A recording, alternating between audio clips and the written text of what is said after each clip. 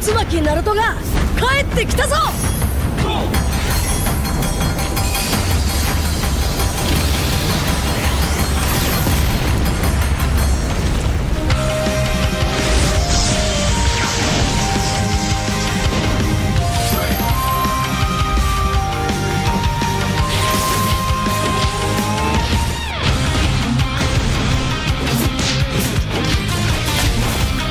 クロノ、力を貸してくれ。よ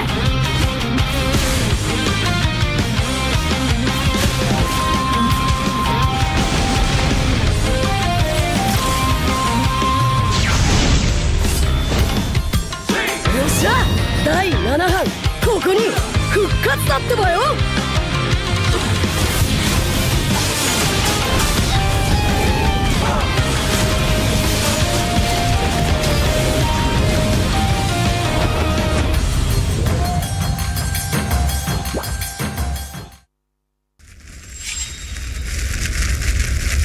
見せてやるよ、シャリンガンの本当の力をな。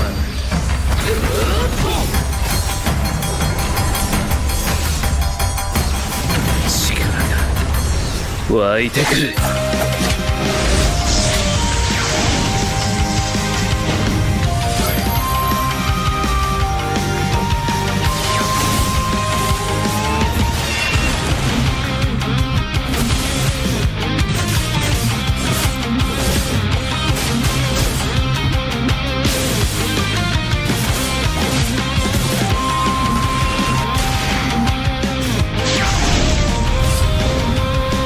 相変わらずやかましい奴らだ。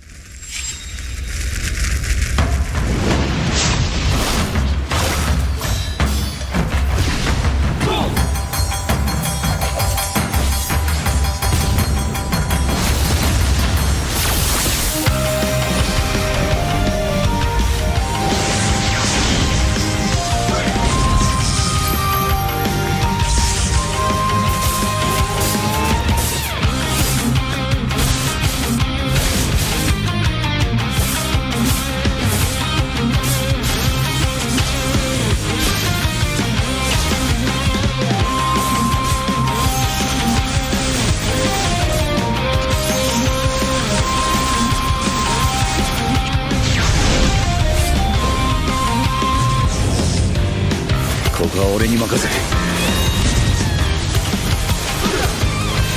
もらった。4代目他目を超える忍びはお前しかいないと俺はそう信じた。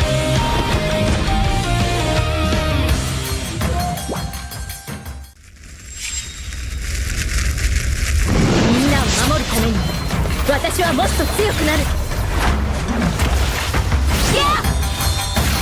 さよなら。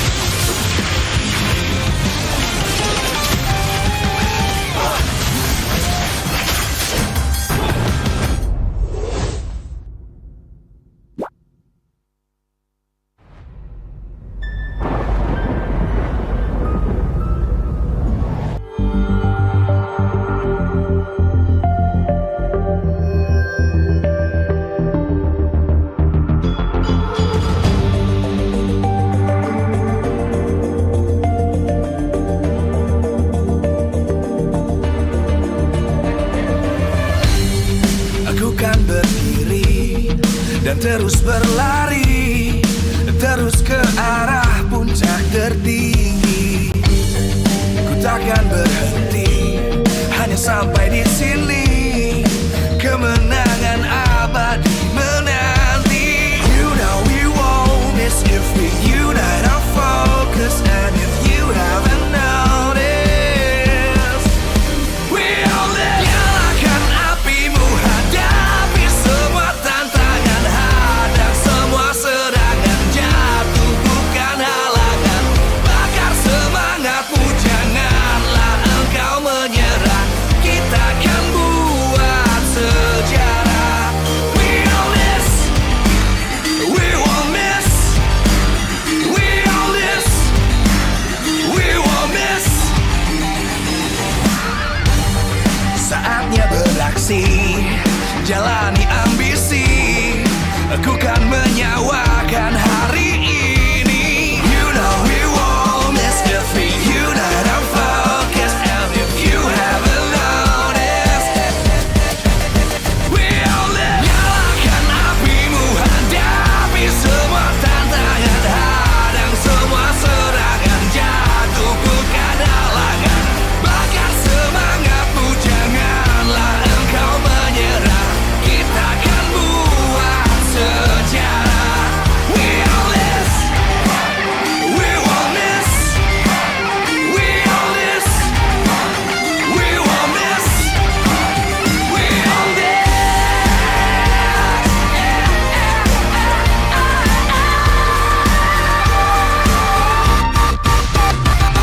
Nyalakan apimu, hadapi semua tantangan, hadang semua serangan, jatuh bukan halangan.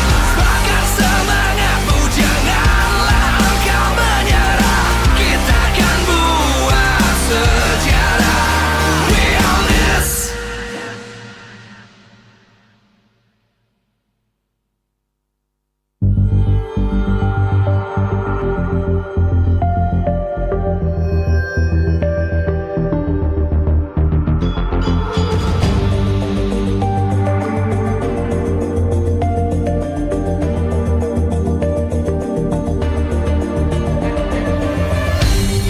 Aku kan berdiri dan terus berlari, terus ke arah puncak tertinggi. Ku takkan berhenti, hanya sampai di sini. Kemenangan abadi menanti. You know we won't miss if we unite our focus. And if you haven't noticed, we all live. Nyalakan apimu, hadapi semua tantangan, hadang semua serangan, jatuh bukan halangan. Bakar semangatmu, janganlah engkau menyerah. Kita akan buat sejarah. We all this, we won't miss. We all this, we won't miss. Saatnya beraksi, jalani ambisi. Aku kan menyawakan hari ini. You know we won't miss if we unite our focus. And if you haven't noticed, we all live. Nyalakan apimu, hadapi semua tantangan, hadang semua serangan, jatuh bukan halangan. Bakar semangatmu, janganlah engkau menyerah. Kita akan buat sejarah. We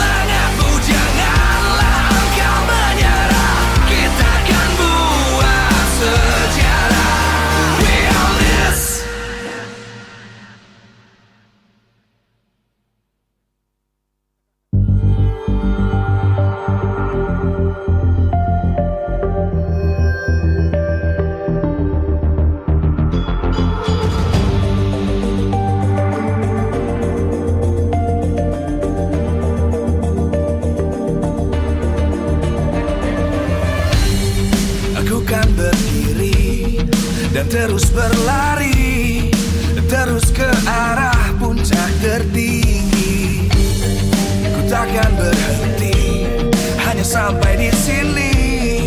Kemenangan abadi menanti. You know we won't miss if we unite our focus. And if you haven't noticed, we all live. Nyalakan apimu, hadapi semua tantangan, hadang semua serangan, jatuh bukan halangan.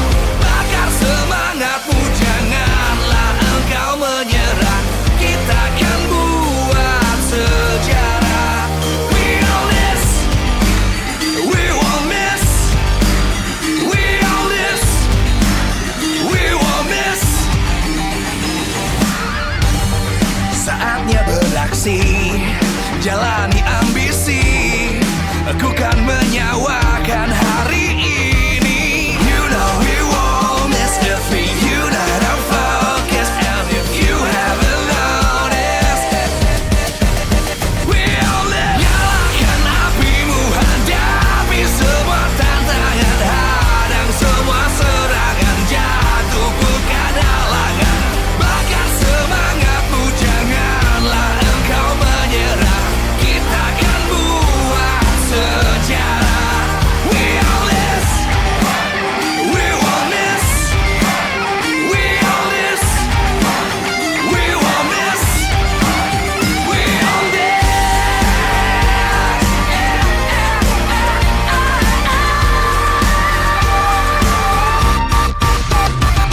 Nyalakan apimu, hadapi semua tantangan, hadang semua.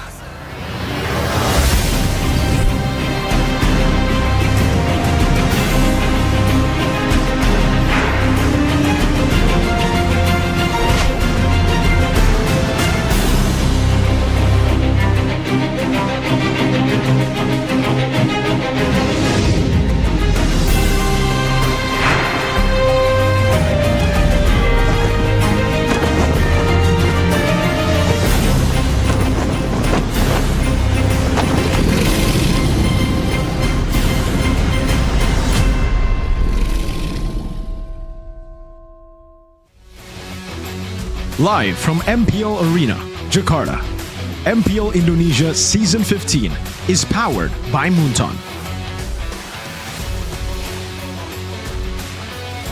Supported by Esports Federation of Indonesia. Presented by official tournament smartphone Samsung Galaxy. Official e-wallet GoPay.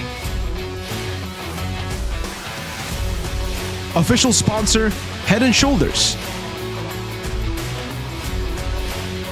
Official coffee Good Day. We own this.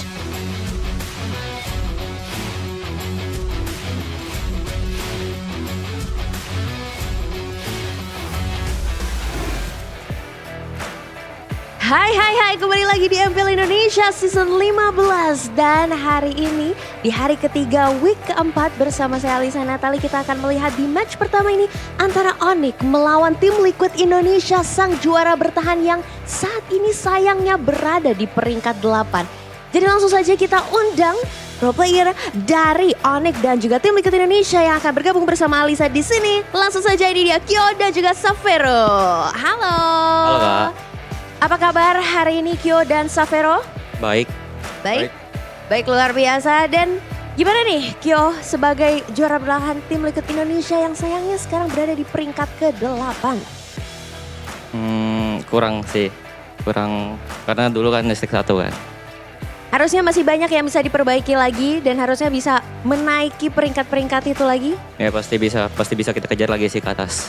Pastinya, dan harapan terbaik pastinya untuk tim Liquid Indonesia. Tapi kalau dari Savero gimana nih melihat tim Liquid Indonesia yang saat ini berada di peringkat ke-8? Mungkin belum dapat itu aja momentumnya. Momentum ya, yang pastinya sama-sama masih kita nantikan di sini. Tapi Kyo, kalau melihat di MDL Season 10 kemarin, yang membuat tim Liquid Academy gagal melaju menuju playoff adalah kalah di Swiss Stage.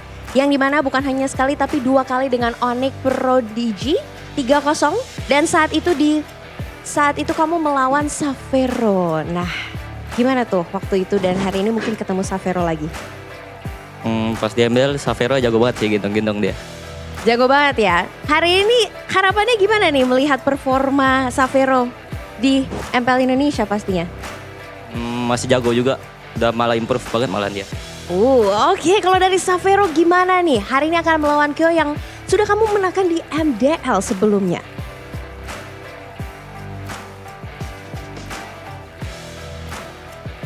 Expect apa sih dari Kyo? Apakah kasih dong match yang seru hari ini atau seperti apa? Pas kalau aku lihat sih udah lebih improve aja sih dari yang di MDL. Sudah lebih improve? Oke, dan harapannya pastinya ada kata-kata nggak buat Kyo untuk match hari ini? Kasih match seru aja hari ini. Kasih match seru. Nah tapi Savero aku mau tanya dong, kalau misalkan ketemu Savero lagi di MPL, ini tuh ajang balas dendam atau justru Eroshiki nih yang akan membalaskan dendam kamu kalau dari Kyo? Lihat aja sih ntar siapa yang main.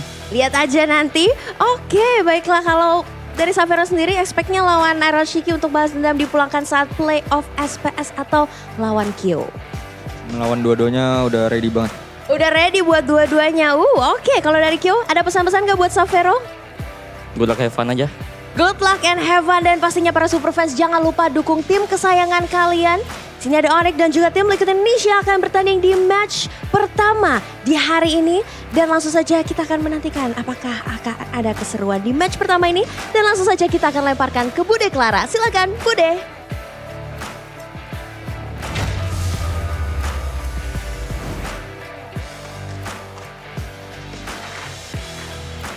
Kedua player terlihat begitu tenang, namun di MPL Arena kita bisa merasakan ketegangan dari pertempuran pembukaan di hari yang ketiga MPL Indonesia Season 15. Bagaimana tidak, kita akan menyaksikan bagaimana The Four Peak Champions Onyx akan hadir hari ini di minggu yang keempat, dan ditambah juga ada tim Liquid ID yang merupakan sang juara bertahan dari musim lalu. Memang keduanya terlihat belum mendominasi jalannya pertempuran di season 15. Tapi dengan perubahan-perubahan yang telah mereka lakukan, secerca harapan mulai terlihat. The 4P Champion, mereka memulai dengan sangat berat. Namun sekarang hadirnya Savero, Onyx pun menjadi lebih kuat. Di sisi lain, dari tim Liquid ID, mereka memang terlihat up and down. Tidak terlihat kuat seperti halnya di musim lalu. Namun, minggu keempat mungkin menjadi awal yang baru bagi tim Liquid ID setelah perjalanan mereka di musim lalu. Sekarang seharusnya mereka mulai sadar bahwa ini bukan jalan yang mereka mau. Dan sebelum kita melihat bagaimana pertempuran di Land of Down, izinkan Bude mengucapkan terima kasih kepada kalian semua, para super fans Sonic. Sonic telah hadir, mereka udah siap-siap lagi membangun sesuatu sepertinya di pojok. Namun dari The Cavalry juga yang sudah ngumpul, mana semangatnya? Semuanya udah semangat, pastinya juga karena dukungan dari para sponsor dan partner. Karena MPL Indonesia Season 15 powered by Munton, supported by PBSI, presented by Official Tournament Smartphone Samsung Galaxy, Official e-wallet GoPay, Official Sponsor Head and Shoulder, dan Official Coffee Partner Good Day. Kita juga punya partner ini sports, ada Telkomsel, Dunia Games, dan IndiHome. Beserta dengan advertiser Kacang Sukro dan Hawkband. Tak lupa juga supplier ada RSV Helmet. Semuanya pasti nggak sabar bagaimana caranya dari tim-tim ini akan bermanuver memberikan kebolehan mereka. Tim Liquid ID mereka berada di zona merah. Bukan hal yang diekspektasi. Jawaban akan hal ini tentu harus mereka berikan. Karena zona merah bukan zona mereka seharusnya. Dan Onyx pun kita tahu mereka punya histori yang sangat kuat. Dan kali ini kekuatan mereka sedang diuji. Keduanya harus sama-sama membuktikan, apalagi dengan sejarah yang harus mereka pikul. Bagaimana mereka akan bertemu selepas dari pertarungan sebelumnya di SBS. Akankah ada balas dendam atau pembuktian? So caster, let's go!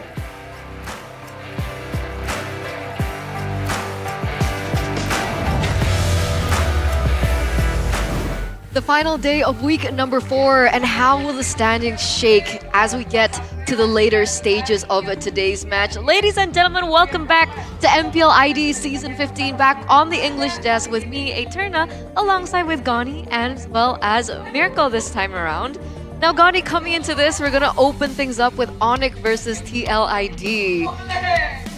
It's gonna be me versus you, Eterna. And It is. last time around in SPS, though, you took the dub. So 3-1. very nervous about this one coming in. But remember, there have been some changes since we last saw Onyx at SPS. Right now, they have a new coach. No longer solo coach Adi in the coaching staff. We also have Coach Greed. Now, do you think that there will be some changes? We'll start with you. Outcome-wise, or I guess gameplay-wise, right? Again, it's just a game or a match with Greed. So I personally need to see more, and perhaps in this match we will get to see more action from Greed. I was about to say Paddington. But yeah, Greed, I want to see more, I guess, impact, right, from the drafts. And let's see, will it come through or not for Onyx? Yeah, I've always been, even when they lost against Team Liquid right before that, I've been saying this for a long time, but Onyx with Adi as a solo coach has been very reliant on template drafts. They like to go for that Suyo, Jawhead, Sicilian, and yes, it did work out at the start, but that's the thing with template drafts. Once you get to a point where other teams finally read it out, get better picks, it gets really tough. Absolutely. But we do have to take a look at the rest of today's schedule at Bigatron versus RRQ. And then our final match will be Dewa versus Geek. These are the updated standings as of the start of the day, presented to you by the official tournament smartphone Samsung Galaxy A36 5G. So we are going to be seeing, would you call this a bottom standing match between TLID and Onyx? Onyx at 5. Midfield battle, I guess? I don't think, one is in the bottom, one is mid, literally, so okay. right? Mid, low, mid, bottom. This is the Below average. The average. No, it's a mid-table battle for Onyx, but it's the thing is, I think we have stats already, right? Even if Liquid ID win this, they're not going to rise up by a lot. They're just going to be taking GeekFab's place. Yeah. And they have to win 2-0, I think, Yeah, they do. for that to happen. So, yeah. but remember, if Onyx loses 2-0, they're going to be 8th place. Wow. So they will be below TLID. Yeah. TLID will take the 7th, yeah? You're right. So that's going to be a very impactful. I think this will be an impactful match. And let's see. Onyx, though, if they win 2-0, they will take the 3rd spot and be comfortable in that standing. Is that true? Yeah. BTR will fall to 4th? I don't think they'll. It really depends on the aggregate, right? Because that matchup head-to-head, yes, Onyx did win up against BTR, but it has to go through like Evos too, because Evos won against Onyx, I believe. Oh, they haven't met yet, actually, looking at it. So, yeah, head-to-head, I think Onyx will take it. So for those of you guys at home, come join the discussion right now, because we want to know, do you think the defending champions of TLID, can they stand tall against the Sky Kings today in our first match? You can vote trust the process, Or?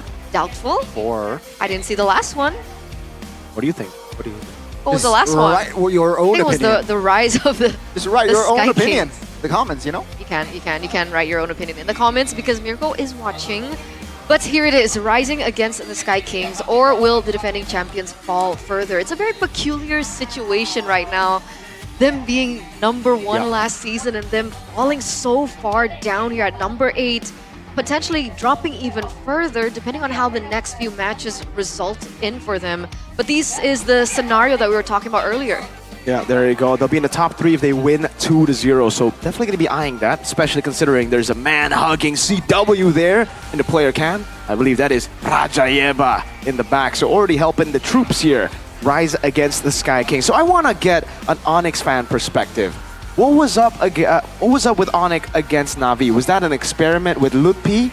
Or are they still shuffling rosters? Are they still trying to find the best 5? I think right now, their situation is they have found, I think, Ryota is their main, right? So against Na'Vi, that was them experimenting. And yeah, I guess, well, call me biased, but I think they will perform better now in the coming weeks. Some people are even saying that they launched Lutpi in the EXP lane because it was against Na'Vi.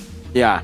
Which is kind of harsh, but I guess we'll never know. We'll never know. But what we do know is the results that you guys voted for earlier on. Looks like Whoa. 50% believe the Sky King Let's go. era is back. That's Oh, this is like trust the process, doubtful, or Onyx takes it. I don't think Sky King era is back with this win. Like even if, right? Hey, sorry, Onyx fans in the building. I'm looking at him right now. But I don't think winning against Teal ID means that the era will be back. The Sky King era has been gone for a while now. Last season, Geekable. Yeah, Geekable. If we win 2-0, we'll be top 3 though. And then we'll be eyeing for the... For a while. It's not a 5-0 record. It isn't normal Onyx. So we'll have to see if they can manage to build that up to Let's see. back to a Sky King era. Because it did look like that when they were up against BTR. They suddenly stepped up as usual when they're up against BTR. But this is something that we got to talk about. Severo versus Kyo, man. Who do you guys think is better? Eterna, you're a Kyo fan. You've been very vocal about being a Kyo fan. What do you think? I still don't know. Okay. I still don't know. He's only played twice. But He's only from played the two two matches. performances, what do you think? I think for Aaron Shiki, it's very 50-50. Either we get the really good Aaron Shiki that can make amazing outplays, or we get the Aaron Shiki that basically dies every single time he's in lane, no matter who he's up against. And the fact that Kyo is a little bit more stable, he doesn't get the highest of highs like Aaron Shiki, but the Yeah. fact that he's stable, maybe he's a little bit more reliable if that's what they're looking for in their gameplay. I agree. I think he's definitely safer, right? I mean, if we're talking about a gold laner, I think right now what you want in the team, considering everybody wants to make plays, is someone stable in the gold lane. And that's what we saw against BTR in game number 1 on the Granger. But unfortunately, that safe style doesn't really work on every pick. On the Granger, you get rewarded. On other picks, you get punished for it. And we can see it from their game 2, game 3 performance up against BTR. Now for Severo, I think he's a better version of Aaron Shiki currently. Like he has high highs. He's had really weird plays as well, kind of like jumping forward, die type of plays. But he's a bit more consistent, especially against BTR. He was popping off on that Moskov, and this is a signature pick that we have seen a lot of teams come to respect. So now if Severo doesn't get that Moskov, will we still see a forced carry pick like we've seen in the past not do too well? Or will Severo finally play some different picks and show us what he's got? Hopefully so. Hopefully so. I really like that point, right? Because Severo, he still has that killer instinct, which Kyo is, I want to say, quite dull, right? Yeah. He's predictable. You know, he's a safe. He will be in the back. He will deal damage from the back, and there's no killing angle if you see Kyo. Whereas if you take a look at Severo, Yeah. sometimes he went a little bit too wild, but sometimes it paid off. I think, like, if we want to look at the glass half full, there's an argument to be made that maybe he's still finding his rhythm. Maybe he's still looking for his Kyo. confidence. For Kyo. Exactly. So that's why I was really adamant yesterday when we were talking about TLID, give him more time, give him more play time. Because as he gets used to the stage, as he gets used to everything that's surrounding him and the entire environment, maybe we'll see that killer instinct start to pop up. Because we've seen a lot of players actually require a little bit more time to perform up on stage. I mean, Skylar, number 1 MPL ID gold laner for quite some time, also required that adaptation duration.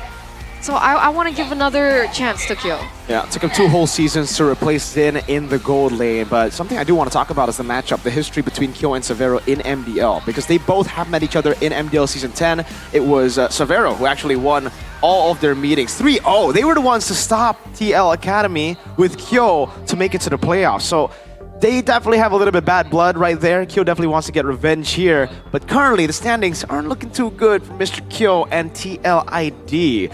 That is where we start talking about the rest of the team, right? Because I think for TLID, they have similar problems. Their draft haven't been looking too good either. So let's see if anything changes, ladies and gentlemen, because both teams are ready to battle things up on stage. We're going to start with the Cavalry. TLID, we have Aran, Fabian, Yehezkiel, Witty, and Kyo. No Aaron Shiki once again. We'll see how this kid performs. Will this Cavalry be able to deliver today? They're currently 8th place, so they desperately need a win. Ladies and gentlemen, let's welcome Team Liquid. Team Liquid ID and their struggles from being champions to now dropping to 8th place. They can cement that 8th place position if they don't win. High stake matchup. We'll see. We'll see. We're entering the 4th week, almost at the 5th week right now. So a lot of these teams are fighting for that half-season championship title as well. So points are going to matter, and it's also going to matter to the Sky Kings. Ladies and gentlemen, with Ryota, Kairi, Sans, Keyboy, as well as Savero in the gold lane. Mirko mentioned a little bit of bad blood. We'll see if any of that will be spilled in the Line of Dawn today. Seems like this is going to be Onyx main 5 this season. Will they be able to secure top 3 with a 2-0 victory? Ladies and gentlemen, this is Team Onyx. The Sky Kings must climb back up. Last time we saw Lupi, this time Ryota is back in the lineup to strengthen this lineup. Possibly, as Gandhi said, the real best 5 of Onyx will be displayed today against Liquid. Yeah, we would consider this their main lineup, Yeah. right? Savero and Ryota. But, you know, we were talking about the standings earlier on, but the last time they met reflects something different. So will we be seeing a bit of revenge coming through from Onyx today as we welcome the coaching staff? Adi no longer alone, like we mentioned before. It's Coach Breed, or Paddington, formerly known, alongside with Facehugger as well as Saint DeLucas. Before we got into the official team lineups, we were talking about drafts. Now let's elaborate on that a little bit. Oh, right. So they are two sides of the same coin. Onyx are very template. They stick to what works. TLID do not want to stick to what works. They want to constantly experiment. They want to constantly innovate. And in the past, we have seen that innovation pay them dividends. But recent times have said otherwise, have shown otherwise. They have not been able to get those, right experimental picks. A lot of times, it's a far stretch from the past. No Novaria, Granger, no Xavier Grangers of the past. Now we're back to kind of like weird innovation and weird experimental pick. Onyx new goal laner though. You can see number 3 in the gold laner, GPM and MPL ID S15. We can give him a little bit of slack again because both statistics for kill and Savero won't be too good here. They have only played also for kill, only 2 matches. Savero also technically only 2 matches, only up against BTR and also just earlier against Na'Vi. So we're gonna have to give him a little bit more time to stat pad or stack on those stats a bit more. Number 3 versus number 1. This is also kind of like, you play less, you get a higher GPM usually because you're not, it depends. If you lose your first game, then technically you might have the worst GPM. But yeah, I think Savero is definitely the better gold laner out of the 2. Not to say Kill is bad, it's just Kill, maybe he's still getting used to the stage. Savero obviously got a little bit of the edge here because he already had the experiment playing in an international tournament. Kill, even in the Mobile Masters, TLID still depended on Aaron Shiki over Kill. Definitely, and let's see, right? TLID with Aaron Shiki, they managed to defeat Onyx 3-1. Will the outcome be the same for TLID, or will Kyo actually fall under pressure? Because again, Onyx with Keyboy and Sans, they have their vets. Technically TL, they're a younger team roster-wise. Younger team. Yeah, for sure. Most of them just experienced an international stage and they were at M6. Kyo doesn't have it. And the rest, well, we know Onyx for Onyx. What about Ryota and Savero? Ryota has been a great playmaker, I would say. Like Ryota Savero, this combination has been great for Onyx. I don't want to call Ryota young because technically, well, he is young, but he's been in the scene for such a long time, moving from teams to teams, Omega to Onyx PH.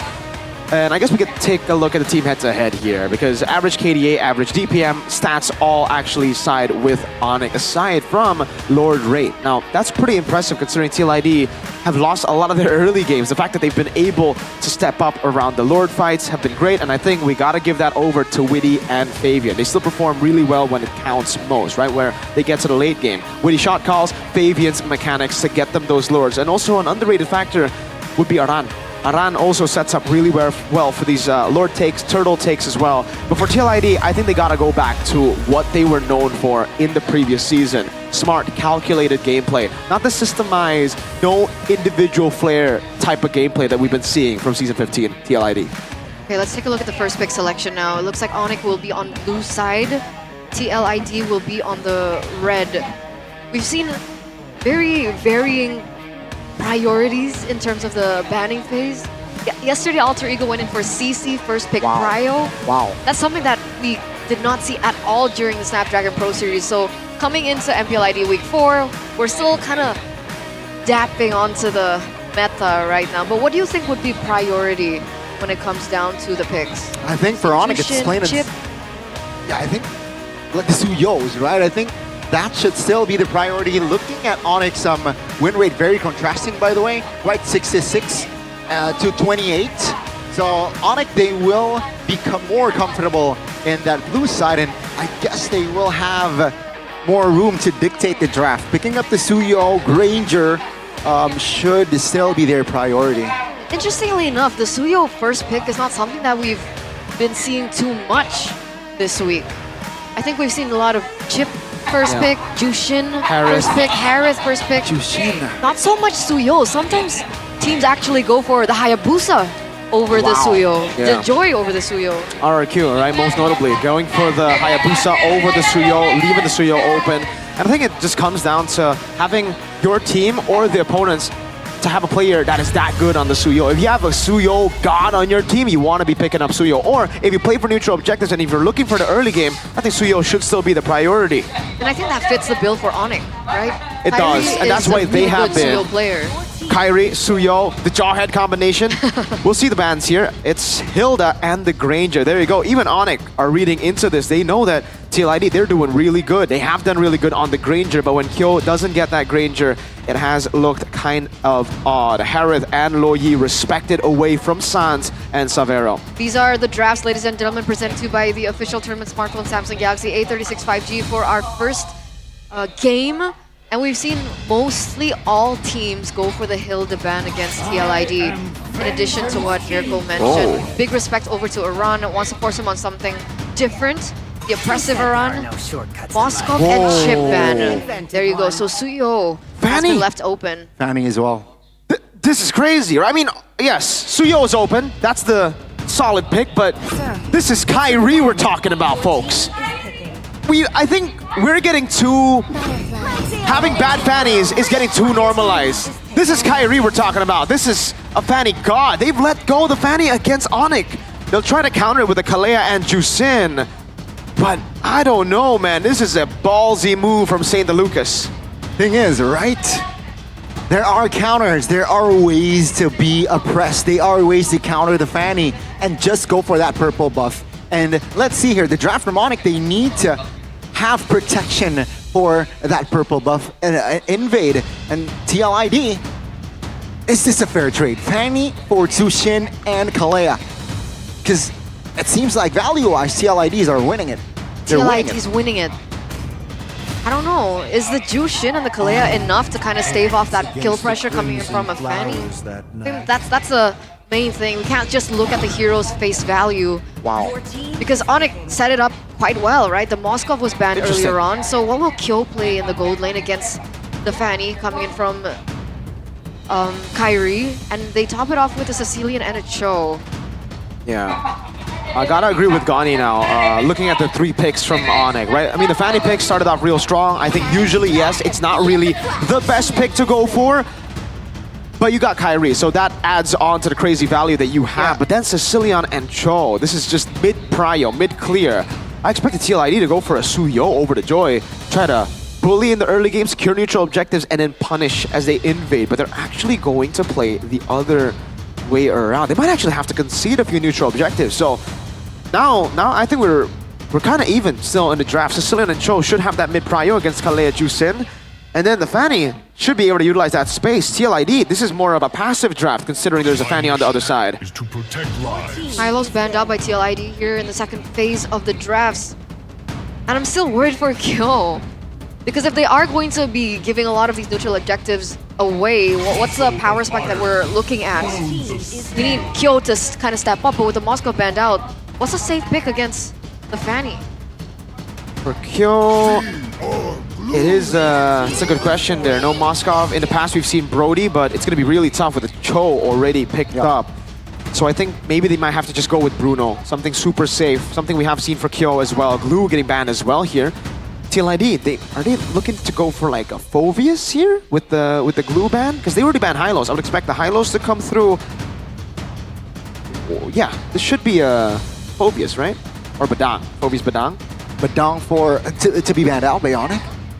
Or to be picked up by... Yeah, to be picked up by TLID, Yeah. but it could also just be banned out. There you go. Phoveus gets taken away by Onyx. So Badang is still up for grabs. TLID might want to snatch that. They might want to still flex Kalea. They can go... Is it too aggressive to go Jawhead here? Would it just be too Glass Cannon? I think if they want to stabilize, they should definitely pick up the Badang. They need some sort of a more crowd control, right? Sure, with the Jawhead, you have Ejector, but it's a single lock hero. And I guess Badang, there we go. Yeah, will be the answer here on it. Again, they need someone that can peel, because technically Cho isn't the best fit.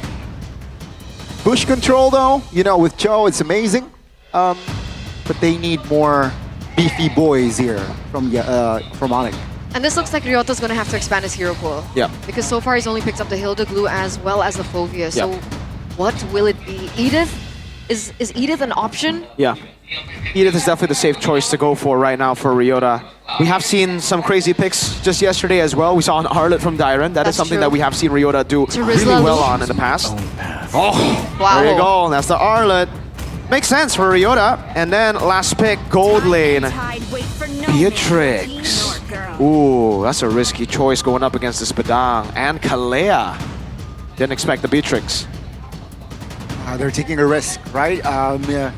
He will definitely not rock the Purify here. No. Shouldn't be. Yeah, with the Flicker, right?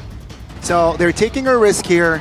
Seems like with the Sicilian, they're banking on, hey, if the Fanny gets an early invade, at least mid-game, late-game, we have the Sicilian to, you know, anchor around. But the carry, though, now that's a tricky one. No really beefy units, but they went for the carry. That's why we were expecting something like the Bruno, right? At least the Bruno seems safer compared to the carry against the Fanny. What do you think? Actually, it's not horrible. It's not bad. Usually you would think, again, the carry won't be able to get those single target lockdowns because the Kalea, yes, you can lock people down, but a lot of people will just go Purify. Beatrix, you gotta remember, none of these guys are gonna go Purify. It's only Sicilian who's gonna be going Purify. Fanny, Cho, Arlet, Beatrix, all valid targets. So, not bad. Not a bad carry pick this time around.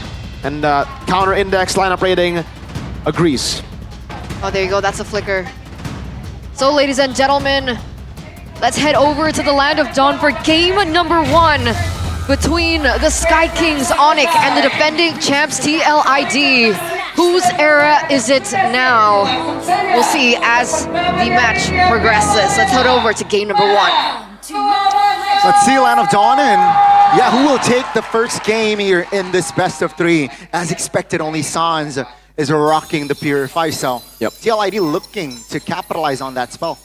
As expected, right? Only Sicilian can really go for the Purify. Beatrix, Savero has to go Flicker. So this changes things to now Onyx having to just out-execute TLID. They don't really have a failsafe. It's a really high execution composition that they've gone for. Arlet, Fanny, mainly. Those two, you gotta keep your eyes on those two. But Savero too, oh man. He's gotta be super aware of Witty on the Kalea and Aran on the Badang.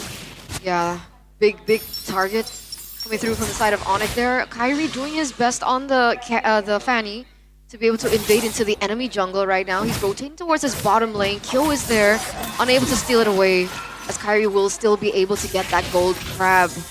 You see a mirror play coming in from TLID in the top side of the map. As we take a look at the emblems, as things are still very passive.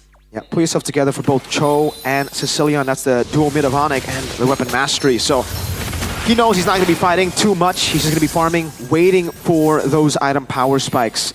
I wonder what build Savero is going to go for. Is it the rush to BOD? Hold up.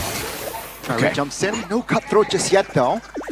He is waiting and looking for options, seems like. Yeah. Is it going to be a rush to BOD, as I said, for Savero, or is he going to go for an Iman build, something crazy, maybe Melfic gun first. We've seen that a couple of times. Pull yourself together also earlier from Witty, just trying to get as many flicker plays as possible. Turtle control for TLID. I don't think Onyx can contest. I think they should just look for other cross-map plays. Ryota committing the flicker though, that's a stun. No damage just yet. Ryota now knocked up and Fabian picks up first blood. TLID, they will take the turtle as well. Sans with the Purify. Kyrie jumps in with cables. No cutthroat just yet. So it is still TLID with the win. No trade coming in from Onyx so far. They were able to get the kill plus the neutral objective. Luckily, they were still able to get that turtle. By the way, I think Fabian retreat a bit early there, almost. Yeah. Luckily, Kyrie was in the vicinity of that. We're taking a look at the talent prediction now by GoPay. Huh. Guys, what? Why Hey, am I alone? surprise with Mirko. Hey, What? Rajayeba's in the building, man. That's my boy right there, right?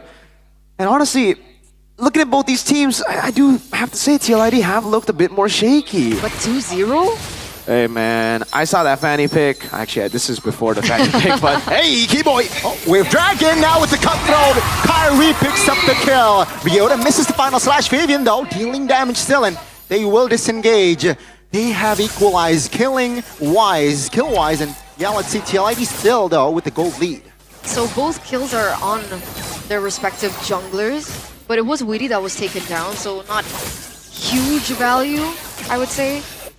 There's an invade coming in from Kyrie as well, but still not going to be able to pick up that jungle creep just yet. As we take a look at the audience prediction, looks like it's still favoring Onyx. And again, it's a reset for both these teams. Reset one more time. Onyx waiting again for those item power spikes. But yeah, TLID. The big problem for Onyx now is Aran and the Badang actually. Expected the, oh, hold up, purple buff. Yep, invasion now is starting. Ryota taking a lot of damage, will go down first. And now, Yeheskiel, oh, that's a knock up, the big one. Kyrie is stuck and he will be taken down. TLID, the first invasion, they make it work. That was so aggressive by TLID, but also very patient. They waited for Kyrie to jump in with the cables and saved most of their resources to take him down, and take him down they did, and with that, they're going to be able to pick up the second neutral objective of the game, a 2,000 gold lead.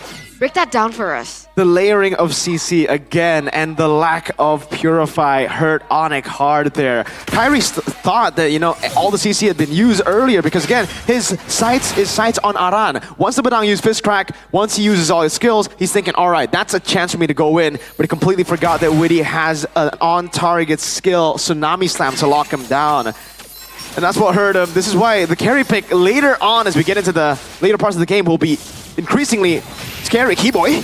Oh, looking for the Way of Dragon, doesn't find it. Keyboy flickers out. Has a defensive move. Top lane though, there's a split going on. So TLID, they're winning at controlling the map and also controlling team fights. It looks like Onyx was tunnel vision on getting that kill.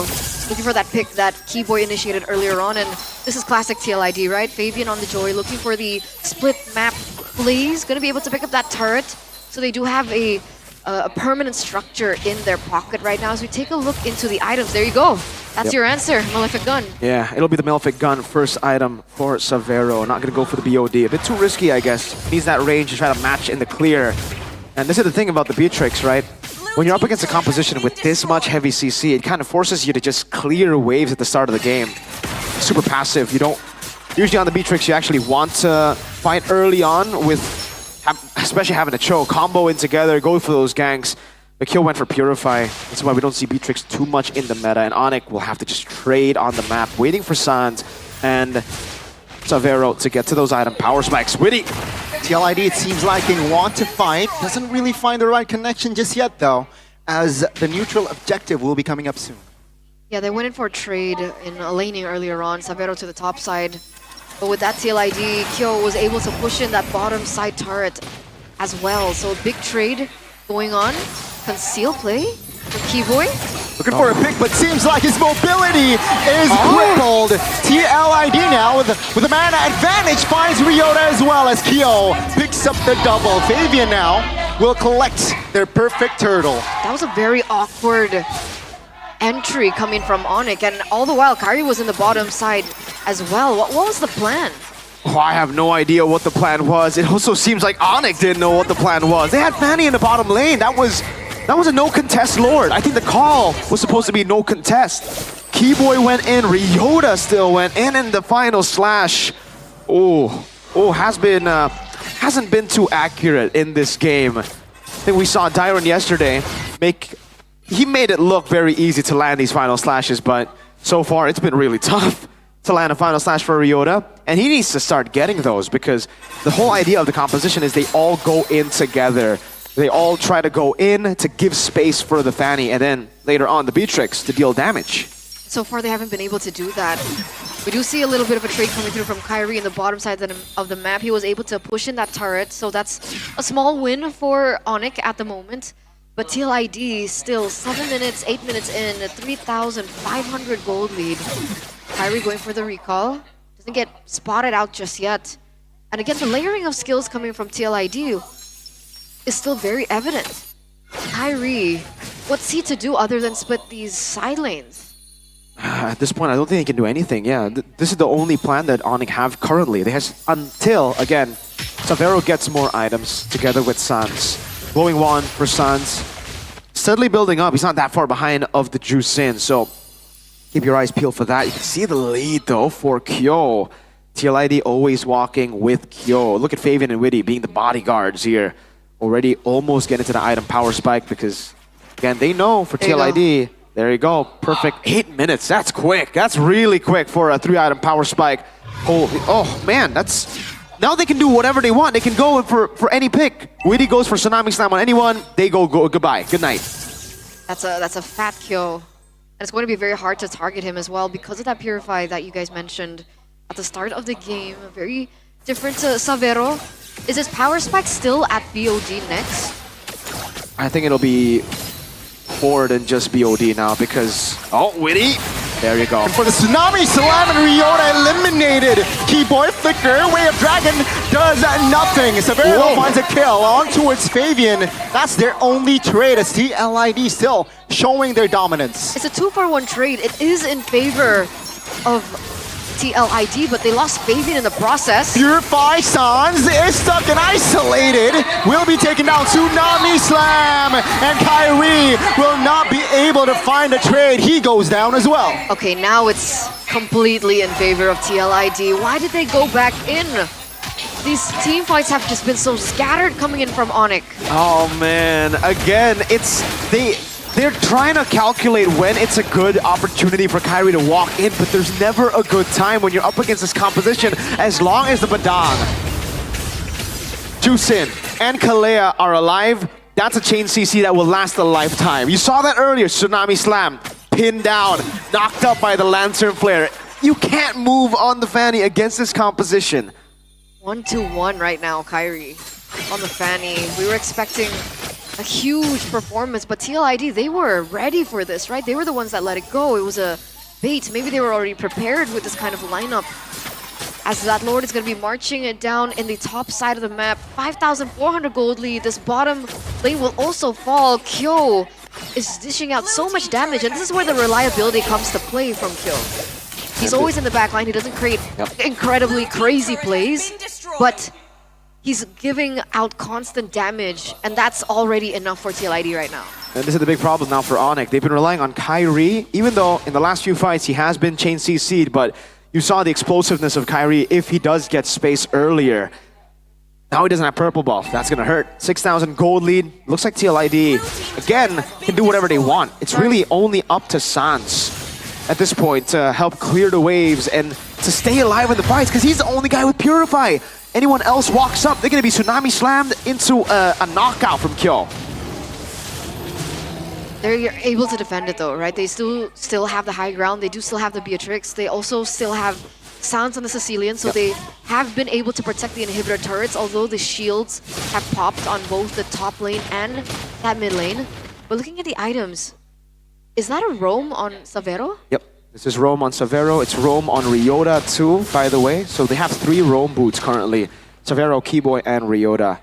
After the 8th minute, you want to try to get that roam boots as a gold lane, as a lot of these other members, because you get the extra assist from those roam boots. As long as it's not an active roam boot, it's not an active roam item, then we have been seeing a lot of these gold laners, mid laners even, go for it, just for the extra gold when they're behind.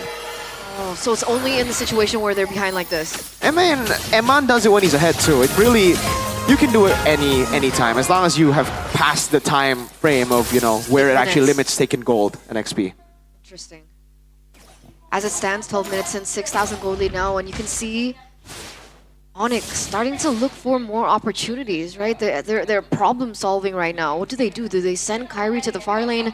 Technically, with the Fanny being on their side, does the Fanny have purple buff? No. No. No. So even pushing those side lanes is going to be a little bit trickier then. Exactly. That's why it's a problem now for Onyx. You can see TLID freeze the waves, and usually this is a good chance for the Fanny to get farm. But without purple buff, he's as good as any other jungler. Like maybe even he's worse than normal junglers and Suyos and stuff that can actually still be useful without purple. Kyrie desperately needs purple, or desperately needs to fight in the base where he can constantly reset that energy. See here, Onyx, with the Lord coming in, will they go for the contest? He always in the bottom side, so I don't think Onyx can contest this. TLID should get the free Lord, and if this hits minute 16, I believe Onyx then has more, I guess, increase their odds, right, with the Sicilian coming in. But now, seems like they want to fight. Tsunami Slam on towards Keyboy. The disconnect is evident. One man taken down now, Onyx. They will go and back away. Luckily, Iran wasn't taken down there. That would have been a 1-for-1 trade, but either way, what was the plan again? Kyrie is still a level behind of Fabian if they wanted to go for that crazy contest. And it's 10 seconds left for Keyboy to spawn back into the game. And another Lord free for TLID. None of them can open. Yeah, leaving the Badang open there was a big problem after already picking up that Fanny. It's almost like, oh, wait. Well, Kyrie at least is back in the base now, right? This is where he should be able to finally get enough energy to make plays happen, and that's why TLID are giving him the respect that he deserves on the Fanny. They're not pushing in too far. They're playing it slow, Fabian. Sounds half HP. That's a Tsunami Slam on towards one. Ryota goes down under the turret though, and that's gonna be Onyx finding the win. Really very low. Kyrie wants blood, and he will get the double. Onyx, they have defended their last two remaining turrets. As you were saying, making it a slow push. Oh, Kyrie doesn't have energy. Yes, he's still gonna be able to get out, but that was almost a wiped out. TLID maybe a little bit too greedy there in that push. Way too greedy. They got the far lane already. I don't know what that was, diving in like that. That's Onyx realm. They have Sicilian, Beatrix, and a Fanny. Oh, the scale very low. Looking for the clear. Looking for that turret. They will manage to defend that one, though. That's a knock-up on towards the barrel. But the shutdown is there. Fabian jumps in, looking for the kill, finds it. But that's going to be Kyrie finding the killing spree again. A 1-for-2 trade. A 1-for-2 trade. Kyrie was sitting at what? 1-1 earlier on, 0-1. And now he's at 4-1. They just keep feeding these kills over. Weedy was over-aggressive in that base push. Yehaskiel, very ego play, thinking that he was able to take down Savero, not respecting the damage that Sans could put out. Look at those stacks, 256, almost full item as well. Oh man, TLID. This is also now Kyrie with a purple buff. Yeah, stacks speak for itself. Crazy amount right now. Not the craziest amount, but it is a good spot for Sans. It is a good spot in the late game. I thought TLID knew, right? Like they were very respectful. Lord got cleared out and they backed away for a bit. I thought, okay, they understand this is a Fanny, Sicilian, and Beatrix. But turns out, I guess a lot of these fights have been coincidental.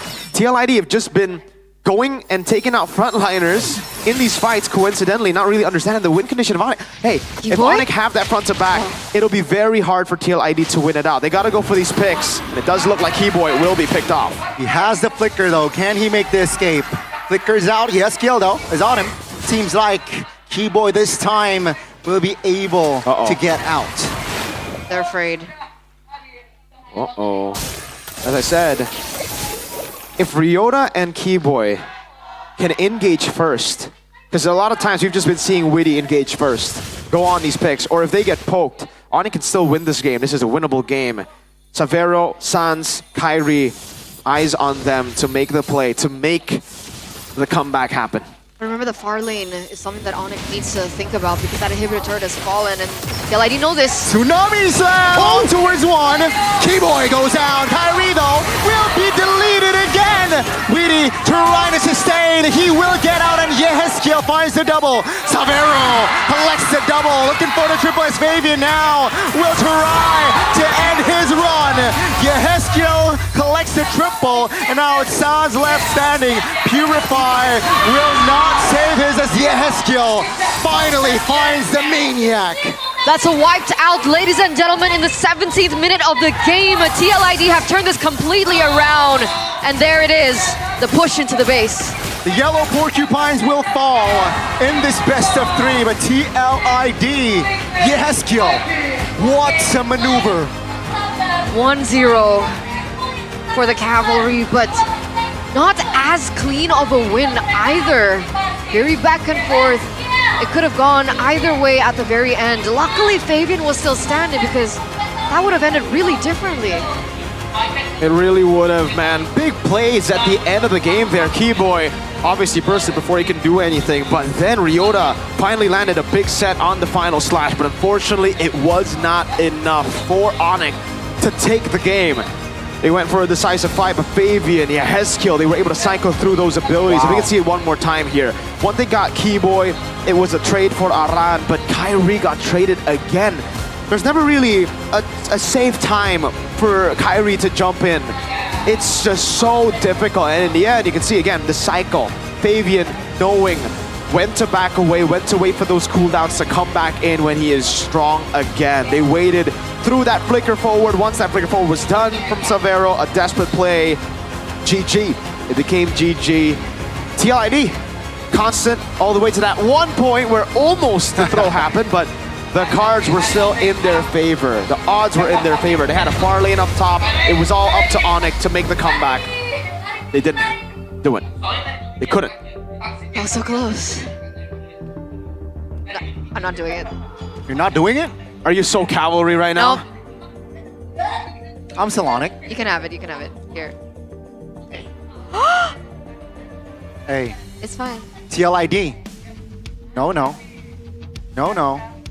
That's only the first game. Hey, Haters gonna hate. I don't want to be a hater, but man, I think if Onyx didn't have... I think if Onyx got a better draft, how did they make that close? That was not supposed to be close. They threw. I was unsure with the Fanny pick, right? Because a lot of teams now, they have ways to counter that Fanny, and it seems like TLID, they're well prepared. That's why Fanny, Kalea, and Zushin, is that a worth trade? Seems like it wasn't. I'll say this, Gani. It shouldn't be a worth trade because I was expecting TLID to go for like Badang in the first phase. Okay. And the Kalea. They got the Kalea, and they ignored the Badang. Turns out Onyx ignored the Badang too. That's what hurt them. I don't know why Badang is getting left open when you have a Fanny, right? Like, I think the Fanny pick isn't bad. You know what's bad? The other heroes around it. Yeah, the build for the Fanny, the setup for the Fanny, because it was non-existent. And I guess we'll take a look at it here. Yeheskia is our MVP. He was able to do a lot on this game again, just playing it as a Jusin does. I don't really think Jusin is all that special anymore. It really is just how you're able to set up for your team. It's not like a carry, but he definitely looked like he was a carry in the end as he got full Sky Piercer stacks. This is the problem with the Fanny when you're up against Badang. Up against Kalea, it should already be a problem. Then you see a Badang and you're like, how did this get through? Right. This is the main counter. MSC 2023, when Onyx won, that was the same season Diablo was able to punish Taz on Fanny with Badang XP, and that was damage Badang. This has been a way to beat Fanny from the Stone Ages. Yeah. And Adi Greed Adi and Greed. Oh, maybe the greed of Adi. Maybe that's why they've been promoted. That, I think this is this is a question. This is a question to be raised now. Because how could they have let that happen? But how could TLID have fumbled a massive lead like this to make it so 50-50 towards the end with a composition that is, I think, just way better to deal with this, right? You saw throughout the game, Onyx had no answers. They were always picked up before the fight even started. We could see, again, the carry pick that earlier on was like, oh, whoa, carry. But then you dissect it and you're like, yeah, no, there's no purifies. Carry will do an amazing job. You saw Kyo having that insta-kill bun when anyone jumps in. It's a big concern, man, when you have players of this caliber, but you're just not able to give them the right tools. Wow. What an ending as well. I thought that it would be longer, but then, you know, TLID, they have not just stabilized after that, after they actually threw, they have actually find the connection. Haskill was a big issue for Onyx in that last fight. In all the fights. Did How he did sell a get- Sky Piercer? That's why. How did he get the Maniac without the Sky Piercer? I think he had it and then he sold it. He sold it towards the end because he bought Winter Crown, right? That should be the case because I remember the Sky Piercer, saw him buy the Sky Piercer. But he has Immortal in his item. Wait, I gotta check again. Check. Because I don't think I saw the stacks. Was it just the dot? I remember he got the Sky Piercer, but I don't know when he sold it. Interesting. Something we have to check again. But yeah, no Sky Piercer here as we see. Yeah, Unique emblem set too for Haskill. yeah, he went for an interesting one definitely there. Pull yourself together and the agility. So more flickers. This is something that we have been seeing more and more of. Pull yourself together is on the juice in, but usually it's with the flicker, not purify. Wow. The lead is actually crazy, and you get to see it. So you look at this and you see 18 minutes. Yeah, 18 minutes. it's a long one. Okay. So there you go. 18 minutes. Even though they got everything on the board, they really controlled everything. Yanni, I gotta ask you, you're the Onyx fan here. Well, what do you think?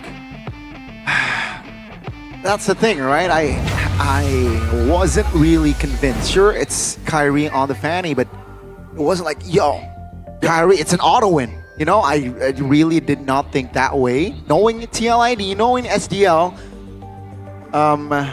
he will not like have an oversight. I think it's all part of the plan. And Adi and Greed actually, they overlooked the Badang.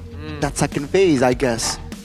And So I expected Badang and Phoveus. They went Gatot and Phoveus. Was the Gatot... See, I'm not a fanny player, but is the Gatot more of a threat than a Badang? I think it's more towards the Beatrix. Because there's a taunt, I think. The could be a Beatrix, problem. I think It's not as reliable as like a Badang punching you in the face. They planned the Beatrix, and guess it's more of a nuisance, right? For the Beatrix. Yeah. So yeah. That's a big problem. It's a 50-50. What's not a 50-50 Oh. is the quality of the Samsung A series. Okay. S series, A series, Z series, all the series are amazing. All of it. But, ladies and gentlemen, look at what I'm holding That's right the now. A. This is the A series. So, introducing to you guys the A36 5G. It's equipped with a Snapdragon 6 Gen 3 processor, and it is up to 20 gigabytes of RAM with up to 256 gigabytes of the storage. So you guys can actually play games without lag. You have so much memory to take pictures, create content, and as well as the 120 Hertz AMOLED display. Imagine that. Go ahead, check it out, boys. You go because on top of that, usually you think, all right, it has all those specs, but the battery's probably not good. No, well, the battery's great and charging is super fast, 45 watt for you guys. And with the gaming content here, our gaming content also will be much more awesome with the 50 MP camera with OIS on the Galaxy A36 5G. Plus, there's the awesome, I put it AAA intelligence with the filter feature that you guys can use to create your own awesome filters, and with Circle to Search, finding gaming items or finding anything. You can take a picture of a watch, of anything, and then you can figure out what it is through the search of Circle to Search. Just head over to Samsung.com/ID or your nearest Samsung store to get the Galaxy A36 5G. Starts from 5 million IDR, you know, around to get awesome bonuses as well. Awesome. Get that before the 27th of April this year, all right? You will get bonuses over, you know, money-wise, 1.1 million IDR. That's a lot. Guys, say cheese. Cheese. Not you guys, Oh, the viewers. The viewers. How are you gonna know if they're gonna say cheese? That's why I'm asking them to say cheese. Taking pictures of them. All right, man. Well, give me that phone. No. You're gonna take my diamonds.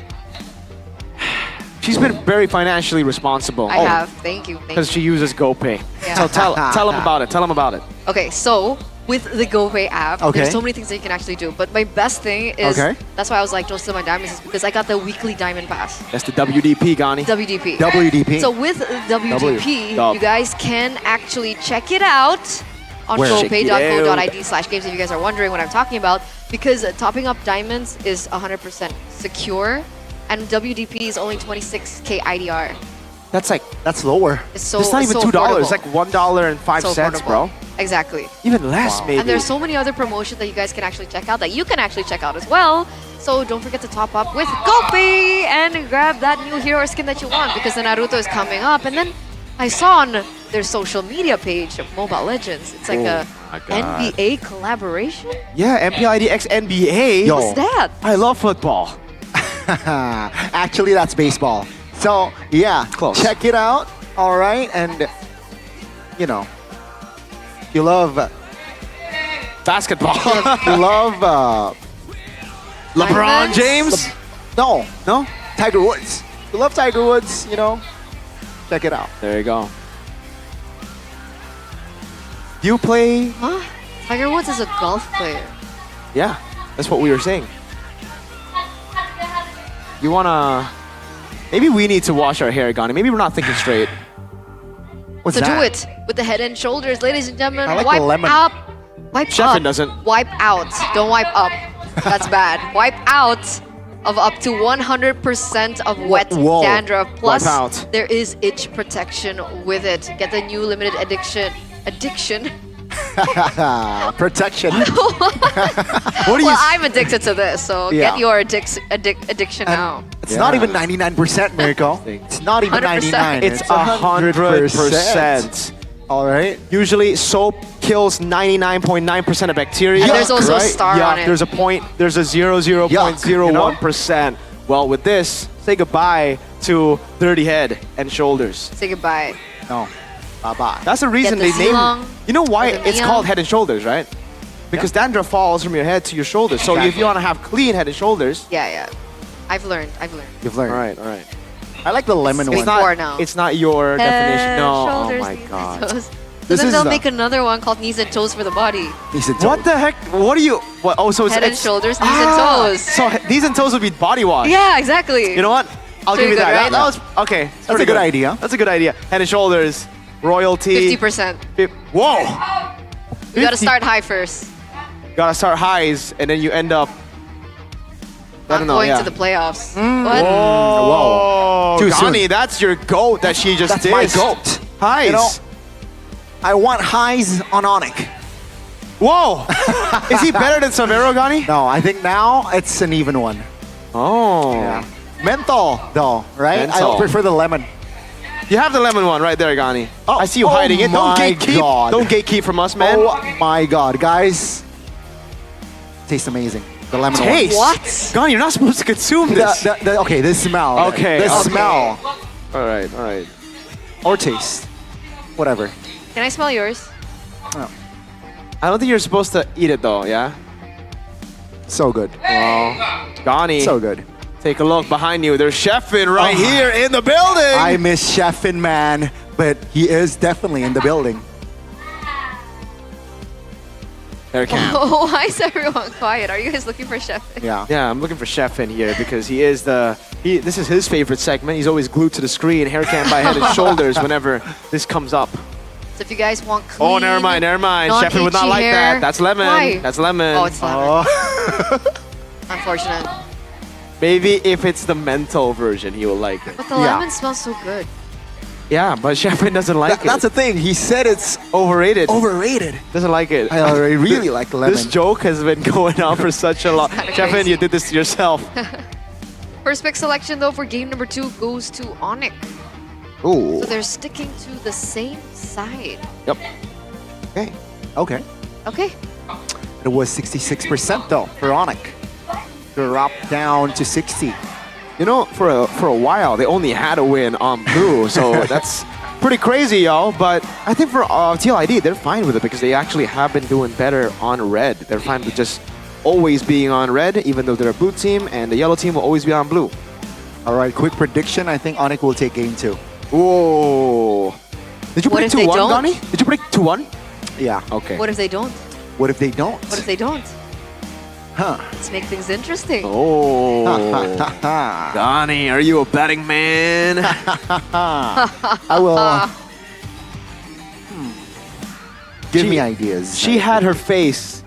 Yeah, that's not Like happening people could draw on her face if TLID lost in Mobile here. Masters. That was special for Snapdragon. Okay, so what about now? You two. Huh. Just 1-1. You have to stand until the ending of the That's to not break. allowed, though. That's not You allowed. know how to stand? I mean, I don't know. I'll make the rules around Okay, here. I'll put Head and Shoulders on your hand and you have to hold Okay, it that's fair. until the end. That's fair. If they win the series or this game? Just this game. That's the Oh, game. You know? so you think it's gonna be 2-0? Yeah. So if it's not Wow. 2-0, if it's 1-1, he's Then gonna I'll do put. the same. Okay, there you go. Okay, Deal? deal. You guys deal? Okay, deal. I'll be the. So let's talk Marshall. adaptations now. TLID, come on, you got this. Drafting phase. Ladies and gentlemen, presented to you by the official tournament smartphone Samsung Galaxy A36 5G. Oh. Hilda Jo. Oh. Let the fanny go. You know, let the fanny go. Onyx. I think they're gonna let it go. I think they want to go back to back. Oh wait, Granger and Moskov left open. Those are the two bans from the previous game. Now Hilda, Joy, and Jusin taken out. Chip has to go. There Yeah. you go. That's the chip. Harith is up. No, Harith is banned. Fanny, Granger, Lo Yi banned out as well. Oh, they all. Gani is back to back. Kalea should be. There's a chance that they fix it. Wow. There's a chance that they can fix it though. For Yeah. Fnatic Onyx. I mean for Onyx. So Kalea, There you go. Double value. Wow. because last time they banned out the Moskov. Oh man. Now Jushin All right, Gani. gets traded in. Any takebacks? You know, again, right? I dislike the fanny first pick, but Take Badang, please. prove me wrong, please, Kyrie. Take the and Badang, Onyx. please. Let's see. Okay, Fanny. What did they go for here, right? There's a Moskov, there's a Granger, I guess, if they still want to stabilize, and the Sicilian. Granger. Take the Badang Granger. Yeah, Please. Badang Granger. Badang Granger. Oh, Please. I like that. For the love of God. For the love of Onyx. I'm not even an Onyx fan, but man. That's a Granger. Okay. Shall we celebrate or reaction? Power of Leo is There you go. Okay. Okay. Oh man. Okay. Here's Now the I'm chance sweating. now. There's a chance now. Suyo should be the choice right now, right? For TLID? Or do they go Jusin? No, Jusin's banned. Yeah, it's either Joy. Oh wait, Joy's banned. So Suyo, it should be Should Suyo. be Suyo, yeah. Kagan doesn't like playing anything else. Lucas is a potential. Ooh, Lucas. And they can Lucas. set it up, Yeah. right? Valentina Yeah. ban, CC ban. Definitely. But it's a good pick, but they will just go for the Okay. old reliable. Just Suyo. fine. Whew, man. I was sweating for that Badang to come out, man. I was like, no way it's gonna happen again, right? All right. They have to get other stoppers. Kalyan Moskov, is that enough? My question is right now for the Fanny, because even if it's enough, will it be enough for the Granger and the Badang? I think Onyx have a significantly better composition now compared to game number 1. Trio mid, I think Onyx have actually won the first 3 picks over TLID. Yeah. Okay, now. Well, TLID ban another hero for Sans here, right? Or they might actually limit the XP as well. I think Glue is also available for Onyx. And Onyx, they should ban the Lucas here, because Lucas is still an option for TLID. For the XP. I think they need an extra stopper though for TLID, right? They only have the Kalea right now. Are you telling me they're gonna go for the full Naruto collaboration composition here, Gani? Lucas, Suyo, and Kalea? Do it. Do it for the fans. Team but- 7. Team 7. Okay, Phobies gets banned out. Last time they banned out the Gatot. Do they want to go for the Gatot ban again? Technically has a taunt, is a potential stopper. I think now they don't have to be too concerned about the Gatakacha though, because they are. It's not gonna be. It's not a Beatrix, right? You're not easy to catch, so should be all right. TLID are now banning out a lot of the Sans picks, so it leaves him with. A lot. What does it leave him with? He's picked up the Selena, he's picked up the Aurora, the Farsa. I think Lilia is such an underrated pick here for Sans. Against this composition though? Against Suyo? Does it not? Okay. I don't know. I like Maybe, Lilian, anything. Maybe the alt. Maybe alt reliant, but Who is? Kalea will not roam freely. There you go, Farsa. The Farsa ban comes through. Valentina, yeah, that's it. Other than that, we've seen Veil Oh, there on you some go. occasions. They might take Gara away. TLID, are they gonna go for the full? This, hey Gani, if this, hey, I don't know. They're kind of crazy with it, right? They're kind of local. Do they go for no? They go Cho. All right, so Kalea XP. There you go. All right, Cho. They take that away from Keyboy. Now Keyboy is caught in a tough spot. Do they want to go Tig or do they go Gatot now? Like Badang Gatot combination. I think Gatot will actually be a solid choice. I like the Gatot. Yep. It's just the mid lane then. What do you go for in the mid lane? Vexana? Valen? There's no crazy... We can get Tsunami Slam, I guess, to catch Suyo. That's why the Sicilian ban was nice. Yeah, Sicilian, Eve, Farsaban. This is the Vex. Safe. Aurora. Vex is safe. Aurora... Aurora would be okay too, but they go for the Valen. There you go. And the CC. CC into Kaleo. What do you think about that? That's... Hey, Ryota better be going CC Purify because they usually don't want to go up against this kind of heavy CC comp with a CC. And again, this is also... They're going to have to split a lot of the resources. CC Granger, Fanny. TLID, last pick, Mage. I think they can just go Vexana here. I think that's safe. It's not much value from the Vexana for the Valentina Yeah. as well. Vex is just a good, like a momentum breaker, right? Against CC, it's also good. CC damage is there. Badang. Hope will find a way, Yeah. even when all is forlorn. There you go. Okay, now what do we think about the drafts?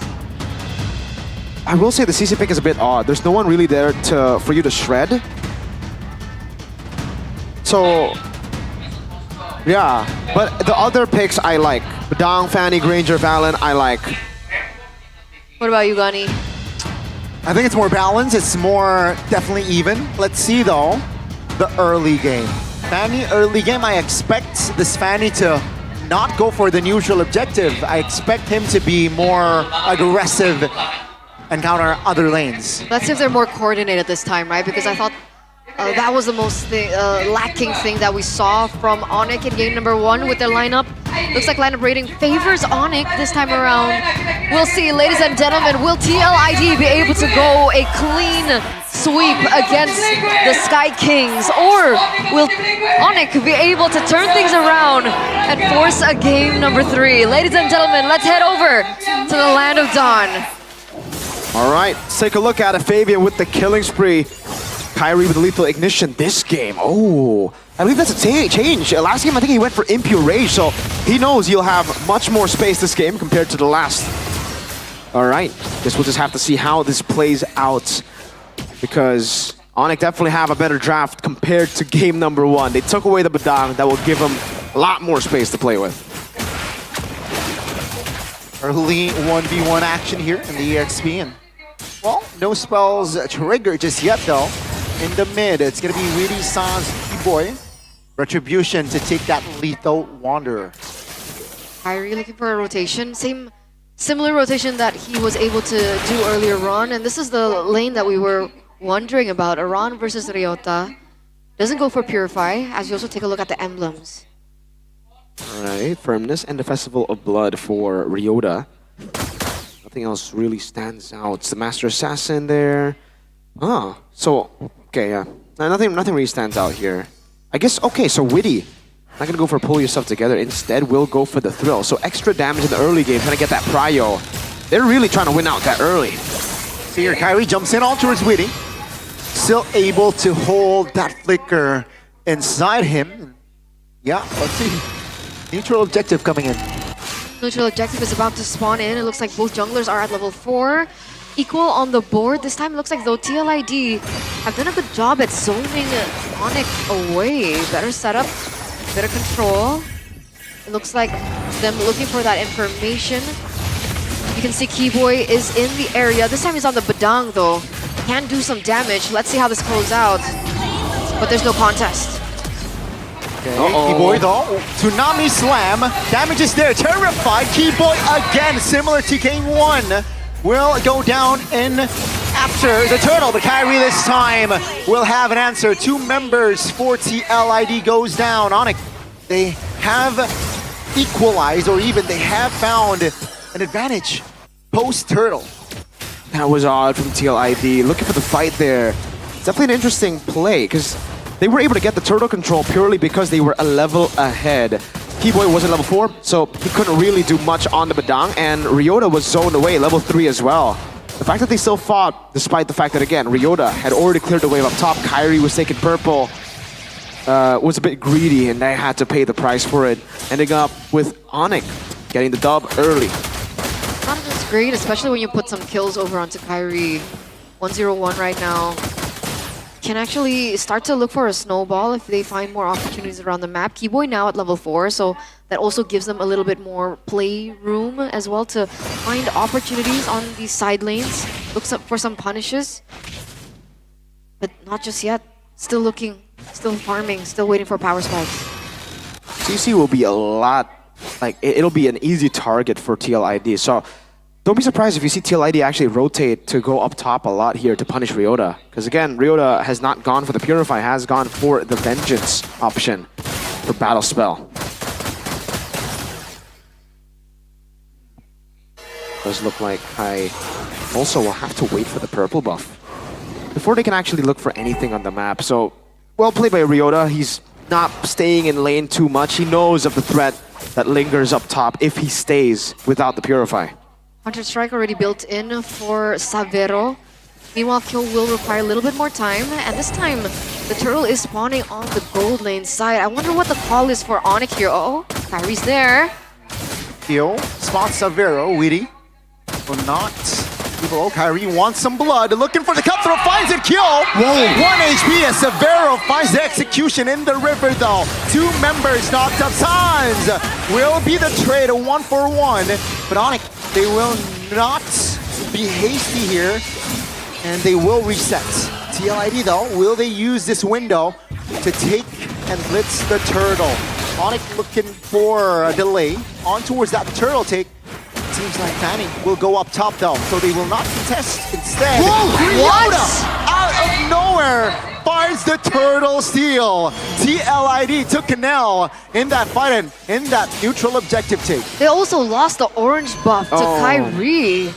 That was a big L for Fabian on the retribution. How did they lose that neutral objective? Onyx now looking for more. That's a flicker. Tsunami Slam will not do anything as 2 members of TL goes down again. Onyx, more rhythm in this game. Absolutely, 2-4-0 trade. Kyrie also finding better opportunities on the map this time around. It doesn't look like TLID have had the solution to anything. Witty now getting taken down low. There's some damage onto the mid-side turret. What's going on with TLID?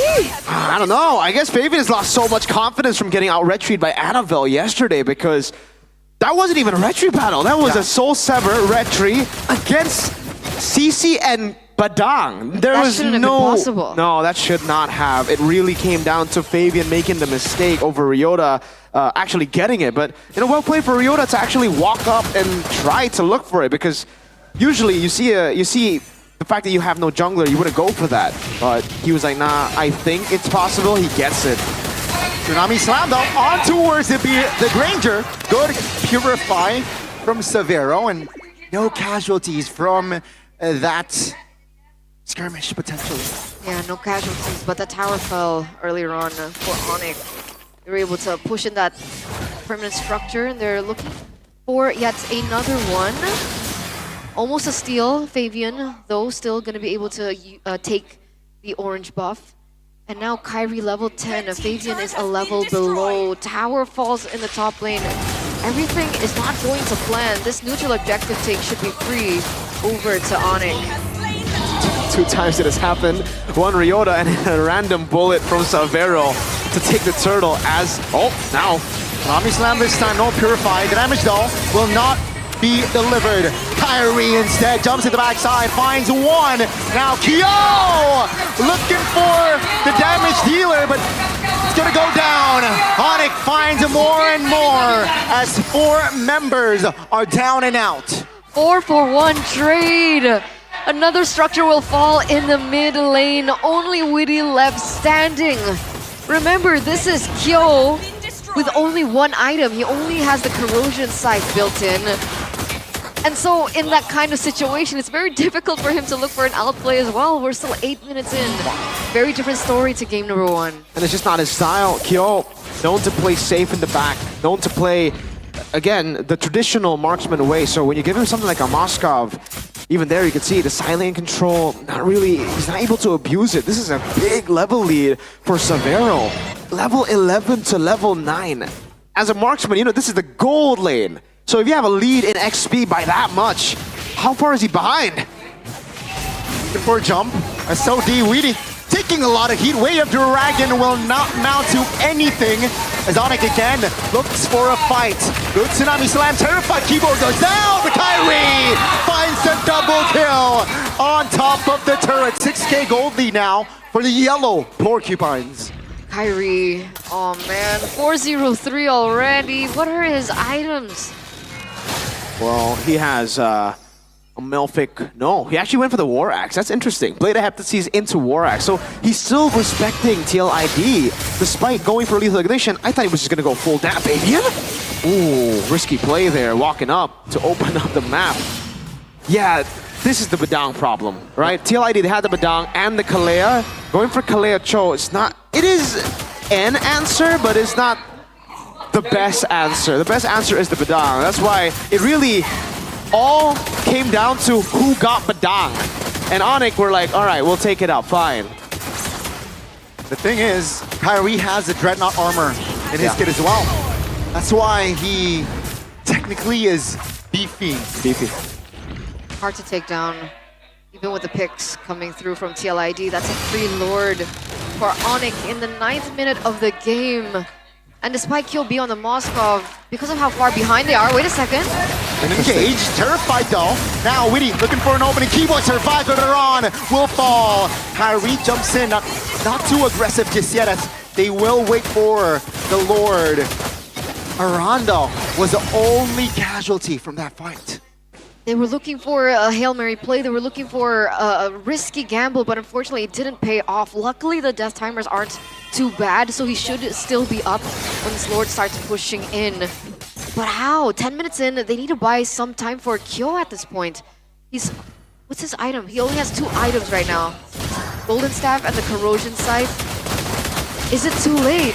I think so. I think it's a bit too late. I don't see a way TLID can actually come back from this because their composition, we already mentioned this very early, is to actually win out the early game. At least go even in the early game was the worst that could happen, but they have fallen past 9,000 gold lead now for Onyx. They don't really have the best of defenses because Kyo is just so under-leveled and Onyx have so much range with Savero on this Granger and not to, again, notes down that Keyboy can engage, Fanny can just wreak havoc. This time around, the Lord will be taken down no problem with the passive of that turret. And Onyx, they're taking it slow. Sounds though, with the Tsunami Slam, will look to swirl around. Greedy will not be able to sustain the damage. Sounds finds the kill. Good Terrify as Keyboy goes down as well. Now, with both roamers eliminated, seems like Onyx, they will launch the turret! Again, Ryota finds a kill. Looks for the turret though. It's a 2-4-2-4 now. Severo will have space. Turret still stands for TLID. Good defense, right? For TLID, they were able to trade for 2, buy some more time for them to stay in the game. No one inhibitor turret's taken down, just the shield. And this was a 9,000 gold difference. Solid defense from TLID. They were able to clear it out and mainly punish the mistake of Onyx. Trying to go for the Tsunami Slam there. That's something we were talking about for the Valentina. Maybe they go Valentina to steal Tsunami Slam, and that's what we saw earlier. But unfortunately, they don't actually have an insta-kill button, right? No carry of the sorts like we saw in the previous game for TLID. So when they got the Tsunami Slam, it was actually pretty okay for TLID because then they could use that window to go in, punish them for walking up, and that's how they were able to get the kill back, the trade. And then you gotta remember, equal trades is better for the losing team. Kills on the Trinity now. So they bought enough time for that Trinity to hit. And this is kind of the grounds of which we were talking about Kyo. Yeah. So far we've been saying that he's a very safe player. He doesn't make too many risks. And this time around, now his team really needs it. Will he be able to step up to that level? Will he be able to step into that shoe? So far, nothing too fancy just yet. They don't want to go for the contest. Makes sense. Too much of a risk with how much of a gold difference there is. So the next push will be telling. I think more so for Kyo than everyone else. Yeah, but when you have to put all your everything on one member, you're gonna have to have like really good peel, and that they technically do have. They have really good peel, but then Onyx can just split. They have Fanny already up top, the Granger together with the rest of the team. I think Ryota should be the one sent down below later during the siege. Now it's Granger just to clear it out, but Ryota, yeah, will be the one holding the bottom lane. Three-way push. They're gonna try to split TLID and then pick them off one by one. Will this be the final push? Tsunami Slam towards Witty. He will not survive. That's the first kill. Again, 5v4 with the Lord now entering the base. Can TLID withstand that CC? Locking 2 members down as the turret will be their main priority.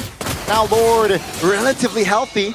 TLID, they will focus on that. Onyx will not forge on towards anything more, but that's 2 turrets gone.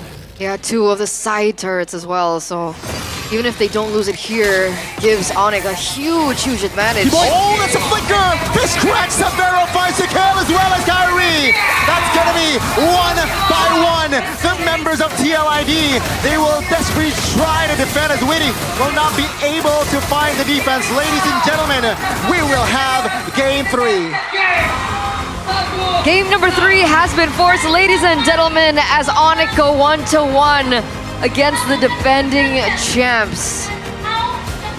GG, well played. Really well played by Onyx there. Man, it was just clean. It comes down to the Badang, I would say. Just one pick, it changed so much from game 1. I told you, Kyrie's still Kyrie, man. He's still really good on the Fanny.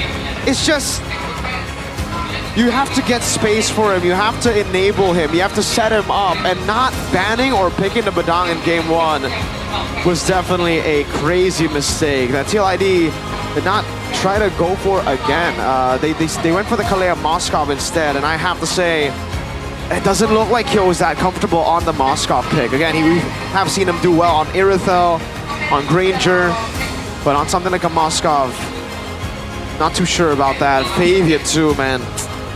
Few of these red trees, well not a few, that big red tree. Losing to Ryota, losing to an XP laner for red tree is wild. It's definitely odd, to say the least. Very, very peculiar performance from TLID in this second game of the series. And the bet we made earlier, that was after the match, right? Up to you, sure. Yeah, I meant it for after the match. Up to you, you know. I meant it for after the match. This is why, Gani, that's why I said earlier, imagine players of this caliber, imagine they get an actual draft. And they did, game 2. Yeah. Yeah, okay. I was a little bit nervous when the Fanny came up the second time, but you know, yeah, the Badang was the main issue, their main issue for that first game, and seems like without the Badang, TLID, they crumble. Now what's the plan? Does TLID take blue, force Onyx into an uncomfortable spot, or do they ban the Fanny and leave out? Let's not ban the Fanny because Lo Yi Harith chip? Ooh, I don't know. Lo Yi, I guess, would be Harith? I guess Harith? I would say Harith, yeah. Yeah, but that's... I don't think you can let the Louis go either. That's Suns. I don't know. It's a gamble either way, right? And we get to see the crucial moment here. I think, funnily enough, I think the crucial moment has to go in the draft. I think it's when Adi locked into Badang. It's like, oh, thank goodness. Suns, GG, sir, Mr. Gila, man. MVP or player of the game presented to you by the official tournament smartphone Samsung Galaxy A36 5G. And the way that he played this Valentina was actually quite interesting, right? He was very utility based. He went in for something that would force you to move forward, but his set of emblem went for damage more so than sustainability, right? He went Impure Rage, and I think he went for a little bit more damage in the sub emblems too. Not the usual like tenacity, agility, and the Brave Smite. Yeah. Again, though, they were just able to control the tempo of the map completely. Despite the Turtle 1, I think it's just a massive miscalculation from TLID. On top of the fact that the draft was also set up for Onyx. I would love to see Turtle 1 all over again, because after that, it was just random skirmishes that Onyx won, right? Every time. All the other fights are just random skirmishes that Onyx can force out because they already have the snowball going. It's a 6,000 gold lead. At this point, going for these fights is kind of like a... They always want to do it. The first Turtle was the big problem. They got Turtle 1 because they had the level lead. TLID, they had level 4 on Aran, and both Keyboy and Ryota didn't have level 4. So after getting Turtle, that should have been back away. We go Turtle 2. Once we get Turtle 2, then we start threatening purple buff. But instead, Aran went in with the Tsunami Slam, and they fought. Again, they should have understood that the reason they didn't get that Turtle, or Onyx didn't fight the Turtle, was because Ryota not level 3, Ryota not level 4, Keyboard not level 4, and Fanny was on purple. So all those win conditions happened. They got level 4 and purple by the time Aran looked for the fight, and then they got punished. 2-1, stopped that early snowball from happening, and it's essentially shut down the entire Liquid draft, because with the 4 picks, aside from Moskov, that's what they were meant to do. They were meant to control neutral objectives and win out early. That's why Cho Witty even went for Thrill. He knew he wanted more damage for the early game. Which we didn't see the impact, right? Unfortunately for TLID, but wow, Ryota, hats off. I did not expect the CC to put this sort of performance, 6-1 and 10, stealing the Turtle as well.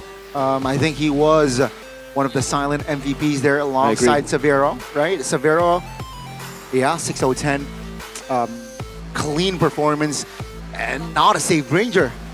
He went in sometimes alone, and that is the killer instinct we talked about that Severo has, which Gil, unfortunately, for now, is lacking. Yeah, not yet, not yet. You know, like in that moment, I was just like, oh, it sucks to be TLID right now, because on the flip side, if it was like Eman, like if that position was Eman in the gold lane, then I'd be like, you know what? There's still a possibility. But Kyo, feels bad, man. Yeah. Let's take a look at this. The stats. It's, oh man, complete opposite of game 1. Hey, to be fair, TL should have 2 Turtles, alright? Like, what happened? Soul Sever and Retri. Did Annabelle really But let's do say, that much? Is that like the confidence drop? Let's say TLID got the Turtle. It wouldn't have changed, no. It wouldn't have. But it wouldn't have looked this bad, right? On paper, at least it wouldn't have. Fair enough. Yeah. But yeah, it would have probably not have changed the game. I agree. Yeah, it's not like. It's not a game changer. That Turtle was more of like a, haha, I got one over you, Kai. Ryota, man, the yo-yos, bro.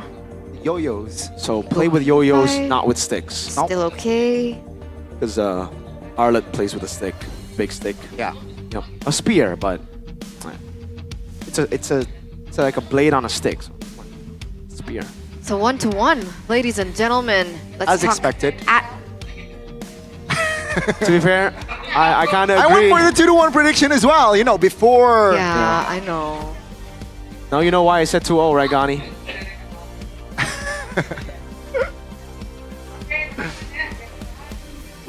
Third game, guys. Third game. Are you It's fine. so cavalry right now? I'm so cavalry right Oh, now. let's go, Gani! Let's go. It's okay. Here. Hold that for now. Hey, there's time for things to change. Maybe this time TLID go blue side. Oh, All right. Okay. Maybe they dictate the draft from there. Okay, Maybe they force Onyx into an uncomfortable spot. that could happen. yeah, 20% win rate on that red side for Onyx. Not a good number. Yeah. But TLID have 40% on blue too. It's not like this is a good side for TL. They've always kind of been more red-sided. Yeah. So it's But like that's just like the history, the statistics. yeah, it's just stats. But- that doesn't matter. It doesn't matter. Maybe things can change now, guys. Exactly. Fine. Exactly. Who cares about data? Who cares about numbers? Who cares about data? Because what you're doing is useless. You're a data analyst. yeah, No. who cares? Imagine Nobody being a cares. data analyst. Wolf Kaisam. It pretty sucks. What? Pretty sucks. Yeah, so Pretty sucks, Wolf. Eterna just disregarded your entire career Pretty as a sucks, data Wolf. analyst. What's Wow. data What is for? that? She says. What's stats for? We like to play ilmu. Knowledge. Is it that? Yeah, ilmu is knowledge. What's the Theory? the theory thing? Yeah, so there's a thing going on right now. It's like we've been going. Nah, we'll talk We'll about tell it. you later. Let's ride over to Bude because she has something special prepared for all of you guys. No. What?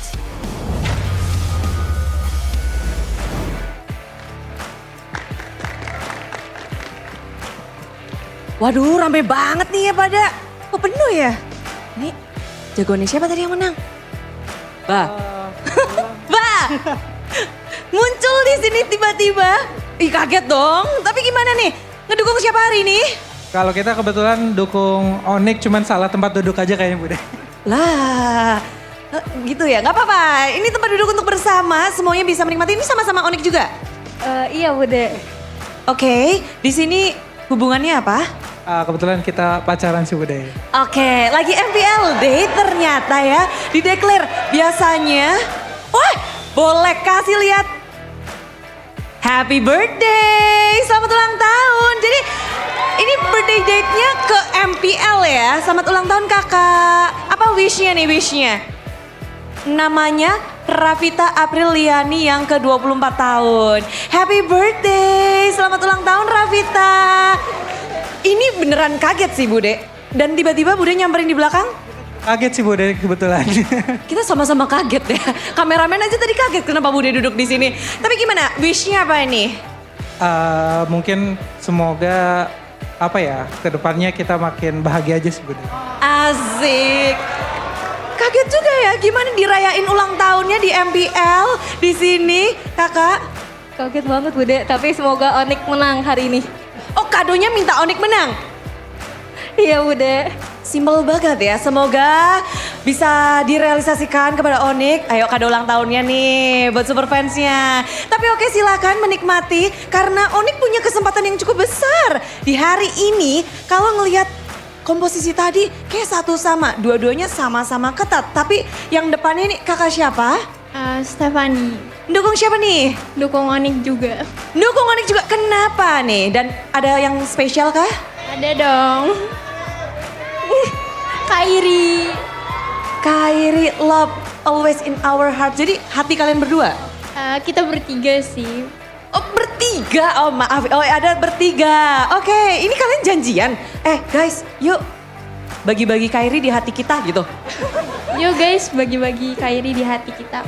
Oh jadi emang beneran kayak gitu. Oke, Kairi sudah dibagi-bagi 3 di sini. Ada yang minta bagian hatinya Kairi juga. Di hatinya ada juga Kairi. Oh oke, ini go Onyx. Apakah Kairi juga di hati kakak? Kairi. Oh Kairi juga. Ini siapa namanya? Delphi. Kesini sama siapa Kak Delphi? Ponakan. Oh bawa ponakan, ini beda. Oke, ini kalau ponakannya ngefans sama siapa nih? Sama ini Kiboy. Kiboy dari Onyx juga berarti. Kenapa Kiboy? Karena suka aja sih sama Romnya. Kamu role-nya Rom? Enggak sih jungler, suka dimanjain sama Rom tapi suka makanya. Oh suka dimanjain. Kiboy kamu suka memanjakan ya? Ini ada yang minta dimanja juga nih. Dia jungler ya? Oke. Saling manja-manjaan sama Coach Chip di sana. Tapi ini dari tadi juga kakak udah seru-seruan. Dari tadi udah rame banget. Mungkin ada yang mau diteriakin gitu kepada Onyx? Ya, go Onyx! Ini yahut sekali teriakannya. Mantap kak, thank you. Dari tadi Onyx. Ini ada yang dari Liquid? Jauh ya di sana ya. Jauh banget nih di daerah sini. Ini Liquid atau Onyx? Dua-duanya. Ini paling kaget ya bajunya si Onyx ya. Ternyata dua-duanya. Oke, dua-duanya. Kok bisa dua-duanya? Kenapa tuh? Suka dua-duanya sih.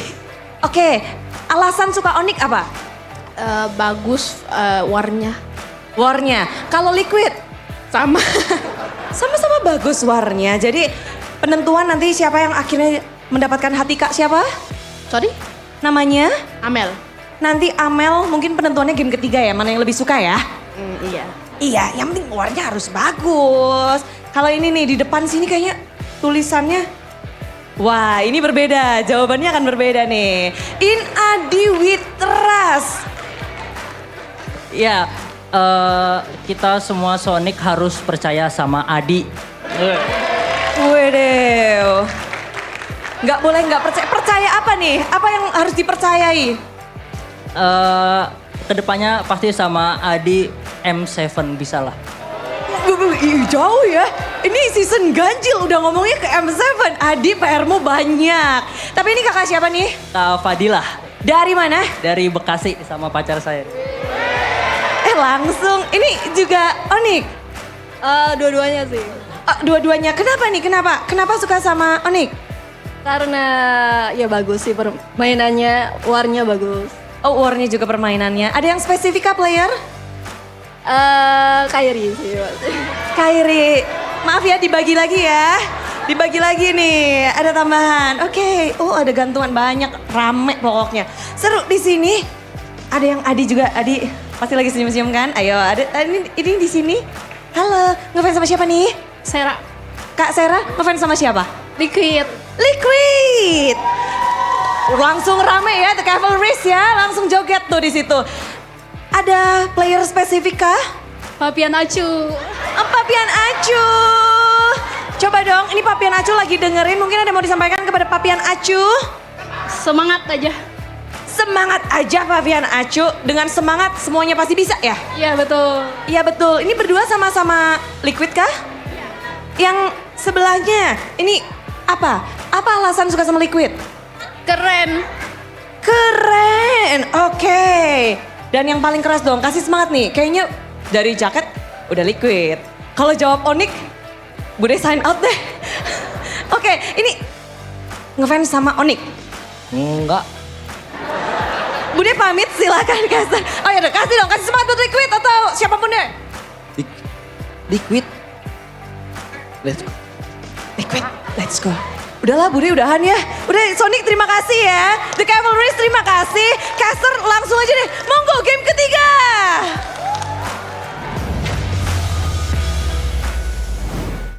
We're back for game number 3, ladies and gentlemen. After Bude had some fun in the audience, asking who's fans of who, which team, which player. What about a lot you? of Kyries? Liquid or Onyx? Liquid. Who's the player specifically? Fabian. Fabian. Fair enough. Oh. Actually, no, I changed. I know what you're gonna say. Weedy. Wow. Weedy You're gonna say why? Facehugger. Oh man, Facehugger's always in my heart, bro. Yeah, I thought you were gonna say Facehugger. Shout out Facehugger, Wow. love you. Mr. FH. Always in my heart. Facehugger. His farsas back in the day. The, bro. oh He yeah. saved. He saved. Aura. the Aura org. Yeah, he did. Technically. The org. Save the org. Yeah. Okay. He was the reason Liquid bought Aura out. If it wasn't for Facehugger, Liquid would be like, nah, go for someone else. But he's still here. He's still with us. Yes. I miss the Godiva days sometimes. Those were some good days. It was. Wow. Good days. That reminds me of exactly. Good day, ready to drink 3-in-1 bottled coffee with a variety 3-in-1. of delicious flavors, including the fantastic mochaccino, Fantastic. the original cappuccino, the Original. tiramisu bliss, avocado delight, and of course their newest addition, the groovy cookie. So, what flavor are you? What cookie? What groovy? What original cappuccino? What mochaccino are you? Are you avocado delight? Maybe? So- Did I miss you? So, You said 3-in-1. What is the 3-in-1? What is the 3 components in Good Day? Got a Coffee. Quiz. Coffee. Milk. But what type of milk? What type of milk? White? Fresh milk? Wait, it's No, because there's like oat milk, there's almond milk, well, I mean like it's fresh white. non-dairy milk. So Non-dairy? non-dairy. Huh. Yeah, there you go. Then it should be okay for GERD. Huh? Yeah, What? it should be okay for GERD. Exactly. That's why. so but they good. also have coffee. Oh, I can't drink coffee. Yeah. So I was like, yes. Wait, what's the third one? Huh? You said coffee, milk, and? Water. Oh, water. The 3-in-1 RTD, baby. There you go. know. Wait, what's RTD? Ready, to drink. Ready to drink. Oh man, I'm gonna be. You know what? As you said that, I'm it's ready, ready to to drink. drink. Let me just go and drink this. Oh my god. Oh. Look. That's so good. It's fantastic. This is the fantastic mochaccino. It is fantastic. But do you like this one more or the groovy cookies more? Sorry, I'm a cookie person. You're a Ruby cookie cookies person. number one. I'm a sucro person. Yo. You. So you're that guy on the right. You're Yeah. a person. Yeah. It's like from Rick and Morty, a bird person. He's a bird who's a man. Are you sucro person? I'm a ball person. Sucro. You're a ball Sucro? person. Sucro person. Sucro Ball person. It looks like a ball. Okay. Yeah. That's a sucro. Sucro. But they're actually really tiny in real life, guys. Yeah. They're Just not that- as big as a head. yeah. I just want That's to make pretty sure big, man. that people understand that the snack isn't literally as big as a head. It could Because be. that would be very difficult to eat. They're actually really small. But you did. To some. Right? Like because you're a sucro person. That's true. Yeah, you are what you eat, and that's why she's sucro person. Because I eat sucro. Yeah. Exactly. What do you eat? I eat sucro. Sucro too. Yeah. A lot of sucrose. You want to ask me? Nope. Shout out Nope. What do you Nope. eat? Shout out to Louis Lorenzo. Nope. Wow. Because she's my girlfriend. That's the reason. Yeah. She loves sucro. Yeah. She loves sucro. Fair enough. Sweep it yourself. She loves sucro. Yeah, she does. Sweep what? Onyx Nothing. didn't get swept. Nope. Oh, reverse sweep? Are you? That's what you're saying? Okay. I thought you were a TLID fan. It's possible. Onyx back on first pick. Oh. What do they change? What do they change? Do they let go of the Harith instead? Ban Fanny? Or do they change their first two picks? Do they go for the Badang instead? Kalea Badang. The badong kadong? Leave Moscow. Dude. Take Granger. Kalea Badang. Yeah, I mean, but is it too? To be fair, if you do go Kalea Badang, Yeah. it is a flex that you can use to the end, right? Because even though it's not a natural flex, it's still kind of going to make the opponents think where the Kalea is gonna go, where the Badang is gonna go. Yeah. So, yeah, sure, if you want to shut down the Fanny, but then you give Savero the Moskov. That's a signature pick. A lot of things need to. I think that you gotta change the bans. Maybe you ban the Fanny. So Harith let go. Let go both Harith, Loyi, trade it out. Wow. Risky move. Enemy team goes Harith, you go Loyi. And then you get Granger. Then you go Suyo or Joy. Yeah. Yeah, okay, that makes sense. That could be the adaptation. Then second phase is a free for all, you know? Free for all. Drafting phase though, game number 3 presented to you by the official tournament smartphone Samsung Galaxy A36 5G. Butterflies Never mind. by thy way. Okay. Never mind. Okay. Hilda, Joy, Yushin, same band. Oh my! They let the chip go. Chip! Gani! Prepare the head and shoulders, then they Gani. went- Dude, if Onyx don't go chip here, It's Witty the Wise on the chip then. the timing of the guy in the on stage saying, trust in Adi. Please pick chip, Adi.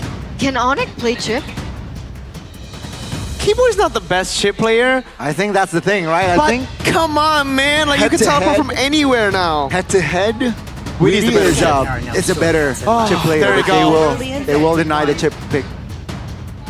That was such a... This is a gamble. This is so risky. They gotta pick Joy now because Kyrie with Joy and Keyboard with Chip, that combination's gonna be nasty, man. They gotta pick Joy. Maybe Joy. Joy's banned.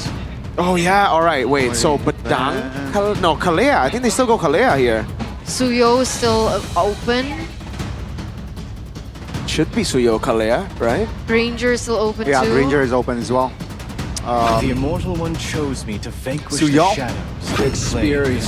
Ranger. So Kalia, they can hold it off, right? Considering the chip is already picked. But it still can be flexed as the EXP lane, True, right? That but was that's the problem. So is this Moskov now? Do they want to go Moskov? That should be Moskov. I think it's better to go Irithel because you already have to teleport from Chip. Maybe going for SOD plus shortcut will be a bit too much. I think they go for... They gotta go... I think at this point, what, Haya? They gotta go Haya, right? Hanzo? No. Hanzo Chip doesn't sound like the best. Kyrie doesn't like Hanzo. Yeah, I think Hayabusa should be the choice here. Hayabusa, I like that idea. Stand in my way. What? Wow. There you go. They go Hanzo. Yeah. Wow. Not a Kyrie pick, but it... He literally said at Snapdragon, Hanzo is weird. Yeah. Doesn't like Hanzo. Maybe he likes weird things. Maybe he does. Maybe he does. So the flex on the Kalea, no Moskov pick. That will certainly be banned. Nagata Kacha comes in for TLID.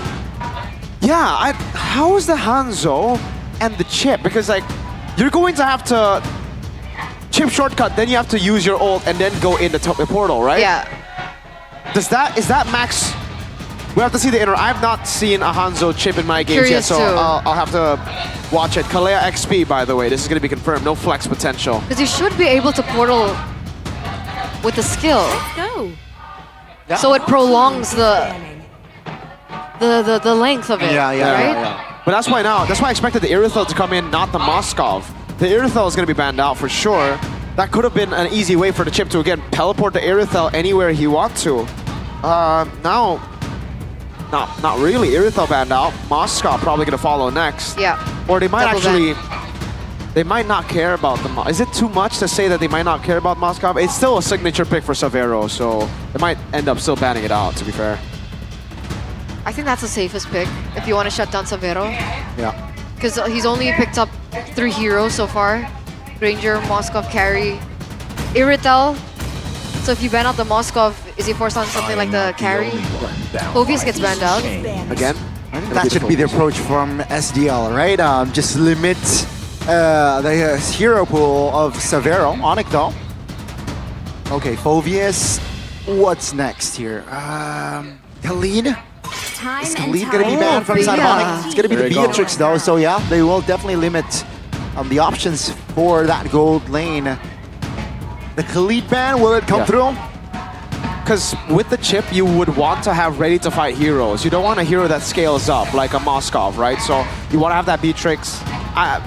Not always Beatrix, but you want to have ready-to-fight heroes. So Irithel, Beatrix, sure. Onyx.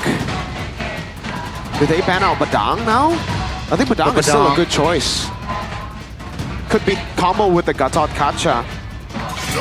There you go. Your team is picking. Down ban now. Mid lane. Valentina, they steal it away. So do Onyx just go Sicilian now? I don't know if Sicilian is that good with the chip, right? Are you ready to fight early? What else is the option? The best choice would be Valent. Aurora? But yeah, I think Aurora Vex? Farsa? Farsa chip? Sounds weird. Eve? Same. Those like heroes that want to stand still doesn't really do too well with chip, right? I guess the gold lane, it'll probably just be Moskov or Bruno.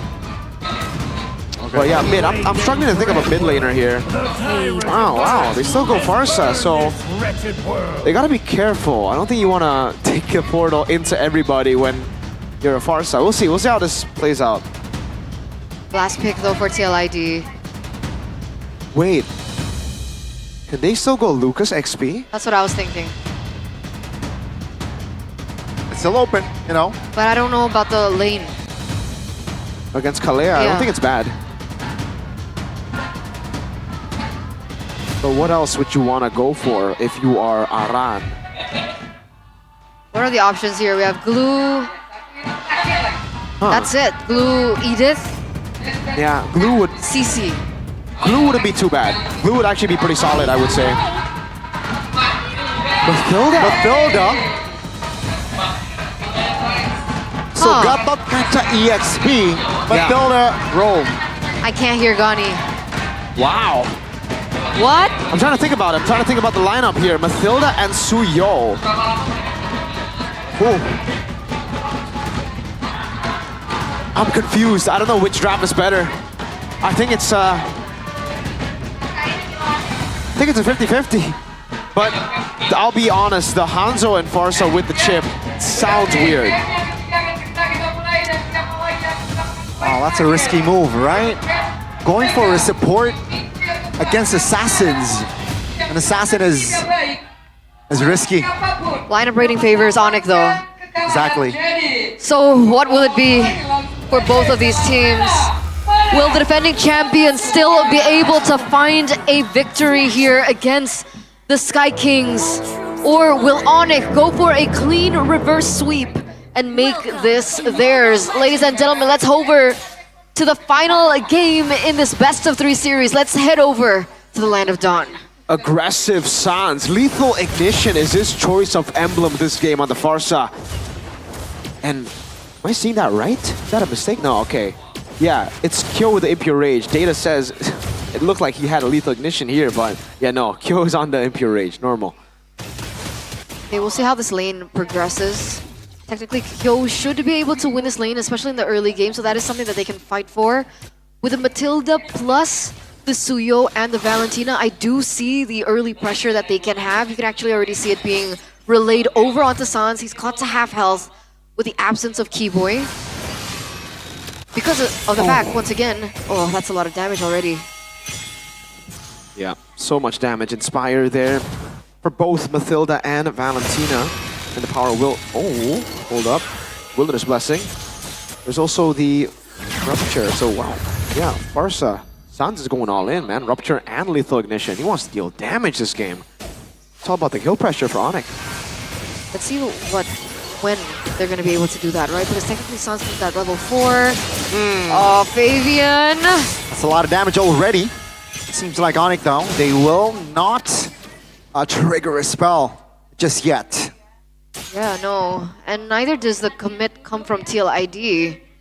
You're looking for something else, but we already know how much pressure then TLID can have in this early portion of the game, especially now that we know Onyx very reliant on this level 4 power spike on Ryota, Sans, Keyboy as well on the chip. So TLID, they're the ones to aggress first. They're the ones at the turtle first.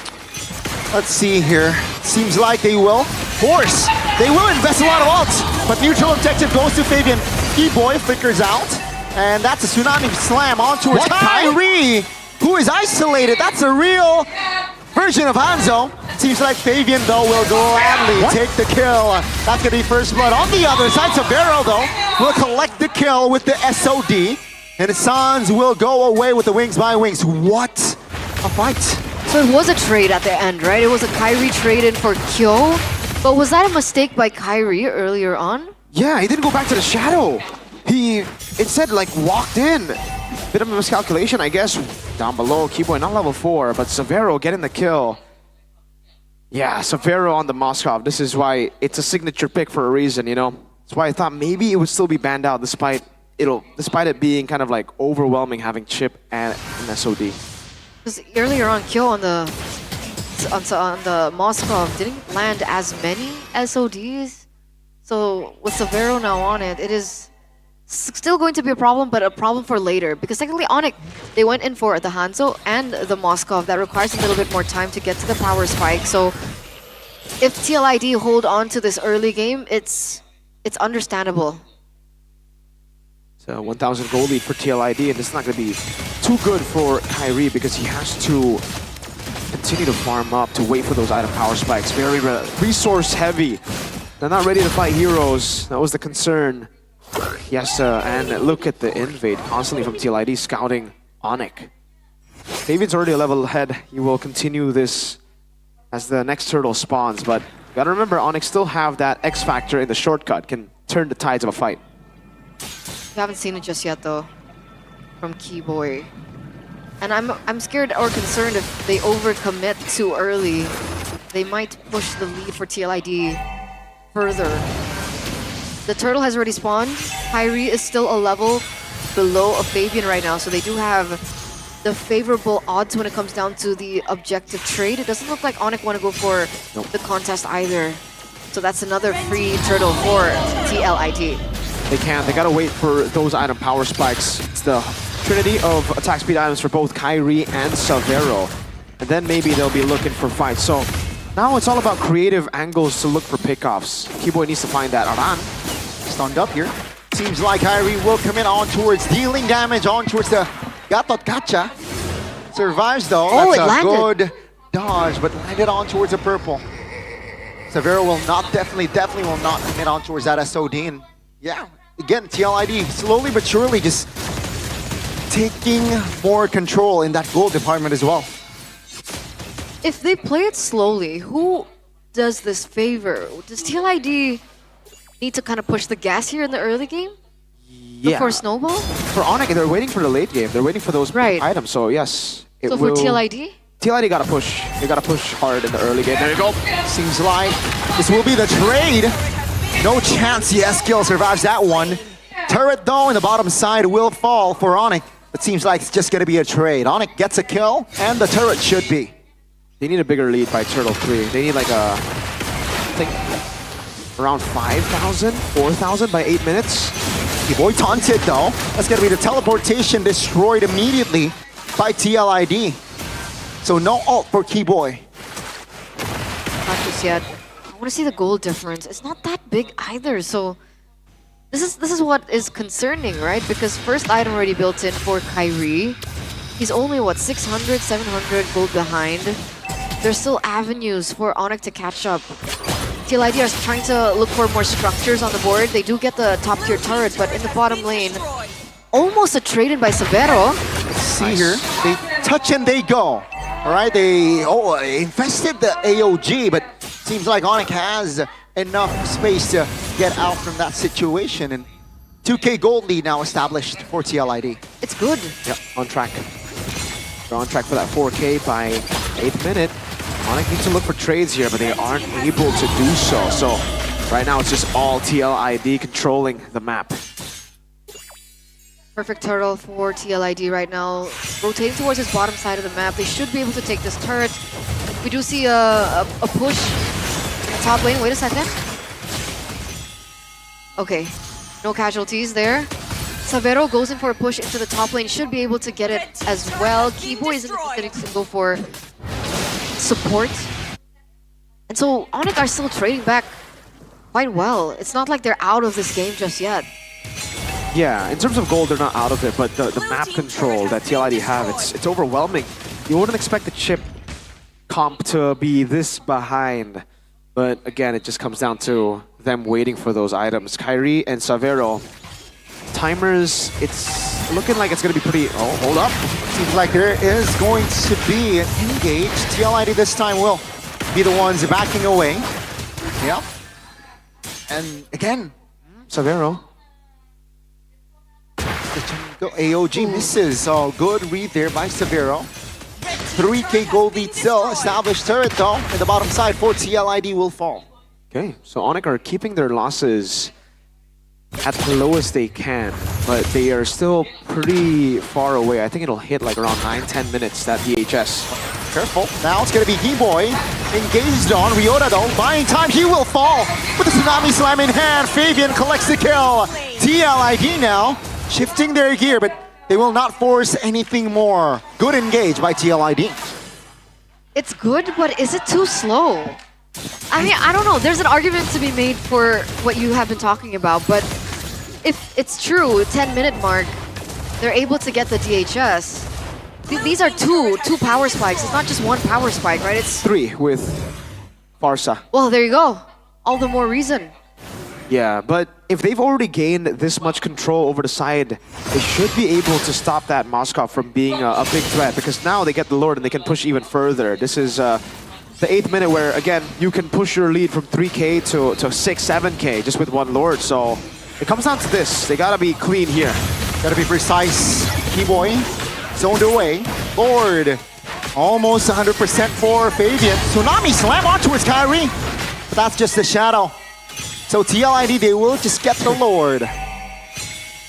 Yep. Free Lord for TLID. There was an attempt there, shortcut, and then Hanzo with the shadow coming in. But that was just an attempt. 2 levels down. Very low chance of that actually working out.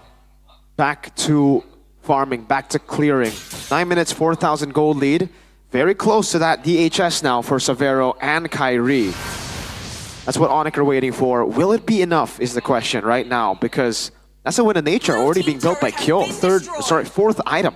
That will be enough should be enough to deal with Savero and Kyrie in a full 5v5. So Onyx, not only do they have to hit their power spikes, but they gotta play it super clean as we get into the later stage. There you go, win of nature already. Okay, then they also have to rely on maybe Sans with the range and the magic damage, right? To take Kyo down. But remember, even though he has a Sky Piercer, he has 0 stacks. Let's see if he's able to get some here. Another strike committed. Just to zone the members of TLID away. And 3 standing turrets here still left for Onyx. They got really good clear. Safe. Yeah, but they have really good clear, Onyx. And TLID, I think they learned from game 1. Remember, they tried to dive a really good clear Onyx, and they almost paid the price for it. So just take it slow. It's okay. Because again, now they have all the map control. That was what we were talking about. Yes, the gold lead isn't 9k. That's definitely what they wanted, right? To have the game fully under their control. But this is enough for TLID. They can work with what they have. This is way more than enough, because now for Onyx, they're going to be frozen. Like, these waves will not go to the hands of Onyx. It'll only be like one wave pushing it at a time, and they're going to have to divide those resources to share with Savero, share with Kyrie. Both DHS are already done though, so 3-item power spike. But I think TLID might have already skilled past that. It depends on how they're able to combo damage together, really. So Sans has to be on point with the 2 physical damage dealers to actually kill Kyo. Kyo is within his element. This is what Kyo wants. Playing safe from the back. Waiting for the peel coming from TLID. Waiting for Onyx to overextend as well. I think positioning will be their main key here for Onyx as well. Sans. I think Keyboy. Keyboy, right. But I mean, Sans' positioning needs to be precise as well, because he's a sitting duck when he is on his ult. No, Ryota went for the fleeting time. More ultimates, but you gotta go for... You can only go for Fabian. Oh, he has skill. Fabian and he has skill. There you go. You don't want to go on a run. Kyo and Witty have Purify. Look at the chip up top. TLID doing a really good job here, actually playing around the bottom lane with Witty helping Kyo. So they're essentially trying to stop the split push from happening, and now they have full control. I think they're just going to blitz the Lord now. They have to, right? They don't know where Keyboy is. Aran can make sure that Keyboy can't look for... Oh, they're not checking the bush up top. This could be a crazy flank. See, Savero is still bottom side though. SOD should land soon. No, Fabian will blitz the Lord, get it. SOD on towards Witty. No time to find the connection. Keyboy, awkward positioning. TLID spots this one out. Keyboy looking for the great escape. Flicker invested just to escape. Now we're on from the sides. Will Keyboy be able to get out without the flicker? I don't think so. Fabian finds it. Now on it, they need to defend with 4. That's 30 seconds for Keyboy to come back into the game. This is match point for both of these teams. These timers might be what TLID need to close this out. Kyrie, interesting position. Looks like he's going in for a recall. That's an inhibitor's hurt down in the bottom lane. And there goes the circling eagle. They're looking for the end. Ryota deleted. TLID, yes, skill sunned up though, but the Lord will do its job, and TLID they will take the match 2-1. This is the first time Chip has lost in MPL ID since the revamp. TLID, they let it go. And it seems like they knew Keyboy wasn't really going to be able to utilize the chip to its utmost potential. And at the end of the day, it becomes a 2-1 for TLID. They took Onyx down in the Snapdragon Pro Series and they take them down again here at MPL ID. Well played. All the way to the end, just keeping the lead steady, learning from the mistake in game one, not throwing that lead, not trying to dive against a good, clear composition. Then ultimately winning it out. Yeah. The Hanzo Moscow Farsa, a bit too late game, a bit too reliant on resources that Onyx weren't able to get that done in time. Even though the item power spike hit in the 10-minute, TLID have already outscaled past that. So let's talk to TLID up on stage with Bude Clara Mongstar. Let them have the spotlight. Take it away.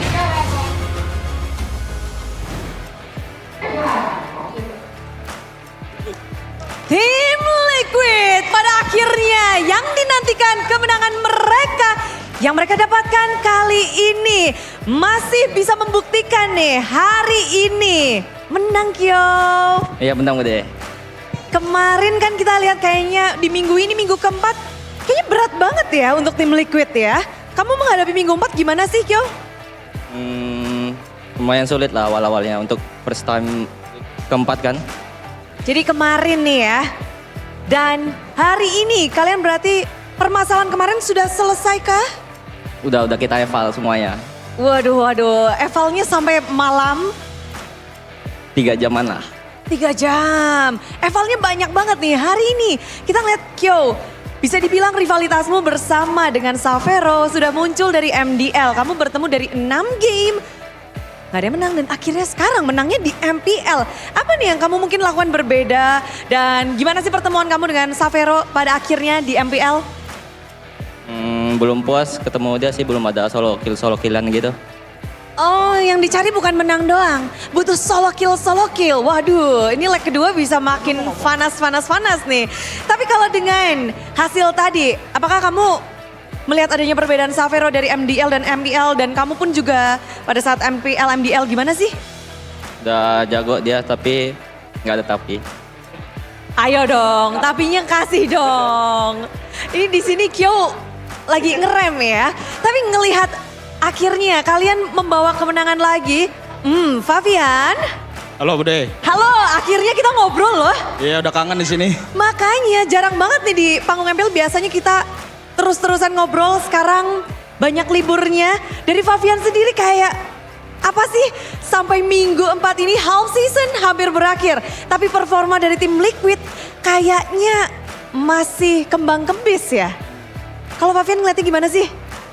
Ya emang dari kitanya belum improve aja sih dari sebelum-sebelumnya dari awal season. Jadi kayak kita terseok-seok aja sih. Terseok-seok dan memasuki minggu keempat masih kah? Masih dikit-dikit, itu juga belum ke-solve sih. Jadi ya kita kayak gini sih.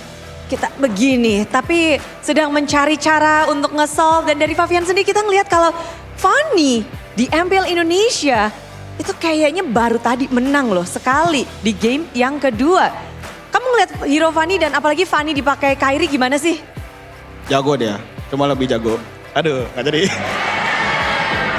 Gak jadi. Nggak jadi lanjutin. Tapi kamu ngeliat Fanny, hero Fanny di MPL Indonesia. Ada apa dengan Fanny? Kok kayaknya susah banget untuk dapetin kemenangan. Dan baru tadi tuh menang. Mungkin dari hero-nya aja sih susah objektif. Jadi ya emang main Fanny cuma kill-kill doang. Jadi susah. Jadi emang... Cuma kalau Fanny Fabian sih beda sih.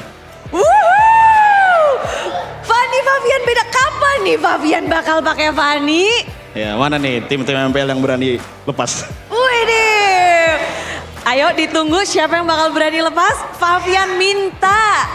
Dan kalau tadi Fabian sempat bahas, oke, yang belum di solve apakah memang Fanny Fabian ini belum dikeluarkan jadi nggak nge-solve problem kalian? Atau ada problem apa sih untuk tim Liquid sendiri yang lagi butuh di-solve? Ya mungkin dari cara kita komunikasi sama dari gameplaynya sih. Itu doang sih, dua itu. Komunikasi dan gameplay. Dan Favian kayaknya makin cool ya. Yoi dong. Oh yoi dong. Makin cool di sini dan ngelihat semuanya juga ya skill yang tadi. Bahkan mid laner pertama kayaknya kamu yang ngedapetin Maniac di game Iya bre. pertama. Iya. Yeskiel lagi marah nih ceritanya hari ini. Gara-gara hasilnya nggak baik terus kah? Iya saya pengen menang bre. Udah pengen menang. Iya. Dan apa nih yang kamu lakukan hari ini berbeda dari mungkin kemarin dan sebelum-sebelumnya?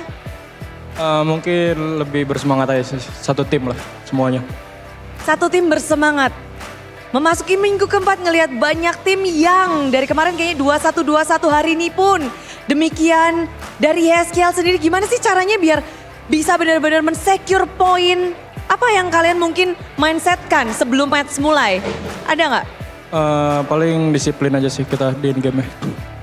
Di in-game, problem in-game memang menjadi complicated banget. Iya bre.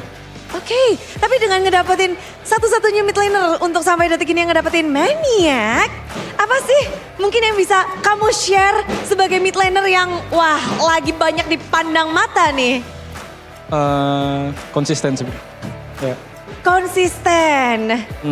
Oke, tapi dari Yeskiel sendiri berarti kemenangan hari ini apakah sudah menjadi starting point baru untuk Liquid? Ya harusnya udah jadi angin baru buat Liquid ya. Oke, ini tentunya menarik ya. Dengan apalagi ada Pak Guru di sini, Pak dosen Widi. Ya. Naik turun. Bagi seorang Widi, menyandang gelar defending champion dari season lalu, banyak ekspektasi pastinya dari The Cavalries, dari semua super fans, bahwa tim Liquid memberikan performa yang mungkin nggak di sini nih. Gimana sih kamu bisa untuk mengisi harapan-harapan dari semua Cavalries dan juga superfan dan mungkin tim-tim di luar sana yang mengharapkan tim Liquid nih? Intinya kita setiap kali menjalani turnamen baru kita pasti mulai dari nol sih. Jadi kita lebih mementingkan prosesnya dulu biar nanti at the end ya tetap mungkin kita berharapnya kita yang paling kuat gitu. In the end, berarti ini masih proses banget Bong buat Widi? Iya karena emang ada pergantian roster juga kan. Kemarin kita dapat cadangan baru jadi ya kita maksimalin aja dulu prosesnya gitu Bude. Oke berarti ini Kyo dan juga Aaron ini bisa nge-switch tergantung apa sih? Bude jadi penasaran. Tergantung siapa yang gendong sih Bude. Wes, hari ini Kyo gendong-gendong. Bisa dibilang kayak gitu sih. Iya, tapi ngelihat minggu keempat ada kalah, ada menang posisi kalian.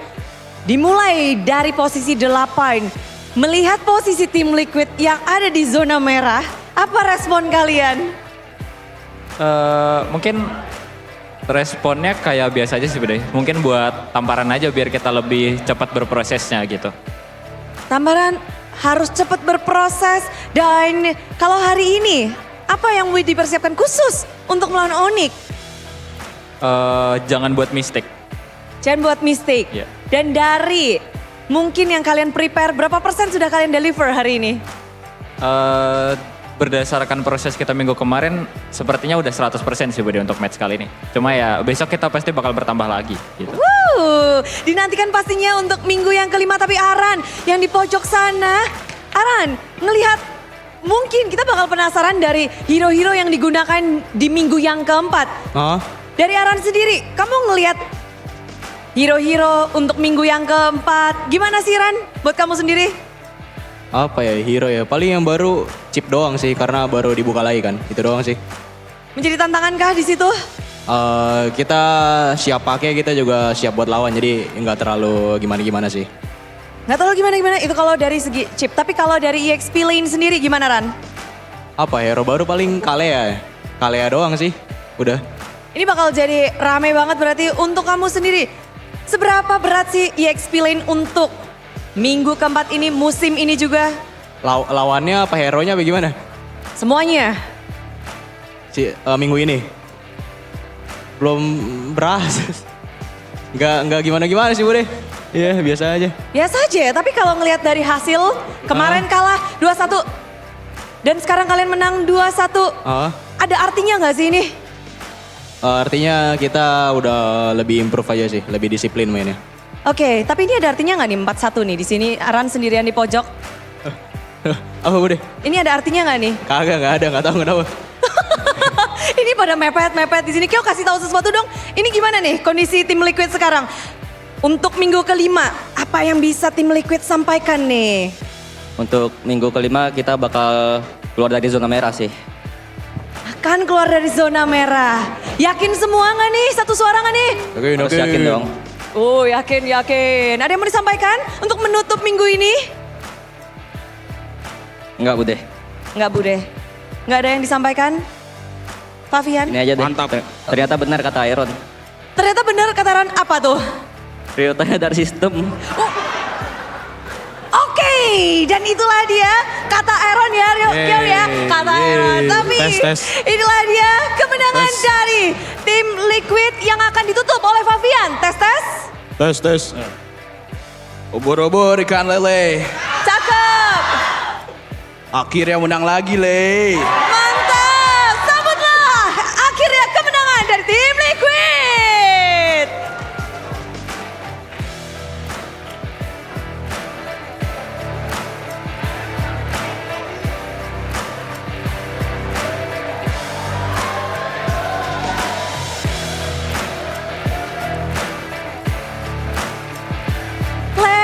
Akhirnya menang juga ya tim Liquid. Sesuai kata Kak Favian, semuanya rindu. Dari Cavalry mereka benar-benar menselebrasi setiap momen yang dihasilkan oleh tim Liquid. Karena zona merah bukan zona yang nyaman. Dan kalau untuk kita semua ada yang bikin nyaman nih. Karena Bude bakal bersama dengan GoPay dan MPL akan ada GoPay hadiah GG.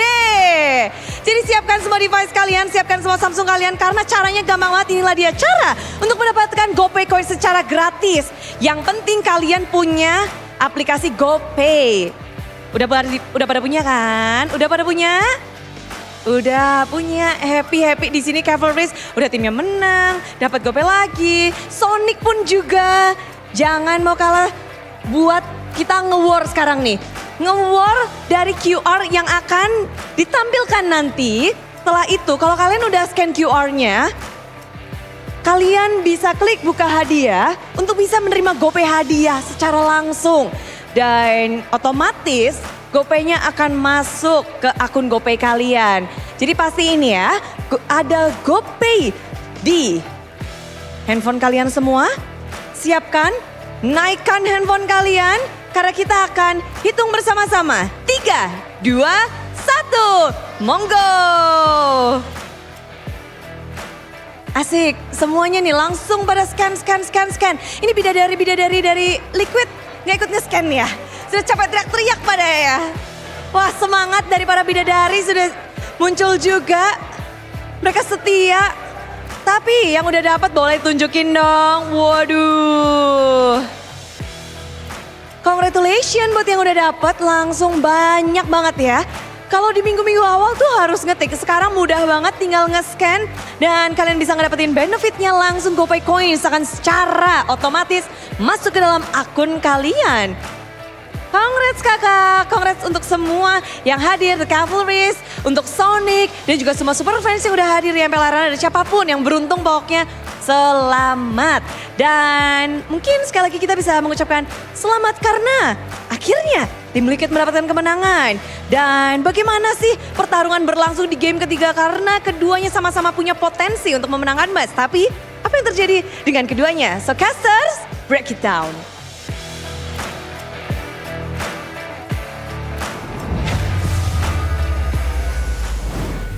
Congratulations once again to Wow. TLID Johnny. for winning that match. Johnny. You still agree with the man Denying the reverse in the sweep. stands saying trust in Adi? Trust in Adi? For now, I still trust you, Adi. For now. All right. Let's take a look at the crucial moment from that game, I'm the so final robot game. right now. I'm so robot right now. This was when, I think 8 minutes in, 8 minutes in, you could see that they were able to gain control over the team fight, and the execution and the zoning was already there. It felt like it was a consistent uphill kind of road or journey for TLID from that early portion of the game where they were able to take control, and then as soon as Onyx were able to get to their power spikes, unfortunately it was already too late. So let's award the player of the match presented to you by the official tournament smartphone Galaxy A36 5G, Yehezkiel. In that last game, he was on the Valentina. Yeah, honestly, this last game wasn't the reason I gave him my player of the match vote, because in this game he was more of just like he was there, you know. He participated, but it's more of like game 2, game 1 where he did amazing, and I think that won over the other players here. But yeah, I agree. There's not really much to talk about in the game itself. I think we gotta go back to the draft, because I did give them the benefit of the doubt, having the chip, saying that they could possibly make this happen, but that, yeah, the execution would be too, and the amount of things that have to go their way would be too much. I already voiced my concern about going for Hanzo instead of Haya, about the Moskov, that's why it wasn't banned, about the Farsa, when you said Farsa or Eve, they picked all of that up. Should have just gone and said, you know, this is GG, but I had that little Rajayeva bias in me. I had to say, I can do it, I can do it. They couldn't do it, no, not in the end. 3-5, full control. And yeah, Liquid ID did it slow. This is not like the normal Liquid ID. Usually when they have a lead like this, they would just, you know, roll, but I like it. They learned from their mistakes. Game 1, they made a massive mistake that ultimately almost gave Onyx the win. And they were like, all right, let's learn from that. Let's stop going in randomly. They did well, and that's all they needed to do. Kyo was on a comfort pick, the Granger. That was something that was denied away from him in Game 1. Game 2 was also denied away from him. But Game 3, he got it. As long as he gets the Granger, the Irithel, these safe picks in the back, I will say he's the better gold lane over Aaron. But I think Fabian took control of this game through the... It's not even because of Fabian, it's more because like the team also just had so much zone power. This game was a culmination of what they've learned throughout Game 1 and 2. Game 1, they learned not to throw when they have a big lead, not to dive in against a crazy, you know, high ground composition. Game 2, they learned not to overcommit after getting the neutral objectives. They applied all of it here. Yeah, I would agree. Very Unsung hero, I think for me, was a run.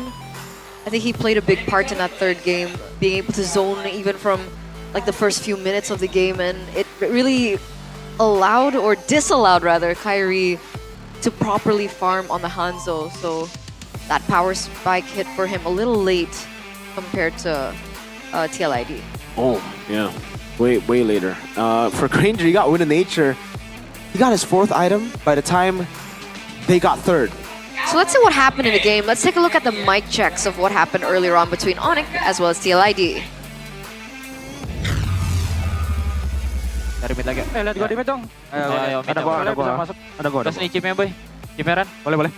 Oke. Coba. Tinggal lainnya boy. Aman. No flicker kalian. Aman gua. Gua aman. Lihat gua. Sini boy. Ada botol gua kuat. Masih kuat. Nice. Lihat lagi ke atas Lord ya. Ayo. Langsung keluar guys. Oke. Ini CP guys, BM. Konsil. Ada. Nice boy. Dia mencoba balikin ATT kali apa? Aman. Nice. Bisa ini mid atas. Mid cepetin aja yuk atasnya sini boy. Ya ulti gua tetap buat backup. Ya oke. Gua bisa buat mouse sih. Gak bisa di mid boy, satu gerobak dong. Kita bisa pek bareng Cil. Ayo atasnya boy, cepetin boy. Boleh Ki. Tadi kali ya. Gua ada puri. Masukin. Kali ya boy. Nice. En boy. Tor. Nice. Akhirnya gak kena si reverse. I feel so weird about that mic check. That is not TLID. Who replaced TLID with that? Whatever that is. That's a very disciplined, slow... No, I mean, to be fair, they are. They've always been kind of... I was more so talking about Yehezkiel. He seems like a very quiet kid. Oh. And in the mic checks, he was kind of aggressive. Yeah. Like, he was making noises. Hey man, he's a very... Animal noises. He's a very aggressive man in real life. In the Land of Dawn. Yeah, and in the mic, on the mic. Yeah. Okay. But that's it. Because like in the interviews, he's very quiet. He's Exactly. like... He has an alter ego and Halo Kak, he plays in... hai Kak. That's in real life. But in there, he's making animal noises, guys. Ghost of Jakarta. What in the world? I'm so confused. Gaskio, man, that kid.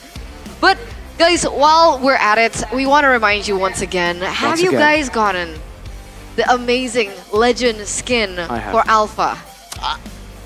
Did you get like Gothic themed, you know? He got it, 60,000. Gothic themed. Yeah, it's Did you get it, Gothic Gani? themed. No. I don't play Alpha. Well, even if you don't, you guys still want it in your collection, right? You That's want to true. flex to be able to have all the legend skins in the game. Skins equals to wins, man. Skins equals to wins. So don't forget to check it out right now, because when Alpha smirks and declares, Bow your heads, obey the god of greed. The new analyst of Vonic. Exactly. Oh my god, it's so meta. The new Conspiracy? skin has been available for a while now, on the 2nd of March, along with the new borders that you can get as well. So go ahead and check it out. But I'm more excited personally for Naruto. Naruto is This is coming why- out. This is why I'm saving very my diamonds. soon. Yeah. It's coming out on The 2nd of May. 2nd of May. There you go. Dude, 2nd of May. I'm counting the days. Counting the days? Right now on my Samsung Galaxy A I series will, phone. I will put a countdown There's now. 1, 2, 3, 7, 8, 10, 12 days. 12 oh, days. man, I want to skip now, please. It's gonna be on Friday, man. It's gonna be on the day we cast. No, it cannot be on the day we cast. I want to. Can it not go? The one at the 2nd came out? Yeah, you know what? I'm not coming to work next week. Okay. Why? Actually, yeah, next week. I'm not coming to work next week. But you're coming to work for our next match, right? Oh, it's not even next week. It's 2 weeks. 2 weeks, bro. What about our next match? Okay. Miko can talk. Oh, yeah, BTR. Exactly. Catch cute. BTR versus RQ in our next match, ladies and gentlemen. Who will be able to bring it? We'll see after this break. Haha, gotcha. See, building suspense. Right? I don't feel it. Building suspense. No?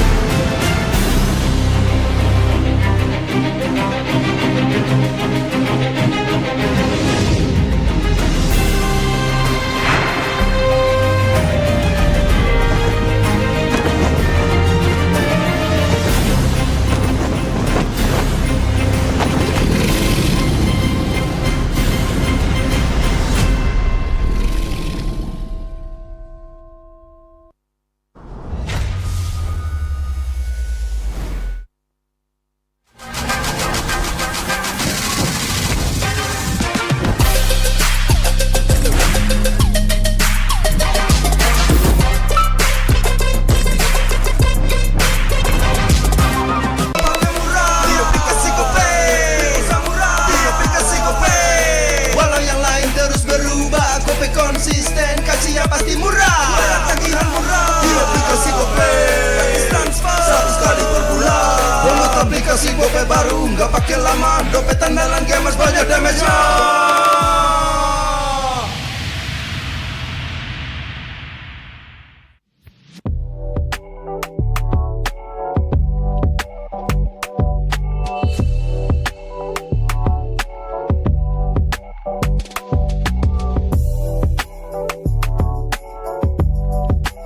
Rasa baru makin seru. Pertama di Indonesia. Kopi susu rasa cookies. Always ready, warnai harimu. Good Day Groovy Cookies. Nikmati sensasi asyik kopi cookiesnya. Tak ada hari tanpa mabar. Main ngelek, kerap buat ku tak sabar. Gimana mau main sampai kelar? Ini waktunya ku bersinar. Okay, let's do it. Games main sandalanku bikin mainku semakin hebat. Pin stabil main makin mulus, rankku fix naik terus. Tukar DG rings, diamond dan voucher game kau dapat. Cuma Games Max, makin no debat. Games Max Booster, kini dapat DG Rings. Beli paketnya dan aktifkan boosternya di aplikasi Dunia Games.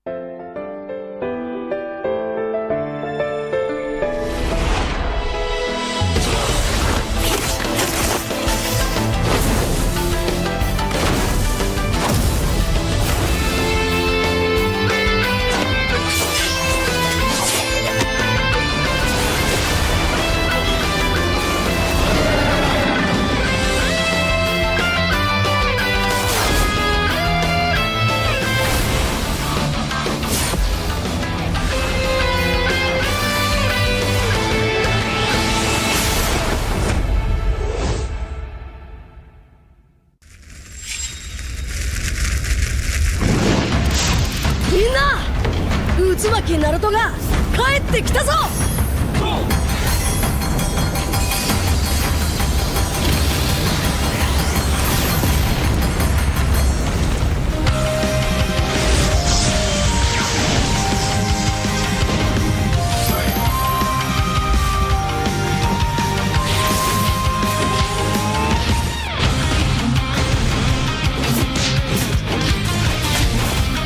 クラマ力を貸してくれ。よ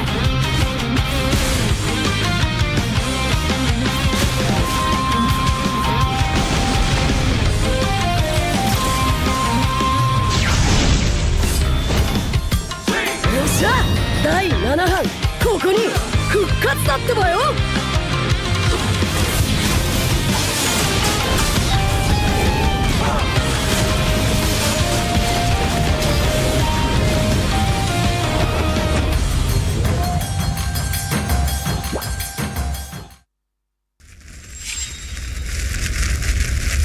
見せてやるよ、シャリンガンの本当の力をな。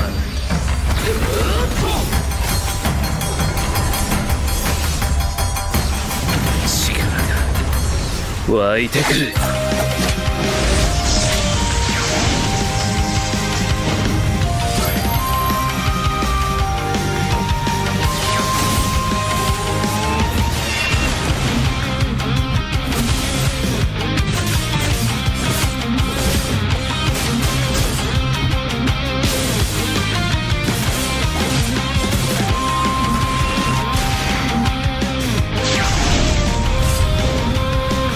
相変わらずやかましい奴らだ。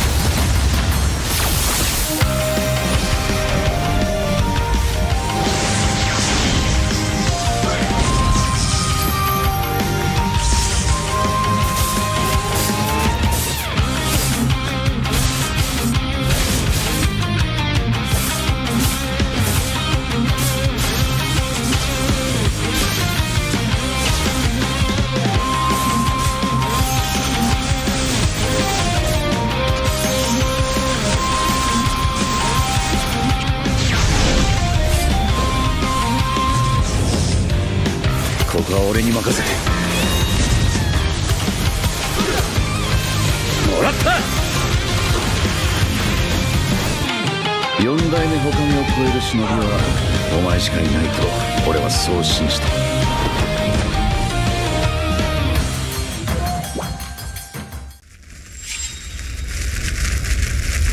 んなを守るために私はもっと強くなる。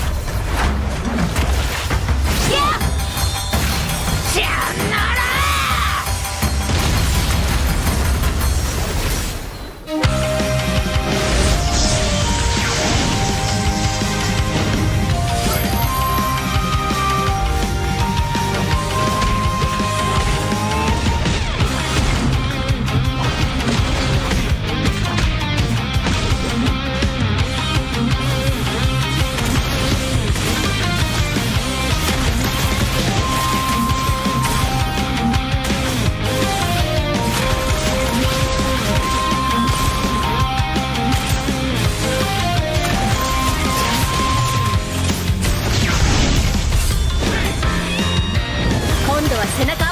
わよ。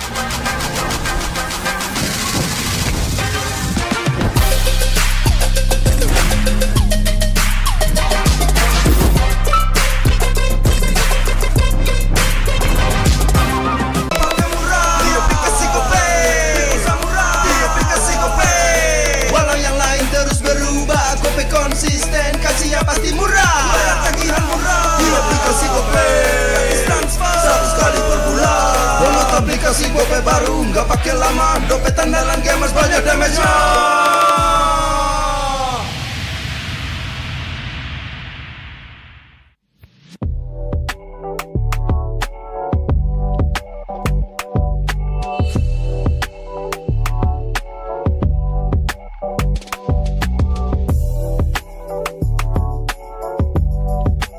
Rasa baru makin seru. Pertama di Indonesia, kopi susu rasa cookies. Always ready, warnai harimu. Good Day Groovy Cookies. Nikmati sensasi asyik kopi cookiesnya. Tak ada hari tanpa mabar, main nge-lag, kerap buat ku tak sabar. Gimana mau main sampai kelar? Ini waktunya ku bersinar. Okay, let's do it. Game smash andalanku bikin mainku semakin hebat. Pin stabil main makin mulus, rankku fix naik terus. Tukar DG rings, diamond dan voucher game kau dapat. Cuma game smash makin no debat. Games Max Booster, kini dapat DG Rings. Beli paketnya dan aktifkan boosternya di aplikasi Dunia Games.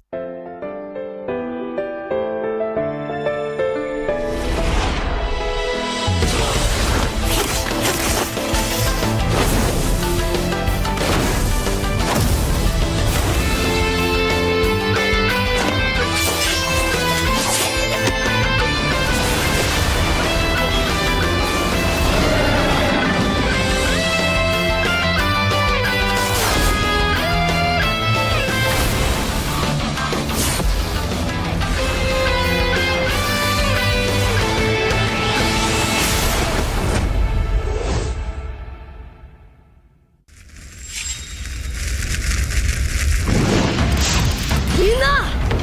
内巻ナルトが帰ってきたぞ!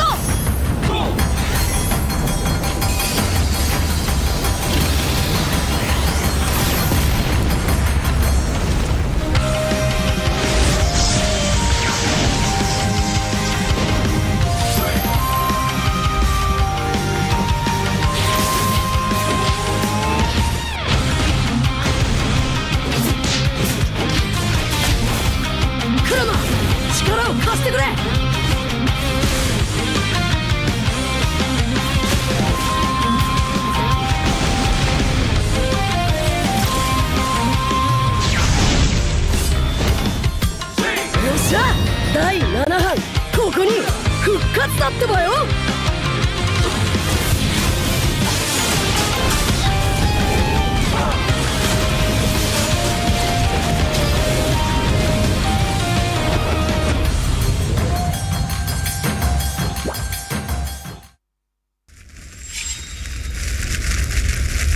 見せてやるよ、シャリンガンの本当の力をな。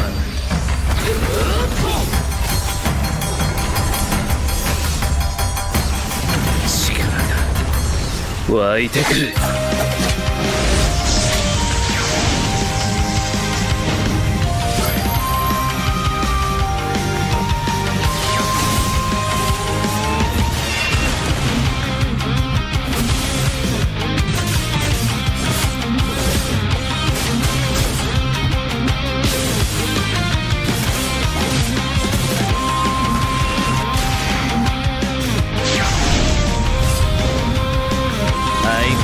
やかましい奴らだ。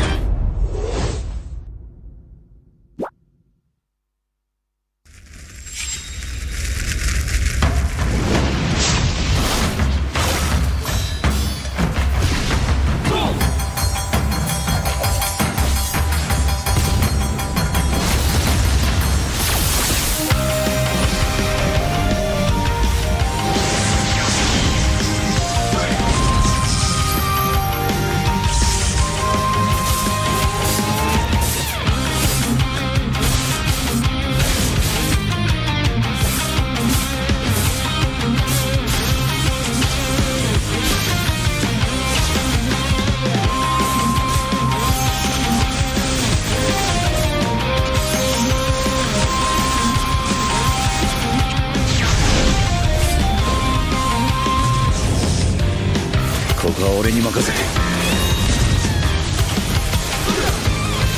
もらった。4代目他を超える忍びはお前しかいないと俺はそう信じた。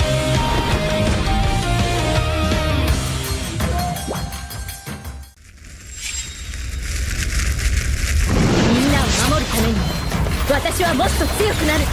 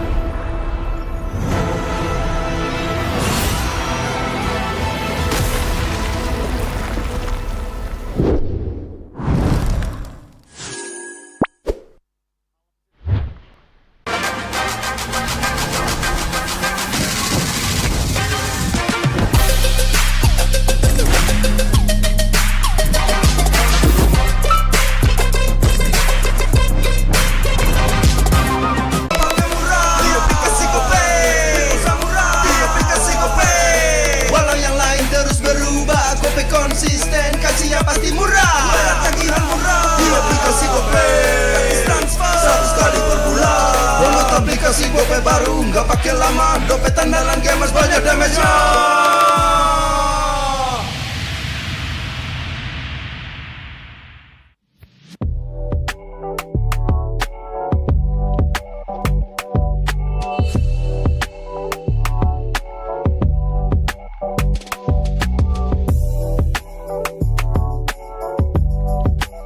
Rasa baru makin seru. Pertama di Indonesia, kopi susu rasa cookies. Always ready, warnai harimu. Good day groovy cookies. Nikmati sensasi asyik kopi cookiesnya. Tak ada hari tanpa mabar. Main ngelek, kerap buat ku tak sabar. Gimana mau main sampai kelar?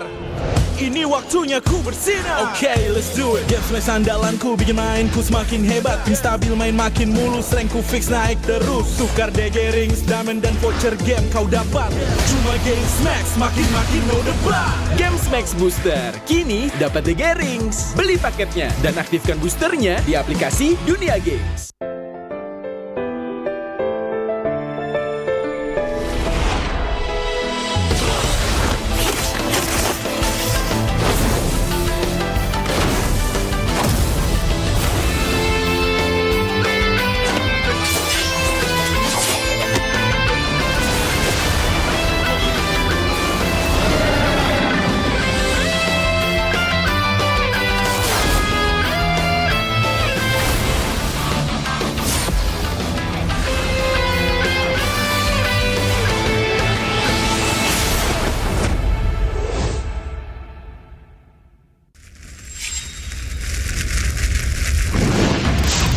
Minna! 渦巻きナルトが帰ってきたぞ!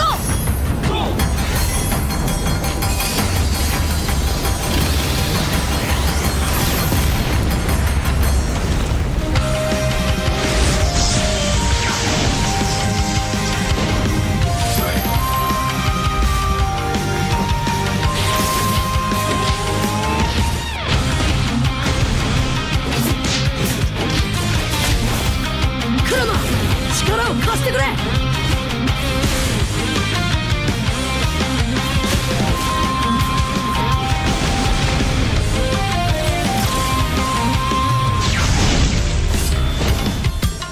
Yoっしゃ! 第7班ここに復活だってばよ!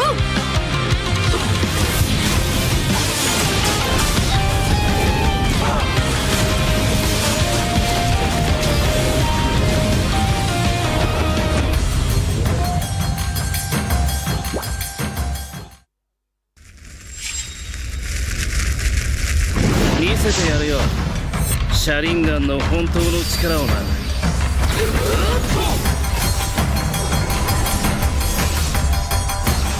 力が湧いてくる。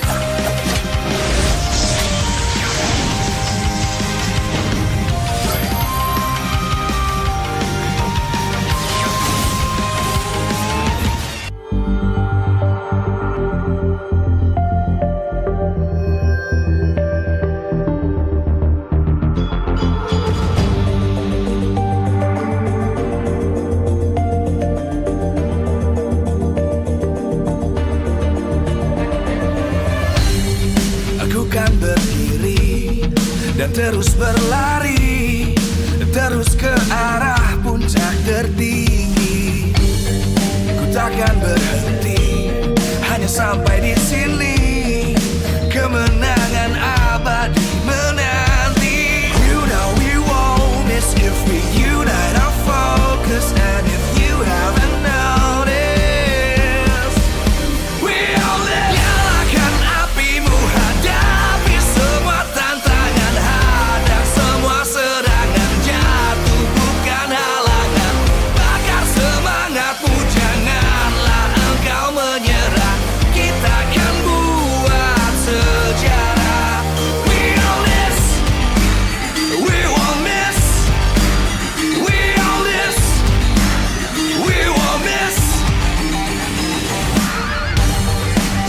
hanya beraksi, jalani ambisi, aku kan menyawakan hari ini. You know we won't miss if we unite our focus, and if you haven't noticed, we'll live. Nyalakan apimu, hadapi semua tantangan, hadang semua serangan, jatuh bukan halangan, bakar semangatmu, janganlah engkau menyerah, kita akan buat sejarah. We all this, we won't miss, we all this, we won't miss, we all this.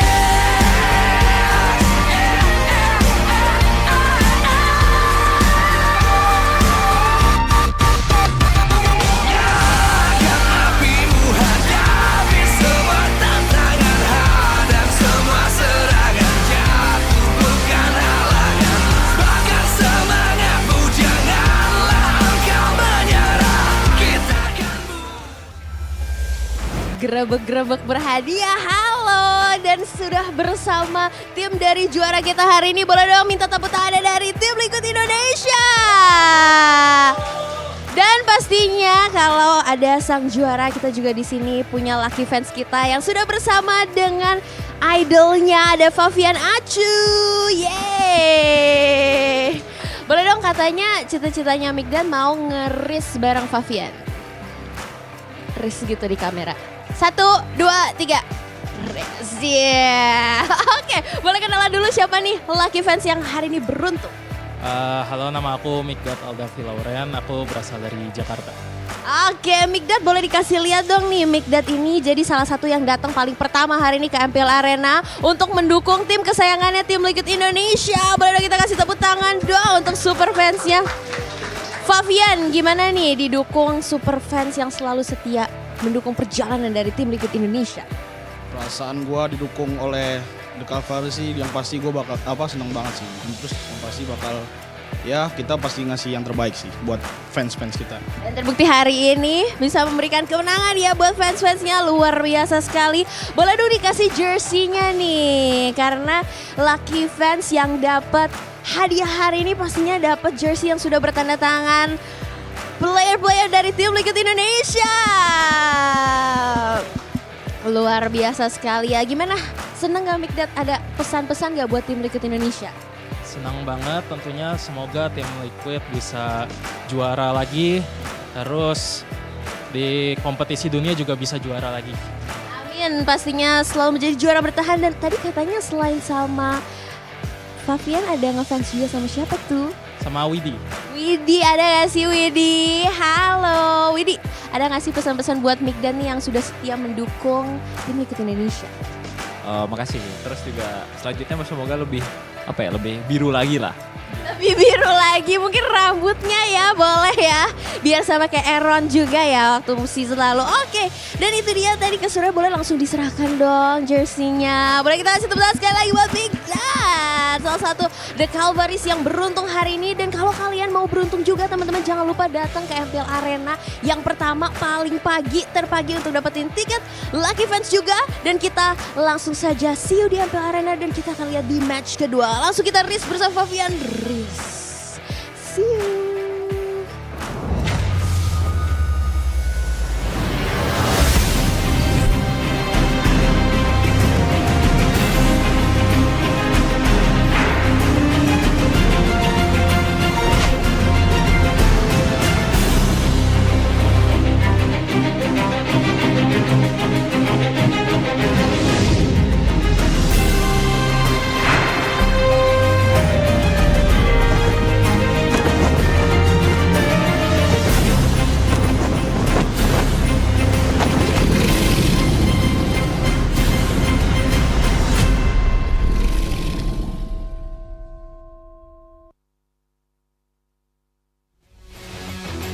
Live from MPL Arena, Jakarta, MPL Indonesia Season 15 is powered by Moonton. Supported by Esports Federation of Indonesia.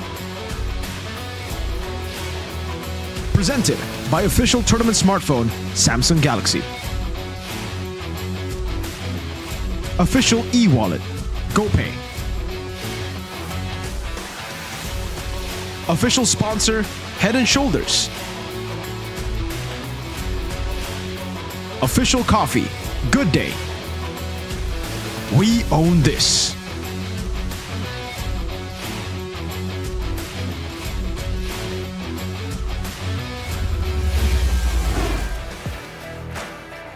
Hai, kembali lagi bersama Alisa di sini dan pastinya di match kedua hari ini kita akan melihat sang win streak bertahan ada RRQ yang akan melawan Bigetron.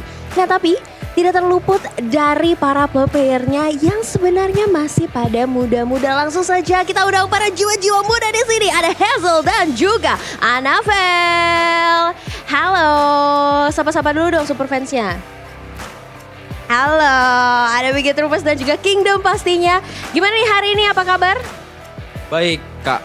Setelah dua-duanya memenangkan match kemarin, hari ini lebih semangat lagi pastinya? Semangatnya sama aja. Semangat bantai-bantai. Wow, oke.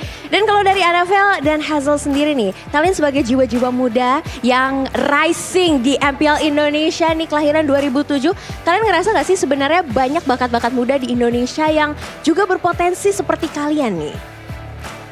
Kalau aku ngerasa banyak sih bakat muda yang berpotensi, apalagi kan banyak diadakan turnamen-turnamen kampus gitu atau turnamen-turnamen sekolah.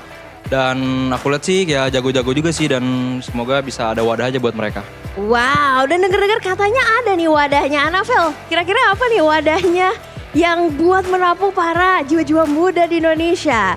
Katanya lagi ada MLBB Campus Series, apakah benar? Benar. Dan pastinya MLBB Campus Series ini diadakan oleh Galaxy Gaming Academy nih. Dan gimana nih kamu Anavel sebagai salah satu pro player yang termuda juga mendukung bakat-bakat muda yang ada di Indonesia nih dalam e-sport? Apa tadi jawabannya?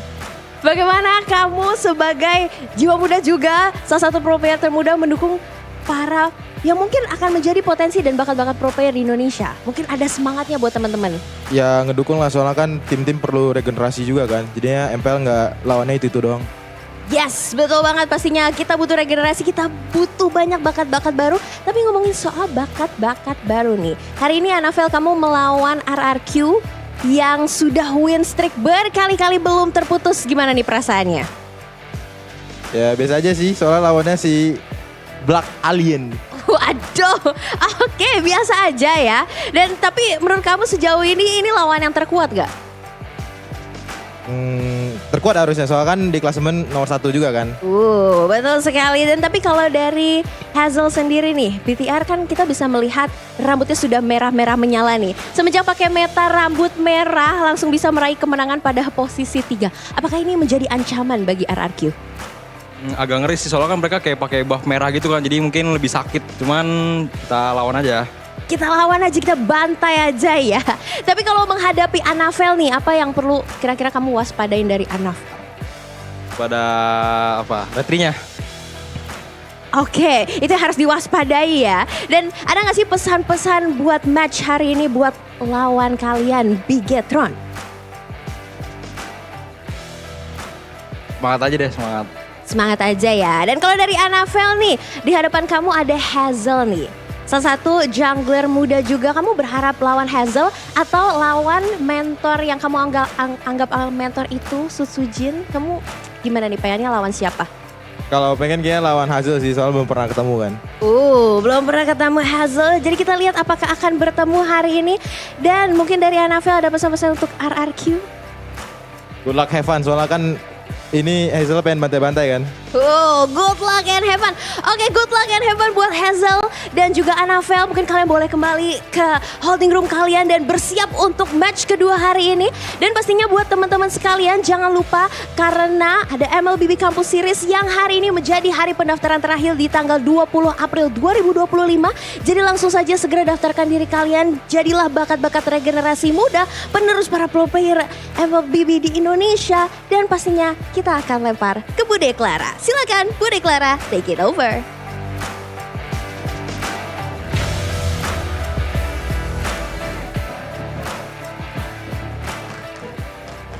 MPL Arena telah diwarnai kemeriahan untuk menyambut match yang kedua.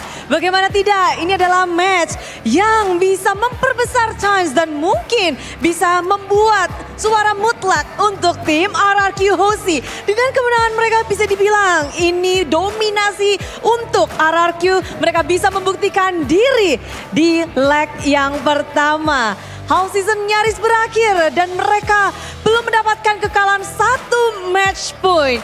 Namun di sisi lain, Bigatron Point dengan buff merah yang mereka miliki, rambut merah mereka merupakan sebuah kekompakan yang dibuktikan dari hari yang kemarin. Mereka benar-benar membawa suasana baru dan bagaimana tidak, mereka sedang berada di top 3, berjuang untuk menempati posisi tertinggi. Di sini Bude Clara Mongstar benar-benar begitu excited, begitu bersemangat karena ini pertarungan yang cukup panjang dan intens. Keduanya punya potensi untuk mendapatkan kemenangan. Namun bagaimana eksekusi akan dilancarkan? Kita akan lihat bersama-sama di Land of Dawn. Namun izinkan Bude mengucapkan terima kasih kepada kalian super fans yang terus mendukung dari tadi nyanyi-nyanyi dari Kingdom. Kekompakan mereka di MPL Arena benar-benar gak ada tandingannya di sini. Terus-terusan bernyanyi dan memeriahkan MPL Arena. Semua super fans juga yang lagi berkumpul, Bigat Troopers dan juga super fans. Mana nih semangatnya? Jangan mau kalah, kumpulkan pasukan Bigat Troopers ditunggu. Tapi yang ada di rumah juga tuliskan hashtag kalian. Dan terima kasih juga kepada para sponsor dan partner karena MPL Indonesia.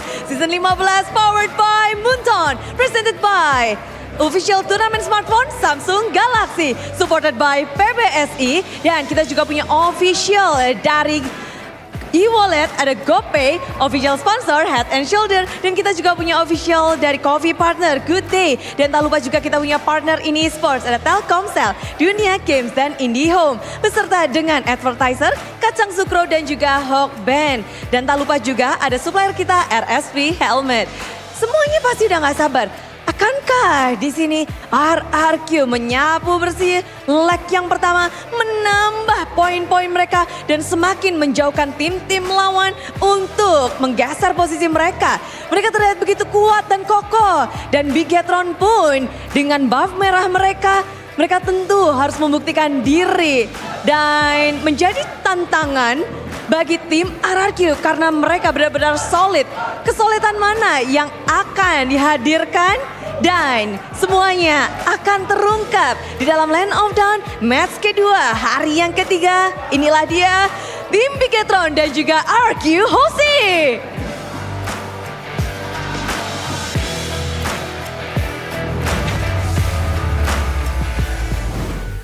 Will the red robots be the answer to finally stop the kingdoms in its tracks? Week 4 still undefeated up until this point, only losing a few games here and there. But as an overall, it's still RRQ reigning up on top. So will BTR be able to stop them today?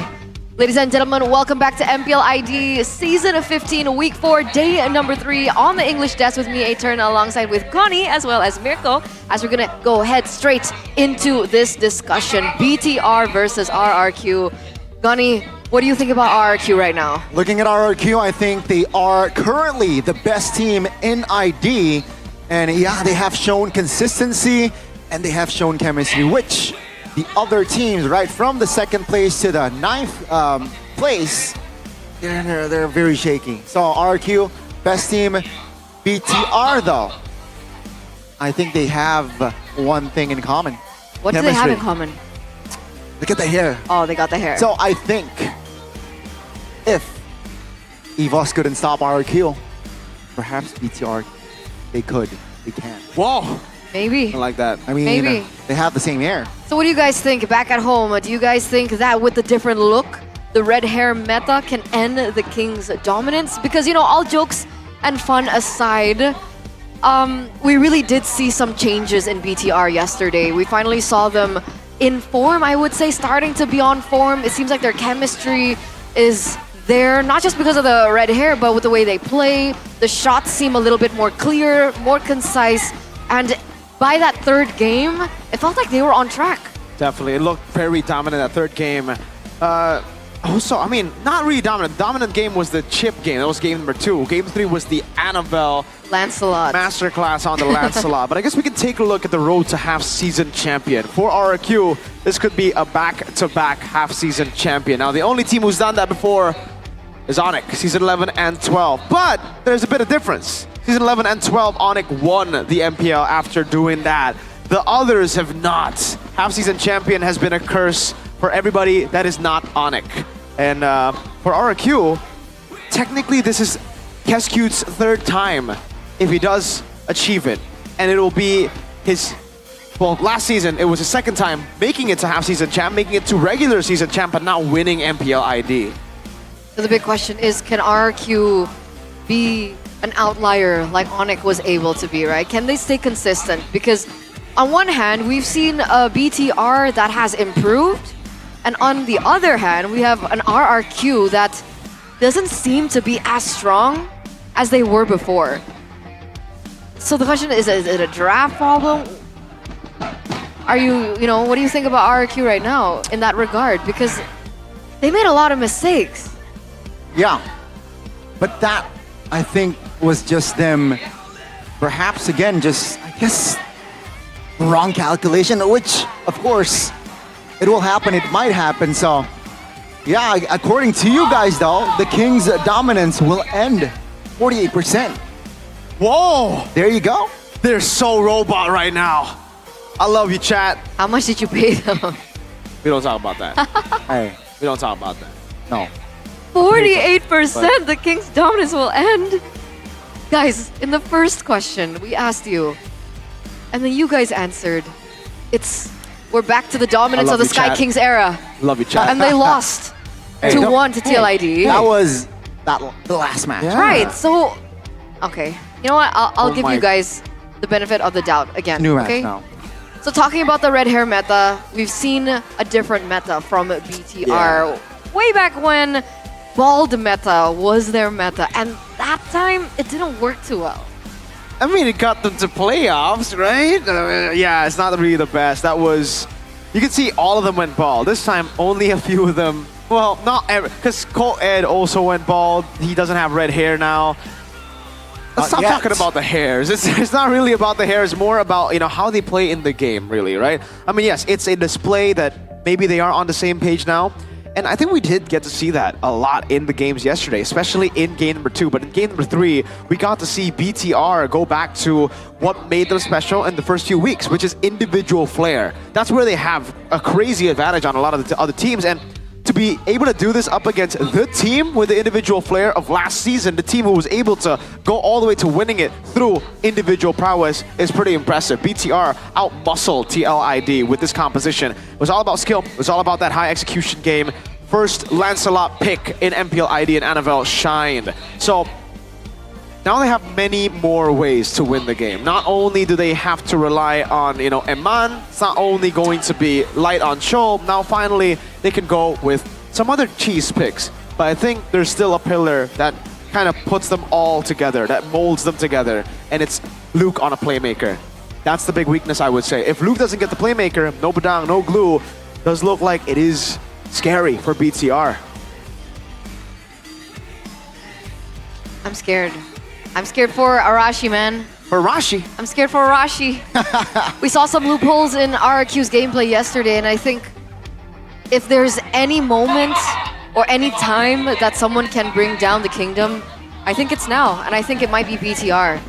Because that Lancelot pick came out of nowhere, and he literally stole the show. Annabelle stole the show. We finally saw glimpses of Annabelle back when he was in EVOs. And it was the last pick too. So, you know, it was planned from the side of Bigatron, and he delivered. Let's see though, it's a tall order still for the side of Bigatron, right? RRQ, especially this season, it seems like they're so in sync without having the same hairstyle. That's scary. What? Going back to the hair stuff. Back to the hair stuff. I mean, for RRQ, technically, if we're talking about hair, they don't have as good of a sync than BTR, but hey, let's leave those theories behind, friends. RRQ are clearly still the best team in MPL Indonesia, #1. Yes, they did look a bit more shaky yesterday against EVOs, But I think it's just because of it's the classic derby. There's more pressure, way more pressure to win a classic derby than there is for another match. And here, even though there is a bit of pressure, there's always going to be a bit of pressure when you play in front of this fan base. Yeah. Kingdom, there's going to be a lot of expectations. I think they are used to this kind of match, right? They're coming in as the heavy favorites. I think in terms of everything, they have shown that they are better. I will say though, yesterday EVOs did show a little bit of the weaknesses from RRQ. And one of them is pretty similar to BTR. Playmakers on Dairon and Edok. So if Edok don't get those playmakers, those big setters or Francos, it gets tough for them to actually dictate the match. And it goes with Dairon too. We had to see Dairon go and pull off an Arlet pick that ended up doing really well. But we've seen how Arlets can also not do too well. This earlier in the first match. It was a bit flippy-floppy. It's not meta for a reason. You want him on the Badang. Badang is going to be a very, very important pick this game. What about the drafts, Miracle? Because I think earlier on you did mention about Keskut and his drafts. Yep. I think Keskut has just been the better drafter overall. Compared to E2 Max and Theo Nile, NMM and Keskut, they've had contingency plans for everyone. They've had plans for each team that they've gone up against. And that's why it's so multidimensional. We don't really see a template when we're talking about RRQ. It's not like an Onyx, it's not even like a BTR where they go back to like Selena, go back to Nolan on Anavel. Yeah. It's they picked up Xborg in Mobile Masters. But you mentioned some overthinking. That's different. That's only up against Onyx Philippines. Oh. When you're up against a team that is better, or let's just say match. If you're up against a team that can match your micro and macro, that's where we see RRQ actually have to think over the top. They have to go for like these ways. Keskut needs to try to think outside the box, basically. And I thought it was because Sutsujin was in the jungle. He's not really that comfortable on the Suyo, not comfortable on the Fanny, that they have to ban Fanny. We saw Hazel on the Fanny yesterday. And I honestly think Sutsujin's Fanny was a bit more... I trust his Fanny better from the matches we have seen on Sutsujin on Fanny versus Hazel on Fanny. So I don't know if it's jitters for Hazel. Maybe he might prove that wrong today. Fanny will probably be banned out by RRQ, not by BTR this time. Well, Annavelle's Fanny was also kind of iffy. But right?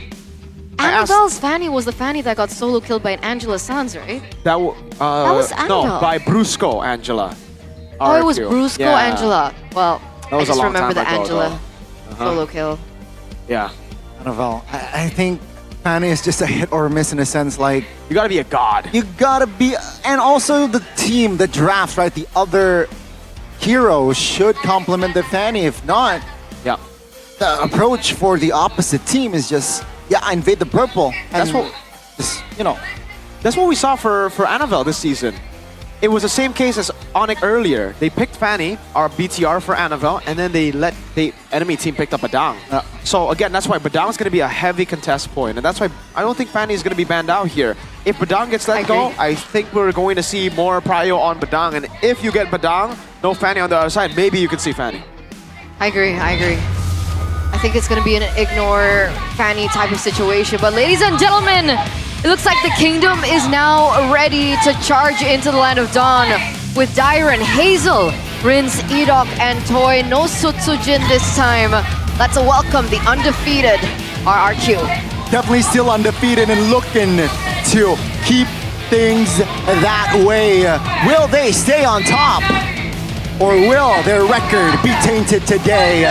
Ladies and gentlemen, this is the Kings of Kings, Rex, Regim, Kaon. RRQ Hoshi. The 5 members here are the 5 members that we thought was just going to play for the gold lane, that could only play for the gold lane last season. Skylar-centric. The departure of Skylar only strengthened them. Now with Toy, it's a whole team. But on the other side, we have the red robots looking to fight and bring that coding down from RRQ. It's been in the roam. What? Light's not going to be playing for them. What's going on? This is going to be the debut of Finn. Will this new kid be able to deliver with the same hair as well? Ladies and gentlemen, they're not the Backstreet Boys. They're Bigatron Alpha. Hey, BTR, Can you play Fiend? Fiend! Fiend! That's Fiend! What the heck? Wait, I didn't expect that. Light was the man they tried to trust yesterday. Moreno in the interview said Bang Chahyo was going crazy. But they're gonna trust in Finn. Red hair still though. All of them. Even Finn, who just got promoted. Wow, okay, this changes a whole lot, man. Wow. Fiend is playing. I'm kind of shocked because in the interview yesterday, when they had the chance to talk to Light, he's like, you know what? It's basically just more motivation for me, so I perform better now that I have a layer in the roam. The competition motivating me better. Is this them experimenting with a different lineup? Or what's going on? Oh my lord. I don't know, man. Is this the stronger lineup? Light said in an interview also yesterday that because Finn is in the lineup, he has to step up. So I guess this is BTR showing that you can be replaced, and we'll see how good Finn is. Still gonna be E2 Max and Theo Nile, by the way. No sight of Coach Tazi on stage. RQ's secret ammunition though, Mr. Hazel. The man I think is going to be the main jungler for RQ for the most part this season. Number 1 jungler, GPM, impressive stuff. Total kills, number 7, despite only playing... Actually, no, he has played more games than Sutsujin this time. Player ranking though, when it comes to Lord Slane, no one does it better than Annabelle. Annabelle's retribution, always very reliable. Yeah. But there were a lot of moments where Hazel was also able to get good Lord steals away from Fabian. Maybe it's a pick reason. Lancelot was the hero that he used yesterday in that matchup. But looking at Annabelle's stats, he's no pushover either. No, man. Number 2, jungler total kill as well, 67. That's a lot, all right? And also, he is the number 2 in Turtle. So Lord takes and Turtle takes. Annabelle is still very reliable in that neutral objective take. Talking about GPM though, Hazel is slightly above. Number 1 right now, Annabelle at number 3. But these are, you know, we're familiar with this already. I'm still thinking about Finn in the roam. Yeah. Finn is more of a player that plays for the gold lane from what we've seen in the past. He plays for Eman, he sets up for Eman, he enables Eman, unlike Key, who again plays for the most part around his team, around a trio mid. So that's going to be interesting. Are we going to see another change where Finn will be playing for the gold lane and then they will let Annabelle just farm up a storm playing these Lancelots, these Nolans again? Let's take a look at the super sub roamer here. Number 4 roamer average assist in MPL ID Season 14. These are MPL ID Season 14 stats because this is the last time that he played in MPL. It was Season 14. He didn't get a lot of playtime. I remember it was mostly Key, and we got to see just a glimpse of what Finn could bring to the table. But fortunately for him, it was Key who was the better roamer, and therefore the chosen one for the main lineup. Proving grounds for Finn, honestly, in this match against RRQ, because, you know, before all the questions after the change in hair and everything, the main concern was, does Bigatron have a proper leader in their lineup? Do they have a proper shot caller? Who does Bigatron corral around to trust to make the final decisions in the game? And will Finn be that answer? Let's take a look at the keys to victory by the Samsung Galaxy A36 5G for BTR first. Shut down Edoc and Dyron's playmaking heroes, something we mentioned earlier. RQ's playstyle, Hazel winning out, Rin's winning out, has benefited a lot from Edoc and Dyron getting those prio picks. Next, it's the Fanny concern here. Hazel, Sutsujin, turns out both Fannies are not really up to par to like top tier, not god level, not a Kyrie, definitely. So remove Fanny from the priority ban against RQ. Punish overconfident movements from Rins is definitely also something that you got to try to do. Rins is notorious for flickering forward. Next, RQ, deny Harith and Granger. Eman, though he is, in my opinion, still probably the best gold lane in Indo, he has really struggled when he hasn't gotten the picks on Harith and Granger. Badang is very expensive. Don't give it free to Luke. And this is going to be good for RRQ because they have been one of the teams that have utilized Badang the most in MPL ID. So picking up the Badang away to deny away from Luke will be very good and very easy for them to do. Change formula of XP and roam rotation that has been read. this is what we saw from EVOS. They were able to read a lot of the movements from Edok. They were able to stop Edok and Dyron from being those playmakers to zone and to set up for free neutral objectives for Hazel. And meanwhile, if we're looking at the pick selection, it looks like RRQ will be on first pick. They will be on blue side, BTR on red. We saw the win rates coming in from both, and it looks like it's favoring BTR just a little bit more with their second pick rate at 65%. And for RRQ, it's a lot bigger on red side. I think it's still positive though for RRQ, right? Generally speaking, so I think RRQ they're able to dictate most of the drafts. Perhaps in this match they should be able to dictate the draft again. But I think Finn can bring also the Mathildas. I think he's good also on the supports. Yeah. So that adds layers for Bigatron to perhaps play around with. Expect a Lucas jungler if possible, accompanied by, let's say, a Mathilda or a Florin perhaps. Yeah, but unfortunately, I don't think we'll be seeing as many Chos. I don't think the Cho is going to be as prio for BTR without light, so it's a give and take. Drafting phase though, ladies and gentlemen, game number 1. This best of 3 series presented to you by the official tournament smartphone Samsung Galaxy A36 5G RQ Insta Selena ban. Big respect over to Moreno. The Granger also gets eliminated. We saw that in the keys to victory. We can expect the Harith to be one of the main conditions for BTR. And meanwhile, BTR on red side, there goes the Harith and the Fanny. Yeah, the Harith, understandable. The Fanny, though, so still a lot of respect over to Hazel. I guess they just think it's too annoying to deal with. Maybe it was a fluke of a loss for the Fanny just yesterday. Ban it out. Selena, Granger taken out. Now both Granger Harith has been taken out, so that already comes down to the keys to victory. Selena also, something that Moreno has been able to find a lot of success on in Mobile Masters too. Will be respected away. The Mathilda, there you go, something we expected from Finn. That's what he can bring to the table. That's the difference. RQ have definitely done their homework. Yep. Right, they know. Because Bigatron, in one of their games, very decisive victory when Moreno was on the Selena. Yep. They don't want to let that slide. Especially for a systemized RRQ. Bigatron, what do they ban last?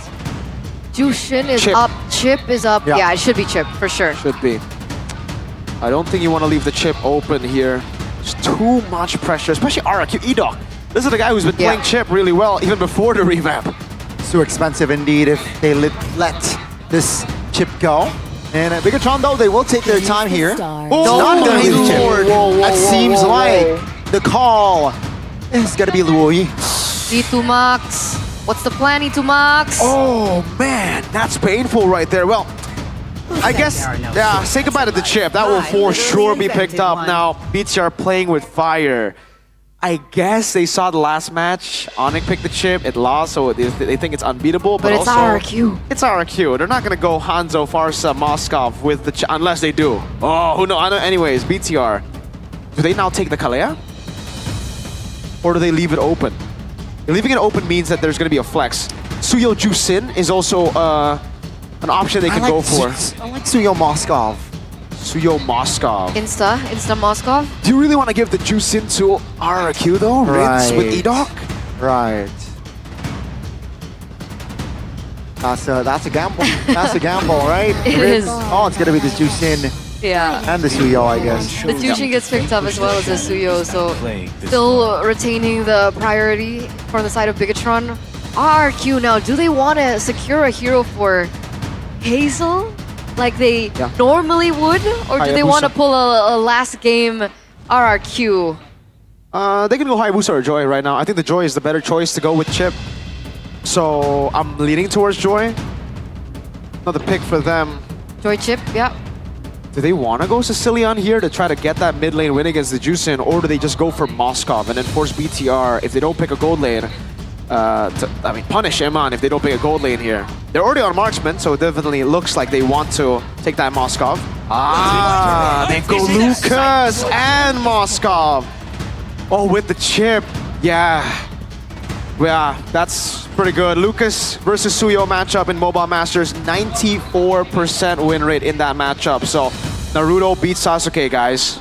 That's a really good punish onto Iman, forcing him on something different. Moskov denied away from him, but Bigatron responded with the Gatot Kacha, which we've seen become kind of an answer towards the chip. Not a hard counter, but there are ways around the chip with the Gatot. I mean, with the teleportation, right? You can jump to with the AOG and definitely disrupt the formation there. Bigatron, you mentioned the Sicilian earlier. Bigatron will not let the Sicilian go at the second phase, and RQ. Okay, it seems like they're on the same page, limiting the mid laners for now. Yeah. But Juicin is already banned, so they're limiting the XP actually with the Valentina ban, right? So the Lucas thing. This could still. I don't think it's Lucas XP. I really think it's gonna be Lucas jungle, but they have the luxury to actually flex that all the way to the end. Do they go for Yves now for the ban? They've already banned Sicilian. Yves, Aurora.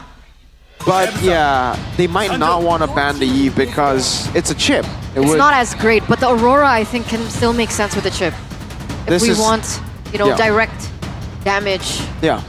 And this is great, by the way, for RRQ, because they pick up a Lucas, it's flex all the way. Now BTR are confused. They're like, wait, they banned Valentina. Does that mean this is going XP? Do we ban Haya? Now they ban Haya. Maybe RRQ, again, have had this Lucas in the jungle the entire time, and then they could go Badang. So for BTR, I think right now, RRQ gotta ban Badang. Badang is gonna be definitely something that BTR wanna go for. They instead go for Wanwan. Has been a way to deal with the Lucas in the past. I think Falcons PH tried the 1-1. I don't remember if it's up against Lucas. I think it was up against Onyx Philippines, but not Lucas, I think. Mons picked it up. Oh wait, it was, wasn't it? Yeah.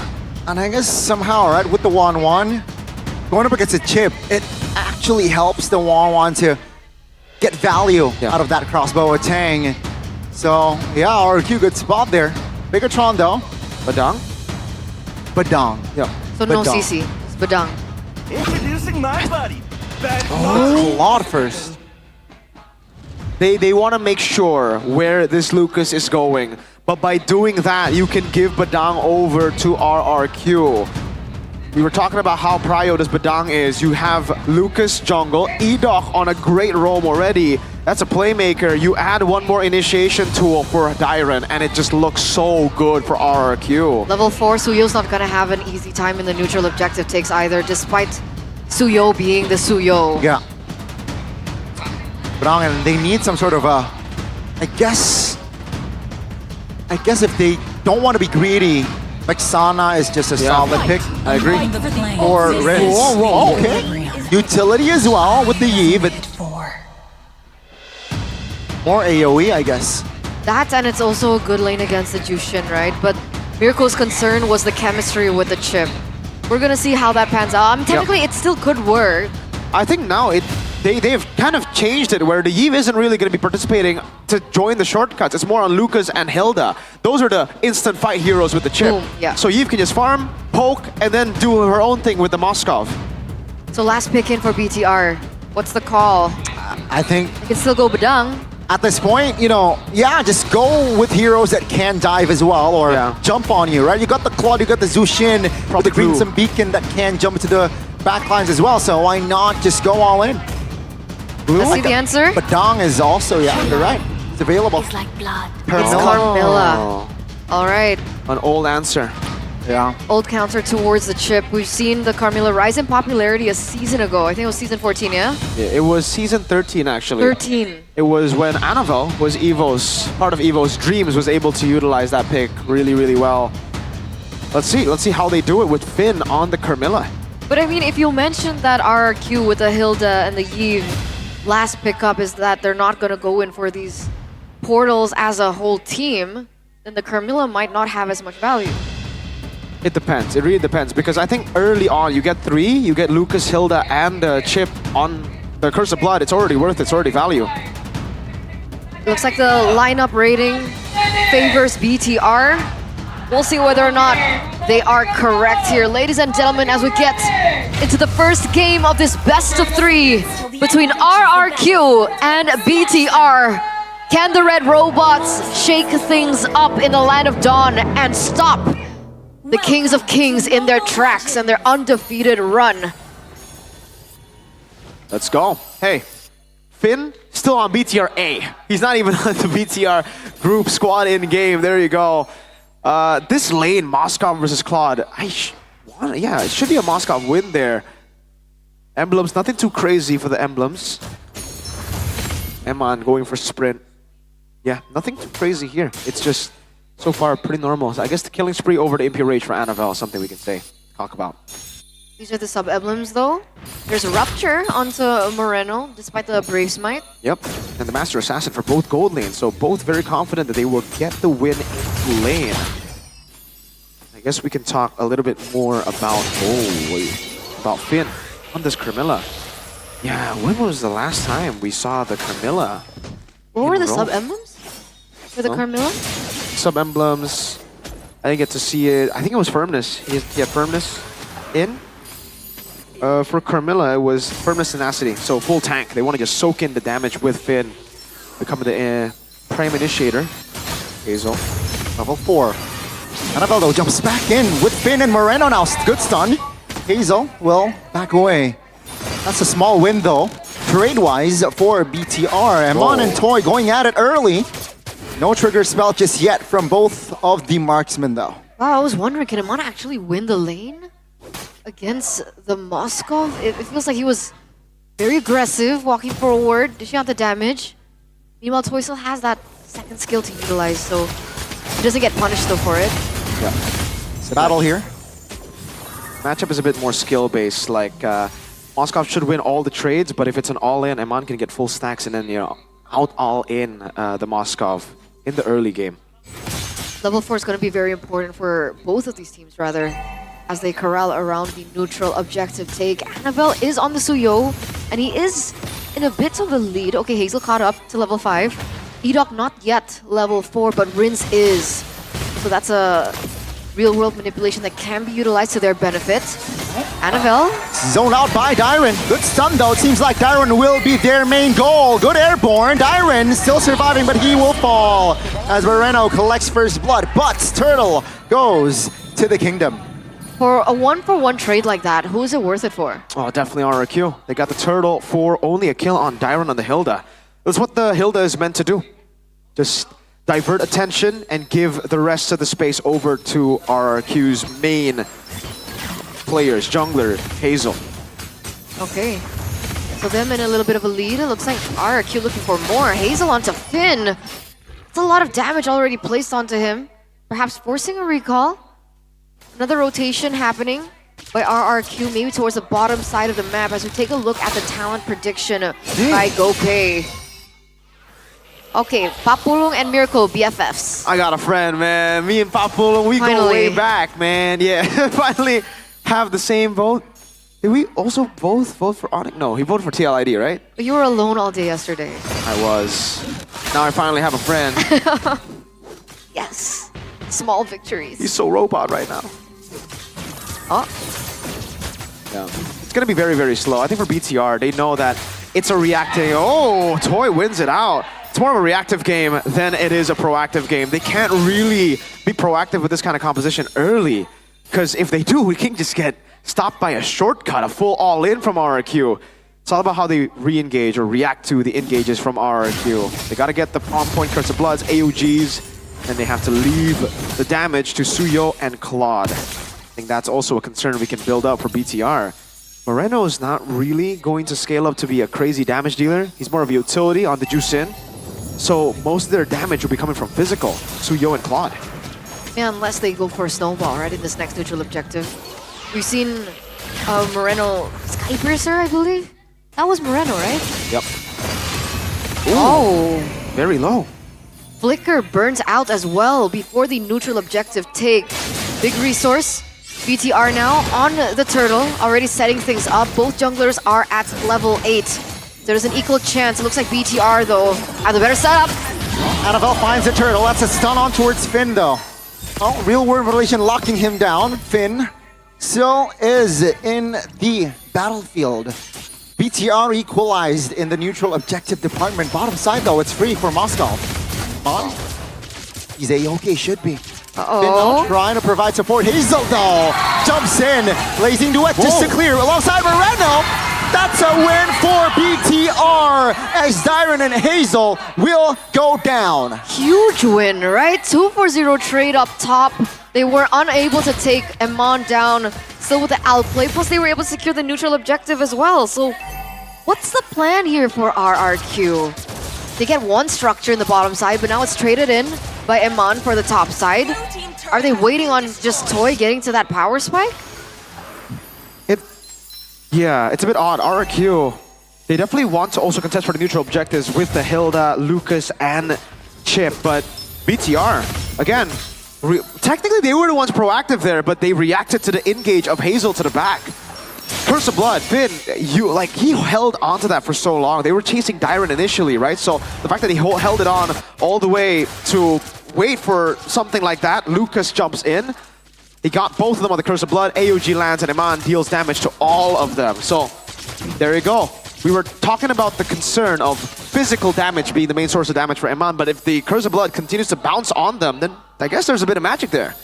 1-for-1 already for Eman in the gold lane. We're taking a look at the items right now, and it looks like both are kind of equal, right? The gold laners are back and forth. DHS already built up for Eman. We have the Corrosion in for the Moskov. Meanwhile, all the others, not too much of a lead either.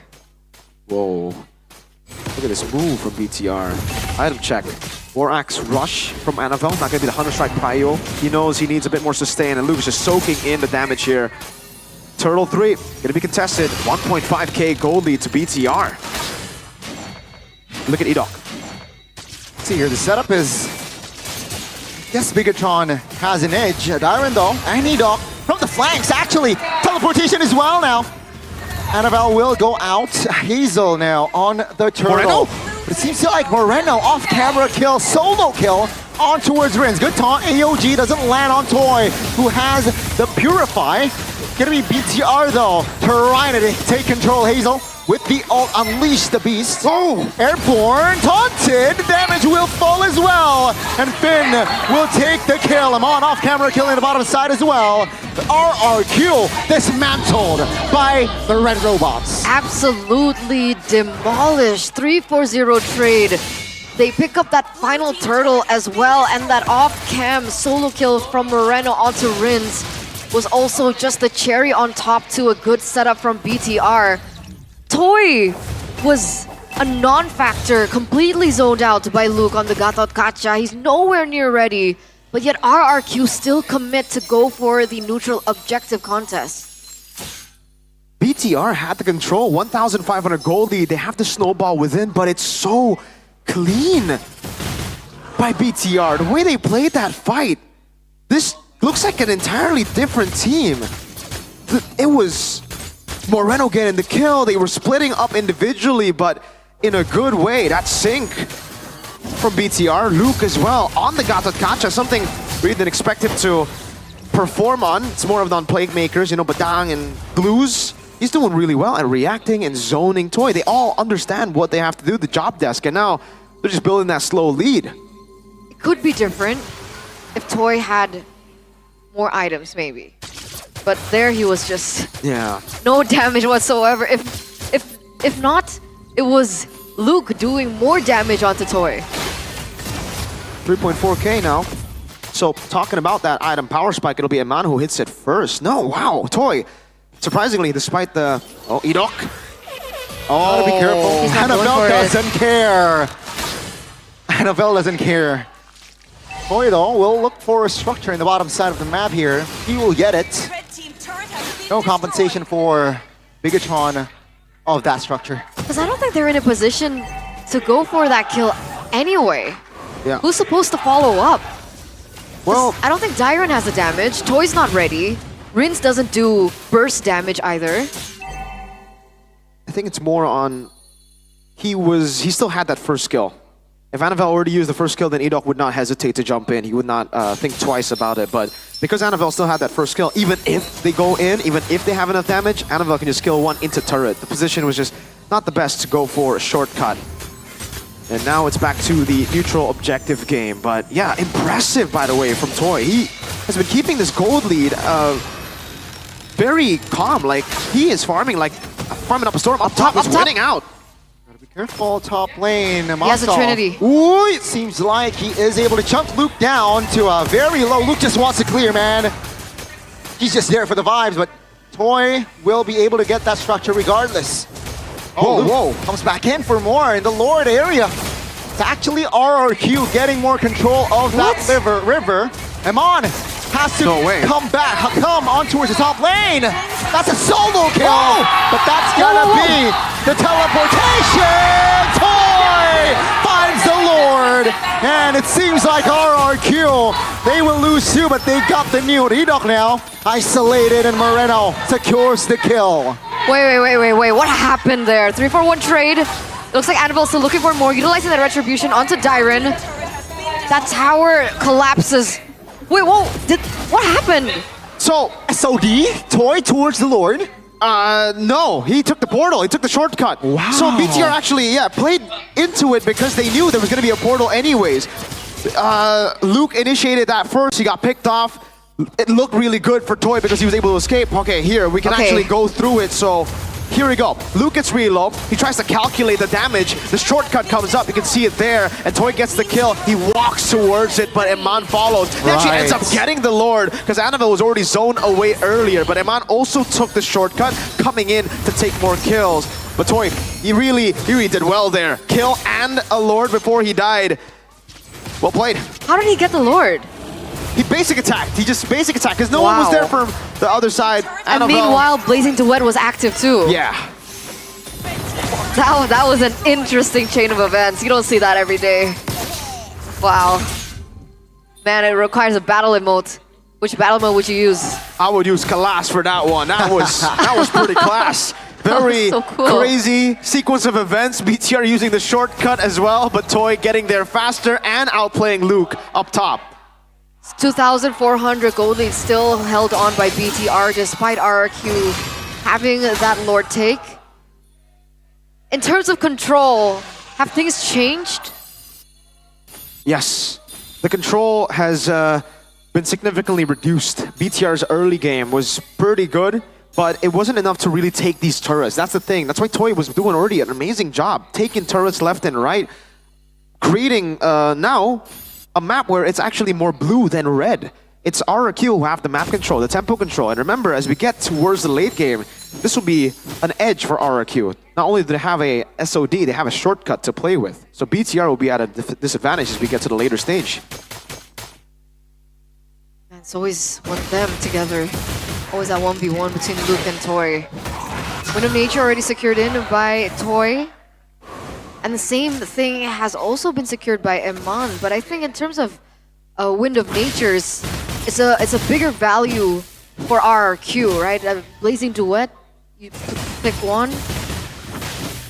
Yeah, for the Moscow, but in the end, I think both have equal amounts of physical damage. I think Eman gets a lot of value up against Lucas and Hilda too.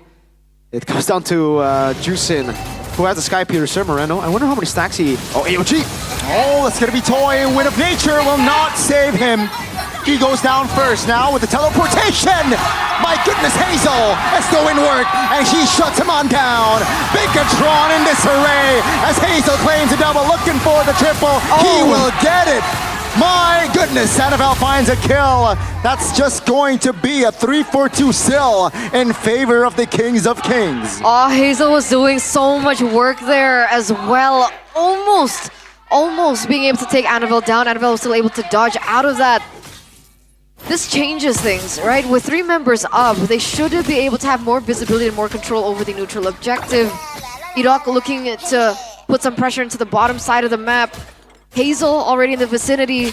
Gonna take a few more seconds for the rest of BTR to pop up in the Land of Dawn. But remember, as this game progresses, RRQ have a lot more tools that they can work with. They have Toy with the global pressure, the SOD. They have Edok as well to make those outplays happen with those portals.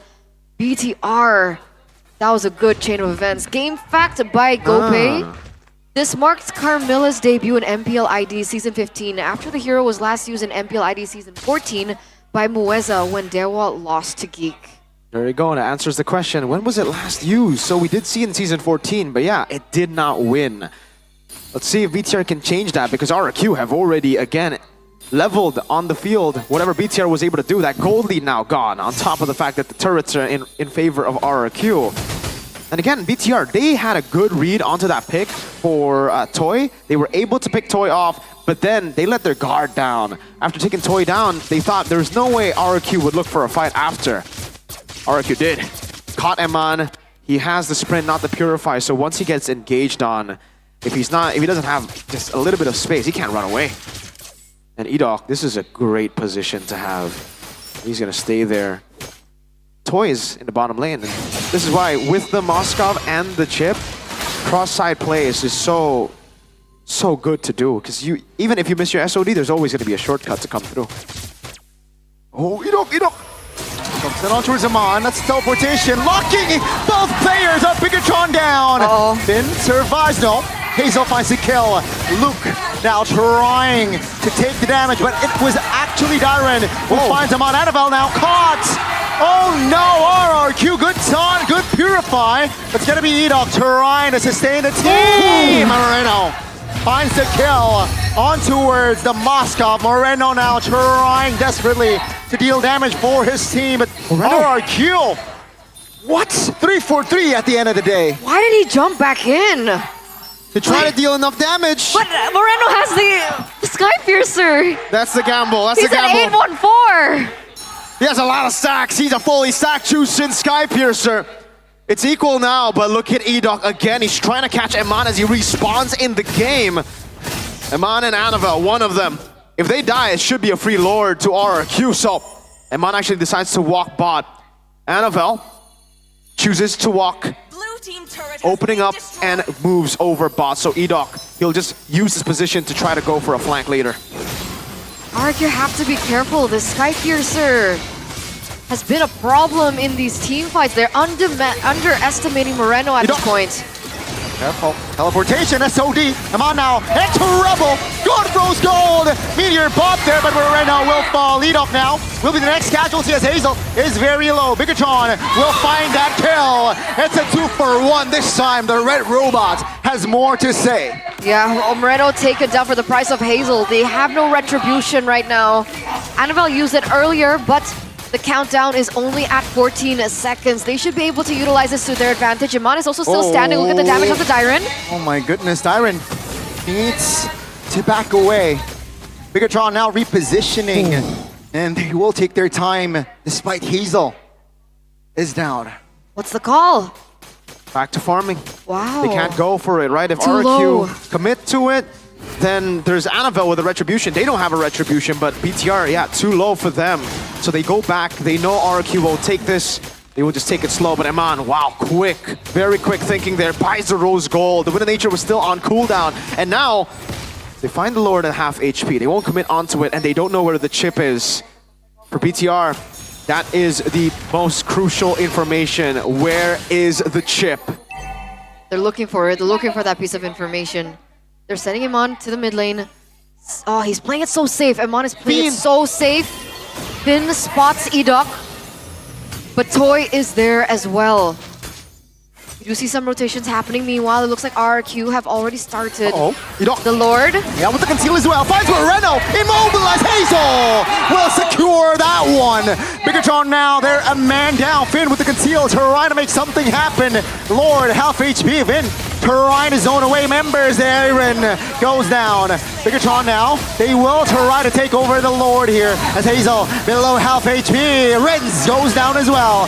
Bigatron slowly but surely, they are trying to wreck the formation. Toy jumps in very aggressively as he will be able to find space. Will he survive? He will for now. Bigatron again, they find the bodies, but they will try to take the Lord this time. It's the same story, right? A 3-for-1 trade. It looks like Hazel's still looking for it. Toy, oh my goodness, Toy goes down this time. Hazel, no immortality. He will be zoned away as Bigatron.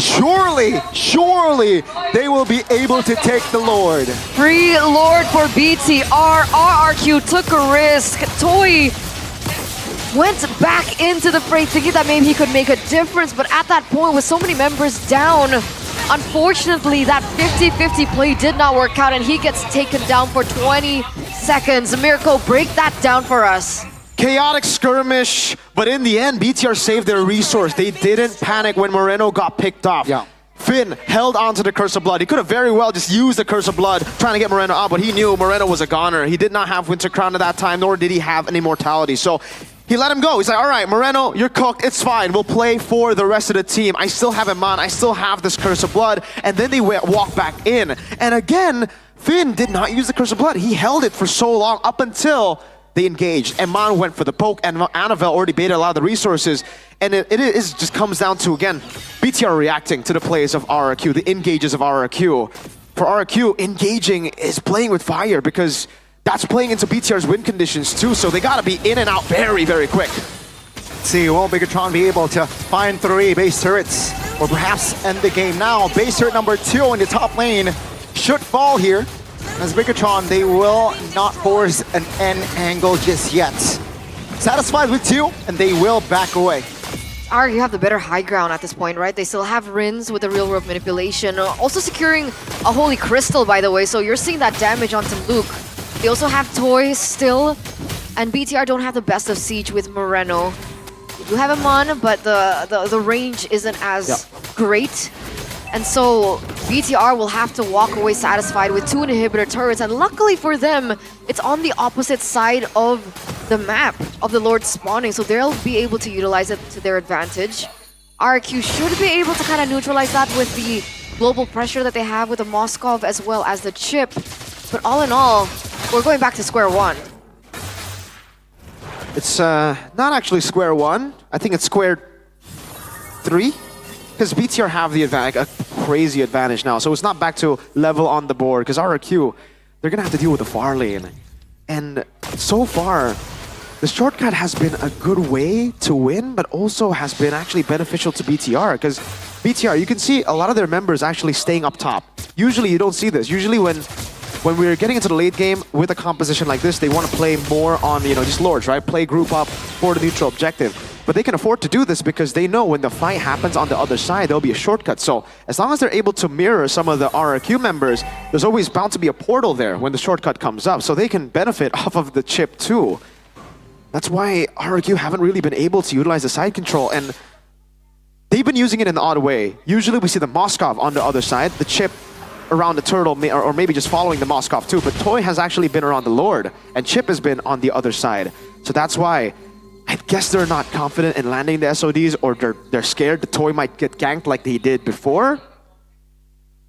There's a lot of thinking, definitely, when it comes to the chip. That's why RRQ, they have so many angles of attack with the SOD and the shortcut that maybe they're kind of overstimulated right now. They got too many options. I like how that's a problem. Yeah. Too many options. It's like the rich guy problem. First world problems, man. First world problems. Luke already doing a really great job at zoning here. Rins has to open this up properly. It's not going to be as easy.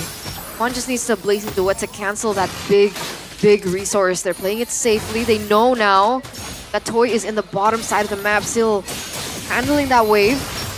We do see some poke coming through for both teams. SOD lands. Real world relation as well here. Moreno on the backside actually doing work. Hazel goes down. And that's going to be Moreno taking the Lord. Red Robots looking to destroy the formation once again as Toy will be the next one to fall. Rins is next as Edok and Darren, the kingdom left standing as Edok will not be able to escape with the Lord marching in the mid lane. RRQ, they will lose this one out.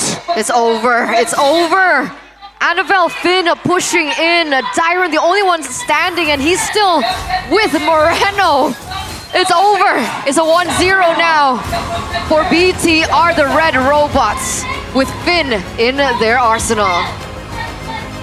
Wow.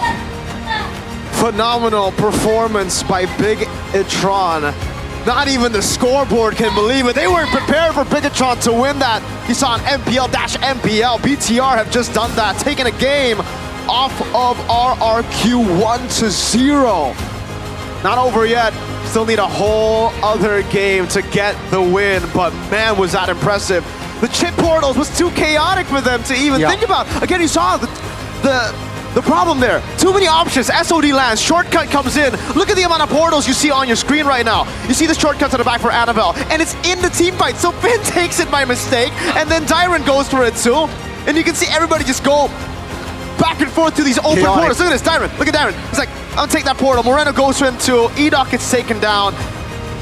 But one thing stays constant. Annabelle on the Retribution, 50-50 on the Suyo, winning it out, getting the Lord. So even if that was a good fight for RRQ, BTR could have sustained, could have waited. Eman, last second, he sold the Wind of Nature for Immortality. A bit late, but didn't even matter. The rest of the team had already won the skirmish for them. And I gotta say, Finn, Curse of Blood, Finn, can we play Fiend? That's Fiend right there. That's not Finn, that's Fiend. Fiend, Fiend. Boom, boom, boom, boom. That's my boy. Moreno stole the Lord though. Yeah, he was. That's what true. the heck was? He was 1v2ing when so Eve popped gross. the ult, right? So he got a maniac. Wait, was he triple? Triple kill up top? Triple? And then he, man, Moreno. Wow. 'Cause I thought Rin's Jushin was abysmal. And then we Abysmal see, as in good? yeah, like good abysmal. Okay. And First then, match, Yehezkiel. yeah, that Second was, match and then Maniac Yehezkiel, yeah. man, this, oh. But Moreno on Jushin is different. It's different. Oh, God. Let's take Crazy. a look at the crucial moment, guys, for that game. This was in the 16th minute, Mirko. I'm trying to figure out which play. Okay, this is the Moreno triple kill. A shutdown, the target selection.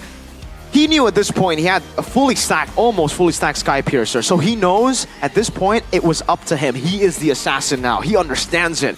And he went for the back line. He caught everybody. The counter, Rins, and this is what I was talking about. Been holding on for the Curse of Blood for so long, despite him being so low, engaged on, was what also gave them the ability to turn this fight around, because it looked really good with Moreno already taken down. That was the guy that was, you know, he was him for a while, and then he got picked off there. 4v5, they won that.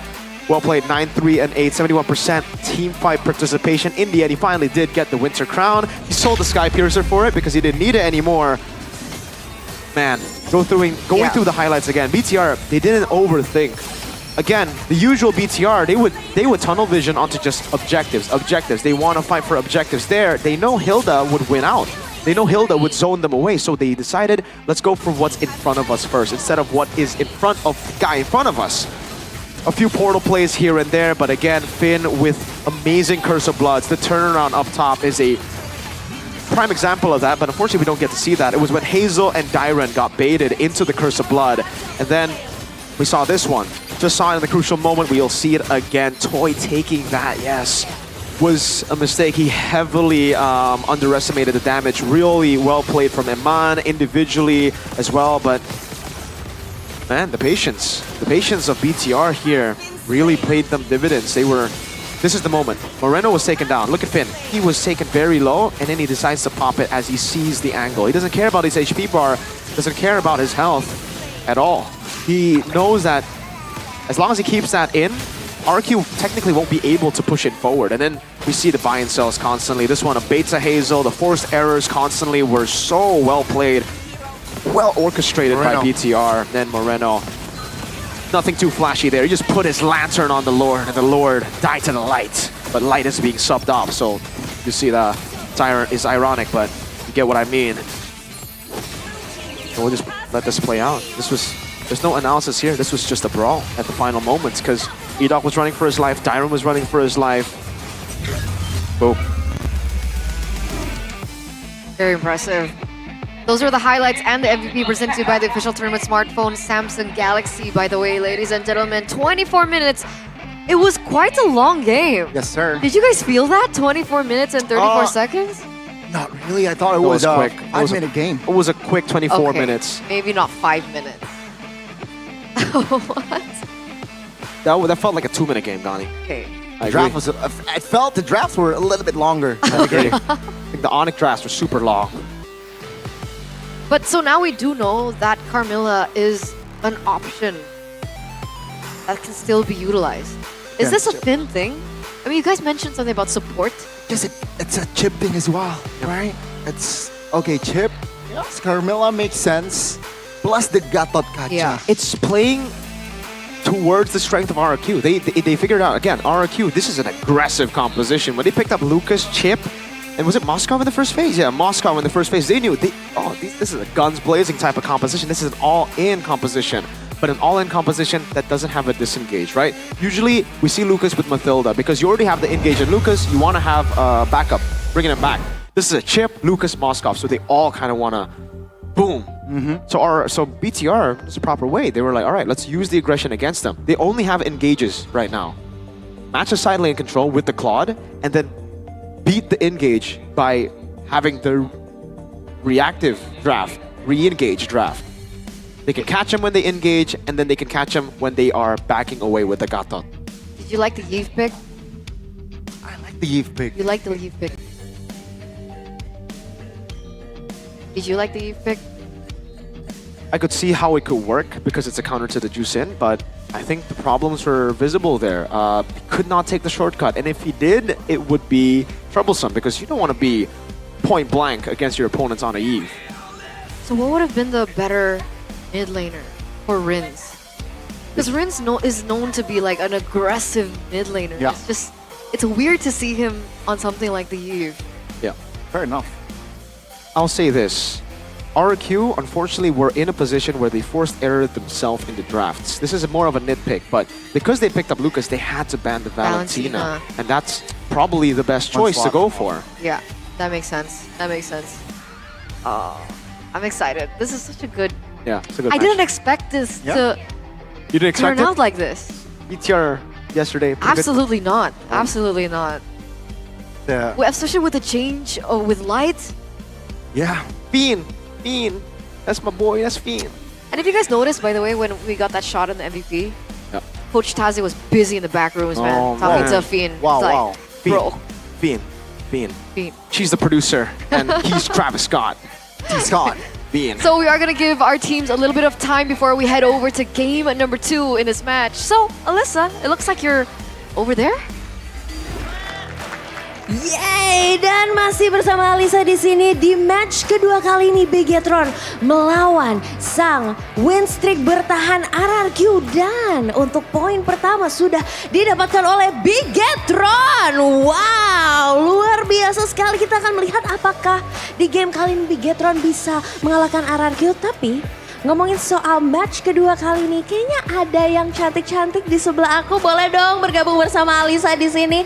Halo. Hai. Ada teman-teman cantik dari Bigetron, boleh dong perkenalkan dulu siapa namanya? Namaku Gwen. Namaku Charmaine. Namaku Arlindia. Yeay, ada Gwen, Charmaine, dan Arlen yang bergabung bersama Alisa di sini. Tapi ngelihat ada yang baru nih ya kayaknya ya. Iya dong. Ada apa sih yang baru, Gwen? Kita ada jersey, ada hoodie ini. Ada hoodie Jersey-nya ini. juga warnanya ada banyak. Ada warna-warna baru dari Bigetron. Boleh dong dikasih lihat. Ada juga nih pakai Arlen warna merah ya. Jadi ada yang warna merahnya. Yes, ada yang warna merah, ada yang warna hitam, dan juga ada jersey-jerseynya ya, Charmaine ya pasti. Boleh dong dikasih lihat belakangnya. Ada yang baru juga nih, dan katanya ada promo menarik nih kalau mau dapetin hoodie dari Bigetron. Ya, ada banyak eksklusif discount di booth BTR di depan, terus banyak promo eksklusif jersey di MPL. Jadi jangan lupa langsung datang ke MPL Arena ya, Iya, pastinya. dukung Bigetron.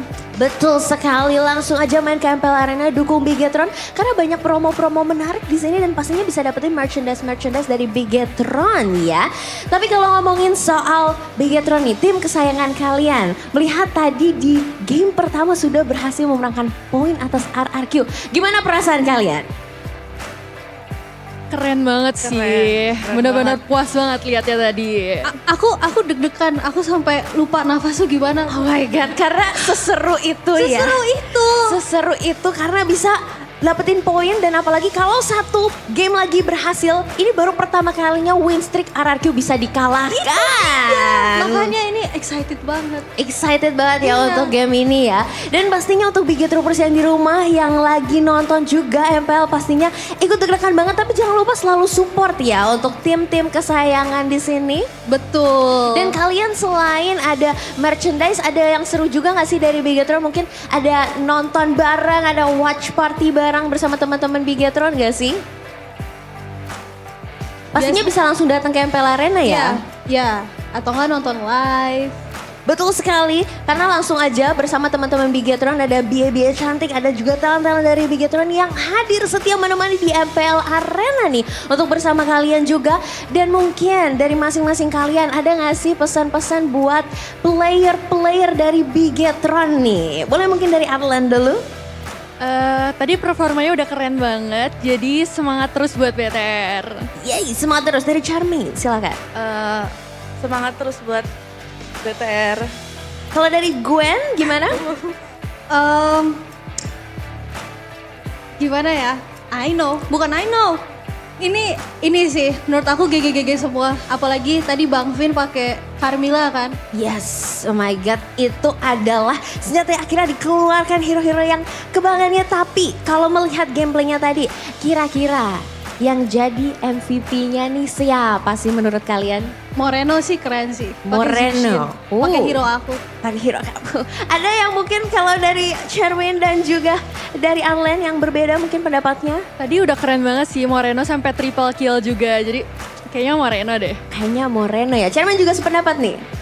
Oke, dan pastinya penonton yang di rumah super fans yang lagi nonton juga boleh ditebak siapa yang kira-kira menjadi MVP dalam game kali ini. Dan pastinya kita masih akan melihat ya apakah di game kedua nanti Bigetron benar-benar bisa mematahkan win streak dari RRQ nih ya pastinya.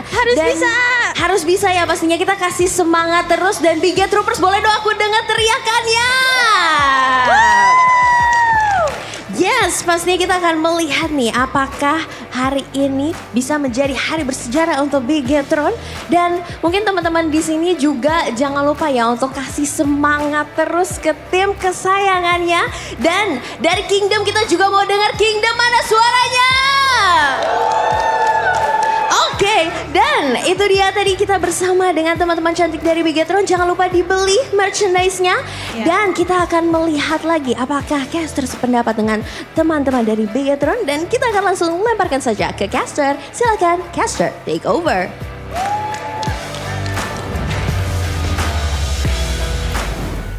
We are one game away of potentially seeing RRQ's win streak finally break here at MPL ID Season 15. Can Bigetron go for a 2-0 against the Kings of Kings? Let's see, right? I did not expect that outcome. RRQ just got dismantled, they got out-mechanicked. And especially this season, it's rare. It's a rare thing to see. I'm excited. Dude, just getting a game of RRQ, I'm already happy, but possibilities. Okay. One game away, Miracle. Most couldn't do it. Who else couldn't do it? Who went against RRQ so far? Everyone. Onyx? Literally every team. Not every. This is the second leg, is it not? Or this is just the last game? Ego lost, Evo's lost, TLID lost, Onyx lost, so... Is Dewa this their last match of the first half? Dewa hasn't. RRQ? Not yet. Okay, fair enough. It calls for an emote.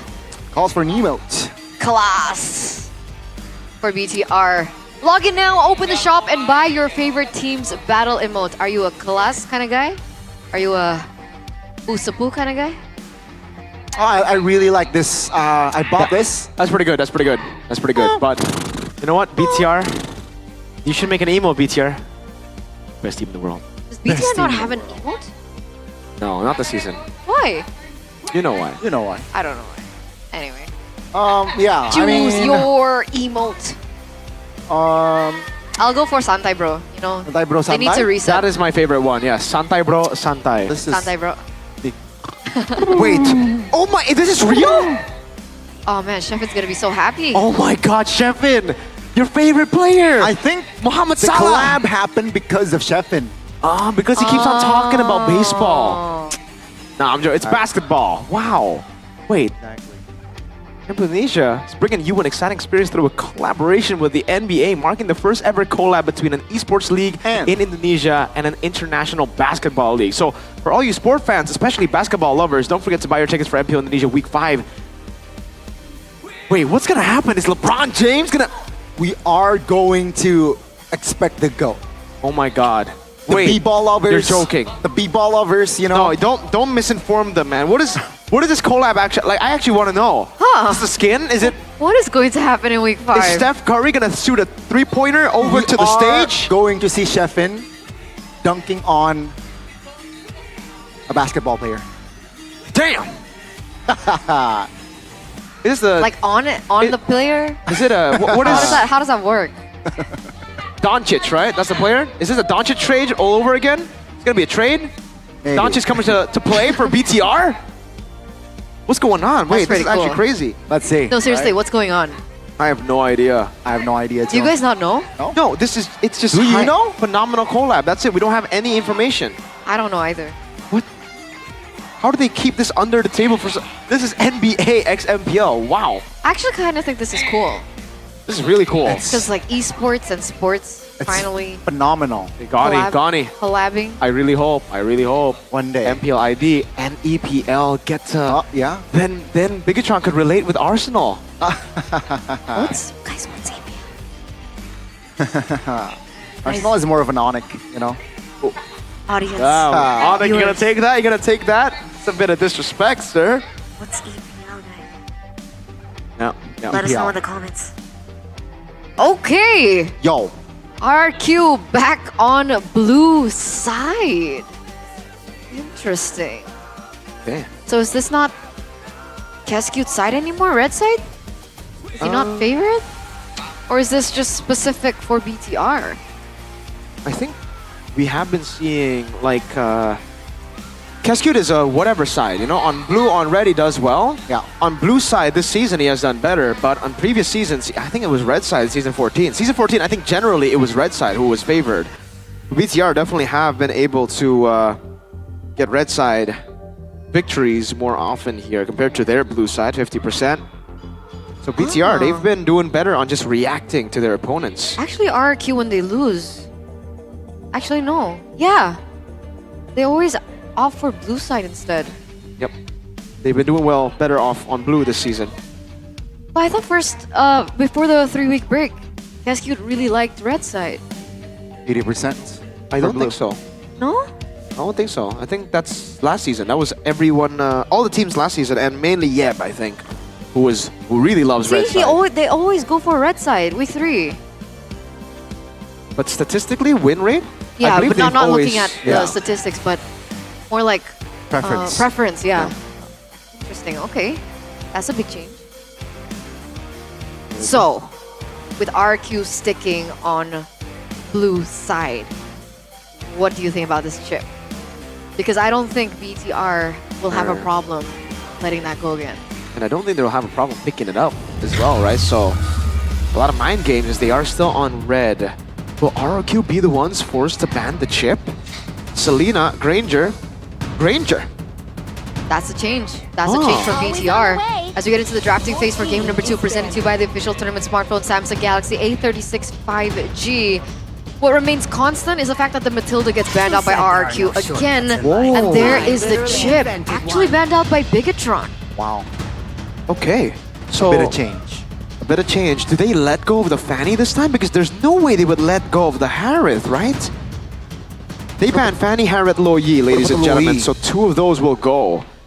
I think if I had to choose between the 2 of those, I think I would choose Fanny, like ban Fanny, and then let go Fanny over Harith. What about Luo Yi? Over Lo Yi. Let Luo Yi go? I think so. For Rins? Yeah.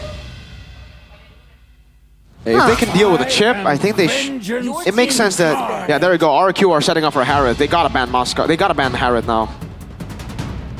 Could be a Fanny setup too? What do you think? Yeah. I think RQ, they're playing a bluff game, right? Let's ban out the Moskov.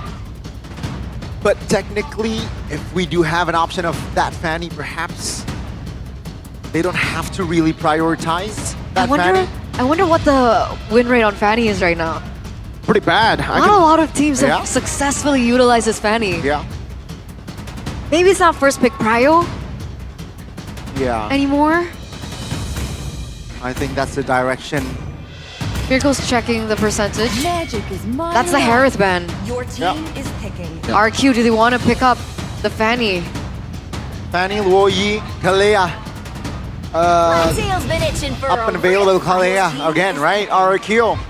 They were playing a bluff game earlier as well, but Fanny is still open. I do not expect Bigatron to pick up the Fanny here. Yeah, I don't think so. Unless they want to go Fanny Badang, right? If they go Fanny Badang, then makes more sense because they would eliminate one of the counter picks. But the Kalea is already a pretty good pick against the Fanny. We saw it earlier. Not alone though. They need some more CC. Safe choice would be Suyo or Joy here, together with maybe no MM in the first phase again. Maybe Jusin again, right? Suyo, Jusin worked out in the previous game. This time against Kalea. Do they want to go for Fanny Badang, play with the Fanny, or Jusin Suyo? Okay. Jusin Hylos. Okay, so they're fine letting go of the Joy or the Suyo. They're just gonna react to it here. All right. I think they're going to ignore the Fanny. Yeah, I think it's just Suyo or the Joy. Suyo, oh, Rangers band. I think they will go for the Suyo. Yeah. Noticing the Hylos. I think so. It's better. It's better. They probably It's trickier. Do they want to go Hayabusa though? Like, to be fair. Hayabusa. Oh no, they want to go Fanny again. There you go. They're still gonna stick on that Fanny. And it is gonna be the Eve for RRQ up against the Jusin. More kill pressure to enable the Fanny. BTR, they did not pick up a Dang. That means they should go Badang here. But what about the jungle? But then exactly, or maybe they don't care. Maybe they think Annabelle's played Lancelot, Annabelle's played Nolan. Yeah. We have the hero pool to survive that two bans. Okay. Yeah. If they want to take control over the Fanny, I think the Badang does make sense then. But RQ will be able to ban out those heroes one by one. Right? I think Suyo good ban.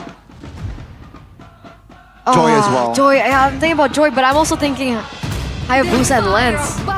Oh, wow. Interesting. Wow. Hylos Rome, Masha XP they pick up. For no Luke. Badang. Masha has been a way to deal, I mean, not in the normal sense. Not like you chain CC, but it is damage. It's an interesting route, definitely, to go up against the Fanny. It might be a mistake, but I guess we'll see just how comfortable BTR are on the Masha. So what's the answer towards the Fanny? Is it just the Hylos? Yeah, right now it is just the Hylos, right? They can't go Moskov, it was already banned out. Technically, with the ult, the Masha ult, right? It can burst the Fanny down. Yeah, exactly. That's what they're trying to do. They're trying to out-damage the Fanny because... But the Dreadnought armor can be a lifesaver. Yeah.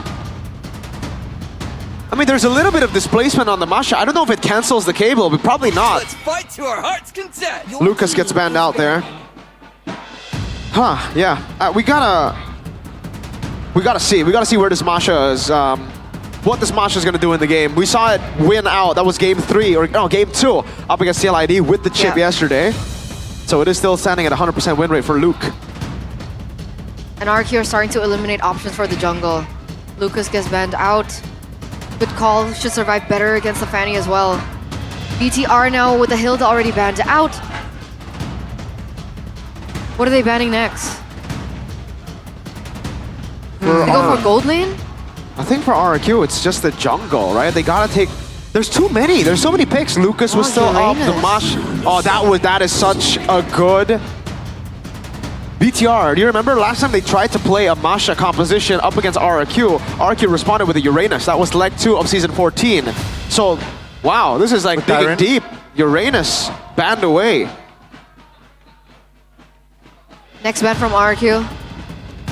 I guess limit the jungler again, right? I think they should just try to force Annabelle on a quote-unquote non-meta hero. So Suyo ban. So Suyo. But the Joy is still a very good pick. A Lancelot is still something that could show up technically as well. Fredrin. The Fred. This was what BTR used. When they got Masha, they went Fredrin in the jungle. They had enough damage and XP. So if they do go for a jungler that is, not Fredrin, not utility, that will mean that there's a lot of resources to be going by because they need to pick up a marksman still. Safest choice is Suyo.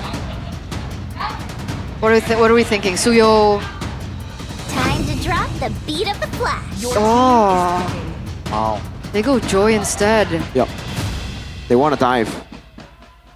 So they don't want safe, they want risk. They want to go dive in up against RRQ, whatever backliner they're going to try. BTR's route right now to counter the Fanny is not by locking the Fanny down, it's by bursting the rest of the team before the Fanny could be of any use to the team. Kalea is still a flex pick, so technically if they need a stopper of the likes, Gatot is still an option, Badang is still available, they want AoE, and then they have to choose a gold laner. I like the Franco pick here. Carry? Do they go carry? The Franco pick. I think there's too much CC to go around, no? Like it can be cancelled. That's why they go Phoveus and Claude instead. The Claude. Oh man, against a Masha, that's a... What? Is BTR gonna go Brody? It's risky against a Kalea, but I mean, if you want to try to finally have some lockdown in the back, if you're not going to be concerned about the Kalea, if you're going to be diving in, it's a good matchup against Claude and Fanny. I've been wanting to see the Brody for so long. And it is an Iman pick. They might play it safe though. Bruno would be the safe choice. Yeah. I really like the Brody, now that you mention it. Iman, are you going to go crazy? Is this... 1-1 was banned before. The hunt begins. That's what they go back to season 14! That's season 14! This is the pick that they went for! Masha Ruby in the gold lane! They tried this already in season 14. The Uranus stopped them. Wow. It's deep versus deep here. Holy moly. Cascute's smiling though. Because he beat this before, but it was with a Uranus. Ruby debut in the gold lane for Eman, of all people, to bring this to MPL ID Season 15. Who would have thought? They're pulling out all the stops here, and this might potentially be the lineup to take down RRQ in MPL ID Season 15. I can feel the hype, the audience is feeling it as well. Ladies and gentlemen, let's head over to the Land of Dawn for game number 2 between RRQ and BTR. Potentially the last game. Man, if the drafts were that exciting, I can't wait for the game itself. A banger is what we're expecting here. The drafts was already a banger, a tough one to predict, both having their own ways to play the game, both having vision, their own vision.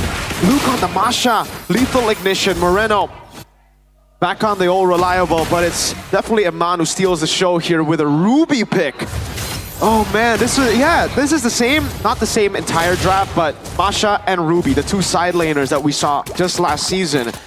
There's a composition they tried to go for, but RRQ, Cascute was a bit too smart, had the Uranus planned out.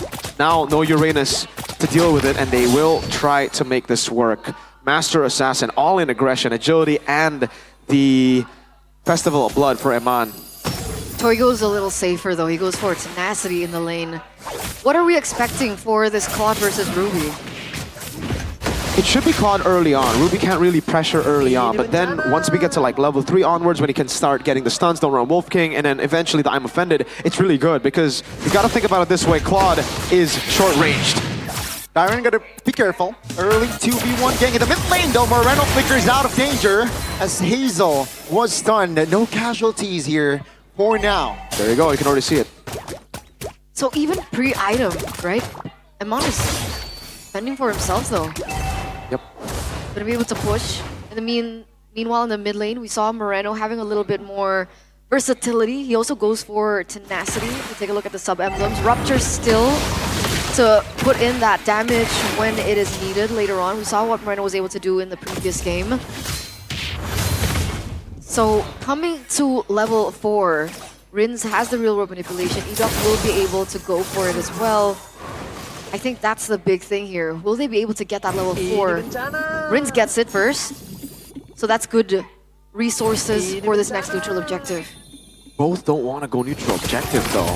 That's the thing. For both of them, they would much rather just farm it out. But it does seem like RRQ want to go for it. They notice BTR are just, they don't want it. So might as well just take it, right? If it's free, take it. Hazel, no retreat.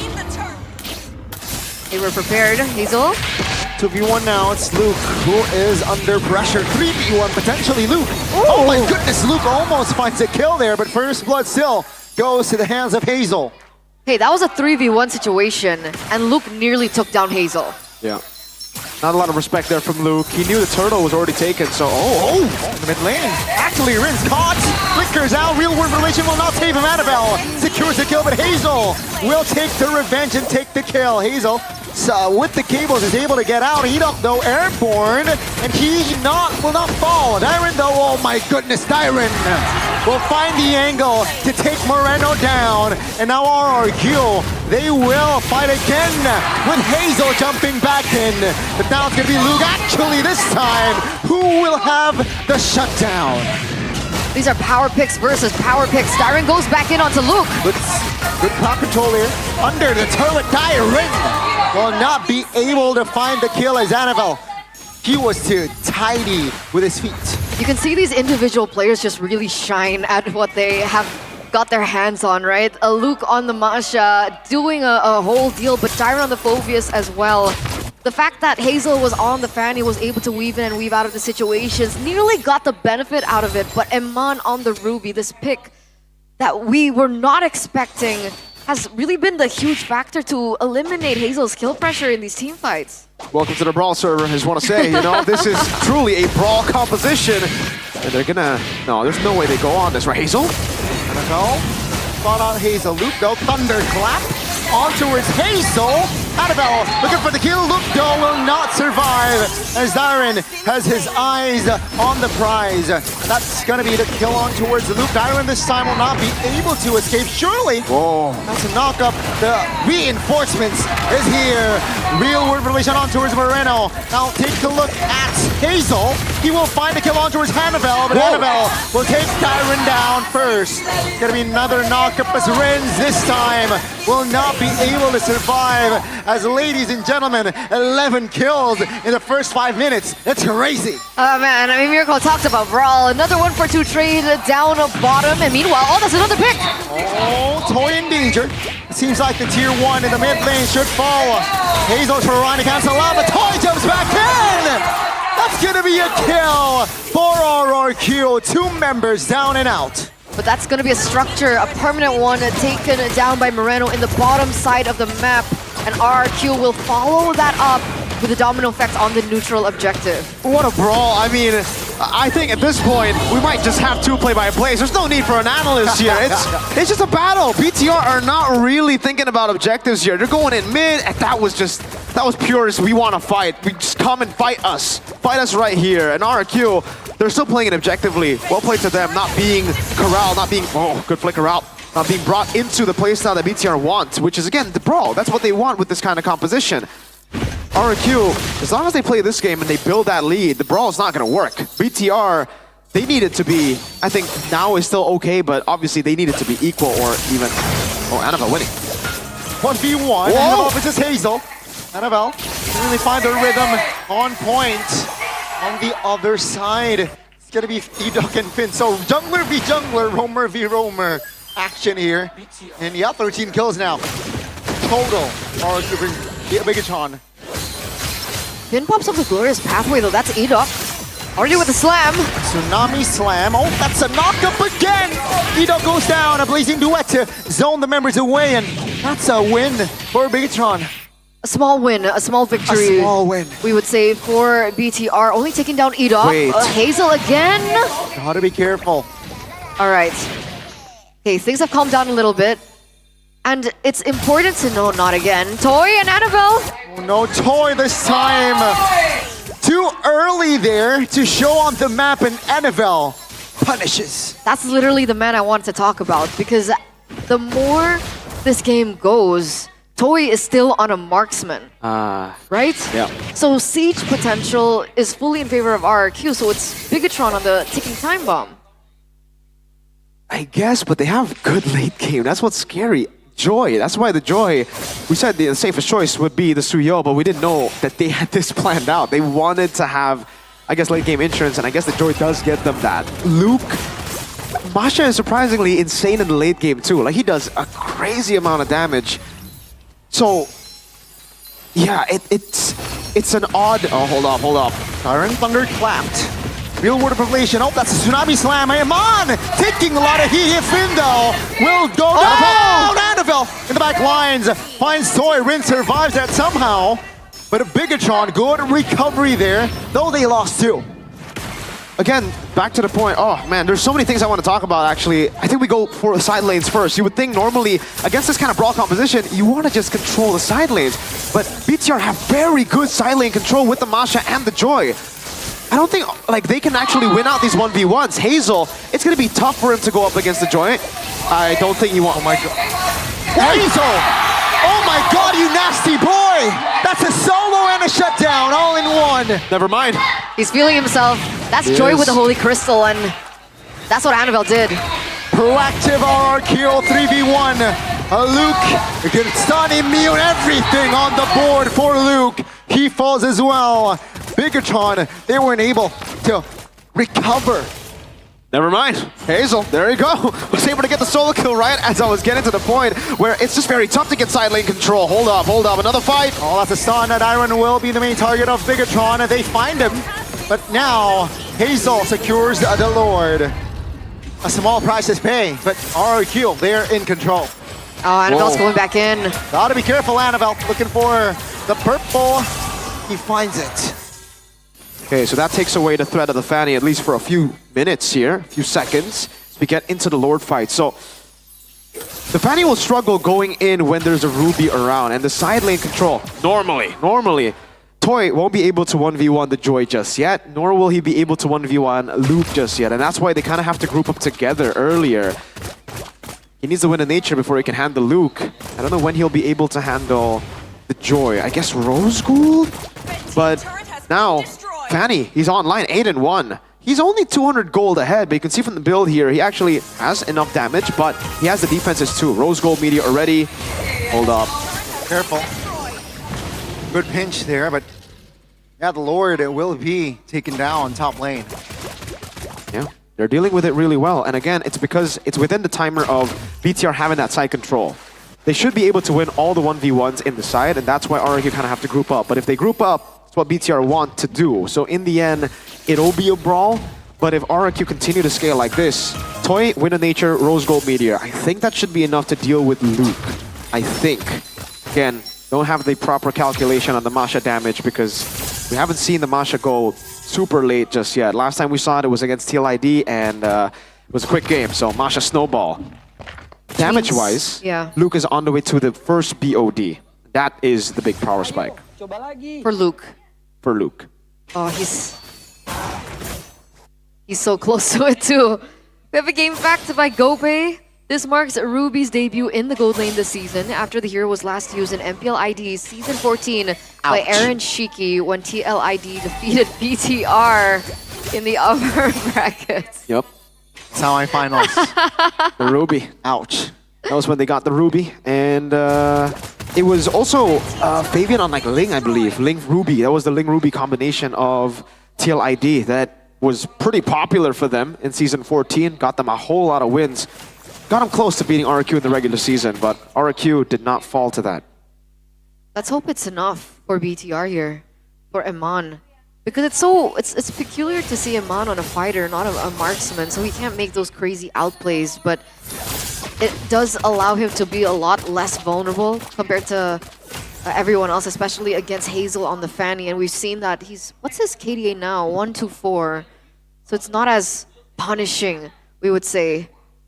But like you mentioned, right? I mean, as this stretches for RRQ, as Toy gets to those item power spikes with the Rose Gold, with the Wind of Nature, how will BTR be able to utilize their composition to win the team fights against RRQ?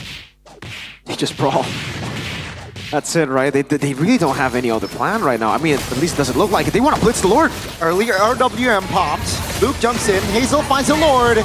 But again, Darwin will be the price to pay. A 1-for-1. Bigatron, though, they want more. Rins caught, flickers out. But that's going to be Edok trying to find a member with the Tsunami Slam. But the proper disengage were made. And RRQ, they will take the Lord. They ran for their lives, man. RRQ. Dyron does get traded in, but still they were able to secure the Lord. So these waves should be pushing in favor of RRQ more so than ever. Annabelle. Oh, Edok. That's an overextension right there.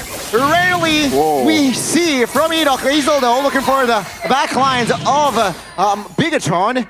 Now, without Edok, seems like they will not be able to apply pressure as they were with 5. Yeah, they can't maximize on this Lord push. Man, Luke was just ready to pounce on Annabelle. Yeah, Hazel, sorry. Hazel. Some clean cables this time around from Hazel. He's getting the rust out, you know, shaking the rust away. Now, another one. Oh. He's gonna slowly but surely get rid of that HP bar from Luke. Oh! Okay. You gotta respect it. You gotta he only has 1 BOD, by the way, so it doesn't make sense how he's doing this much damage with 1 BOD, and that's why I say late game damage is actually not bad for BTR. It's just, can they output it? Because it's going to be more conditional. You're gonna be poked down by Eve. There's gonna be a BMI Blinks multiple. Blinks, Edok can have, there's a lot of CC. There's Dyron in the front as well, so can you output it to the right targets? That's another good question to ask. Annabelle has a Divine Glaive, so yeah, he should be able to bypass most of the magic defense that RRQ have. And for Luke, you may be thinking that he's going to go for a Melphic Roar. I think so too, but I think it might be another BOD. That's what Luke likes to do in the past. 2-3 BODs, if he can afford it. It's an expensive item, I'm just saying, you know, he's got to be a rich boy. Oh, good read by Moreno. Now Tsunami Slam on towards mid. Real whip relation. Luke, though, doing work in the backside. Toy! Annabelle gives out damage and Toy goes down. 2 members of RRQ, but Hazel finds a revenge. A 1 kill for RRQ. Iron now isolated. 3v1. He falls. That's 3 members eliminated. And Renz, he will not be able to escape. Ladies and gentlemen, Bigatron finds 4. Hazel, do you really want to go for this? Oh, you're all alone. Okay. Amazing read from BTR earlier on. Hazel, the only one left standing. They're going to utilize this to control the lane here, pushing into the mid lane, taking structure by structure. Hazel's trying his best to try and go for the clear, but unfortunately it will not happen. Edok and Toy are back into the game. That was ridiculous from Moreno, man. That reaction time. Wow. What the hell was that, Moreno? Crimson Beacon, as calm as can be. 15 minutes, the gold lead is gone. And again, the problem still is the same. They have the side control. They have this late game now. Annabelle's doing a lot of damage. Toy, they can't dive. The one time they miss like that, sure, Moreno can outplay, but most of the times, Eman can just disengage for the team. You jump in, you're gonna get caught in a don't run Wolf King. And that was BTR who hold the Lord. All resources are up here, Donnie. Yeah, a lot of spells though. Glorious pathway to slow the members. Dyron receiving a lot of damage. Knocked up. Gaydok and Dyron goes down. Rins is going to be the one falling next. Bigatron. They're able to restabilize with 5. And ladies and gentlemen, Bigatron got the Lord. Toy got toyed by Luke. And the Red Robot seems like they will end the game without the Lord. 4 members are taken down. Ladies and gentlemen, this might just be the moment of history being rewritten. Oh my God! 4 weeks. Rex Requiem Kaon, they were undefeated. But against the Red Robots, they struggle and they fall. RRQ's win streak in MPL ID Season 15 has officially been broken by the Red Robots. Coach Tazi coming into the fray. Finn replacing Light into the roam position has led them to go 2-0 against RRQ. It's a huge upset on a Sunday. An upset in this caliber, RRQ, the undefeated kings of Indonesia. We thought the title was guaranteed. We thought no one could put a dent in their record. An unlikely contender emerges from the shadows.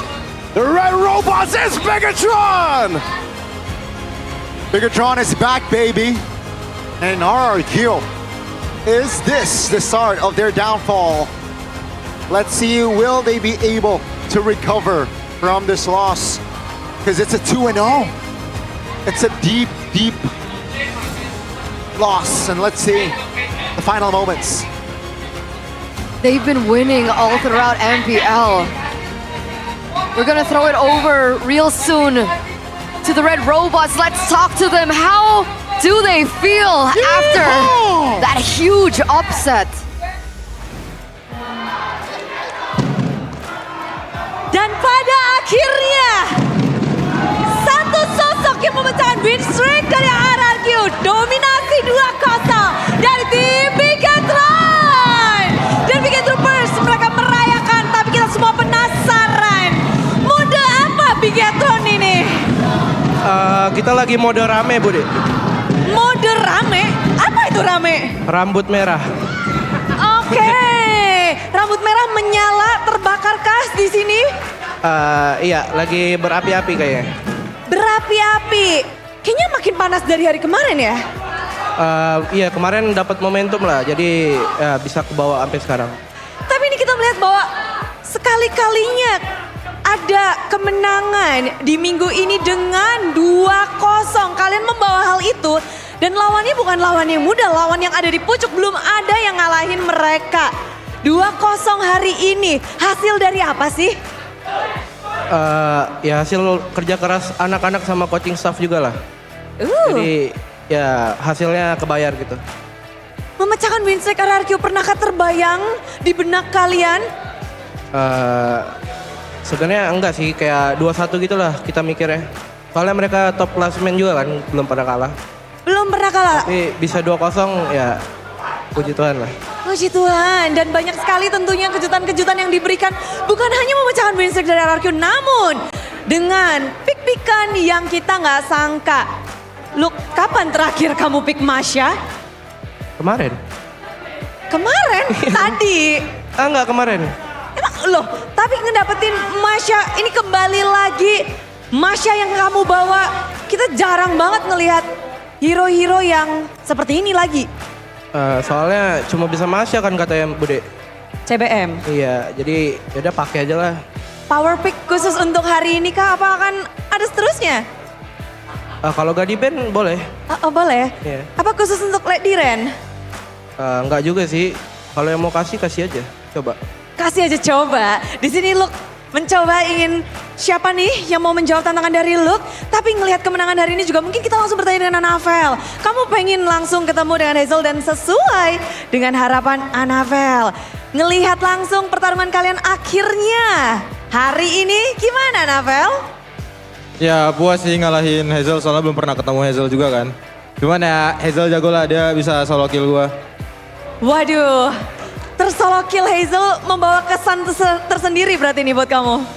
Nggak ada lah, tetap manfaatin kelebihan aja sih. Mungkin kelebihannya Hazel kan main funny. Jadi ya tetap fokus sama diri sendiri aja udah. Udah pokoknya fokus, dan berarti kalau dari Anavel sendiri mempersiapkan diri melawan tim RRQ, tim yang belum pernah kalah ini. Apa nih Anavel? Kan kayak kemarin habis main sekarang main lagi. Gimana caramu untuk terus bisa bermain dengan apik? Nggak ada, fokus sama diri sendiri aja sih.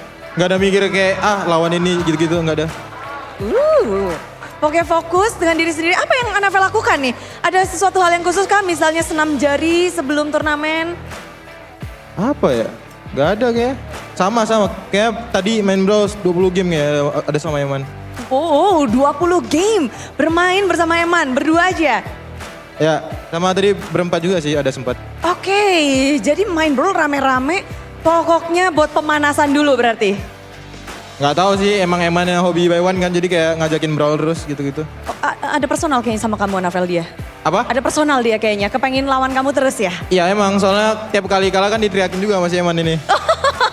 Jadi seru banget ya ternyata di Bigetron ini menyala sama-sama rame dan panas. Tapi Eman, you shock us with your Ruby because your pick is really fresh in this season. Udah bosen sama Granger, Harit, atau ada apa dengan Ruby yang kamu bawa tiba-tiba? Gara-gara ini kita latihan di scrim terus kita play di turnamen aja. Ya, tuh. Kalian coba aja. Ya, coba aja. Dan ini sesuai dengan scrim kalian nggak hasilnya? Is the same with your practice? Kayaknya lebih jago di scrim. Waduh, jadi ini belum maksimal. It's not maximum yet? Ya, belum. It's 2 zeros. For you it's not perfect? Ruby gue agak perfect kayaknya tadi. Ruby-nya masih belum ya. Tapi ngelihat performa tadi gimana sih menurut Biget Troopers? Oh jago tuh langsung pada jempol. Pada ngelihat hari ini betapa ramainya dengan kita lihat hasil 2-0. And Eman, is this Bigetron surprise pick or strategy to play against RRQ with the T-Strat and pocket picks and everything? Enggak, kayaknya hero kita biasa aja itu. Biasa aja? Iya, hero kita biasa. Wow, buat kita luar biasa padahal. Tapi itu masih biasa, but in your opinion, what is the strong point from Bigetron in this match against RRQ? Because we know RRQ is strong, but how you guys managed to beat RRQ? Karena Nea jago banget. Ya. Nea. And why do you love to play by one against Nea? Gua bantai dia terus. So, how about the scores between you and Nea? Mungkin dia menang 1, gua menang 10. Nggak ada ya. Nggak ada. Berapa Nea? Kasih tahu. Berapa ya? 18, 16 kali dia 16 ya. Weh, ini nggak ada yang mau kalah. Kita penasaran jadinya. Nanti mending dikasih tahu ya. Tapi kedua ini sama-sama saling compete dan mungkin Moreno bisa kasih tahu nih. Kenapa? Ngelihat kemenangan hari ini, kalau dari Moreno sendiri, ini kan pasti ada alasan khusus nih ya. Kalau Moreno sendiri ada motivasi khusus kah untuk hari ini? Apa motivasi khusus? Iya. Atau ada alasan khusus atau ada semangat khusus? Semangatnya kali karena rambut kita merah kayak pressure-nya nggak boleh kalah gitu. Karena kalau kalah paling dihujat. Jadi kita semaksimal mungkin harus memenangkan pertandingannya. Ada nggak mungkin yang kalian janjian ini, kalau kita menang kita akan bla bla bla? Ke bareng-bareng gini. Guys, kalau kita menang nanti kita ada self reward nih. Ada sih. Luke pengen ngomong. Oke, ada nih. Katanya kalau menang Koet traktir seafood, Bude. Koet traktir seafood, Iya, bukan Koet. Koet rambut merah. Sama merah juga dia. Wih deh, beneran kah? Iya. Koet Luke lo ya, bukan Bude ya. Ini Luke nih. Happy ya di sini pada makan seafood bareng, tapi kalau ngelihat dari rewards yang akan kalian dapatkan, sekarang kalian juga bisa dibilang tim yang mengerikan datang di minggu yang keempat. Apa sih yang kalian mungkin bawa nih untuk minggu keempat dan bisa Bigetron yang berbeda? Sebelumnya mungkin kita ngelihat banyak banget yang mulai meragukan ini Bigetron kok up and down, up. Ini udah saatnya up kah untuk Bigetron? Itu lihat dulu Bude, ada Cahyo part 2 tuh. Oh, oke, ya. Itu spesial, mau di-save nanti padahal. Ini udah nggak ada, bukan Cahyo, tapi di sini ada Vin. Vin muncul, apakah ini jurus rahasia untuk melawan tim RRQ? Enggak sih.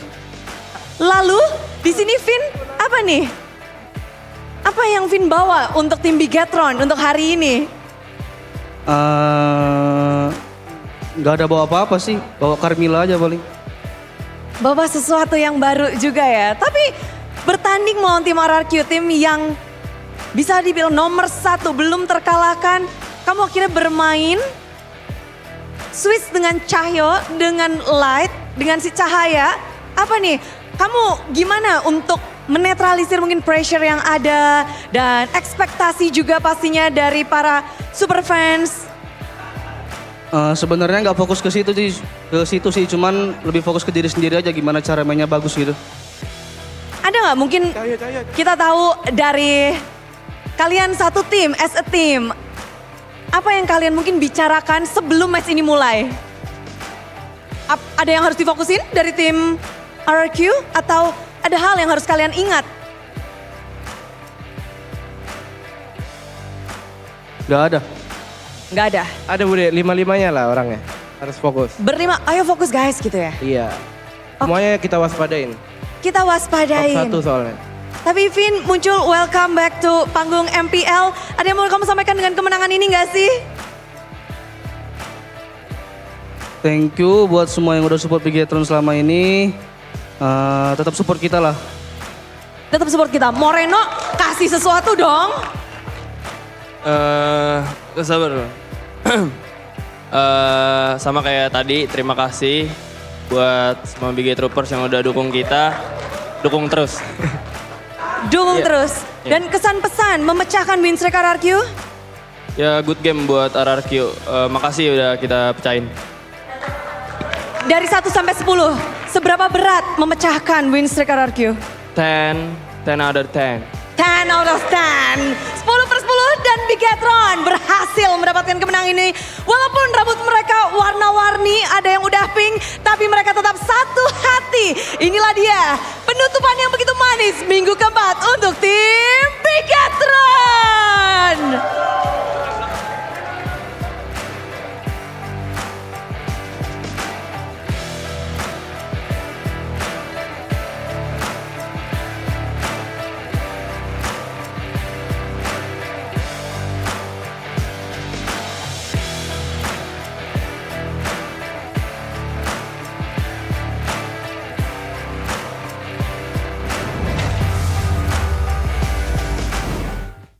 We're so Bigetron right now. Bigetron just did this to our queue, bro. Wow. So 2-0. That was so violent. 2-0. But what they did was violent. GG. GG. Huh? Best team in the world. Best team in the world. Best team in the world. My coach. Yeah, we're happy for Miracle. Yeah. We're happy for Miracle. We'll give it this moment. We'll give this moment to It's Miracle. so cool because the way that BTR won, it wasn't against any team. It was against RRQ. That's still number 1. I think that's so impressive. That's huge. Huge statement from BTR. Yeah, I want to say I never doubted them, but I did predict 2-0, so I'll just say that. What a crazy draft, and they fixed the errors, man. To bring back a season 14 draft and fix the errors of season 14 by banning the Uranus is, wow, well played to them. That was a crazy draft to execute. What man. changed? What with changed? BTR? The Uranus, right? Well, they got red hair. That's No, the obvious as in one. like, is it a Tazi effect? Is it a Dude. Finn effect? Obviously, Moreno was performing out of his absolute mind, which is why we think he deserved the player of the match. Presented to you by the official tournament smartphone Samsung Galaxy A36 5G. But back to that, what changed for BTR? Well, in this game, aside from obviously Tazi coming up to MPL, we're definitely seeing a more disciplined BTR. I'll be honest with you, right? With Tazi going up, I don't know if it's the Tazi effect, but they have looked more disciplined. Against TLID yesterday, we saw how they were able to, again, just go back and forth and never really commit too much. And I think we saw that in prime condition in game number 1. Getting the turtle, pulling back, playing it slow. Here, they went normal BTR. This is classic BTR. And I don't know, the change technically in this match would be Finn, right? Yeah. Finn came in and I don't know what exactly he's been able to do. He's just matching the aggression of the players and having the same vision, I would say. Because I think a lot of times with Light, well, before this week, because I think it got fixed. Hazel, amazing performance on the Fanny, by the way. He was the only guy that was really still holding RRQ alive, standing alive, surviving. But yeah, the big problem in the past has been Light and Luke seems to have different visions for the game. They have a different way to play the game. With Finn, it almost seems like he's more of just like, I will follow. You lead, we will follow. I'll follow the calls. And I think that's something they have fixed as well. They finally have a dedicated shot caller that everyone needs to listen to. Because in the past, it's been very, like, someone make a call, everybody does their own thing. Annabelle has finally found his jam. This was the Annabelle we expected at the start of the season. Yeah. This is the Iman, this is the Moreno, this is the Luke that we expected in the start of the season. The only guy that we didn't expect at the start of the season was Finn. And here he is. Play Fiend one more time, man. Fiend, that's my boy. That's Finn. And he is able to finish RQ. Wow. Wow indeed, man. I'm happy for Amon. Yeah. I'm happy for BTR. Yeah, obviously, but like Amon has always been that constant in a constantly changing Eman and BTR. Moreno. Oh, Eman and Moreno, I'd say. Okay. Yeah. Fair. Yeah. Wow. I'm so impressed by their performance, man. It's like this is the BTR that I imagined when we started the season. The roster. Yeah.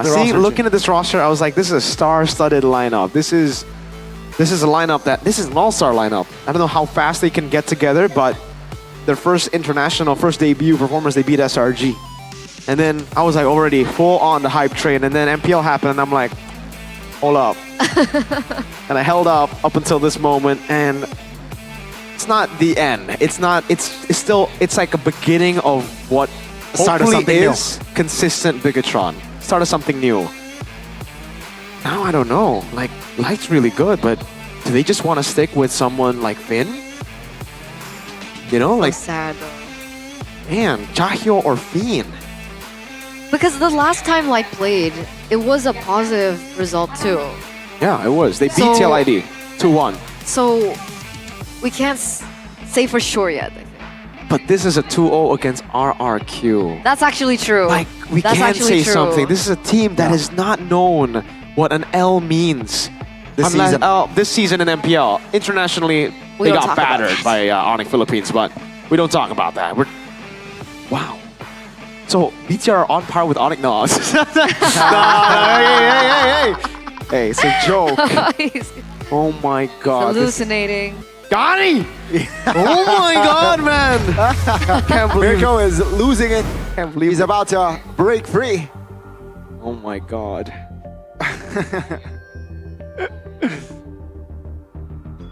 Why are you crying? Zonic lost still, you know? But yeah, I mean... Dude, we're gonna see something that's very rare. Haven't seen at all. An RRQ loser interview. Except at Snapdragon. Let's hope he doesn't say that word again. Guess cute. Hey. No. No, Guess cute. No. Where's the no? Oh, yeah, no. take it. Oh, where is it? Is it with you? Oh, it's here. Guess cute. No.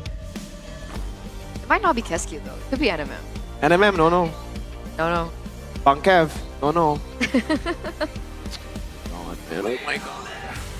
Wow, out of all the teams to break the streak, I thought that maybe either they go completely undefeated. Yeah. Or not BTR. Fair enough. That's why I thought it would have been the El Clasico. Oh yeah. The classical derby. They were close. I thought it would be Evos. They were close. I thought it was gonna be Evo still. What does it mean for BTR in the standings now? Really? Well, Did you win against Evos? No, but we are now 5 match point, and Evos are still 4. Okay. Because they lost to RRQ. Yeah, you guys were tied. Yeah, 4-3, so now we're 5-3. Okay. Ending the week. Also, and Evos don't have any more matches. The only thing that will make me happier here today would be if Arsenal lose and Liverpool win. Oh my lord. We will find out soon enough. Man. Do they have a match against each other? No. Oh, they don't. Not now. Not today. We have our own match respectively, but yeah. I want to know what happened to BTR. I want to know who's going to take the interview. This is the first time ever that we're going to see RRQ take a loser interview. Loser interview, RRQ doesn't belong in the same sentence. But we're going to get it. We are. Let's see who it's with. Alyssa, please take it.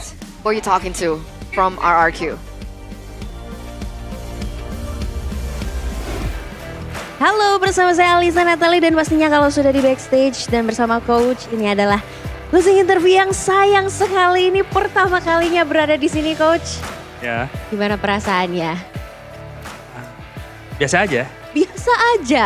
Ya, betul sekali karena kita bisa melihat di gameplay masih sangat baik. Namun coach ini akhirnya terkalahkan oleh Bigetron 2-0 pula. Ada kesalahan apa nih dari RRQ mungkin hari ini? Mix sih kayak kalau ngomongin spesifik game 1 keraguan dan gak komit aja. Game 2 top student lah, dia emang mau lawan Fanny dan gue juga ya mau lawan Fanny. Gue juga mau pakai Fanny jadi ya udah, that's it. Dan melihat di game kedua ini memang Bigetron pakai Marsha dan Ruby Gold Lane. Apakah itu salah satu yang bikin RRQ kecolongan hari ini? Draft mempengaruhi ya. Draft udah pasti dia kan mau counter Fanny-nya tuh. Sebenarnya kalau masih sama Ruby-nya, gue sendiri nggak kaget sih. Tapi dia YOLO pakai Joy itu yang bagus. Itu juga bagus menjadi salah satu keunggulan dari gameplay tadi bersama dengan Bigetron. Namun kita melihat bahwa RRQ sendiri sedang berada di pucuknya nih. Dan kita melihat dari MPL Indonesia di regular season ini sudah akan masuk ke leg 2. Ada tim yang konsisten dan ada juga yang sedikit goyah. Kalau dari RRQ sendiri gimana nih untuk tetap mempertahankan dan konsisten berada di pucuk klasemen? RRQ sendiri sih biasa aja sih, kayak sama aja semua tim. Kayak kalah evaluasi, menang juga ya senyum.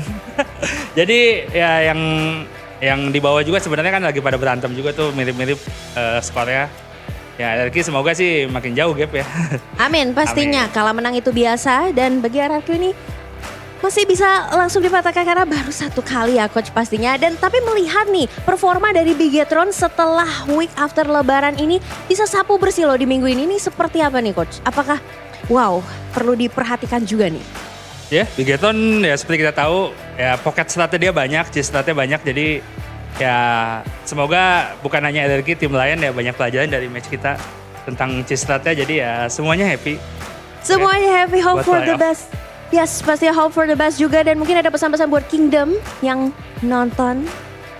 Buat Kingdom ya tetap dukung RRQ, ya kalah ini bagus menurut gue pribadi supaya kita nggak terlalu jumawa dan ya banyak pelajaran juga. Menurut gue kita jadi tahu lah mapping playstyle dan gameplay tim-tim lain juga. Yes, pastinya hope for the best untuk RRQ ke depannya dan masih banyak lagi kesempatan untuk RRQ bisa mengejar poinnya, pastinya masih berada di klasemen tertinggi. Thank you so much coach. Dan pastinya untuk teman-teman Kingdom dan super fans lainnya jangan lupa dukung tim kesayangan kalian dan kita akan melihat apakah para caster memiliki pendapat yang sama. Silakan caster take over. Thank you, Alyssa. Thank you, Cascute, for that explanation. Dude, Cascute is so chill about this. Yeah. It doesn't I like matter. that. I like He that doesn't kind care. of vibe. That's my goal. I like that kind of vibe, you know? Very chill. Yeah, he doesn't. It doesn't matter to him, right? Well, win or loss, either way, they're still gonna be able to utilize that as, how do you explain it? They'll learn from it. Yeah, that's a word. My favorite word, learn. Yeah, I think that's a good point that he made as well. What's jumawa in English? That's what I was trying to translate. Complacent. Arrogant. I think complacent. Yeah, I think it's a great point he brought up. Don't be too complacent. This will kind of be a wake-up call to them. Like, they still need to improve. There's still a lot of improvements needed. Absolutely, absolutely. Yes, But sir. did you guys vote correctly for your champion? Should Back have at home, went with my gut. what was your gut saying? RRQ. RRQ. I mean, my gut was BTR. Oh. But data-wise, That's why I told you data don't Exactly, matter. exactly. Right? I should've- What did I tell you? Wolf, she did it again. Your job What did I is tell you? irrelevant. Your Data. job, data. Why? So guys, don't miss out on voting for your champion. You guys can go ahead and check it out at gopay.co.id/games and win guaranteed rewards. Yeah. Because for your first vote, you'll definitely get 3 diamonds plus 1 token. And for every token you guys can get, you can utilize it to spin 4 prizes in the gift arena where you guys can win GoPay coins, MLBB skins, smartphones, to 15 electric motorbikes. Because ladies and gentlemen, you don't want to miss out because this is MPL ID Season 15. And to do it, it's super simple. All you guys need to do is open the GoPay app or the website I said before, select the top-up game icon, click the trophy icon in the top right corner, click vote now to get a token, and then click vote for your champion and enter the winning team and the final match score. Collect as many tokens as possible by playing Vote Your Champion and spin the wheel in the gift arena to win your dream prizes. It's that easy. Very easy, very simple. Simple. But the gains, the benefits, man, you reap, so worth it. It's as easy as that. Go ahead, check it out, boys. Because Check it out. when you already And have, girls. you know, good financial if you are financially responsible, you will also be attracted to what we're going to be talking about next. Don't let lag cause you to lose rank. Enjoy a seamless gaming experience with IndiHome Paket G2 One, offering fast and stable internet, get speeds up to 100 Mbps for only 375,000 IDR. Super affordable. Don't forget to check it out. You can subscribe to it by going to the My Telkomsel app or to their website, tcell.id/nacional. That was a weird way of saying it. Nacional. Nacional. That's Simple. national in Indonesian. That's why I went that way, because S. Nacional. Man. Because if you're going to speeds up to 150, you guys want the best protection. 150 what? Mbps. But if you go Ah. kilometer per hour, that's quick. That's a little no-no, but it's okay. No, it's not okay. But my point is, protection is everything. Exactly. Okay, when strategy and Get speed are the protected. key, you guys have to be protected, both in the game and of course on the road. So don't forget to check out the exclusive collaboration design of RSV Helmet and the MPL team for any riding style, providing you with maximum protection. What's your ride style, Gani? How do you like to Come ride? again? What's your riding style? I'm What's a your risk taker. favorite? I'm a risk taker, but I. So you don't wear the helmets? That's the thing. I'm don't a wear risk protection? taker generally, but I like wearing protection. So RSV helmets, thank you, man. Safety can be fun. Exactly. Get yours now on RSV It looks Helmet's sick. official marketplace. Yeah. Looks sick, right? I mean, the helmet is the design, everything. It's not just fun, it's stylish. Stylish. Get it in all sort of colors. Absolutely. Speaking of colors, we do have a different color next. Uh-oh. We have a little bit of a, what's that color? Black, white, Black, red, red. with a gold and, What are you and talking black about? too. I'm talking about the next match of the day, ladies and gentlemen. I'm talking about Dewa versus a Geek. But before we get into the last match of the day, we are going to go on a shorter break. So, ladies and gentlemen, don't go anywhere. Stay tuned. Me, Gani, as well as Mirko, will be right back.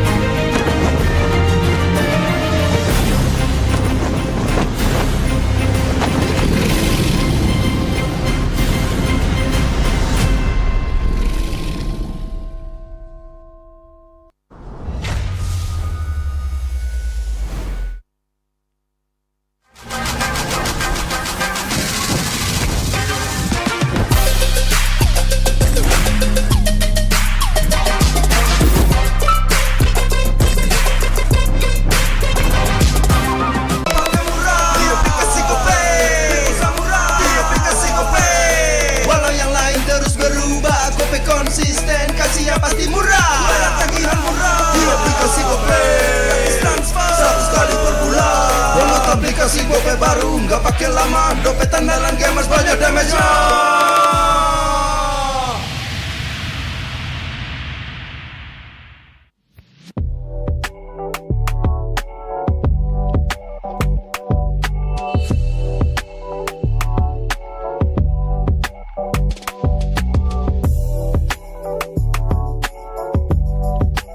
Rasa baru makin seru.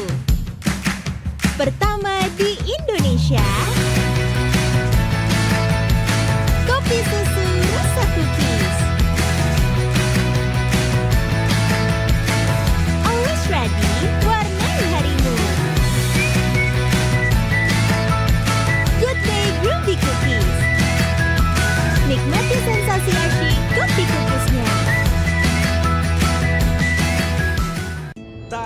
Hari tanpa mabar, main ngelek, kerap buat ku tak sabar. Gimana mau main sampai kelar?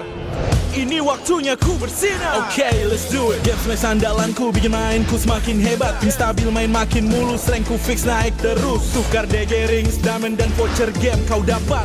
Cuma game smash makin no debat. Game Max Booster kini dapat DG Rings. Beli paketnya dan aktifkan boosternya di aplikasi Dunia Games.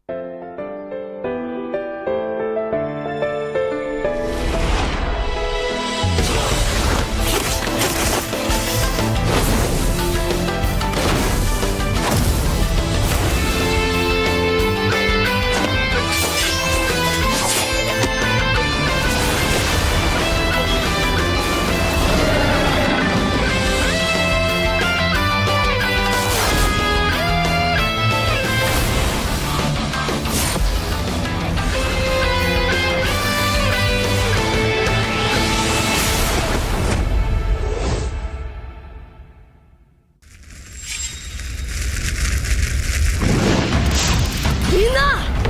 内巻ナルトが帰ってきたぞ!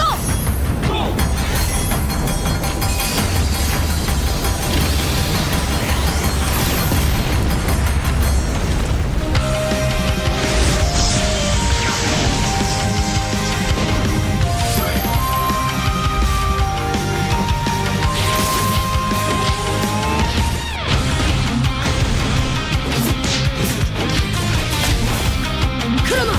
力を貸してくれ!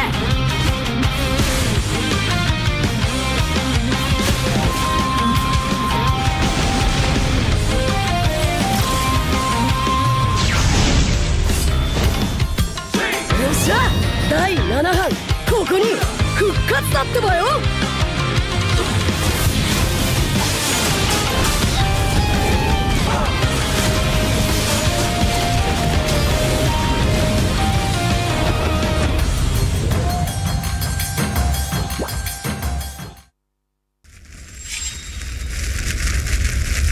見せてやるよ。シャリンガンの本当の力をな。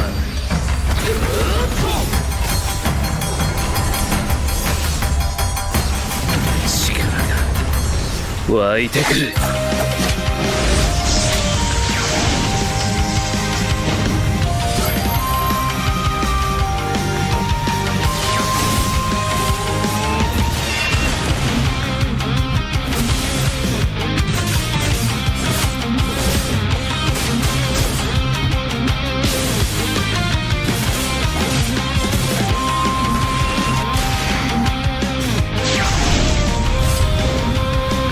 相変わらずやかましい奴らだ。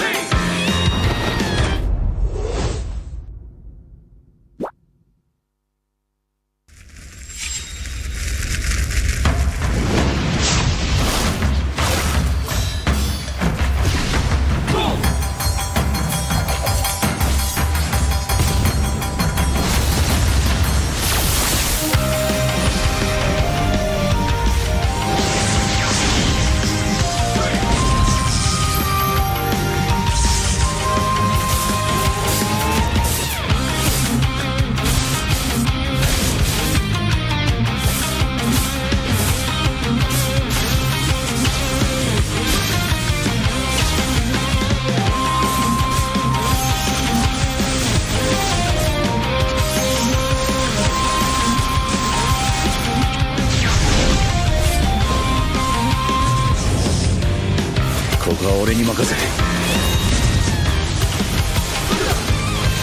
もらった。4代目他目を超える忍びはお前しかいないと俺はそう信じた。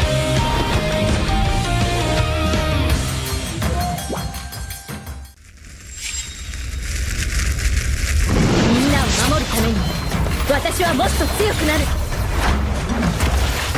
やっじゃあなら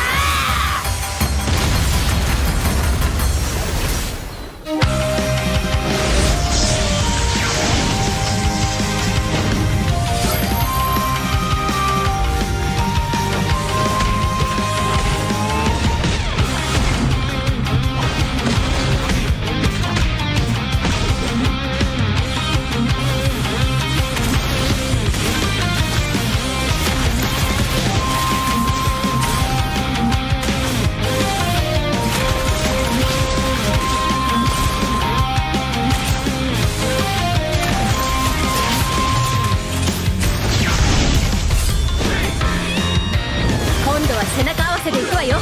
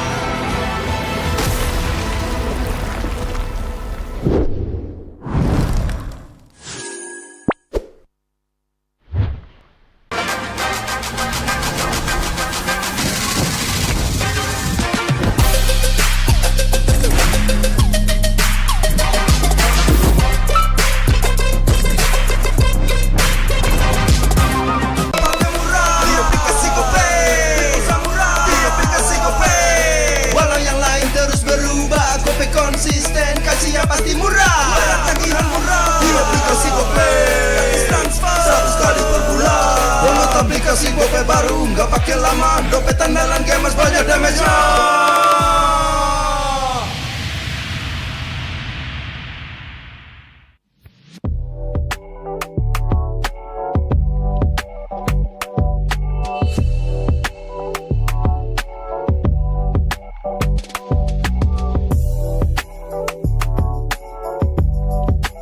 Rasa baru makin seru.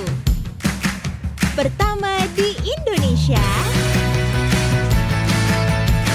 kopi susu rasa cookies. Always ready, warnai harimu. Good Day Groovy Cookies. Nikmati sensasi asyik kopi cookiesnya. Tak ada hari tanpa mabar. Main nge-lag, kerap buatku tak sabar. Gimana mau main sampai kelar? Ini waktunya ku bersinar. Okay, let's do it. Game smash andalanku bikin mainku semakin hebat. Tim stabil main makin mulus, rankku fix naik terus. Tukar DG rings, diamond dan voucher game kau dapat. Cuma game smash makin no debat. Games Max Booster, kini dapat DG Rings. Beli paketnya dan aktifkan boosternya di aplikasi Dunia Games.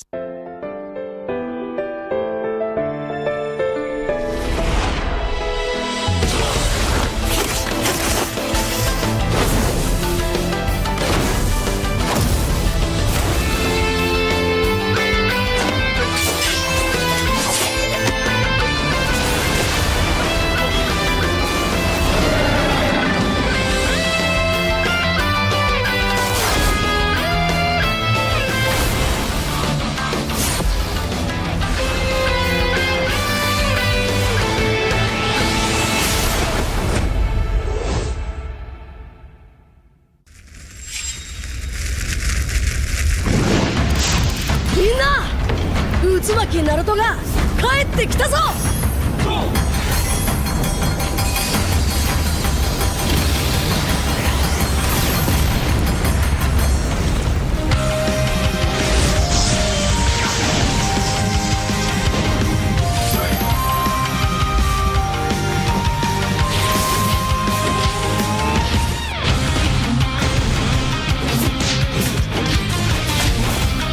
Kurama!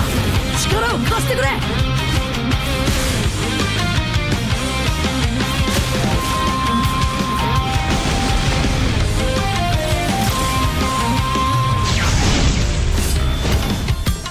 Yoっしゃ! 第7班ここに復活だってばよ!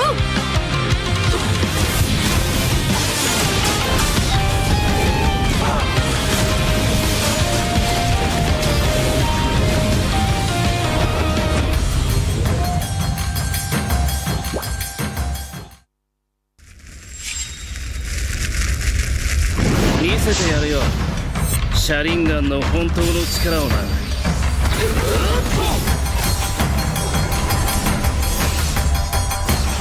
力が湧いてくる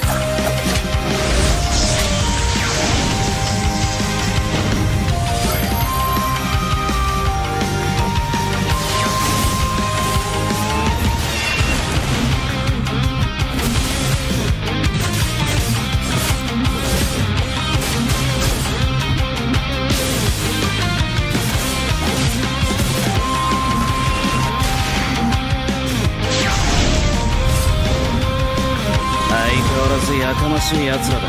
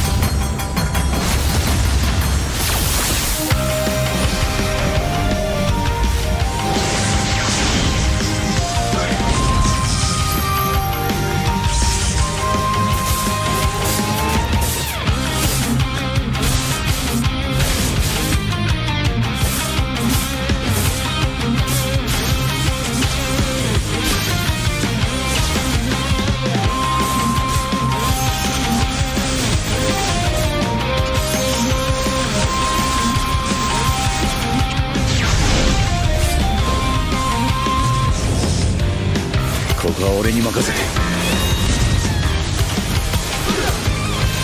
もらった四代目他を超える忍びはお前しかいないと俺はそう信じた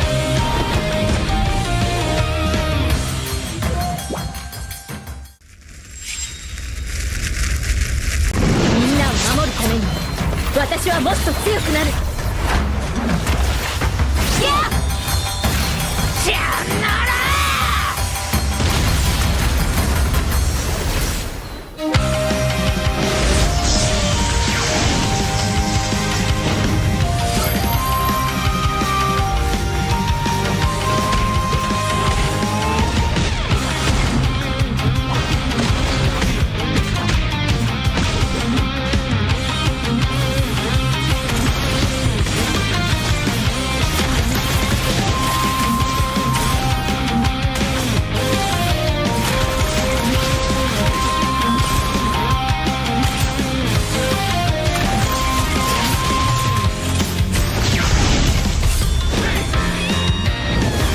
背中合わせでいくわよ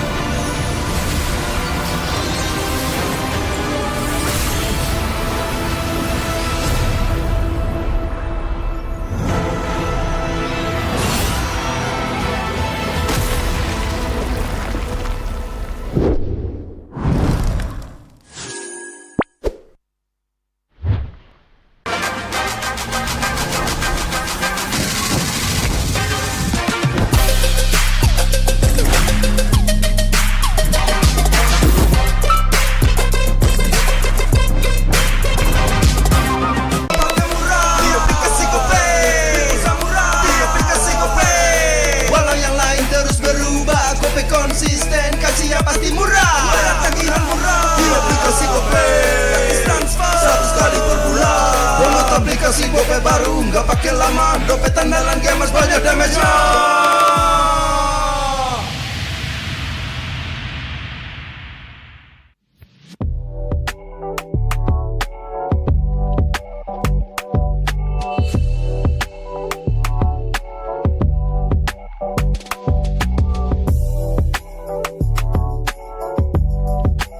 Rasa baru makin seru.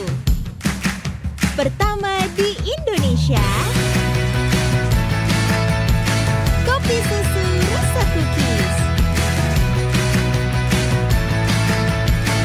Always ready, warnai harimu. Good Day Groovy Cookies. Nikmati sensasi asyik kopi cookiesnya. Tak ada hari tanpa mabar. Main nge-lag, kerap buat ku tak sabar. Gimana mau main sampai kelar? Ini waktunya ku bersinar. Okay, let's do it. Game smash andalanku bikin mainku semakin hebat. Ping stabil main makin mulus, rankku fix naik terus. Tukar DG rings, diamond dan voucher game kau dapat.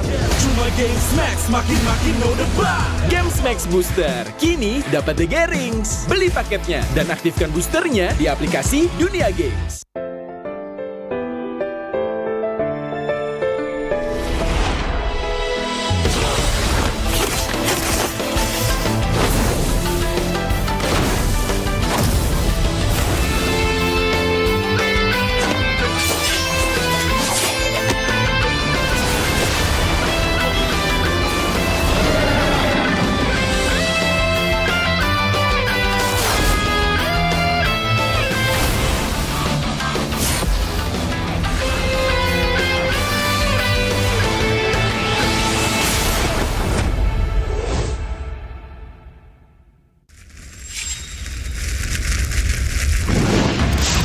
Minna! 内巻ナルトが帰ってきたぞ!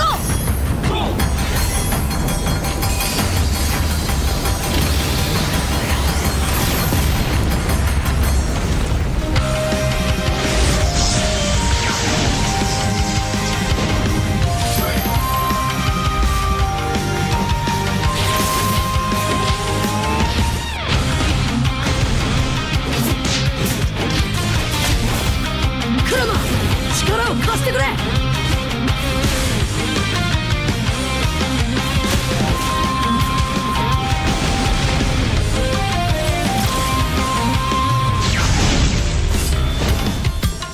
Yosha!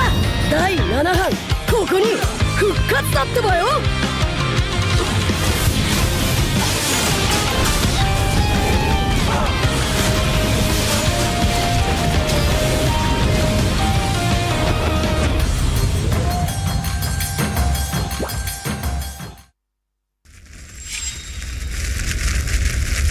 見せてやるよシャリンガンの本当の力をな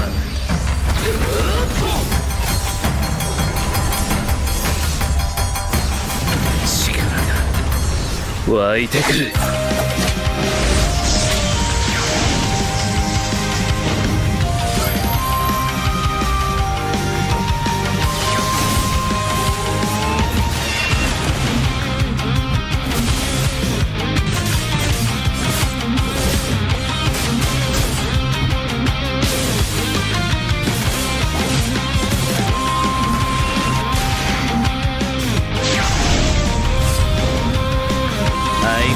やかましい奴らだ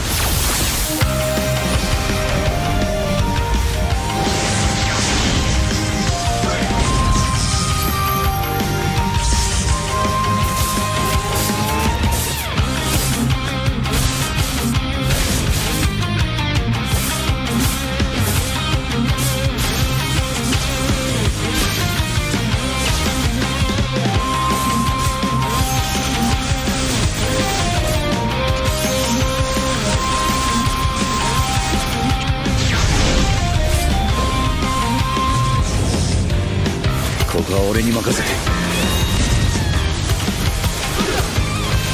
もらった4代目他目を超える忍びはお前しかいないと俺はそう信じた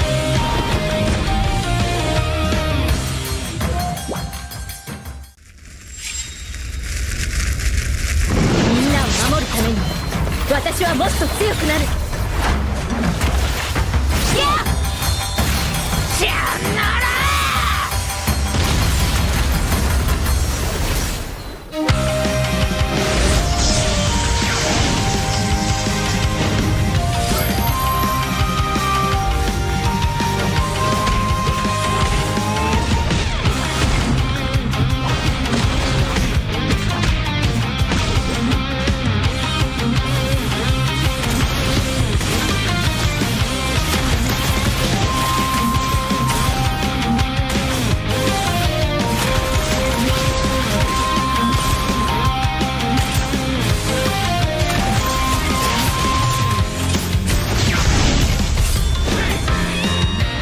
今度は背中合わせでいくわよ。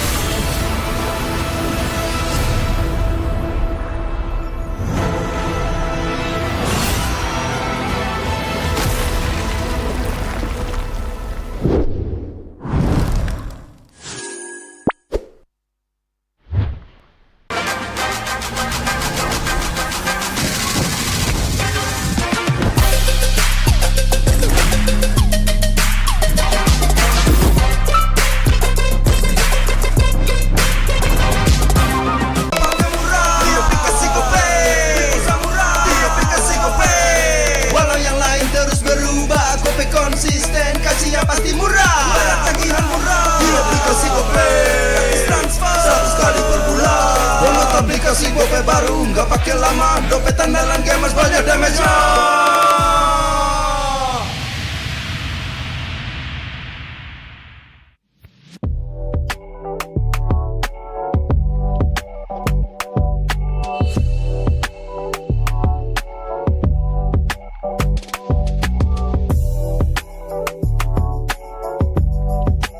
Rasa baru makin seru. Pertama di Indonesia, kopi susu rasa cookies.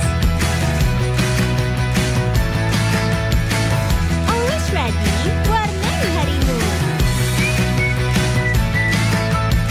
Good day Groovy Cookies. Nikmati sensasi asyik kopi cookiesnya. Tak ada hari tanpa mabar. Main nge-lag, kerap buatku tak sabar. Gimana mau main sampai kelar? Ini waktunya ku bersinar. Okay, let's do it. Game smash andalanku bikin mainku semakin hebat. Tim stabil main makin mulus, rankku fix naik terus. Tukar DG rings, diamond dan voucher game kau dapat. Cuma game smash makin no debat. Games Max Booster, kini dapat DG Rings. Beli paketnya dan aktifkan boosternya di aplikasi Dunia Games.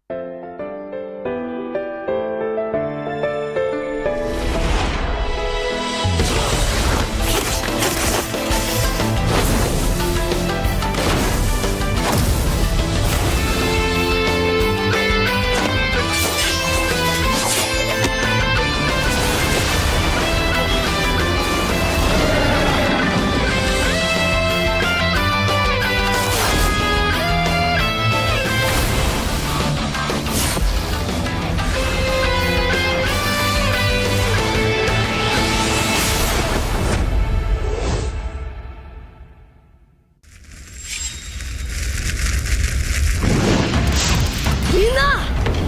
渦巻きナルトが帰ってきたぞ！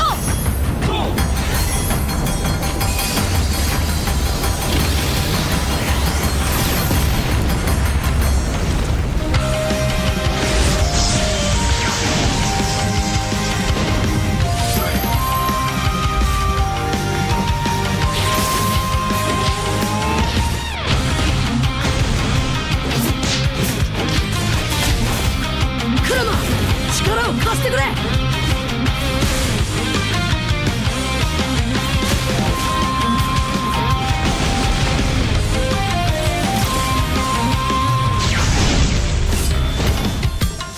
っしゃ！第7班、ここに復活だってばよ！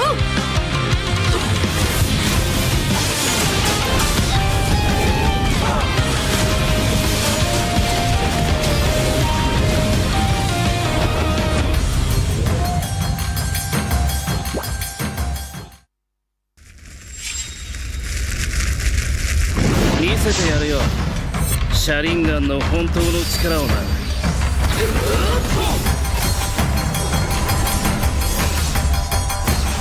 力が湧いてくる。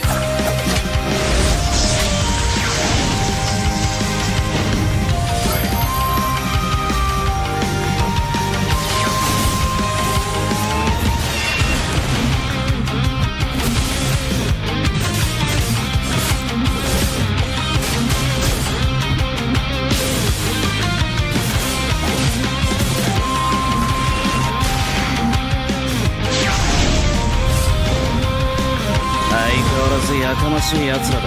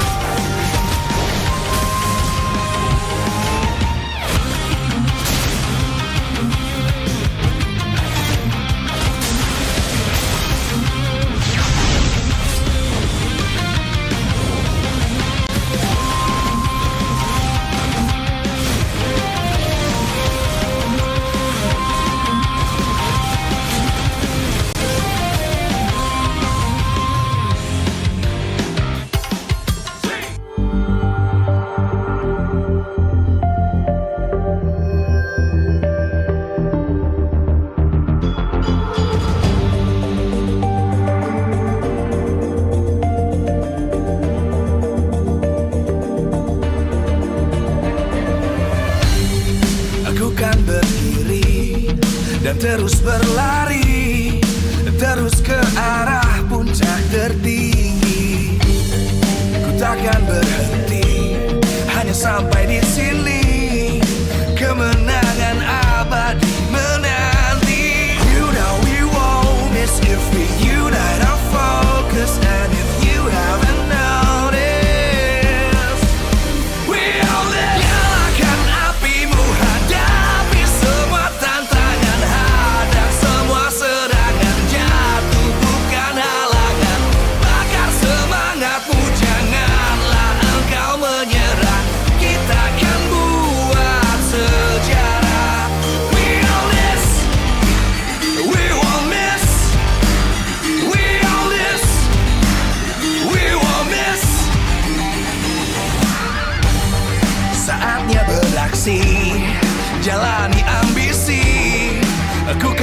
menyawakan hari ini. You know we won't miss if we unite our focus. And if you haven't noticed, we all live. Nyalakan apimu, hadapi semua tantangan, hadang semua serangan, jatuh bukan halangan.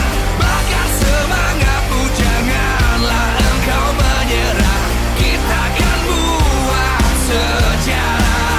We all this, we won't miss. We all this, we won't miss. We all this.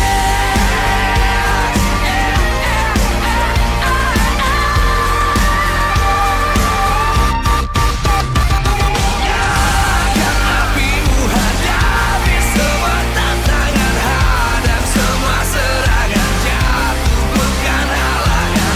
Bakar semangatmu, janganlah engkau menyerah. Kita akan buat sejarah. We all this.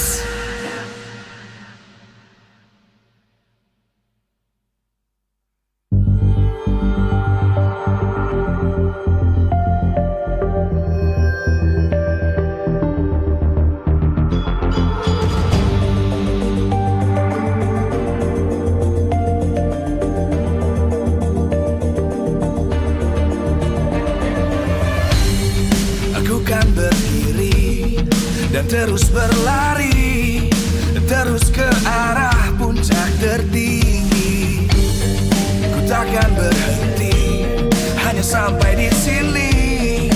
Kemenangan abadi menanti. You know we won't miss if we unite our focus. And if you haven't noticed, we all live. Nyalakan apimu, hadapi semua tantangan, hadang semua serangan, jatuh bukan halangan. Bakar semangatmu, janganlah engkau menyerah. Kita akan buat sejarah. We all this, we won't miss. We all this, we won't miss. Saatnya beraksi, jalani ambisi. Aku kan menyawakan hari ini. You know we won't miss if we unite our focus. And if you haven't noticed, we all live. Nyalakan apimu, hadapi semua tantangan, hadang semua serangan, jatuh bukan halangan. Bakar semangatmu, janganlah engkau menyerah. Kita akan buat sejarah. We all this, we won't miss. We all this, we won't miss. We all this.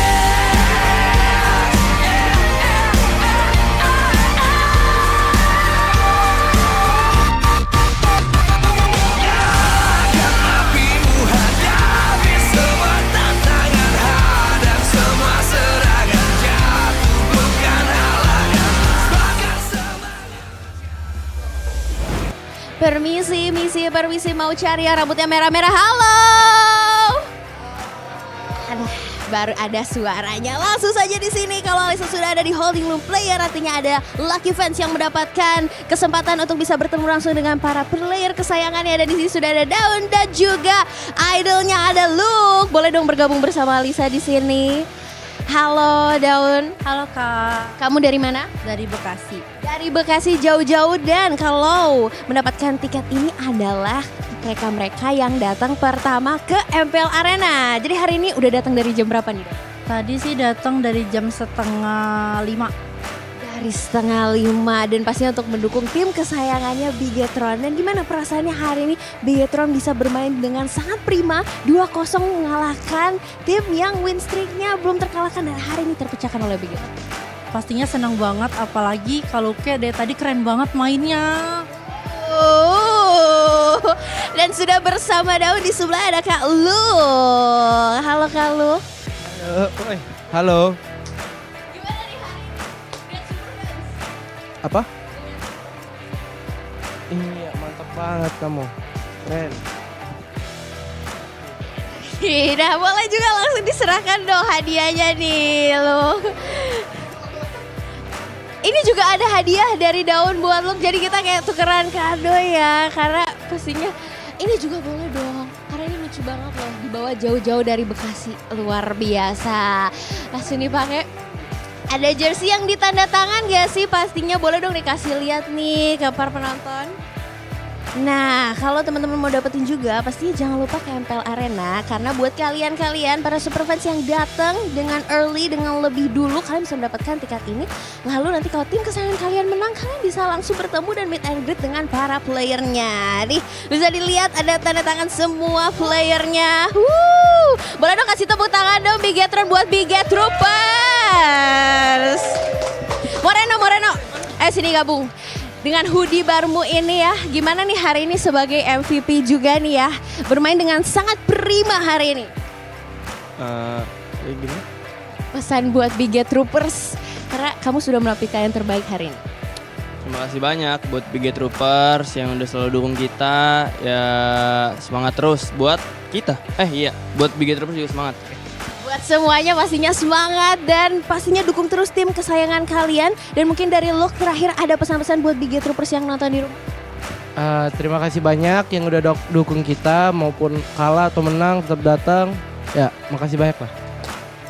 Boleh dong kasih tepuk tangan sekali lagi buat Bigetron yang tampil prima hari ini. Dan jangan lupa dukung tim kesayangan kalian. Dan kita akan melihat di match 3. See you, dadah.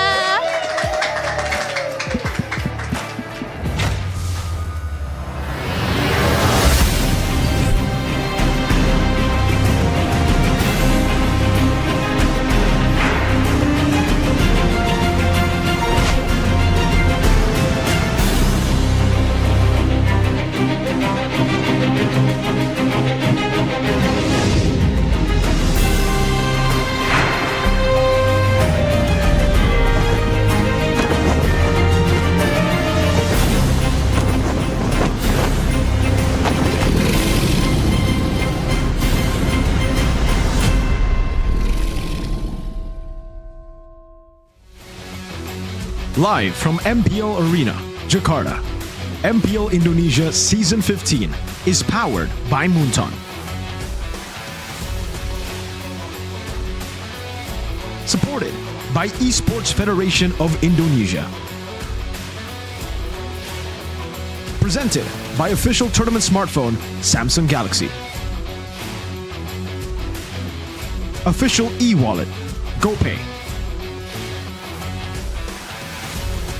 Official sponsor, Head & Shoulders.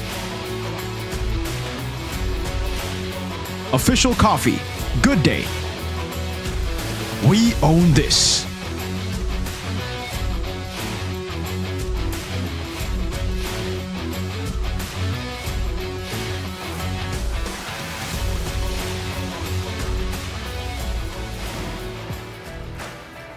Semuanya pasti menantikan bagaimana jalannya untuk penutupan match di minggu yang keempat, di mana tim-tim gak akan berdiam diri di tempat. Mereka ingin naik ke posisi terbaik, khususnya untuk match penutupan di hari ini, di minggu ini, di mana akan ada Dewa United yang akan berhadapan dengan tim Geek Fam. Mereka sama-sama memiliki kemenangan 3 poin kemenangan dan 3 poin kekalahan. Dan walaupun sama-sama memiliki poin yang sama, tapi posisi mereka sedikit berbeda. Dan dengan 1 kemenangan di match ini tentu akan mengubah posisi klasemen bagi kedua tim. Dan bukan hanya mereka, namun tim-tim yang berada di MPL tentu posisinya bisa bergerak dengan hasil dari match penutupan di hari ini. Dan sebelum kita menyaksikan bagaimana dahsyatnya dari kedua tim yang akan beradu, izinkan Bude mengucapkan terima kasih kepada kalian semua yang telah hadir dan juga yang telah mendukung tim-tim yang beradu. Dan khususnya kepada para sponsor dan partner. Karena MPL Indonesia Season 15 powered by Moonton, supported by PBSI, presented by Official Turnamen Smartphone, Samsung Galaxy, official dari e-wallet GoPay, official dari sponsor Head and Shoulder, official dari coffee partner Good Day. Dan kita juga punya partner in esports, ada Telkomsel, Dunia Games, dan IndiHome. Beserta dengan advertiser, Kacang Sukro, dan Hawkband. Tak lupa juga supplier kita, RSV Helmet. Semua yang telah mendukung acara hari ini juga pastinya sama-sama mendukung bagaimana tim-tim mereka beradu. Tak boleh lupa, Dewa United. Mereka membawa 2 coaching staff baru, membantu Awat Super Supriyadi untuk meracik dan memberikan gameplay terbaik. Hasil baik sudah mereka dapatkan, namun bagaimana mereka bisa menggebrak MPL Arena dan menggebrak pula pertahanan dari Geekfam. Karena Geekfam pun terlihat sudah mendapatkan racikan terbaik mereka. Perlahan tapi pasti, kedua tim ingin naik. Bagaimana mereka akan menghadapi satu sama lain? Langsung akan dijawab di match penutupan. Inilah dia, Dewa United dan juga Geekfam Monggo Caster.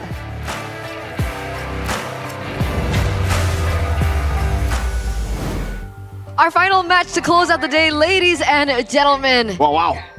And it's gonna come to this. Predictions. Dewa coming from a big win against Evos. Will they be able to find and secure yet another one against Geek, who are also actually coming off a win? Back with me, Eterna, on the English desk, alongside with Gani, as well as Mirko, as we welcome you to the final match of MPL ID Season 15, week number 4. Exactly. And after a fiery match of match 1 and match 2 of today, we're going to close out with another banger. Geekfam and Dewa United. Who will come out on top? On three? Pick your... Okay.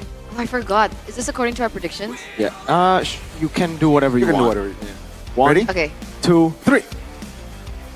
Wow. Whoa! Wait. Okay. Wow. Wait, you guys didn't even predict Geekfam. I did. Right? I did. Oh! I think I did. Wow, I wait, did you guys predict- predicted Geekfam? Yeah. Wow, alright then, there you go. I also predicted Geekfam. There you go, alright. All right. It's an There's all nothing English... to talk about then. Alright, Dewa, I'm Okay. sorry. We're just going to wait for the drafts. Man, I thought I was alone here in predicting No. Geekfam because No. Dewa have looked better, I'll be honest with you. Yesterday, even though Geekfam won, they were kind of shaky. Dewa, whoa, they had an amazing draft. And I was very impressed by their draft and the way that they played. Super disciplined. We talked about our predictions. What about your predictions, ladies and gentlemen? Back at home, with the new coaching staff that has come to solidify Dewa with what? Do you think they will be able to put Dewa even further up on the standings? Do you think A, Whoa. they can make it to playoffs? 1. Do you think B, C. only regular season champions? Okay. Or C. all the way to the top? MPL ID Season 15 champions. C. Come on, guys. You know what's the answer. You know what the answer is, Know what the boys? answer is? What is the answer? C. C. C 15 champion. That's so extreme. Ah. It's okay. We We're have doubling been down. Hey, did you not watch match 1? It was can Onyx win against TLID? TLID, yes. Or Onyx, Sky King era back. They're back to season 11, 4P champion. So, hey, we're always given the black and white answers. There's no in between. No in between. Wait, what was the one before? BTR? What did they vote? Bean. No, wait. Oh, they voted for Sky King era as back. The Bigatron one. What was the choice? What was I the forgot. question? Hey.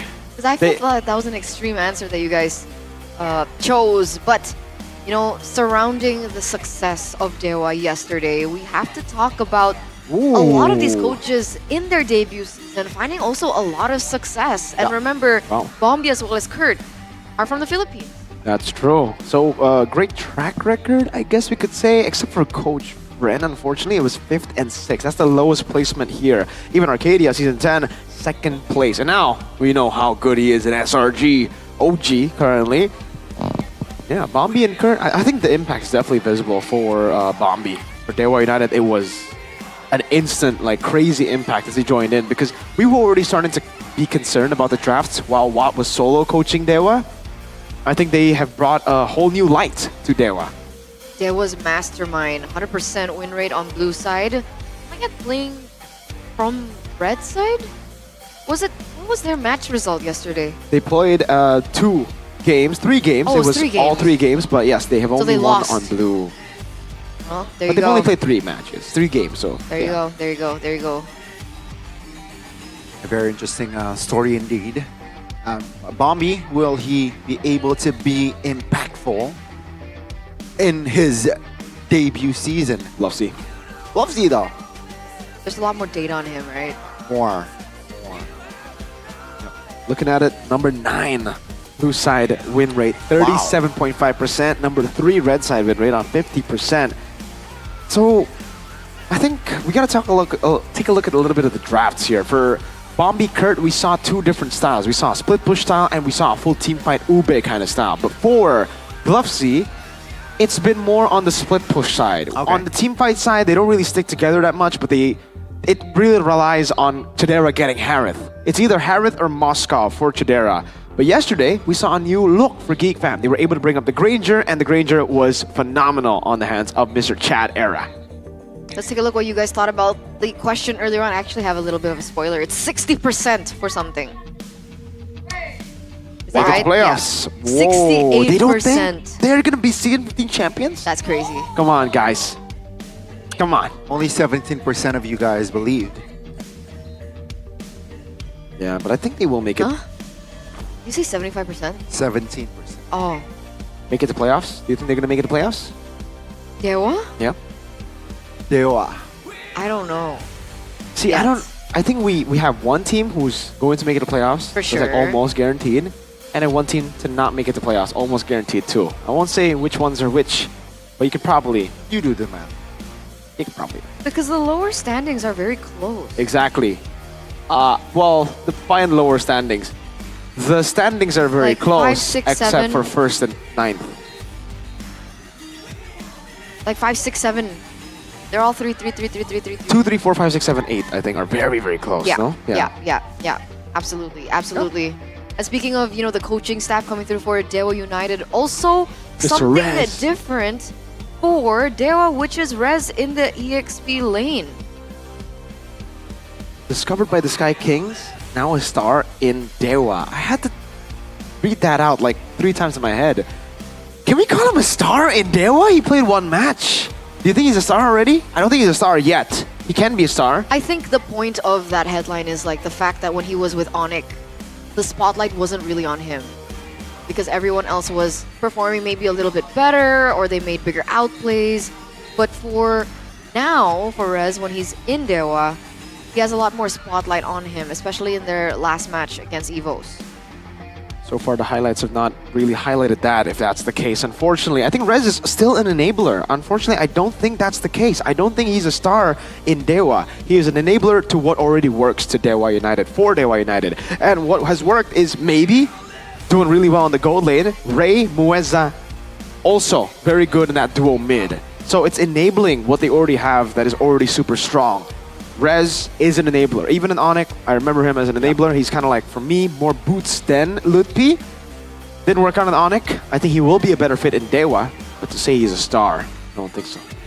It's definitely too soon, right? Yeah. Not yet. But let's see, right? I think Rez brings some value, and hopefully, right, for Dewa United's sake, they will be able to not just clinch, perhaps thrive and be the champions of MPL ID Season 15. That's their hope, definitely. But again, for now, it's going up against Geek Fam, who is still shaky, I gotta say, for them Season 15. I'm a little confused when we talk about Geek. Why? Like every season. Yeah, they go through the same arc every season. Every season. It's weird. I mean, to be fair, Dewa kind of go through their own same arc every season. For some reason, they do really well at the start. Early, yeah. And then they dip. Geek Fam are the opposite. They start really slow, but then they suddenly become really good. I mean, they beat Onyx. They beat Onyx last season in the first day of playoffs. You remember that, Gani?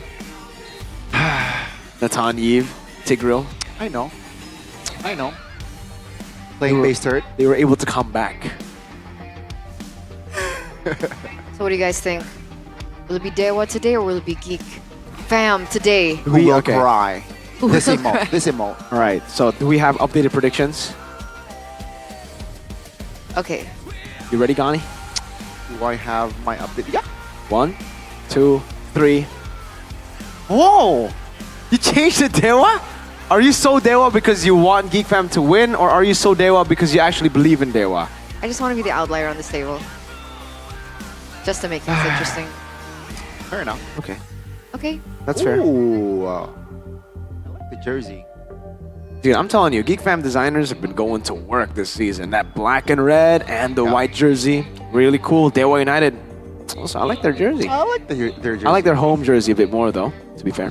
Is this not their home jersey? I think this is the away jersey. Wait, why Is it do they not? have different But they're on the left. spelling? Right. No, different fonts.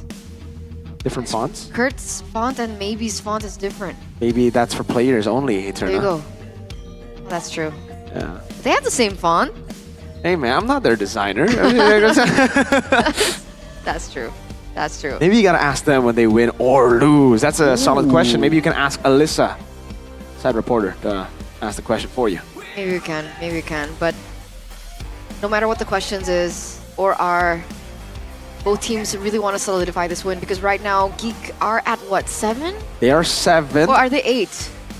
8th, they're 8th. Onyx are 7th. So Geek are 8. God. And Dewa are Dewa still 6. have taken the 5th spot away from Onyx, I think, now. Or are they 6th? They were They're 6. not 4th. They're not 4th, no. That is Alter Ego. Alter Ego. Evos are 3rd. Perhaps they're Has to be 5th. 5th.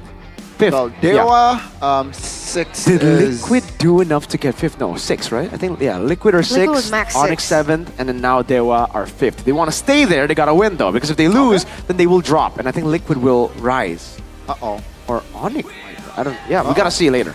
We do. We gotta see later. Super close. So we've spoken about, Chidera getting his comfortable heroes. Very important for him to get the Harith. So that's something that we should be looking at when we get into the drafts. But ladies and gentlemen, it looks like the players are ready. The teams are ready as well to jump into the Land of Dawn. To close out week number 4, it's Gobs, Makids, Aboy, Beloyski, and Chidera. Will they finally be able to move forward, move up in the standings, and secure a win for their team? Because everything is on the line as we start to inch closer to the half-season points. With Beloyski still in the helms, will they be able to find success? Let's see all the preparation from Geek Fam. Will they be able to find fruition in this match? We'll see, we'll see. We've seen some new things that Geek Fam have been able to bring in the game. But is it enough to beat Dewa United, who just looks so consistent? Split push, and now a new Granger pick. Debuting just yesterday for Chidera. Seems like the last 3 weeks he's been spending studying the meta. And on the other side, ladies and gentlemen, let's welcome Dewa United. With Rez in the EXP lane, a newfound player to hopefully bring them back to the top, along with Retribution, Okta, as well as Mueza and Maybe. Let's see what they can pull in today. Mueza will definitely take on Beloyski in an interesting lane to watch. But Rez, will he become a star in his new team? Ladies and gentlemen, this is Dewa United Esports.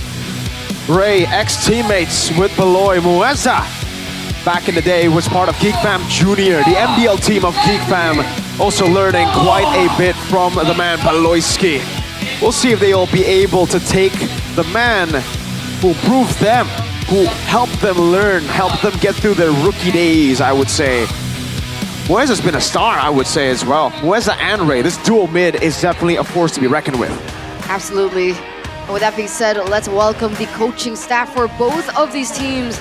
On one side, we have Bluffsy and Coach Dora DSP, as well as Dewa United's Bombi and Kurt. Let's talk about the draft since Bombi and Kurt entered the lineup. Yeah. It's been an interesting one. Back when we saw Watt, we saw more cheese picks. I would say the Lunoxes come in for Okta, but Okta has been put into a place where we haven't seen him too much on now. I mean, we used to, but it's the Valentinas. It's really about the utility picks. No longer is he forced to play the Loyes, those carry picks that we saw kind of not do too well. So, I mean, to be fair, I'm looking more at the initiators, these enablers for Rez as well. He was able to play the Phobias quite well together with the Mathilda comboed in together. and Matilda Phobia's combo was their bread and butter. And that was also what got them the win up against Alter. Was it Alter Ego? It was not Alter Ego. Wait, I gotta think about it. How did I forget Dewa's match yesterday? Was it Dewa? Evos. Dewa Evos? Yesterday? Yesterday they didn't play. Day one. Day one was Dewa Evos. There you go, yeah. Yeah, the way they were able to beat Evos, there you go. That was surprising, yeah. Man, average assists, you can see here Rez has only played a couple of matches. It was a lot with Onyx and then now with Dewa United. He's still up there when it comes to average assists, 6.2 to Nino's 6.9. That will definitely change, by the way, after this week's Alter Ego performance. So let's see. Will he be able to stay on that level or perhaps even reach new heights?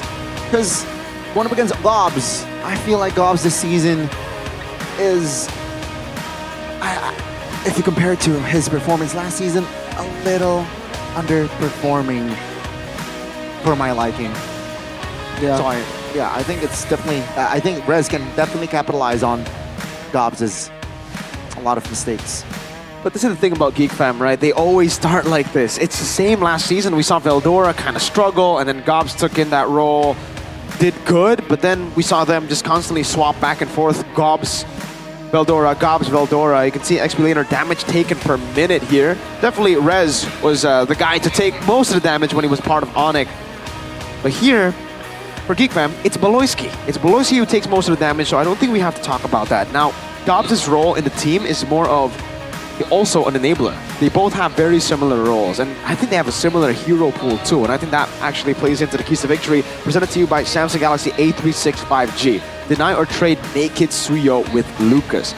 We've seen many times that Ray is able to play the alpha really well, so Lucas, technically the better alpha currently. Naked has been playing a lot of Suyo, so try to punish that as much as possible. Deny it, ban it, or try to counter it. We've seen that Lucas has been a proper answer to the Suyo traditionally, but last game it wasn't actually the best of counters. Contest Howard from Chidera and Octa playing utility heroes, as we said earlier. Geek Fam, focus on setups. Beloy shouldn't force playmaking. He should focus more on setup, screening, and then picking people off. That's why we're seeing more of a Cho style. Cho Beloyski. It's Choloyski in the building. But that last point also, yeah. They also have to play with a team fight composition if they want to win with Chidera's Harith. Team fight composition only for Chidera's Harith. But, I mean, technically now it can work with Granger, right? So there are two more ways now to play those team fight comps for Geek Fam that they have been able to find a lot of success on. Meanwhile, for the side of team selection, it looks like Dewa will be on blue side, Geek will be on red side. A bigger win rate for Geek on red side, 50% compared to that 37.5%. Yep. We'll see how that actually comes to light as we get into the drafts very, very soon. Another thing that I wanted to point out was the gold lane matchup. I think both teams are very similar in that Chidera plays a big role, yeah, but so does Maybe. And that Harith is not just a big pick for Chidera, but it's also a big pick for Chidera? Maybe. Definitely. That's a man. What is this? That's He's doing the Velociraptor. Velociraptor? What is that? It's a dinosaur? Yeah. Why isn't Octa doing it? He's not a gold lane. Chidera is like a gold farmer. You could say he likes to dig gold. From the hood. No one said anything about that, Eterna. But that was his title like 3 seasons ago. That's a bit. That was Eterna. literally his title 3 seasons That's a bit ago. on the nose. A boy though? A boy. What was a boy's name? A man. Drafting phase, ladies and gentlemen. For the first game in the final match of the day, presented to you by the official tournament smartphone Samsung Galaxy A36 5G. And Dewa are feeling a little bit of PTSD, I think, with the chip from Evo. So they're going to ban that out straight away, alongside with another hero that has the, map control. Luo Yi gets taken out. Geek, respect the Harith from Maybe. So Harith will not be a contested pick in this game. Heavily contested pick. Maybe has shown how good he is on the Harith. Chidera as well. So both going to really deny each other of the Harith. What's interesting is the fact that Geek Fam, Dewa, are the ones to ban out the chip. on blue side, they don't have that in their plans. Geek Fam banned the Granger too. They don't want maybe on a signature pick. They want maybe to struggle. Maybe. Maybe. Will it be enough though for Geek Fam to secure game 1? Yeah, they're not taking a risk here. Dewa United, what's gonna be their next approach, right? I guess jungler? No, it's gonna be the Badang. So are they looking for a Fanny pick here? Oh, could be. It could be. Yes. I was thinking more respect over to Beloy. He has been utilizing the Badang lately. But it is good setup coming through. But remember, the Moskov is still available. Geek. They got Does to ban Ray it. play Fanny? Oh yeah, he's one of the good Fannies in this in MPL, I would say. You know, Okay. he's really good on Assassin. Picked it up. He has picked it up against Bigatron. That was when Bigatron got the Badang, and he didn't really do too well. But then game 2, Annabelle picked up the. Oh my God, Kalea ban. No Badang, no Kalea. Geek Fam have set up for the Fanny. Dewa, I think they'll bite. They'll bite on this bait. I think they trust Ray enough to pull off this Fanny. Let's see. Yeah. Fanny pick? Are you gonna I see Fanny? think so. Jushin is an option. I think so. Suyo, Joy. Those are the heroes we're looking at. Pick the Fanny, pick the Fanny. They're definitely thinking about it. There you And go. the Fanny finally comes through. For Geek, the Moskov is an option. They go for the Cho first. Then the Moskov. Yeah. So yeah, sensible, all right? You want somebody to at least hinder the cable movements, and Cho and Moskov definitely can do that. And with that though, I guess now, what do they go for here? For Dewa. Phobius? Yeah, I think the Phobius is a pretty good answer right now to go up against this composition to set up for the Fanny as well, just by get a bit more space for the first few. But Phobius kind of relies on winning out the neutral objective battle early. Does Fanny even want to contest is the question that has to be thrown out there. I guess it depends on the matchup. Yeah. If they... Oh, they still go for it. And Jushin. Jushin Phobius is going to be the choice coming in from Dewa, securing a good pick. Is this considered a utility mage? Yes, it is. That's Jushin. the winning condition. Yep, was one of the winning conditions. Geek Fam now, though, they can go for the Eve, I would say. It would be a pretty solid answer. They have that Cho already to get that mid control. Yeah, I think the Eve is actually pretty good here. But they need to go Suyo first, so. Alright, they go Suyo first. Eve is probably going to be banned, by the way, so Eve Sicilian definitely in the sights of Dewa as they get into the banning phase. See here, Yves Sicilian, will it come through or not? Geek Fam, they definitely are going to limit maybe once again, right? Why not? You got the Harith and the Granger banned out, so let's just commit the gold laner. That's kind of true because other than the heroes that we're seeing on the board that's either been picked or banned out, he's only been able to pick up the Beatrix. And Beatrix in this particular scenario won't be doing too great against the Fanny. The Matilda is actually the choice of ban here coming from Geek. Dewa go for the glue. Still trying to protect in the Fanny. Yep. The glue banned out. Geek Fam. I wonder what they're gonna go for now for Gobs. It's already Badang and Glue. Those are the two heroes that we would like to see on Gobs. He might be forced to go back on like a natural Gatot Kacha, which is still a pretty good answer, and I think that will be what Dewa want to ban out. Geek Fam. Matilda ban already. Do they want to put in another ban towards Moeza in Rome? And what would that be? Jawhead. Moeza's picked up Ruby this season, by the way. Who? Moeza has picked up the Ruby this season. He has. That's a loss though, right? I remember it losing. Okay. Okay, so interesting. Geek Fam seems like they will give a lot of room. Well, not a lot of room, but at least room for maybe here the second phase. They instead limit the options for Moeza. No Jawhead, no Matilda. Now Dewa United, what will they go for their last ban? Another hero for Gobs? Do they still go for the Eve? They can still go for the Eve ban if they want to. Yeah. Fight. I think they understand that right now. It really comes down to having an XP that can actually play with the Suyo to enable the trio mid. So they are hammering down on XP. God thought it would be the safe choice to go and pick. If they want to play the Phobias, they can go high-lows. It would also be a pretty good choice to go up against the Fanny. So I'm thinking of the high-lows coming up for Geek Fam. And then for Mage, Cecilion, Yves, if they want, technically they can still go Aurora. That will do well with the Cho. And it's a lot safer as well against the Fanny because of her passive. I don't mind the Aurora. I don't mind the Vexana as well. All right, sure. But the Terrify definitely can hinder the movements. Yeah. So either those two, yeah, I think they should just secure the mid laner here first. Mid lane first or the Hylos? Okay. Yep.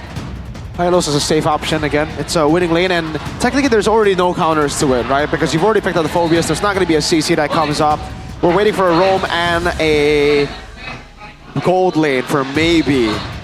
I think the safe choice has got to be Bruno. You get extra value up against the Moscow plus Hylos, so Bruno makes a lot of sense. Will it be able to shred the Hylos? Not initially, no. Maybe they, yeah, that's the thing. You have to wait for a few items. Berserker's Fury, Haas Claws. Maybe after that, the Melfic Gun / Roar. Depends on what you go for. Then you can start doing damage to Hylos. Is Carry just out of the question? Carry can go Purify against the Cho. The thing is, there's no one that can combo together with, unless they want to go for like Franco. Or like you said, Ruby, right? Jawhead Kalea, those are the two picks that you would want to have when you're up against it. God taught pick. And the carry. All right, the carry, we understand it, but there's really no setup for the carry. Maybe he's gonna have to solo carry, solo combo. It is maybe though. Maybe he can pull it off, right? Let's see. There you go. Okay. A lot of purple themed heroes here entering the Land of Dawn for our first game. Man, Yves plus Hylos. Yeah. A lot of slows, a lot of utility. I wonder how the carry will even get close enough now. Because like you get close, but you're gonna get poked down by Yves, Suyo, Queller. There's so much range. On top of that, side control. The Fanny. It's just a Fanny for side control. Do you just wait for counter engage? Use Gatot as a counter engage tool. Use the AOG. Wait for Geek to pull the trigger first. I don't think Geek will pull the trigger. That's the thing. Geek Fam, when they have the control on neutral objectives, they take it and then they leave. Interesting. Let's see what will the outcome be for our first game. Who will strike first? That's a big question. Who will strike first? Ladies and gentlemen, will it be Dewa United or will it be Geek Fam in our closing match of the day? Game number 1, Land of Dawn, here we come. All right, let's take a look at it. I want to say Fanny's sitting at a 0% win rate in MPL ID. So that's crazy. To see a hero that spans so often have a 0% win rate is ridiculous. But it is, well, actually, technically, the Kyrie won on it. So 1 match win. That was their first game win on Fanny. That's it. But before today, sitting at a 0%. I'm wondering if they're going to be able to pull this off. I mean, technically, they do have Octa in the mid lane on the Jushin. But with the counter of it, Yves, as well as Cho, really fast wave clear, it might actually be a problem for them if they want to control that mid-trio rotation. There's a lot of tenacities on the board here, even for Octa. Yeah, they know they want to try to play with sustain for the most part, because for Geek Fam, Shred is not that easy, at least in the early game, right? And for Dewa, they'll definitely have a bit of a better time dealing damage early with the Fanny, with the Phobias as well, so they want to take advantage of that. So far as well, no invade coming through from Geek to try and punish. I think this is the first kind of invade we're looking at from Beloyski, opening up the map, giving information for his team. But other than that, nothing too aggressive just yet. Octa trying his best as well to clear in the lane, already at level 3. Moisa falling a little bit behind there. Meanwhile, into the gold lane. It's a matchup that we have seen before. Hopefully it's okay for maybe on this carry. Yeah. It's a killing spree for Maykids. This seems to be the favorite now, no longer the Impure Rage that is favored over the killing spree. Beloyski in the mid lane, it's a battle for Prio. Oh, knocked up, taunted as well. Beloyski taking a lot of damage. Rez now repositions with the Revitalize there from Moeza. Bobs. It's a lot of damage as well. We'll be able to recall. Let's seems like Dewa United, trade-wise, they want that. A lot of poke coming through for the side of Dewa. Beloyski is at half health, but he's actually not going to force in a recall. They're not going to go full ham onto it just yet. It looks like Ray wants to prioritize the orange buff before he goes into it. Octa level 4, Mueza gets level 4, so it's proper setup. Beloyski still kind of falling behind in terms of that EXP. Gonna force into clearing that EXP lane to get that level 4 before they head over for the turtle. Back to the setup. It does look like for setup, it's going to be difficult. Dewa won the early skirmish. You would expect them to be the ones holding out the turtle, but Geekfam still have the better composition to set up for neutral objectives because it's a Fanny. They can't really hold on to it. Where Dragon, though, connects on towards Octa. It's going to be Gobs here trying to find the pack lines. Good knockup. Oh my goodness, Ray finds an angle, finds a kill, and Rez obliged as well. 2 members, 3 members now looking to fight more. Gobs taken down, so 3 members of Geekfam. They're down and out. Make it, though, might do the cleanup here. Mueza and Octa. Not enough damage on towards Make It, but 3 for 2. Yeah, 2-4-3 trade in favor of Geek there. Make It barely gets out of there alive, though. There's a little bit of damage coming onto the gold lane here, and the SOD coming from Tadera didn't land either, so Ray, though. Gotta be careful. Up throw. That's a safety net of a Moskov. Oh, hold up. No, he's not gonna go for it. No way, Dragon for Beloyski. So, yeah, no connection as well. Geekfam, though, will collect the first neutral objective in the game. Yeah, really good skirmishes around the board for Geekfam to actually get the neutral objective win. They were able to just prolong these skirmishes. Did Beloyski steal that? There you go. The screening of Beloyski, something that we were talking about in the win conditions to the keys to victory. Beloy don't really care too much about going in for those big sets. Just screen and pick. Oh, it's wow. Owl versus everybody. It's 1v5. This is the first time Papulong isn't the outlier. Yeah. Well, it's Owl's turn. We'll see if she's right. So far, Geek have a little bit more control over this. It still can go either way, but Make It on the Suyo, that's a big problem. If the snowballing starts to happen, it might be difficult for Ray in his next few upcoming fights. He's already sitting at 2-0-0 on a Suyo. And now the gold lead just continues. By the way, something to note again, something that I didn't really mention earlier but should mention, is the Vengeance choice. It is the better choice to go for when you're up against carry. Ray, whoa. Almost there. He's able to recall SOD, did not land, luckily, for Ray. Yeah. But the reason you go Vengeance is because carry is just going to pile on you if you have more health. Wait, the dragon. Oh my goodness, on towards Octa. Damage will not burst him down just yet though. Now Ray jumps in, finds the burst on towards Valoy. Now Ray in trouble, is able to get out of that with the cables. But now Rez and Octa, that's a AOG from Mueza as well. But the damage from Rez should be enough. Mueza goes down to there at 1 HP. Make It looking for the cleanup as a boy. Will claim the double. A little messy. A little messy. 3-4-1 trade there, highly in favor of Geek. There's a little bit of a trade back coming from maybe on the bottom side of the map. They're going to be able to clear in the additional weight plus the turret. Ray. No! A little too aggressive there, and he got punished. 2-2-2. What happened to the clean Dewa United? This is a brawl Dewa United. Fanny was gone in the skirmish. Rez tried to fight, but again, they don't have damage dealers. It's your utility with 2 front lines. They're forcing things. They're making desperate moves and decisions. Earlier on, it looked pretty good for Rez with his initial damage, but at the end of the day, from the members of Geek, they were able to kind of just push through. Make It is at 4-0-2 right now. I don't think Ray can go for a 1v1. It's a 2v1. Oh. He got the clear too, though. That's something. Yep. That's a win. That's a win for Ray. Clearing it out, getting the trade as well.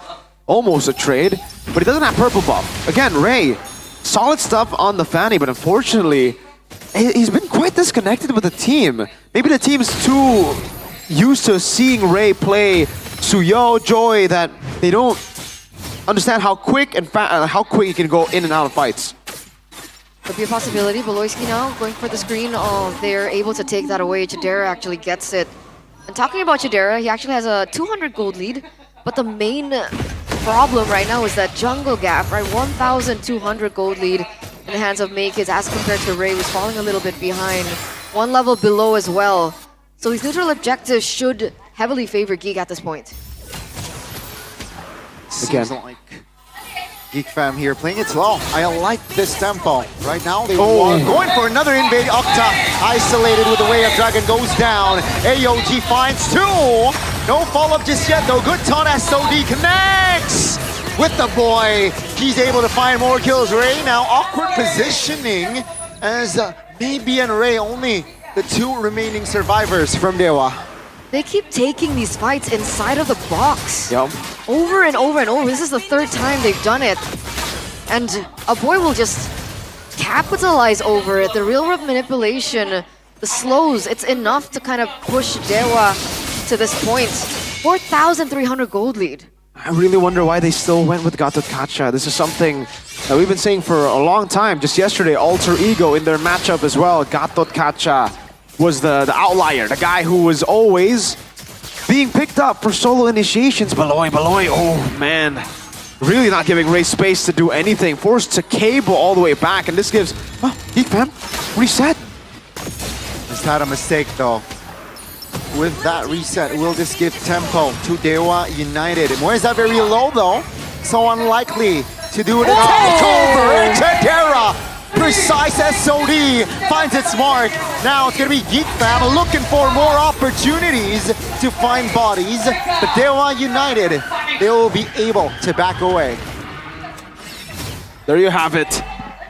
Geek Fam, Chidera on point on his signature pick, a Moskov. They really gave all of Geek Fam's keys to victory, I would say. Beloyski on a screening hero like that, Makekids on the Suyo, but not countered by the Lucas. Baited out by that Fanny again, and you can see the damage of Ray, but without purple buff, Beloy. Without purple buff, you can only go for that one shred. If you don't get the kill with the first burst, you won't get the kill. 7,000 gold lead is the gap here in Geek Fam. They will take the first base turret. Looking for a possible end angle here. If Beloyski finds a mark and Rest goes down, that's gonna be the Lord now, should be their main priority. Now Romer goes down, Moeza backing away. Geek Fam, will they be able to force a fight? No, they will back away. Ray jumps back in, that's a mistake! The stun was clutch and Ray goes down for 30. He wanted to go in for the clear, but unfortunately he didn't realize that Chidera still had the stoppers down. Inhibitor turret in the top lane will definitely fall as well, as they will be unable to clear. Rez unable to defend. Moeza getting shredded down as well. That's two inhibitor turrets. 9,000 gold lead in for Geek as they look to push the tempo once again. Yeah, it's not just Chidera, right? It's also just the point-click stun of the Hylos, and at that time, it was the point-click stun of the Hylos. He was able to catch him mid-air, and then the combo with the Blade Surge. This is why the Hylos get so much value. It's a winning lane against the Phoveus. Yeah. You have the point-click stun against Fanny, and because it's a Phoveus, not only do you win lane, but that also guarantees there's not going to be a CC. And then the carry pick, again, this is super forced with a Gatot. If they wanted to go carry, I don't think they should have gone Gatot, and if they wanted Gatot, they shouldn't have gone carry. That makes sense. Big yikes. Trinity already secured in for Chidera. It looks like Trinity's actually also secured in by Maybe, but again, the range advantage that Geek have been able to utilize over Dewa is so striking. They keep taking fights within the box of the real world manipulation and they keep suffering for it. Look at the way that they're able to zone out just by that skill. That shield's gonna go down, and there's three waves crashing for Geek. Not a good sign here. Real world relation pops. Immobilizing Rez. Octa though. Rez from the angle. Moeza should fall here very low. 1 HP goes down. A boy secures it. 5v4 now. 10 seconds to the next Lord though. What's going to be the call for Geek Fam? Is it a push or is it going to be the Lord? Midwave seems like their last attempt to find an end angle. Beloski with the conceal, looking for Octa, finds it, way of dragon. Rez though, takes a lot of heat and Octa goes down. It's gonna be Rez securing a kill, but Chidera is definitely there to provide DPS for his team, maybe. Not enough range. They're going for the end. They don't care about the Lord. And Geek Fam, they will take game 1. 12 minutes and 19 seconds, ladies and gentlemen. That's how long it took for Geek. Very decisive victory. Very clean as well. Very systematic as well. From the start of the game, they were able to hold their own on neutral objectives. And Dewa just kept going in for team fights, for skirmishes, for contests that ultimately gave that snowballing effect over to Geek. Well played. It was super clean for Geek Fam. They didn't really need to do anything. They just controlled the neutral objectives. Yep. Then, like, it really feels like they just won out in the drafts real hard here. If I were to choose an MVP, I would actually choose Coach Bluffsy, because it was masterful, picking up the Cho early and the Moskov baiting out the Fanny, but then Dewa really fumbling the second phase of the drafts. The first phase wasn't that bad, but then, man, you could see that Rez in this game was so desperate to get an in-cage, because that's what they need to do. They need to have an initiator before the Gata can actually land the AOGs, and yeah. Hey man, right now, Geek Fam are looking on point. That was a 12-minute game. Quick. They didn't even need to do much, like in the end angle. Beloski just kept on Jikundo flickering forward. They were on a comfortable draft. They had all their winning conditions. The keys to victory were aligning with everything they were able to get in the drafting phase. Everything. It reflected in their gameplay. It wasn't hard to execute. It was very simple. Nope. And that's why 12 minutes. 12. Very decisive as well. Solid performance, not just by a specific member of Geek Fam. I feel like all 5 members contributed evenly, and no angles, no loopholes for Dewa United to look for an equalizer or even just to neutralize the situation. Now it's very hard, and a relatively quick game for Geek Fam. We'll take a look at the highlights, the crucial moments coming through, because personally for this particular game, it was very difficult to vote an MVP. It is. It's very difficult to vote for MVP. You would think Chidera has done a lot. Make Kids, I would say, did a lot too. But a boy, Gobs, Beloy even, The screening from Beloy was also big. Yeah, that's what, I mean, at this point, I really wish we could give a coach MVP, because it really felt like they just had Dewa down in the second phase. A boy, our MVP. yeah. Player of the game presented to you by the official tournament smartphone Samsung Galaxy A36 5G. Look at him. A boy on the eve. Is he a man now? Can we Makes stop sense. with that? All right, let's take a look at the highlights here. All the way from the start, man. Really good fight, honestly, from Dewa United. But it's a prolonged skirmish that Make Kids was able. Dude, Suyo early on in these kind of skirmishes. When I saw this moment, I was like, oh my god, that's a juicy maniac right there. Luckily, the Revitalize was available for Mueza. Oh man. Suyo's just a god at those kind of fights. And here, you gotta question the decision to re-engage from Mueza. Yes, they almost got a kill, but it would have been Chidera traded in for 3 of them anyways, like... Was he trying to just cancel the real world manipulation? You can. Like it's just like a threaten, like a threat. There's no threat when a Gata jumps on you. It's like you don't have damage. If you had like... Because it did cancel a boy. I think he just stopped. The duration was about to go. It wasn't like a cancel. It was more like, all right, I'll step away now. Boom. Oh man, he threaded the needle there. Yeah, I didn't actually notice that. Octa and Ray dispersed. The SOD landed on the guy who was 1 HP. But I don't think there was any threat there. Like, if anything, Ray would have been the guy to actually stop that, because sometimes the AOG's not really a threat at all. It's actually kind of like it's a spoon coming your way with tiramisu, It's like, and then the camera just like, oh, very good. Especially considering Beloy, Nakeds, they like food. They're pretty fed in this game. Look at Naked, 7-0-7. That's 14 total food. There it is, 12 minutes and 19 seconds. The thing that we saw from the replay as well was the efficient usage of the real world manipulation. Or the So he PM. would wait to kind of box everyone in from Yeah. Dewa United. He likes and those boxes. It gets, and it is able to extract like the most out of the slows, the DOTs as well. Because everyone from the side of Dewa United are actually kind of short range, right? Exactly. Maybe, Exactly. Gatot, even the Jushin, Yeah. Phovius. That's why when I saw the carry, I was like, because even if they went Aurora, it's a short range against an Aurora. Cecilion, Yves, kind of don't want that. But this is Yves, a boy Yves. This is a boy that stopped Onyx in With season the Natan. 14. Yeah, Moskov is like the modern Natan, the current Natan, right? Yeah. Like clears really quick, has side control. Natan doesn't have side control, but clears really quick.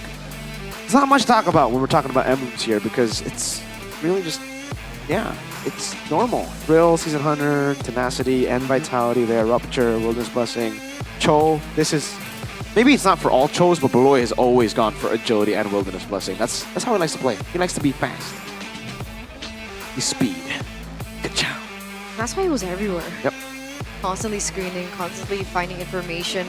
There were a lot of kicks on Tiffany here and there. It doesn't necessarily take Ray down, but it's enough to disrupt and slow down his rotations, his farming patterns. It was just overall a very solid game from Geek. That's why when I saw the Hylos and the Yves, Yep. I was like, Oh man. that's nasty. Team fight. I can't believe they didn't ban the Hylos. Like they banned Glue and then Hilda. I was like, huh.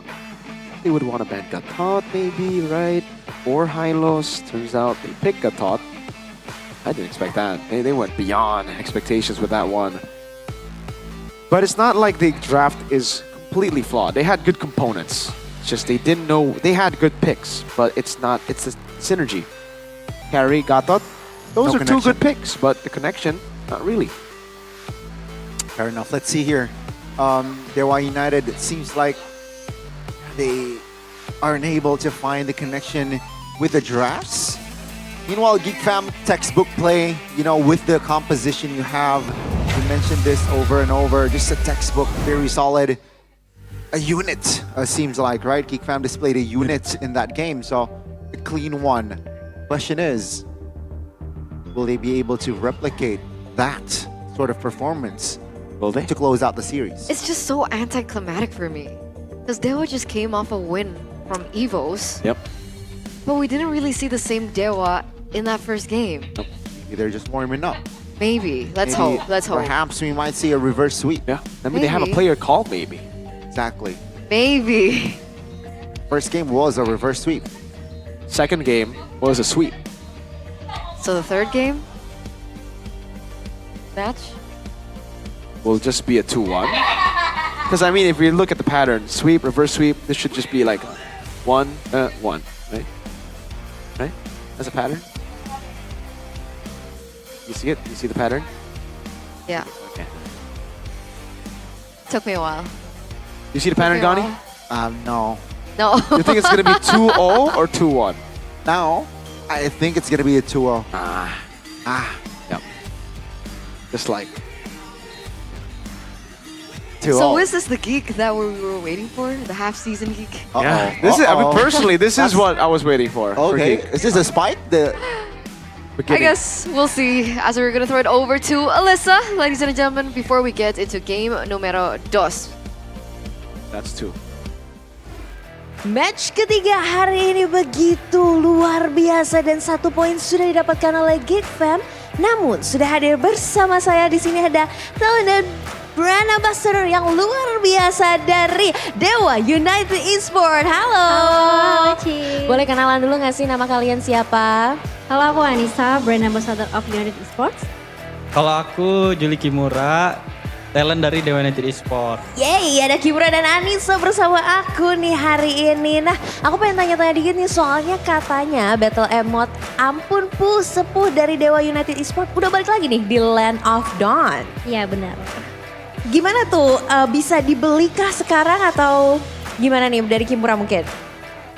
Nah guys, jadi aku mau kasih tahu ke kalian karena event emote Battle Pusupku dari Dewa United udah muncul lagi nih. Jadi kalian jangan lupa buat dibeli dengan harga murah banget, cuma 109 diamond. Jadi kalian udah bisa dapetin emot pusepu dari Dewa United ya.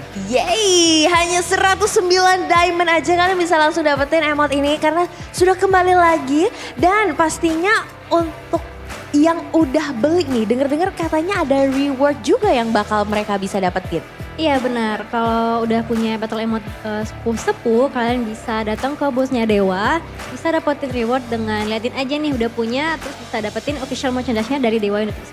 Ih seru banget, tapi kalau misalkan aku udah beli nih, tapi aku belum bisa datang ke MPL Arena, itu gimana untuk claim rewardnya? Gak apa-apa Ci, karena kita itu sering keliling kota. Kita sering keliling kota, kayak kemarin itu kita ke Medan, ke Serang, ke Banten, ke Makassar. Dan next ini kita bakalkan ke Surabaya. Jadi buat yang nanti yang ke Surabaya yang mau tukar battle emote ya dengan merchandise kita bisa datang nanti. Jadi langsung aja bisa datang karena Dewa United Esports bakal keliling juga ke seluruh Indonesia. Hopefully buat ketemu teman-teman anak Dewa semua dan pastinya buat kalian yang beli Battle Emote ampun sepuh bakal dapetin merchandise menarik ya dari Dewa United Esports. Dan jangan lupa pastinya anak Dewa dukung terus tim kesayangan kalian. Thank you so much Kimura dan Anissa. Dan kita akan mendengar kembali ke para caster. Jadi langsung saja kita akan lemparkan kembali ke para caster. Silakan caster take over.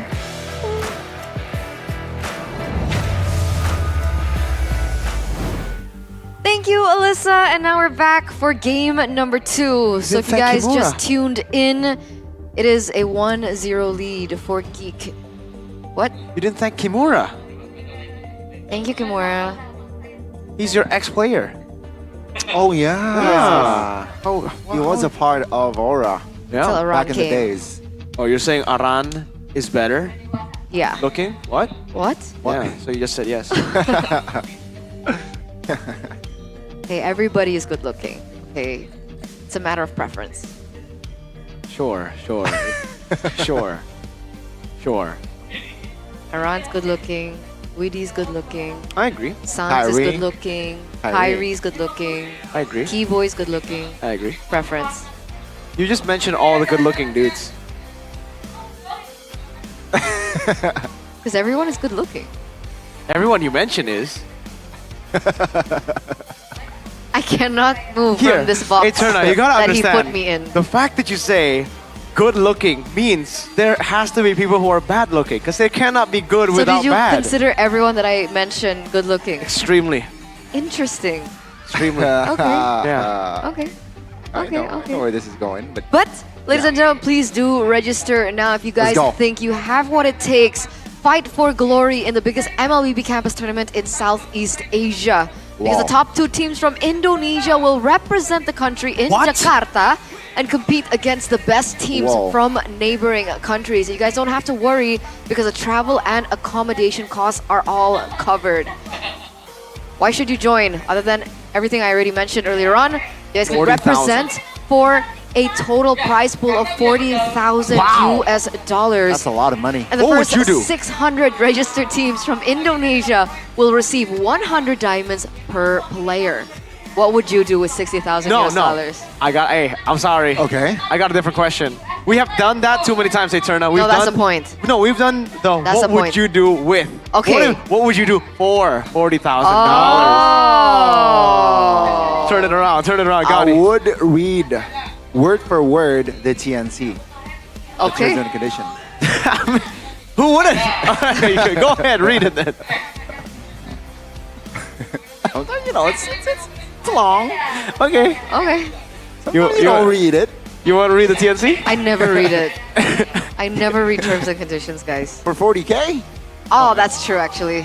For 40K, I would read the terms and conditions before I click the check mark. Yeah. I would actually go for the last call. For all Indonesian university students who want to experience the international competition against students from universities outside Indonesia, because the MLBB Campus Series is your chance. Organized directly by Galaxy Gaming Academy, the MCs will feature teams from 4 countries. Indonesia, Malaysia, Singapore, as well as the Philippines. So don't miss out. Register now through the pinned link in the comments, or you guys can check it out on the full post on MPL Indonesia's social media, or you can also scan the QR code down below. The QR code is easier, trust me. You don't want to type in the URL. It'll tire your fingers. But if you like it hard, type it. Yeah. Technically, yes. If you want the difficult route, the hard route, sure. But life's too short to go with the difficult route. You gotta go with easy, relaxing, fantastic times. There are other convenient options. Yeah. There are. Convenience is so important because time is important. Efficiency. Time is important. Gotta be tactical sometimes. Oh, Tactical. Mr. Rash. Shout That's outs. you, tactical. Shout outs to Arashi. He's Hopefully hiding. he's okay. hiding. No, he's not. He's not okay. Not right now. Is he crying? His win streak has just been broken. Yeah, you're right. By you. I mean, By sorry, BTR. Rash. I'm sorry, Rash. I'll get red hair, so Wow. there you go. Poor Arash. Poor Rash. I hope he's okay. How you doing, Rash? I wish you all the best. I wish you all the best. What time is it? Rash. It's second game time. Yo, third match, second game time. Daewoo versus Geek Fam. Do you guys think it's gonna be 2-0 or 2-1? Let us know in the comment section down below. Right now. Wow. Whoa, I sense a lot of 2-0s. I sense a lot more Geek Fam fans in the English chat. Really? Yeah. Does make sense. Beloyski's there. What does that mean? Beloyski is Indonesian. He's always been Indonesian. Hey. He said it. Beloyski is Indonesian. He speaks Indonesian now. He said it. He has an Indonesian girlfriend. He lives in Indonesia. So if you have an Indonesian girlfriend, you're automatically Indonesian. Kyrie is Indonesian now. So you have if you have a Filipino girlfriend, Then you have to go back to the Philippines, right? But if you have an Indonesian girlfriend, you want to stay here. So You gotta use your logic sometimes, Eternal. yeah, exactly. I don't have any. That's my secret. Okay. First pick selection, enough. Daewoo United on blue side once again. That's crazy. But come on, the Fanny. Ray tried his best. He tried his best to put his team on his back. That's the thing with about the Fanny, man. But do they want to make that risk for the Again? second time? I Like, doubt learn it. from RQ, you know? Yep. I doubt it. You know, I think after that first game, draft-wise and also execution-wise, Geek Fam, they were the better team. And I feel like now, coming into Game 2, Daewoo United, they need to shake things up. What do they do? Chiploy, Badang, Yeah. Ben? I think they go back to normal. Like maybe the Fanny's just not a good pick in the season currently. You gotta go back to Oh my God, every time. every time. Chidera, do you not get tired of this trend? It's I think the whole 3 weeks of the break, he's just been doing this. Oh man. Okay, he finally. Oh, I swear, if it goes back to Chidera, he does it again. How does he know it's on him? That's my big question. I think there's Maybe when the camera is pointed at him, no, he but just there are does it. multiple cameras. Okay, no. Yeah, but like when the camera's on him, he just does it. He Oh, just just expects every time. He just expects the camera to cut to him, man. Okay. All right, back to the point. Dedication. Yeah, leave the Fanny. Velociraptor. Just go and play your normal comp because they are very clean with the normal comp. So maybe don't ban Chip on your side. I think they gotta. They still Like, do. unfortunately, I don't think Moeza plays the chip as well as Beloyski. So, yeah, I think banning it out. Ah man, but Geek Fam love doing the same thing. Wow. Drafting phase, game number 2 presented to you by the official tournament smartphone Samsung Galaxy A36 5G. It's literally the same. Do they just let the Fanny go? Makits hasn't picked up the Fanny this season. Okay. I think that was the approach. Yeah, there you go. Exact same bench from Daewoo. Yeah, so now the Fanny, I don't think it will be banned out or will be picked up this game. I don't think. Yeah. So, last ban, will it be another Kalea? What's the ban previously? My tail's There been you go. itching Yeah, for a perhaps. real Your team is picking. So Daewoo don't go Fanny, right? Or do they adjust? Because Onyx, they lost game 1 on the Fanny. They adjusted just a few things, right? In game 2. But I don't think there's space to adjust. Daewoo, the adjustment would be like the Nitro in Moscow. But if you pick Fanny, that's a free Cho in Moscow for Geek Fam. Unless. Unless Geek Fam saying, nah, we're not going to go for the same thing. Yeah. But I doubt that. It really depends on this. Do Daewoo want to pick it up again? Okay. Your team is The answer is no. They go for the Moscow. That's a nice pick. But now, Just in case Geek pick it up. Yeah, that's a nice pick. But They have the also, Moskov already. now they can pick up the Fanny themselves. Because they picked up the Moskov. Exactly. That's why it's a good pick now. So they have stopped the Moskov coming through. It's not only the Cho. chose me to vanquish So Dewa can still go Fanny now, and they have proper setup for it. Suyo Cho will be the answer now.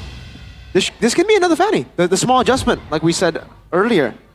And then Geek just replicate what BTR did. What? Go for Ruby in the gold lane. Ooh, I don't know, man. I don't know about that. Or Because if they do pick up the Fanny here, with the Moskov already picked up by Dewa, what's the next best bet that you can go for in the gold lane? Do you go for Bruno? Brody? Claude? Oh, I guess Brody, right? But that's a far... That's a reach. A stretch. So... I am not the only one bound by this chain. They don't do it. Nice, nice. So they don't go for the Fanny, they instead go for the Mathilda and the Phobia. So this sets up for a Lucas that will probably be banned out by Geek Fam though. They probably already sniffed it out. So... It's interesting that they go for Moskov, but they don't go for Fanny, man. Like... Yeah, I think they should have just gone Suyo then, if this was the idea. But I get it. They want to deny Chidera off of his comfort pick, sure. What could they go for now? They need an MM, by the way, because if they Do don't... they want to go Jushin? Does he go Claude later on? That's what I was thinking. If Bruno Claude. The thing is, if they don't pick up Claude now, yeah, they will go Juice in. If they don't pick it up now, it'll be banned out, right? I mean, that's why Dewa picked up Moskov. They want to deny... Technically, the Fanny is still going to be open. I don't know how good it's going to be with a Mathilda, but I think the Mathilda is picked more so for the Phobius than for anything else. So, yeah, I think Geek Fam is banned Lucas. Let's go with the simple answers first. Going for the direct approach here, seems like, and Among the planes apparently will ban the eval. So, yeah, natural counter for that Zushin, and makes sense. And I feel like Dewa United will add more range in their composition, and yeah, one way is that Yave, so good deny there by Geek Fam. So what do Dewa want to take away from Geek? They have the Cho, they have the Suyo. Do they start limiting the gold lane? Yes, I think so. I think they start limiting the gold lane. So what, Bruno? One gold lane. Yeah, one gold, or both. Yeah. But there's not a lot of... Time to Wait. take the field. Bruno? Okay, there you go. Bruno. Talked about Bruno earlier. Yeah, I think Bruno... Is it going to be Bruno carry? Because the carry could have a good combo with the Cho. That's the Joy ban too for Geek Fam. I think it could be Carry. Carry can go Purify. They're going against the Cho. Yeah. So it would find value. Another option would be, I think, the Claude. Yeah. Claude or carry ban now for Dewa, but if Geek Fam don't pick up Valentina or Lucas next, oh, this is tough, by the way. Banning out Joy and Eve means the Lucas is up. I was already thinking about this. So Dewa, if Geek Fam don't pick up Valentina or Lucas, then, or CC, then Dewa will just go Valentina Lucas. They'll end off the drafts with a Lucas and then a Valentina mid. That's a scary composition. Yeah, that would be, I think, the better comp, but what do Geek Fam have? There's no way they didn't plan for it. There's no way they didn't read it out, right? That's the Claude. Your team is picking. Geek, are they gonna pick Valen, Lucas, CC, or none? I think just go Lucas here. But then Dewa can still get Valen. Yeah. That's why. Oh, yeah. That's why you might just want to go CC. Oh, there you go, Gatot. So, it's a way to counter the Lucas. We saw it, BTR. But, there you go. This is the angle. Lucas Valen is available to pick. It's so good. You have a little extra mobility from the Matilda. It's good against Suyo. Valentina also has a lot of value. After that, what do they respond with if the Valentina Lucas pick comes through? I was thinking CC, but because they won Gatot, there is nothing. Yeah, maybe they, I mean, if they don't want to go Lucas, they can technically still go Alpha. Ray has played a lot of Alpha games this season. Rome, though, for Mueza, what, like an Edith? If they don't go for the Valentina Lucas? Oh, sorry, not Rome, mid. Sir, what's your command? Oh, wow. Interesting. The plot thickens. Fanny Mathilda is definitely something new. It seems like Matilda will accompany a lot of Phobius, right? That's the dynamic Time duo. and tide wait for no man. No Wow, that's brave. Wow, ballsy. Against a Fanny? Huh. I gotta think about this one. I thought the easy answer would just be Lucas Valentina. Maybe it was too easy for Ray. He wants to go for the Fanny. I mean, is he not comfortable on the Lucas? The Fanny makes sense because the Moskov pick early, but the Matilda kind of finds itself. Yeah, it's just for the Phobius now. And perhaps an escape for the Sicilian? If we're reaching. Yeah. All right, I guess we'll just have to see how this plays out because lineup rating, I agree. The synergy is better for Geek Fam, but if Daryl can make it messy, synergy is not necessary. So will it be a 2-0, ladies and gentlemen, for Geek Fam? Or can Dewa force a game number 3? Let's go into the Land of Dawn for potentially the final game of the week. Dewa versus Geek. Let's head into the Land of Dawn. Yeehaw! It's gonna be a wild battle indeed. And let's see here. Dewa United. Running on the Geek spot. Fam. Running on the spot. It's okay. Running on the spot. So what you call? Running man. This is Running Man. There you go, Running Men. Actually, 2 females. There's a Matilda and a Fanny. Eterna, how could you not include them? My bad. Yep. My bad, my bad. So, do you guys like the Fanny Sicilian back at home? Because I certainly not a big fan of it. I would love to see Valen Lucas over that. And spoilers, 3 purifies. Oh, Gani, why did you spoil it for us, man? On who? On Dewa. Because that's a Chobi tricks. They want to... Okay, so... Chidera. Does he want to go see Halberd first item then? Ooh, that's Because there's a lot of healing there. I don't think you can burst anyone if you go BOD first item. Or leave the anti-regions to the Cho, perhaps, blowing on to Kushin. But it's kind of like, it's going to be late. Different. See how the reason a lot of gold laners go see Halberd first because they get it super quick. It's like a cheap item. All right. And it's a gold laner. Value. Yeah. Okay. So, the drafts. 1-1 or 2-0? Based on synergy, I think it's Geek Fam win, but the Fanny, the only stopper is Cho. Unless Gata gets like a random taunt. So there are ways that Dewa can win here. Suyo can stop Fanny's tracks. Yeah. It's very difficult to do though because your stun isn't really point click. Right. You have to charge it. It's not instant. But the fact that there's so many purifies on Dewa, Yeah. how do Geek win this? If they're looking for, you know, like a kind of pick-up composition for the Cho and the Beatrix, I think do they try bait it out with the Gatot first, play around that, team fights?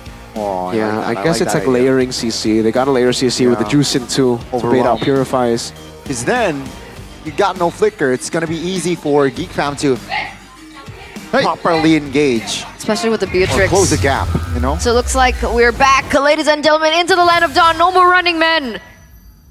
They are running. They are.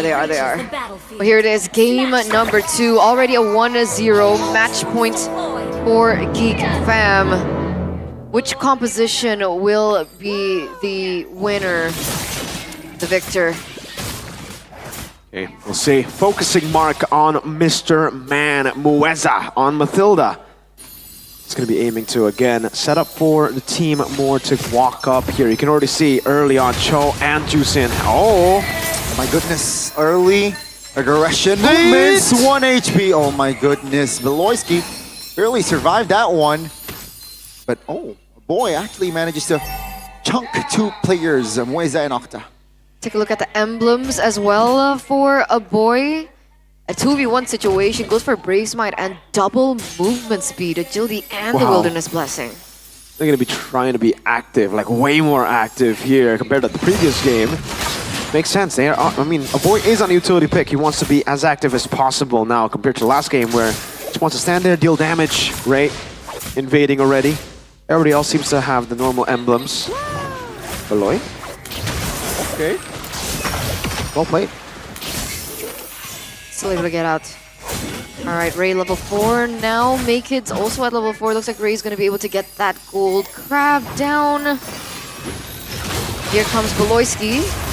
That's the first Purify from Octa. Beloyski flickers out, so 2 spells here respectively used before the neutral objective take. Okay, there's another flaw in Dewa's composition that I'm noticing now. There's technically no initiation, right? I mean, yes, Fanny can deal damage, Phoveus can charge in, but the initiation that you'll have will be not in Turtle 1. Like, Mueza's circling Eagle. So, Turtle 1, don't think they will be able to actually, like, fully force out an engage. And we can see the taunt mid. Unless they, force just pure damage? Look for a weird pick-off, capitalize on positioning, but even that's going to be very difficult. Beloyski's still doing his job of screening. Good setup coming in from Geek. Dobbs, Beloyski all at level 4 already, so they have the tools. Yeah. That's a free turtle for Geek fam in the 2nd minute of the game. Fanny is farming the jungles of Geek Fams though, so that's a trade, right? Yep. Not the best trade though. You can already see Ray mirroring, trying to go for the orange buff, but the rest of Geek Fam, as they saw the free turtle, wait! Maybe, gotta be careful. Has a Purify, will pop it!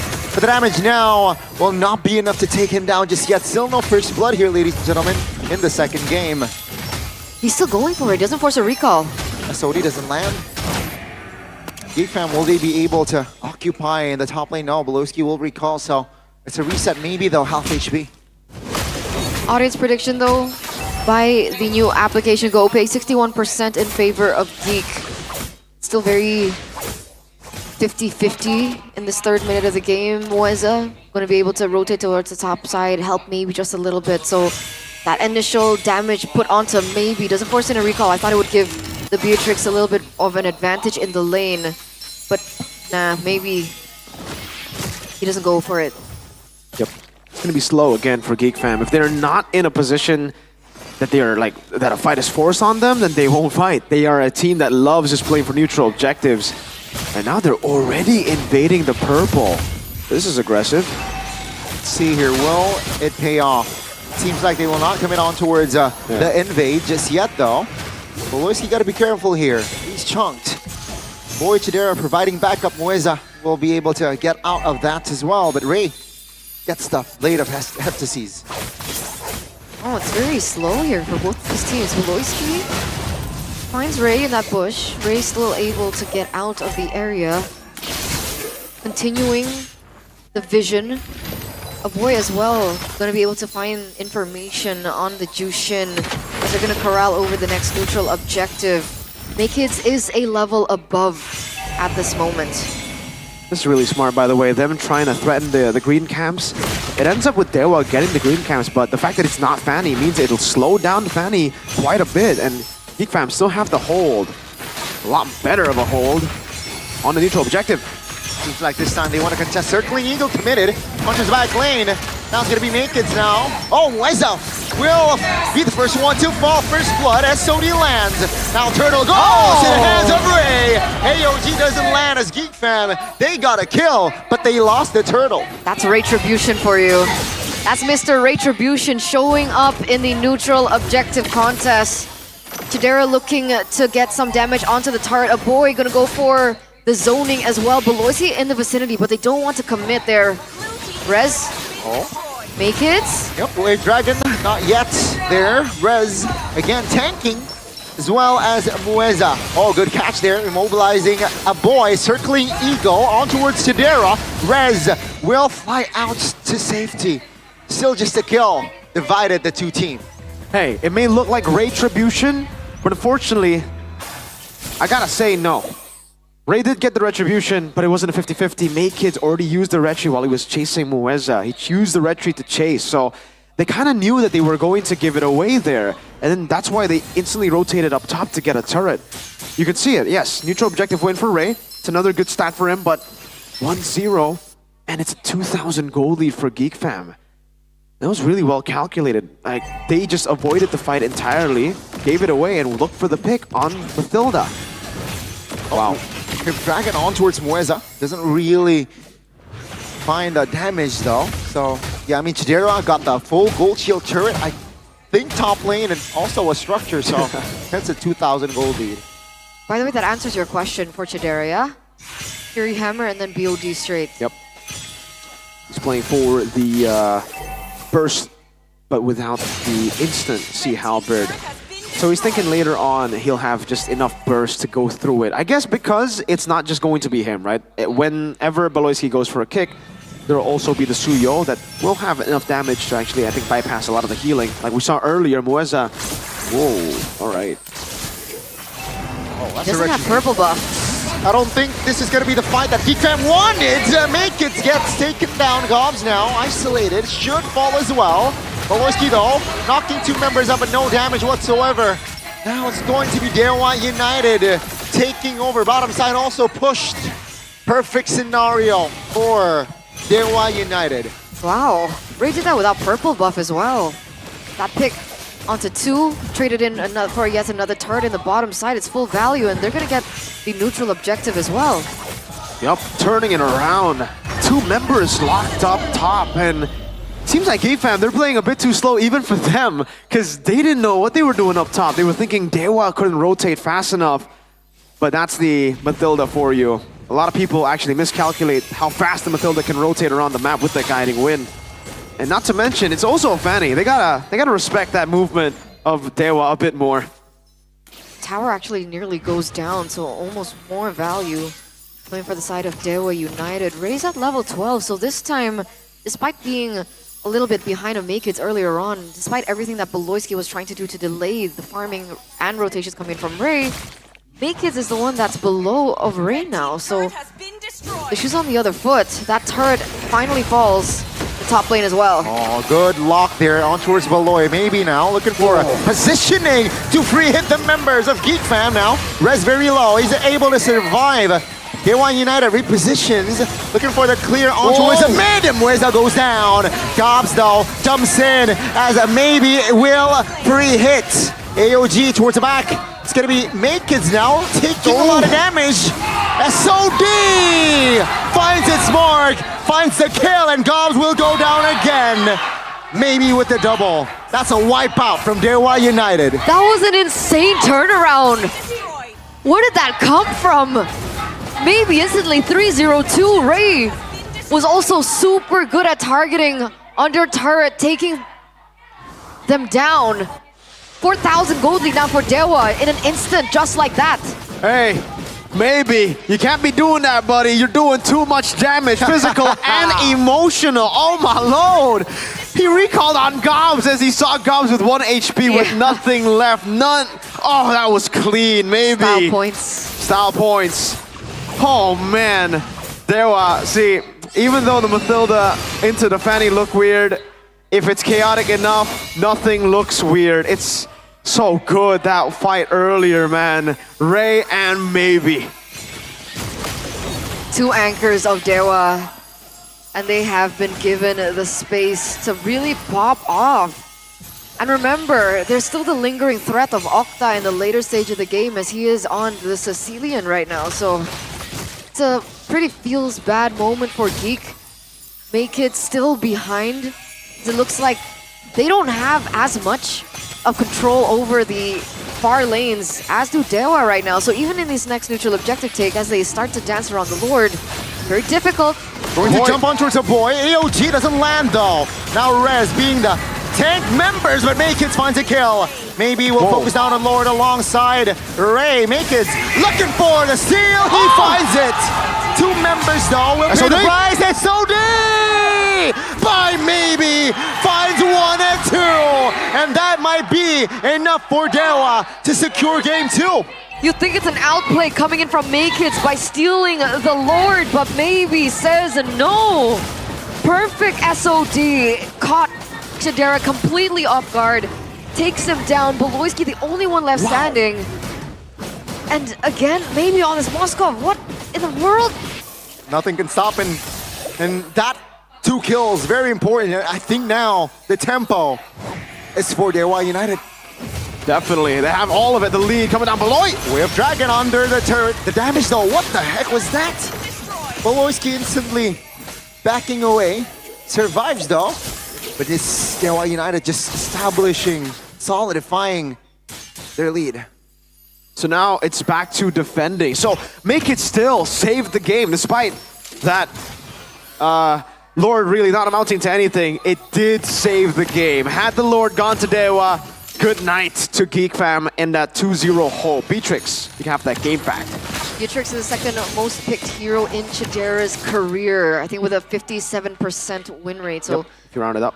50-50, essentially. But this time, we did not really consider the Beatrix for Chidera in this game because of exactly what we're seeing reflecting in this game. It's very difficult. So much dive coming through. Can't go for crazy outplays either. So despite Chidera getting all these items, he already has 2, the BOD, as well as the Malefic Gun. Even with the additional range coming through from the Malefic Gun, still, the impact that we're seeing from Chidera is not as great as maybe on this Moskov. Yeah, the Gatot Kacha as well just hasn't really been working out this pick. For Gobs, unfortunately earlier too, he was kind of the target that got maybe close enough to Chidera, right? He actually, beloy. Looking for an opening, awkward. my God. Fights maybe though. Damage will not be enough to press him down just yet as Ray looks for Chidera now in the back lanes. It's gonna be OG, but Gobs will go down as Octa collects a double! Nasty pinch as maybe finds the pinch in the 4-4 Octa. Oh man, 3 members take it down, only make it to Chidera left standing. Will they be able to defend this? I think so. Dewa United looking to jump on towards make it first. Oh my goodness! The damage will not be enough, but they got the clear, and they will defend for now. Oh my lord. They won't be able to end the game despite these blunders from Geek Fam. They stay afloat, Beloyski, you madman. That was a crazy gamble. Yes, maybe he didn't have Purify, but he has a Wind of Nature. Yeah. Oh my lord. Hey man, that was a crazy gamble to take. They took it, and somehow they're able to see another day in the land of Dawn. Oh man, it's a free Lord though, for sure, for Dewa. And now Geek Fam. Is it geekable? We find ourselves in another geekable question. Do they have the tools to make it geekable? Chidera, given time, you will. Oh my lord, now that's a lot of stacks. 13 minutes, 253 stacks. That hurts. That hurts. That hurts. The Sanguine Claws connect and the bad impact. Oof, that's a lot of range for them to work with as well. He's stacking. He's stacking over. Oh, boom. Another stack. That's 260 now at 14. Can they geek it? Yes. But they need a lot of time. Let's see. They need Dewa to kind of fumble. With the Lord marching the mid lane, Geek Fam will try to prioritize to take the Lord down, and they will. Top lane turret though will not survive, will go down. That's an important crowd control. Baby got the kill, and this might be the opening for Dewa to force and stretch the series to a best of 3. Chidera not caught just yet though, 4v5 still. They got the clear, they need to clear the bottom and the mid. Oh my goodness, Chidera very low. Dewa United, they have done it. Ladies and gentlemen, we will get game 3. 11,000 gold lead in game number 2 for Dewa. We were doubting the Fanny pick and the Sicilian, but they made it work. If it's chaotic enough, it'll work. They sure made it chaotic, man. Maybe and Ray, together with Mueza, just going for comfort. It really feels like the whole team went, all right, game 1, we were out of our element, boys. Let's go 2 comfort picks. Let's just go in and fight them like men. The Geek Fam, they weren't able to withstand. And Gobs, really, at this point, he was a battle spell to maybe. He was always at the right place for the SOD to land to give maybe a better position in these fights on the Gatot Kacha. Unfortunately, not really the pick you would want, like not really the impact you would want on the Gatot Kacha for this team. You would expect just tankier, better peel. But here it is. We only have one full 2-0. We only have one sweep this week. This is your game. There's only This is the right way to end the week right here. Another 2-1, Dewa versus Geek Fam. Geek Fam, how you feeling, Geek Fam? Because Dewa, they just took that game with a Fanny again. Back to back. So, Back to back. You hear the fans? those are the Dewa fans. Anak Dewa. They're celebrating right now. Wow. Wow. I mean, Geek took a risk, right? They took a risk with a Crazy. Beatrix pick for Chidera. Yeah. And that risk didn't really pay off. This is one of the crucial moments. I think this is minute number 7 as they were going for the neutral objective onto the turtle. Dude, it was just, this was the crazy moment. Again, the fights. Look at how chaotic it is, right? Geek Fam, they kind of needed for it to be clean, a front to back, a proper fight. Dewa wanted it to be as crazy as it can be, and this was the boom. That was a sound effect. Maybe. W maybe. POTG, presented to you by the official tournament smartphone Samsung Galaxy A36 5G, maybe. He played it so aggressively. He played it so well, using the SOD to re-engage into this team fight multiple times. That SOD landing to get the pick as well. He turned this around completely for his team. So good. It's well played, really. I mean, for Geek Fam, I don't know why they even took this fight. This was the point where they got the 2,000 gold lead. They had the 2,000 gold lead. Make it stayed up top too long. Gops had the AOG, could have really disengaged any time there, but I guess the call was, let's fight back. Here, back and forth, we were able to see May Kids. But again, this messy skirmish, May Kids try to go for the gamble. Maybe. Well played, man. Saving that for the Soul Sever, getting the Spear of Misery right before the Blade Surge. It was just perfect execution of the mechanics there of Moskov. And then the choke points. Whenever you're in it, this was a miracle play from May Kids. If it wasn't for this, we would have a 12-minute game, for sure. Maybe 11. No, at this point, we would have an 11-minute game. Yeah, there you go. But May Kids was able to save the day with a Soul Sever Retry, and then they were able to prolong. Boloisky went for the Hail Mary, but the Wind of Nature there. And it seemed like Geek Fam were kind of doubting Boloisky there. Like, Boloisky went for the kick. A lot of them were going away. I think Gobs should have just, like, AOG'd in, right? It could have been a pick on maybe. Even though maybe all of them would have died. It's a call. And then this is the end. Inevitable at this point, right? Like, they just got caught in these crazy combos. Sanguine Claws by Octa. Yeah. And GG. Wow. Chidera tried his best to clear at that final moment, man. Yeah. But Ray didn't allow that to happen. Aww. GG! It's 1-1 now. All the way to game number 3. Game numero 3. If only your match, ETRRQ went to... Hey, that's not on me. That's not on me. That's on RQ. That's not on RQ. Oh, okay. Fair enough. Past their bedtime. Alright, fair enough. That's not on me. Fair enough. Take a look at the items here. Blood Wings, Glowing Wand, Melfic Gun in the BOD, plus the Rose Gold Mirror for Mr. Beatrix. I mean, these are pretty normal builds. I don't think there's anything out of the ordinary here for anyone. So, they just got beat. They really just got beat. They were corralled into playing Dewa's chaotic game. Geek Fam.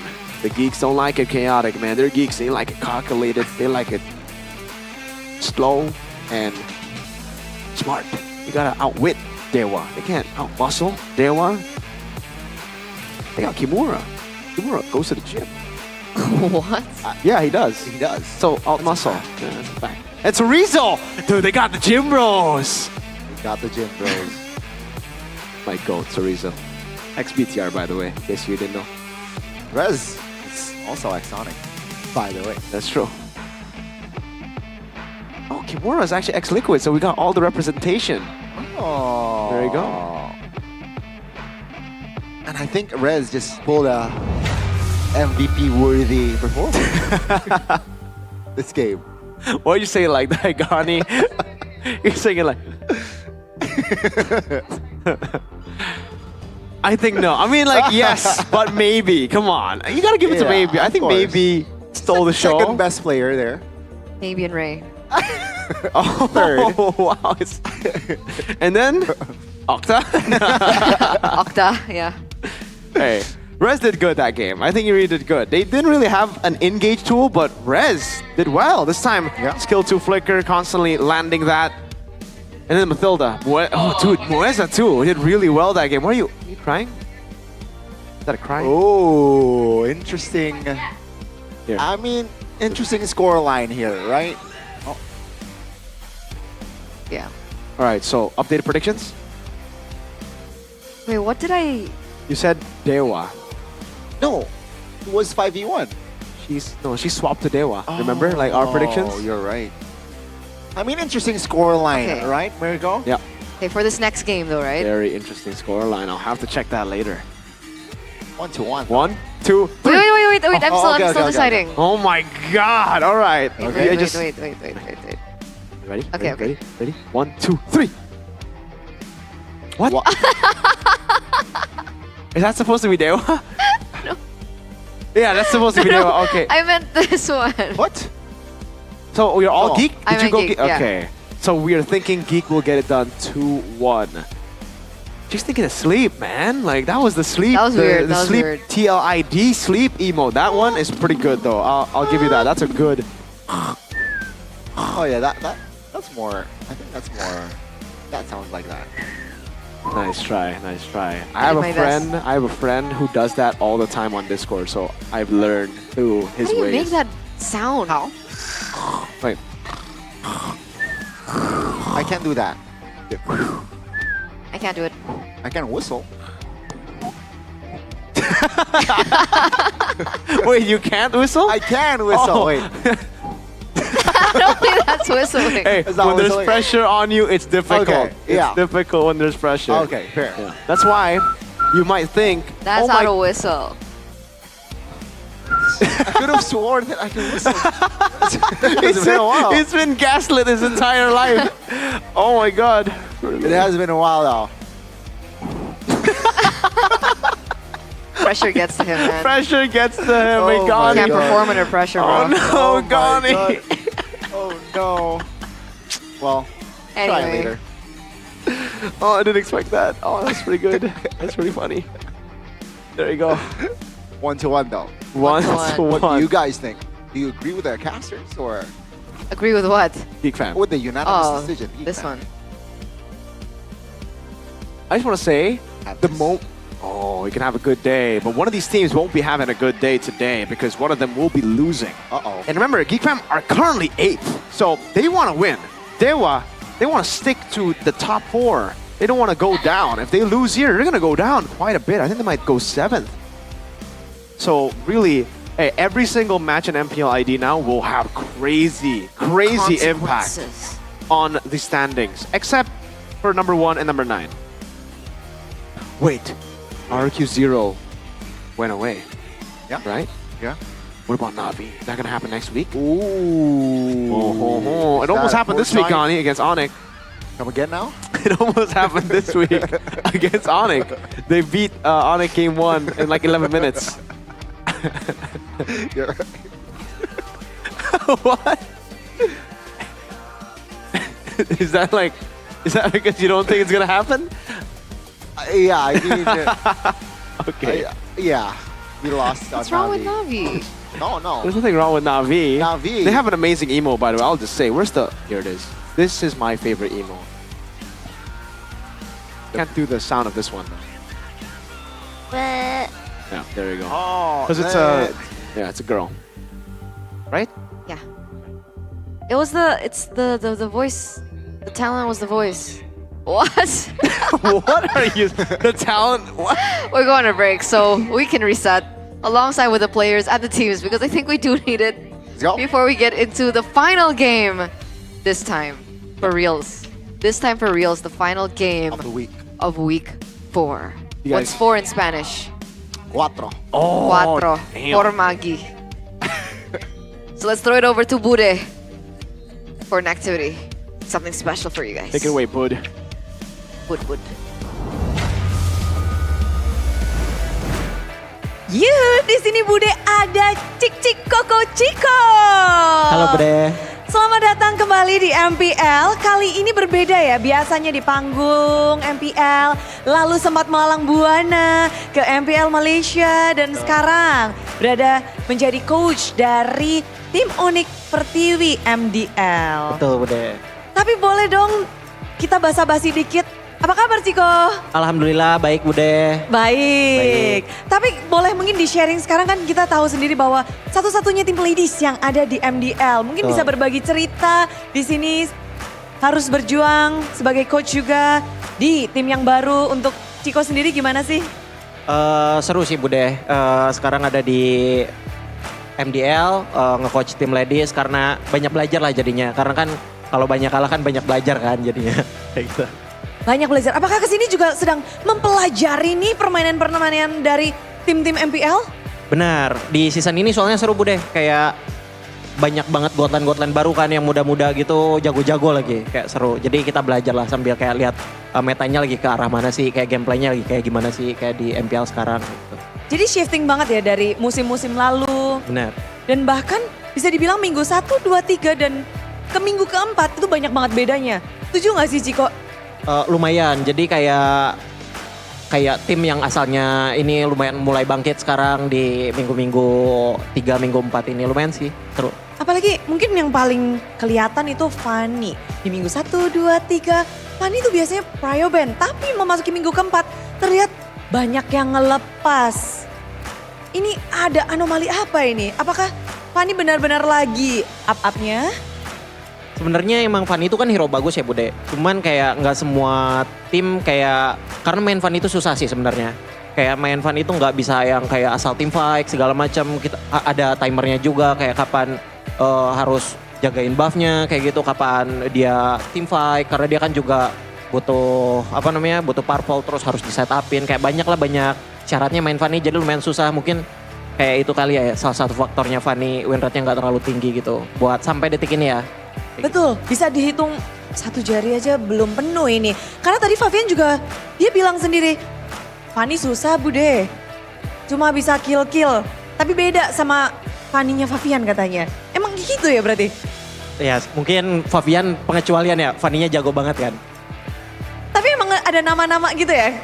Dari nama-nama player-player jungler gitu yang memang kalau pakai Fanny tuh beda banget. Iya sih, kayaknya lumayan cukup banyak sih player Fanny yang jago di MPL Indo kayak Kairi kan kita tahu Bude kayak jago banget lah dia juga Fanny-nya. Cuman sejauh ini kan Fabian memang masih tim lain masih nggak mau lah lepas Fanny-nya Fabian kayak emang sejago itu berarti Fanny dia. Oke, ngelihat tadi Fanny juga muncul di tangan Ray 2 game dilepas. Ya benar-benar yang tadi juga jago Bude Fanny-nya.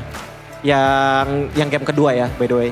Jago itu Fanny. Yang game kedua, jadi udah mungkin membaca kelemahan di game pertama dan mereka perbaiki di game kedua. Benar, dia adjust gameplaynya gitu. Jadi Fanny dari Rape patut diwaspadai ya? Masuk dalam kategori patut diwaspadai berarti? Sebenarnya jago-jago masuk lah. Kayak player-playernya sebenarnya player-player Fanny-nya tuh jago-jago. Cuman mungkin mainnya aja susah. Karena kan main Fanny kan harus, timnya juga harus ngerti lah kayak gitu. Oh jadi bukan hanya soal player dari yang megang Fanny-nya, namun juga bagaimana tiap timnya itu bisa untuk menyokong dan mengerti gameplay dari bersama dengan Fanny itu sendiri. Ya benar kayak gitu. Oke, MPL Season 15. Ini menarik banget gak sih? Dimana kalau kita ngebahas secara luas, banyak banget tim-tim yang poinnya tuh mirip-mirip. Tapi Ciko merhatiin semua tim gak di MPL? Lumayan ngikutin. Lumayan Selalu ngikutin nonton, ya? Kenapa ya? Kayaknya kok ketat banget nih di musim ini. 8 tim sih, ya 8 tim, 7 tim bisa dibilang. Karena mungkin season ini mereka dapat slot ke MSC kali ya Bude ya. Kayak itu mahal banget lah buat semua tim. Mungkin karena itu juga mungkin kayak semua tim pengen improve gitu. Kayak ya persaingannya jadi lebih ketat lah. Menurutku itu salah satu faktornya juga sih. Oke, half season hampir berakhir dan kita ngelihat poin masih bisa dikejar satu sama lain, tapi kita penasaran, ini kira-kira siapa nih yang bakal bisa untuk menempati top 3 klasemen dari 9 tim ini?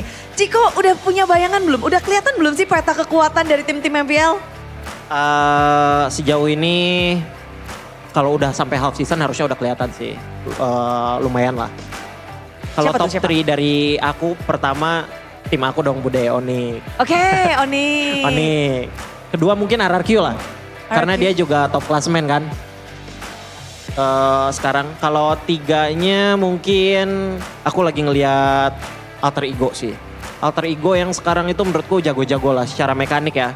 Kayak mungkin mereka ada kekalahan kemarin mungkin kurang beruntung aja lah mungkin. Cuman aku rasa Alter Ego potensinya lumayan cukup tinggi. Waduh, Alter Champs langsung bahagia nih. Langsung Alter Ego akan mengukir sejarah.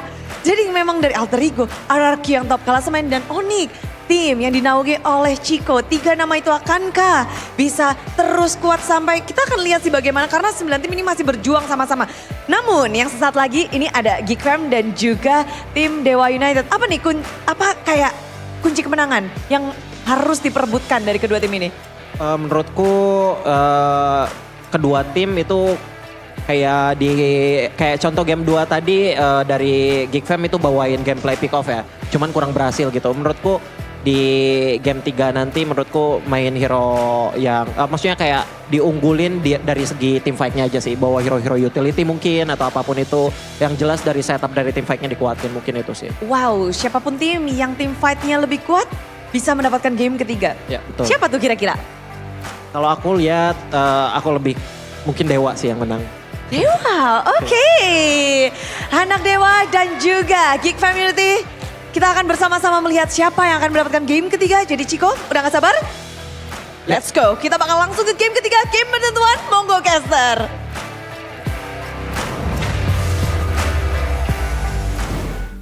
Game number 3 is upon us, ladies and gentlemen. And you heard the predictions coming from Chico. He thinks it's going to be a Dewa match win.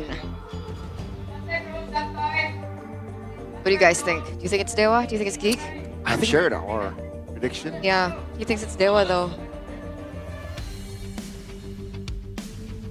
What is this? Santai bro, santai. You know? Santai bro, santai. Speed has said a lot of santai. Yeah. I think when it comes to macro play and objectives, it's Geek Fam. Okay. But when it comes to pure mechanics, yes, I think Dewa has the edge. I think that game displayed that edge quite a bit. Maybe on the Moskov, Ray on the Fanny. What do they do now, right? Because now, Moskov first pick. Really, they gotta still respect the Fanny when they don't want to pick it up, you know? Like, the thing is, what's crazy, folks, is that game too, Fanny was picked up in the second phase. So, Geek Fam had a lot of time to think about what junglers can come out, but they actually didn't ban junglers, right? They only banned the Joy in the second phase. They banned the Joy. I think it's the Matilda, right? I think it threw us off as well with the Matilda pick. Okay. Yeah, you wouldn't think about the Fanny, But true. with the Matilda, yeah, Fanny They very, five-headed exactly. the draft. Yeah. All right, so it's just a mind game at this point then, right? I mean, at this point, you have to just ban out the heroes that you think are troublesome. If you don't get the Cho Moskov, I guess the Fanny is a bit too troublesome because the Badang was also banned out, right? So they banned out Badang, they picked up Moskov, and then they set up for that Fanny, and it was the second phase after the Matilda Phobius. They played with pure damage and they won, folks. Insane. So maybe the Fanny warrants a ban here in the first phase. I guess we'll see. First pick selection They're goes sticking. to Dewa. Sticking. Yeah, Geeks still want to be on red side this time around. Okay. Fair. So they can... Harith, Granger, and Kalea. Do they just let the Kalea go? Because you can't give the Harith, maybe. Do you want to leave the Kalea? I don't know. Not sure. It really comes down. Yeah, I don't know.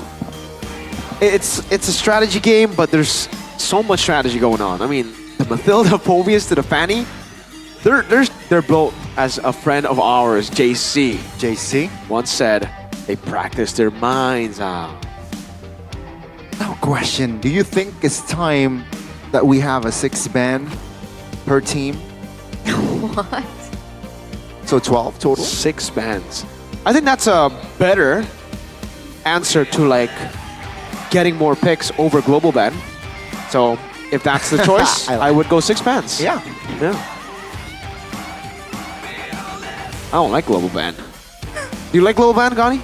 I don't really like global ban. Zephyr also doesn't like global ban. Yeah. Said it. What about you, A-Turn? Do you like global ban? I think for MPL it's okay. Yeah, I agree. I agree. But for MPL, I don't think. This is highest It makes level, sense, baby. We yeah. don't need that RNG. Okay, make hits. He looks energetic. Look at him, man. I don't think they're gonna change the bans though, right? For Dewa, Chip, Lui, Badang, it still works. So I'm confused what Geek should do. Huh. Do they... Take it one step at a time right now. Let's We'll take a look at see. it. Let's see what they have changed. If anything has changed, no. Oh, nothing. No. Experience No Same changes. exact bans. Game number 3, drafting phase presented to you by the official tournament smartphone Samsung Galaxy A36 5G. Chip, Lui, Badang was Okay. Dewa's ban 3 games in a row. Geek, Harith, Granger, and the Kalea. So Dewa should be banning the Badang again. But my big question is, will there be a change from Geek in that final ban? Do they want to go for maybe a Moskov ban? Fanny ban? Or do Geek pick up the Fanny themselves? They can, actually. That's a pretty good answer. If they go Cho Fanny, technically they can go for it. But the Moskov is still going to be on the other side. Ah, there you go. Yeah, so you go, it's okay. Moskov, I think, as the only person to lock Fanny down, it's still okay. Make-Kids also plays Fanny. So there you go. That's the Moskov. Now it's going to be Cho and Fanny. Does Make-Kids make his Fanny debut? That's interesting. That's also a risk though. It is. There's Suyo, there's been a itching lot for a of... real Oh, okay, Kalea will be the answer. So no Cho. Kalea Fanny is it? Or... Okay, they go Kalea Suyo. So technically Kalea is a better counter to the Fanny than a Cho. Yeah. Okay. So there you have it. That was the adjustment. They ban Mathilda, they pick up the Kalea. Moskov gets taken. It's probably, this can't be Phobia's Mathilda anymore, so if they do want to go Fanny, they have to pick it up now. That's a really good adjustment by Geek Fam, actually. They got Sasuke and Sakura. Sakura. Will they get the Lucas though? Will they get the Naruto? I think that's a bit too much. Yeah, maybe. If there's no Phobias, no CC, technically, no Valen, maybe they go XP Lucas still. So what's the call here? You can see them discussing. They're taking their time. Do they go for Fan here? Time to drop the beat of the They don't. Sicilian and Joy. No Fanny. All right. Sicilian and Joy. Geek Fam. I think this is still a pretty good... Yeah. I think Lucas could still show up now. There's no... They can just ban Valentina out and CC and they good. Yeah. If they want to go for that Team 7 trio. I mean, recruit it. Recruit Team 7. Why not? Yep. Or they could just go Gatot Kacha again. I think it's not a bad choice. Gold lane picking it up here would also be beneficial, though. I don't think you want to have that option for Chidera taken out. There you go. They go Claude. They know it was banned in the last time Bruno and Claude was banned. This time they pick it up. Claudera. Claudera. Claudera is back, ladies and gentlemen. He was forced on the Beatrix, and I think in that composition it really didn't give him the space that he needed. And even coming into this, before we got into the first game, we were highlighting Chidera to be one of the biggest factors to Geek Fam's play style. Second phase now, they can still set up for the Lucas if they want. They I can. think I need an additional stopper for the Joy. Yep. They can actually pick up the Valentina themselves, so... Yeah. Yeah, I think they ban out Cho here. If they... Justice in the world. Do they even want to ban out CC? Because technically they have a Kalea. Now we're thinking too much about the Lucas. Let's talk about the picks that actually come out. Yeah, I think Gata's still safe, by the way. This time with the Kalea, I think it does better. The Jushin is also still up. That's true. Jushin's still up for grabs. They are the ones to ban Farusa, so Geek Fam can actually set up for the Jushin again by banning out the Yves. Wait, no, there's already a Sicilian there, so... do you want to go juice in against the Sicilian, just like previous game? It's not that great in the mid lane against the Sicilian. Yeah, you get poked out. It's tough though. It's tough because... But it can be a problem for Joy.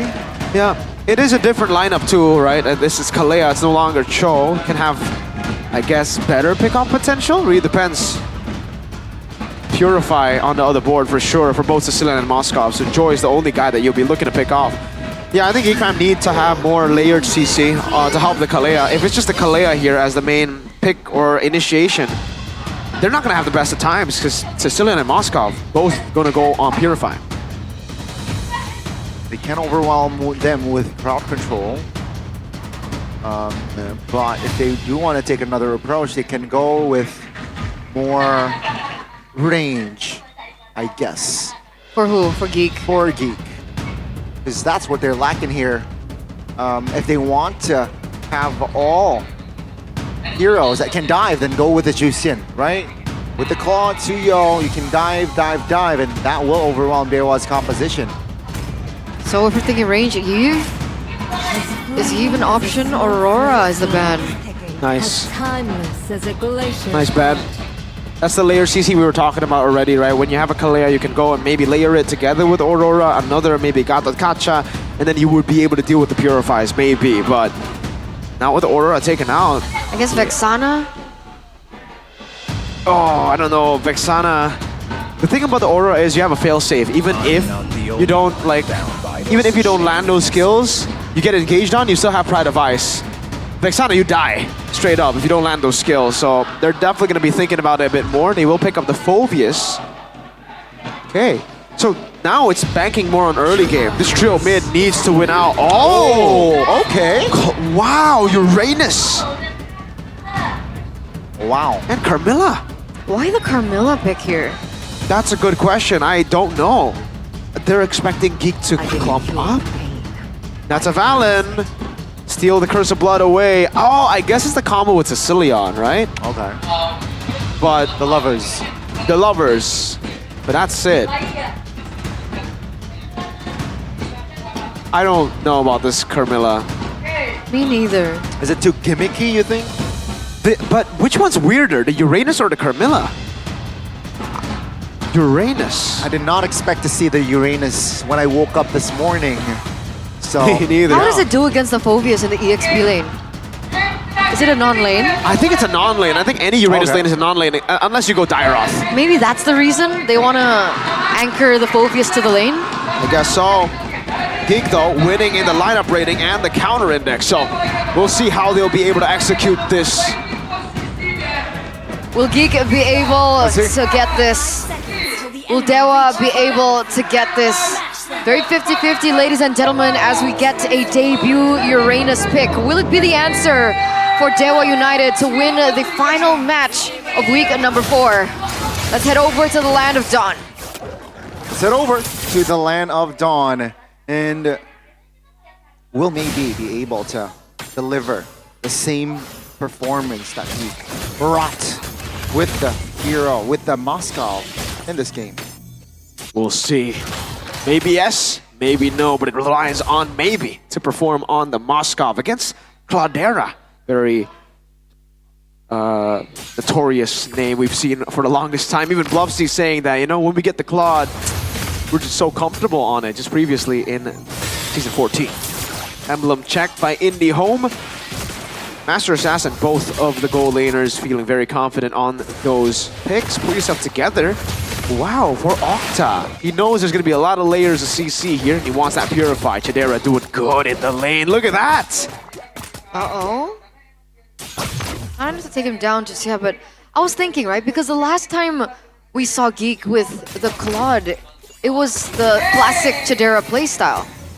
Very split push-centric. And maybe that's why they picked up something like the Uranus that could actually level that kind of pressure on the side lanes. Side lanes is very important for Geek Fam, and yeah, before when the Moskov was banned out, we have seen many times that Chidera has been sent on something like a Claude. So it's not like he hasn't picked it before in this season. He's very comfortable on it, clearly.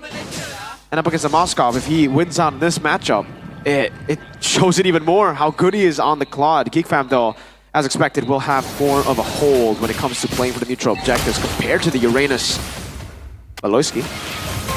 Gotta be careful.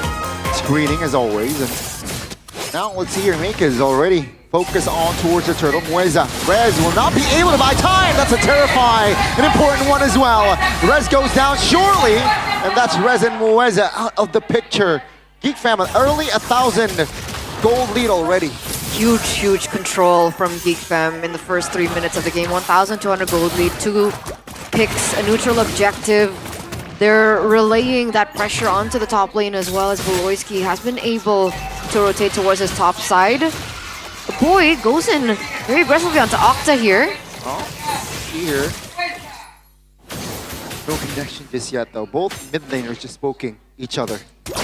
He went very aggressively into the orange just to get Octa's Bat Feast. Wow, it's strange for Dewa. Fighting around that first neutral objective when Rey's on the other side of the map, when Mueza isn't level 4. And so, I mean, Rez was also level 3.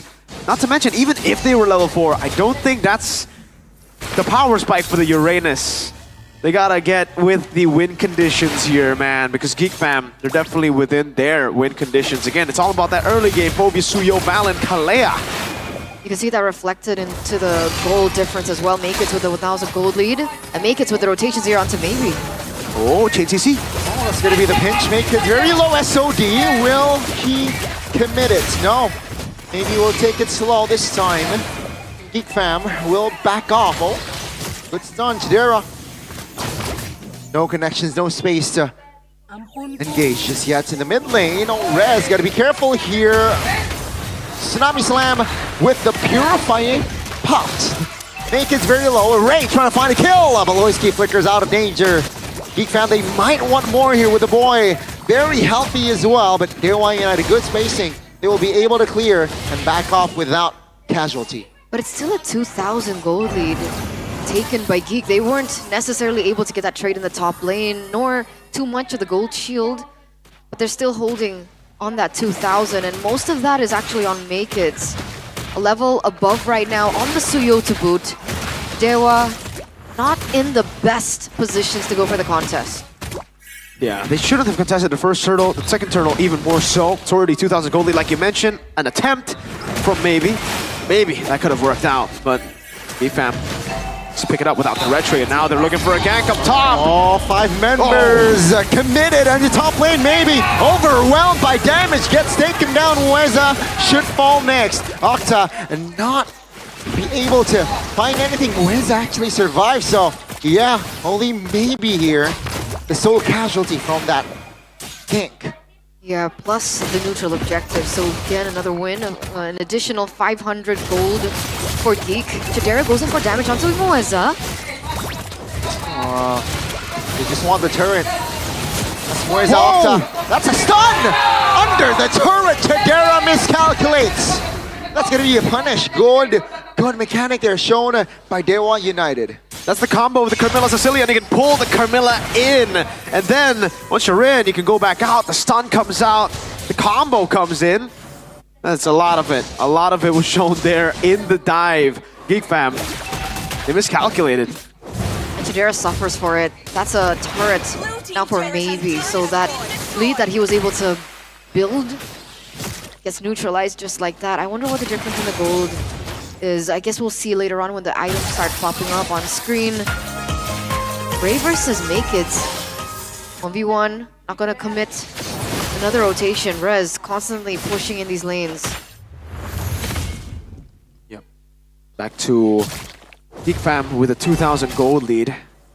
It's not gonna be the additional gold lead that they would have expected after getting the kill on Maybe. And now going to be trying their best to crack this turret open. Again, trying to really put Maybe in a tough spot. Really good reactions from Dewa though. To rotate back, recovering that position for Maybe. They know that at this point, they have to play for Maybe and Ray. Wait for them to hit the big spikes. Yeah, we're reading on, you know, the Holy Crystal coming from Ray, Maybe with the Trinity. Even Octa, at the end of the day, will have that damage. Needs a little bit more time though. I don't think Mueza should tank this damage. Ooh, Rez jumps in though. Let's see, neutral objective take. Ray looking for an angle, SOD lands. Make it still with the connection on that retribution. Beloyski falls.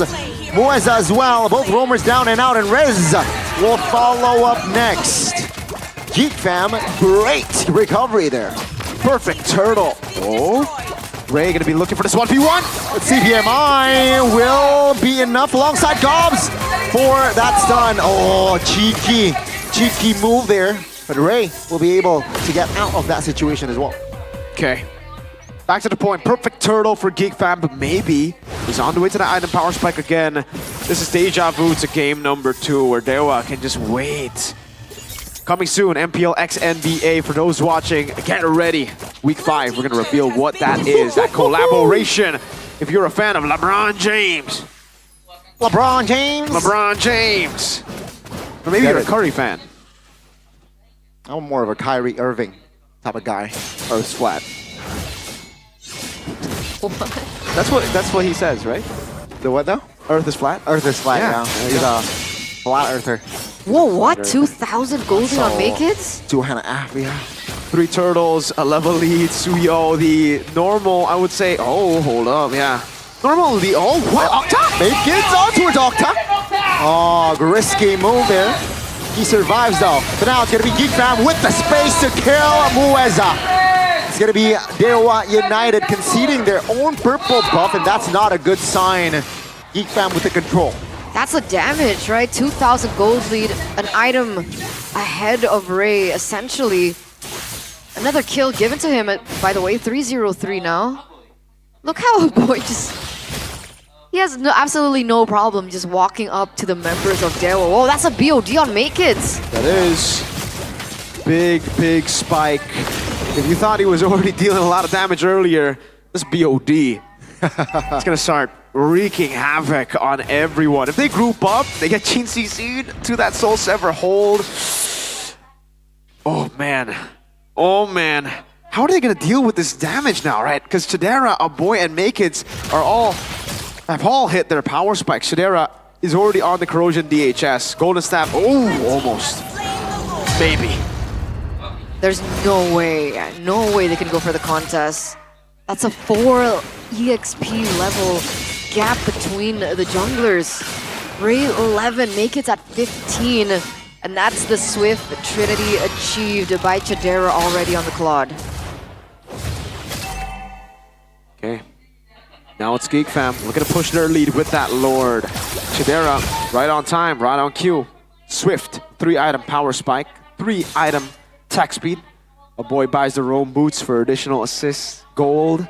And now, looking at the others, oh. Make It's going for Queen's Wings? Some respect. Either Queen's Wings or Winter Crown. I think it is Queen's Wings that he's going for. Oh, wow. Queller, half of Maybe's HP. Oh, he is jumping on towards Maybe. He doesn't care. Maybe goes down, and it's going to be the turret in the mid goes down, going down as well. With the Lord marching top lane, it's 5v4. Exactly. The Lord hasn't even hit yet. And the shield in the mid lane has already been taken out. A boy already has... Oh, Whoa. There it is. Let's see. That's a good connection on the stun. The turret, though, goes down. Ray gets out. Chidera placing duet. Ray is taking a lot of damage and goes down immediately. That's a good stun, though. Beloyski, good cover. A boy will be able to get out, but Make It jumping in again. Looking for the connection. He finds Octa this time, but he falls. Good shutdown. Dewa United, though, they will defend, but they only lose a base turret in the mid. And he still gets the kill over onto Octa. What in the world? And you can even see the rest of the team going like, do we cover? Do we cover? No. Do we help? Gulps is just standing there. Do we cover? No, okay.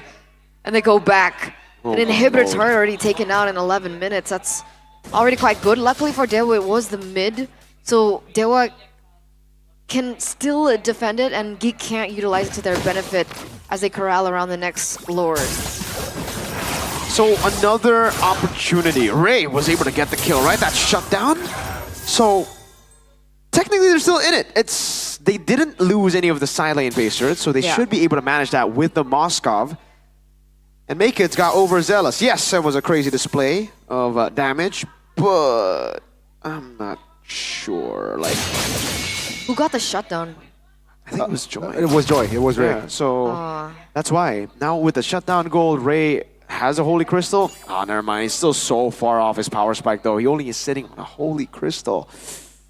Yeah, so it kind of... They're going to have to rely on maybe still. He's on the way to the Win of Nature. They just have to defend. No, they can't fight for this. They're still 2 behind. Way 2 behind.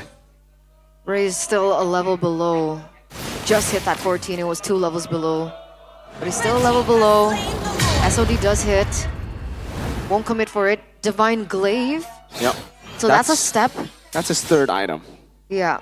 Maybe he's on the way to... Or sorry, Makeits is on the way to a 6th. So that's pretty crazy, man. He's on the way to the Melfic Roar, and it is a Queen's Wings that he's gone for. A little bit more damage reduction now as we get to the late game. Chidera's on the way to the Melfic Gun. Yeah, Dewa. They're going to have to pull off a miracle if they want to come back this game. They got to geek it. Is it geekable for Dewa? Can do. If Geekfam make mistakes, if they don't shove in the waves, all 3 at the same time, possible. Remember, they do still have Octa that they can rely on later on. It's not just the joy that we're looking for.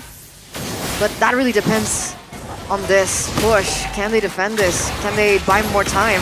This might be the final push. Rez now jumping towards the back. Geek Fam restabilizing. Oh, good Terrify.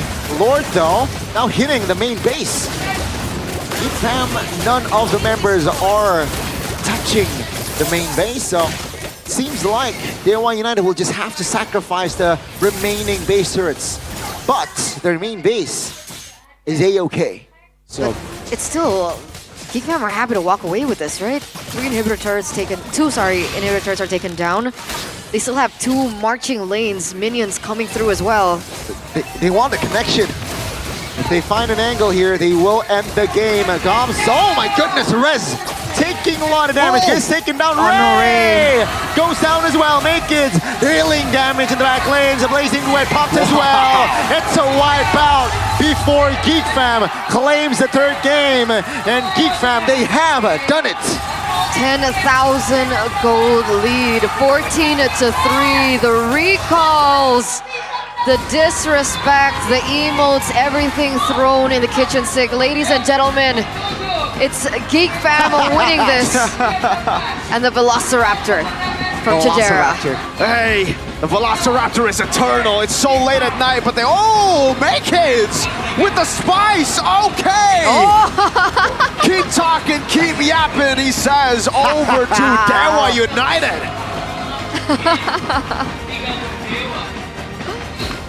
Wow. Wow, look at that. Also, the fans. What happened? I guess maybe his recalls really hit a mark. Geek Fam, we're not happy about that. All in all, that last game was just complete control from Geek. The Carmilla Uranus last pick with the Cecilian as well, unfortunately, just wasn't it for Dewa today. Let's take a look at it one more time. This final end moment. A lot of teams would have just backed away, played it safe, but Geek Fam, calculations were crisp, clean. Without minions, they dove in. They knew they had the damage. They knew they had the lead. You can see in the recalls, they knew it. So now let's talk to Geek once more for the final time of the week. Ladies and gentlemen, with Bude Clara Mongstar, take it away. Geek Fam Unity, sambutlah penutupan yang manis untuk Geek Fam. Woohoo! Ramai banget di sini kemenangan yang mereka nantikan. Tadi kayaknya banyak sekali. Chidera sibuk dengan velocity-nya, lalu Makeits dengan itu apa tuh? Statue. Enggak sih, tadi ke bawah hype aja diteriakin. Nggak tahu, diteriakin aja. Jadi rame ya? Iya. Oke, jadi ini berarti match yang cukup panas ya untuk kalian. Gimana pada akhirnya kalian bisa ngedapetin kemenangan 2-1? Harusnya 2-0 Bude. Cuman game 2 ya kita lumayan banyak blunder aja. Wow, cukup percaya sendiri jadi persiapannya udah sangat matang ya. Tapi Megis, kita ngeliat kalau Fanny tuh lagi trending topik banget nih, lagi viral nih di MPL. Tadi di game ketiga kayaknya nggak ada, atau kamu ada keinginan pakai Fanny nggak? Pengen sih, cuman emang bisa Suyo aja. Oke, Suyo aja. Dan berarti ini Fanny dari Make It bakal muncul juga ya. Ingin ikut tren yang sekarang lagi viral, Fanny. Menurutmu Fanny gimana sih? Fanny khusus orang ganteng aja. Waduh, berarti kamu juga bakal main dong? Aku gemoy, bukan ganteng. Oh, sama-sama GG. Kamu GG, ganteng gemoy. Oke, gemoy. Berarti kalau ngelihat sekarang dengan Suyomu, kamu memainkan Suyo dengan sangat pasti. Apakah itu memang dipersiapkan untuk melawan Dewa? Enggak sih, dari kemarin emang power. Oke, power Suyo. Dan gimana ngelawan power hero dari Ray juga? Fanny adalah salah satu power hero dari Ray. Kalau Fanny sekarang main as a team aja. Kalau Suyo kan bisa main sendiri. Oke, jadi lebih versatile dan itu semua yang sudah dilakukan. Tapi menarik di mana kita juga penasaran banget dengan hasil yang cukup anyar karena hasil ini pasti nggak mudah. Baloy, kalau ngelihat dari lawanmu hari ini, Dewa, mereka membawa 2 coaching staff baru dari Filipina, Bombi dan juga Kurt. Apakah kamu adanya melihat perubahan pola permainan atau gameplay dari Dewa hari ini? Kayaknya mereka lebih objektif aja sih, dan tapi tetap sama sih mereka, kayak maybe sentris banget. Oke, jadi dari kalian sendiri udah bisa membaca? Iya. Apa? Berarti sudah bisa membaca Dewa? Enggak juga sih, kalau membaca kan 2-0. Oke, tadi kepleset 1 game. Kalau kata Megis bisa 2-0 sebenarnya? Sebenarnya harusnya kita kalah game 3 sih. Tapi kita habis kalah game 2 ada yang berisik banget gitu loh. Jadi kita lebih semangat. Fansnya. Jadi lebih semangat ternyata ya. Memang harus dibakar-bakar nih, jadi mulai semangat dan mulai panas. Dan berarti kalau ini harus pada hati-hati ya, mending anteng-anteng aja biar kalian nggak marah ya. Biar kalian nggak panas nih ya. Udah gak mau main sih sebenarnya, tapi berisik banget. Oh gitu. Parah.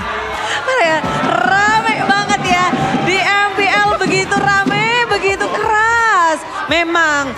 Tapi kalau dari Bala gimana caranya kamu mempersiapkan ini week 4 cukup baik ya. Week 4 untuk Geek Fam bagus banget.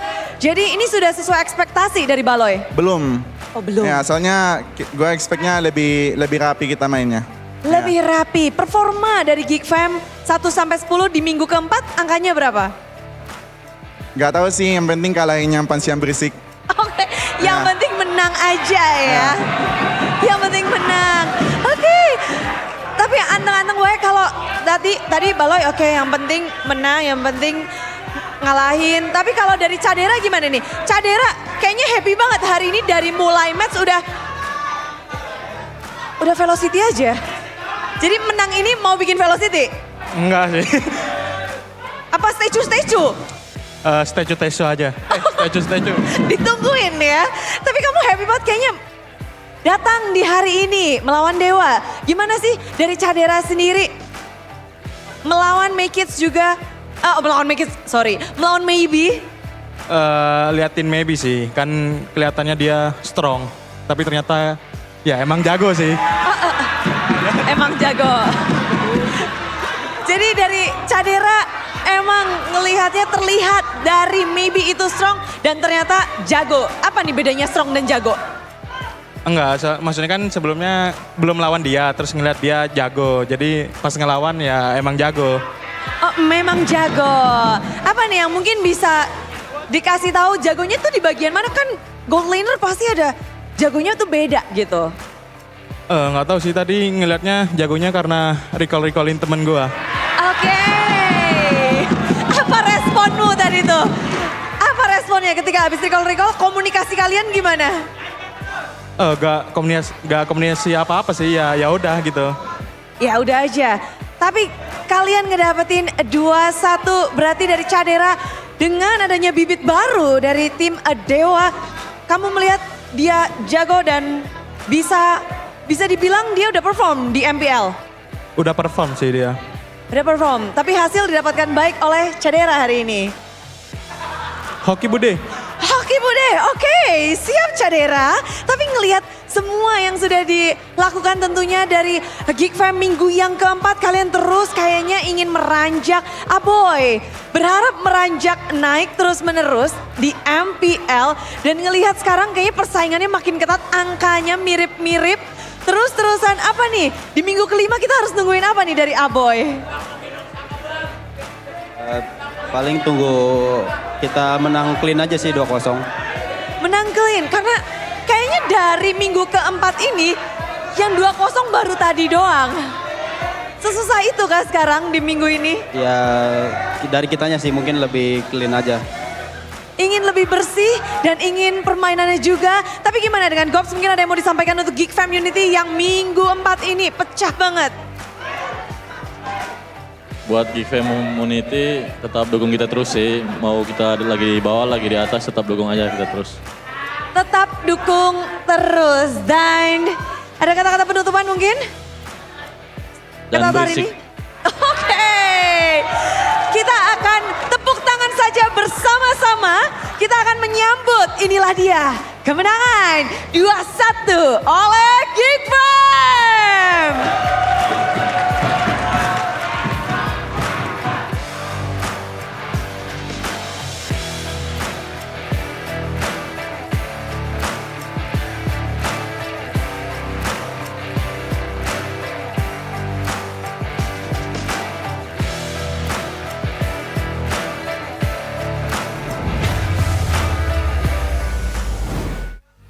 Wow.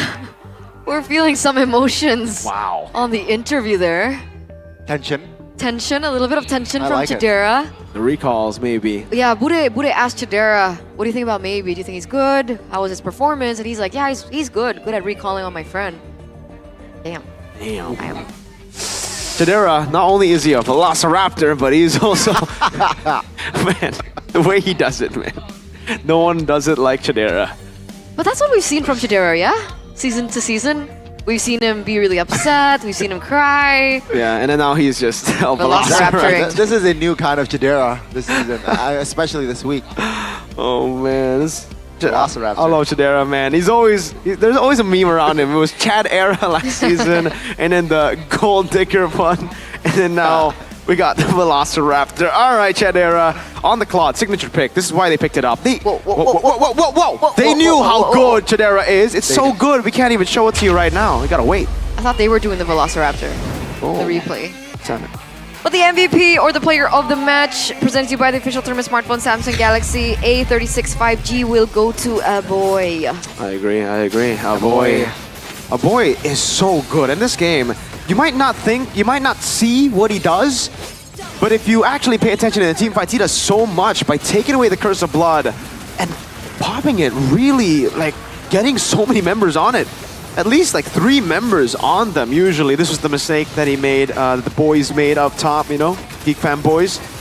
But Bake deserves a shout as well. Really well played on the Retribution, and really feels like this whole week he's just been spamming Suyo. Man's trying to rank up that Suyo MMR in game, man.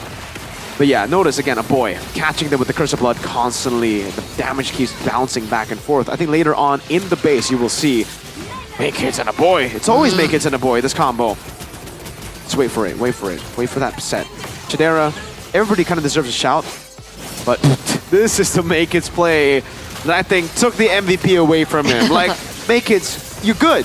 You don't need to do this. This against a better team could be a bad angle, you know? Could be pretty bad. So here, Aboy steals away the Curse of Blood. Boom, catches maybe an Octa, the 2 prime targets to defend. Oh, no. That's what ended up having Geek Fam just full diving onto Dewa. That's the story. That is the story. 2-1 for Geek Fam. 14 minutes and 38 seconds. It's pretty average compared to the rest of the games. 12 minutes in the first game, 15 minutes in the second game.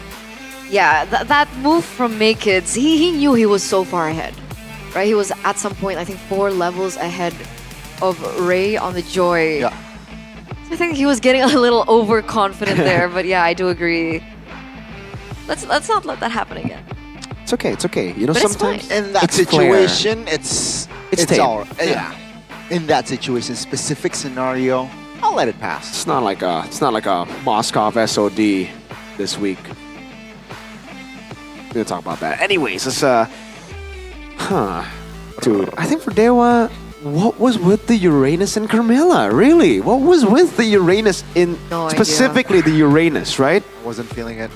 Yeah, I don't know, man. Like it's the thing is, okay, you play it, but why did you execute it that way? They fought for Turtle 1 without Joy, Uranus, Yeah, Carmilla. yeah. It's like the two weird picks played weird too. It's so weird. Why would you fight Turtle 1, not even level 4 on Uranus, not level 4 on Carmilla?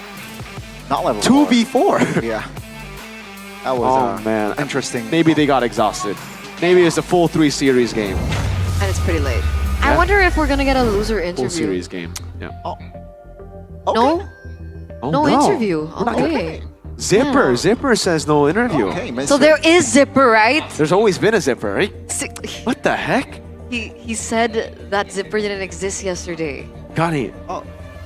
There's always been a Zipper, right? I think you're wrong, Eterna. Yeah.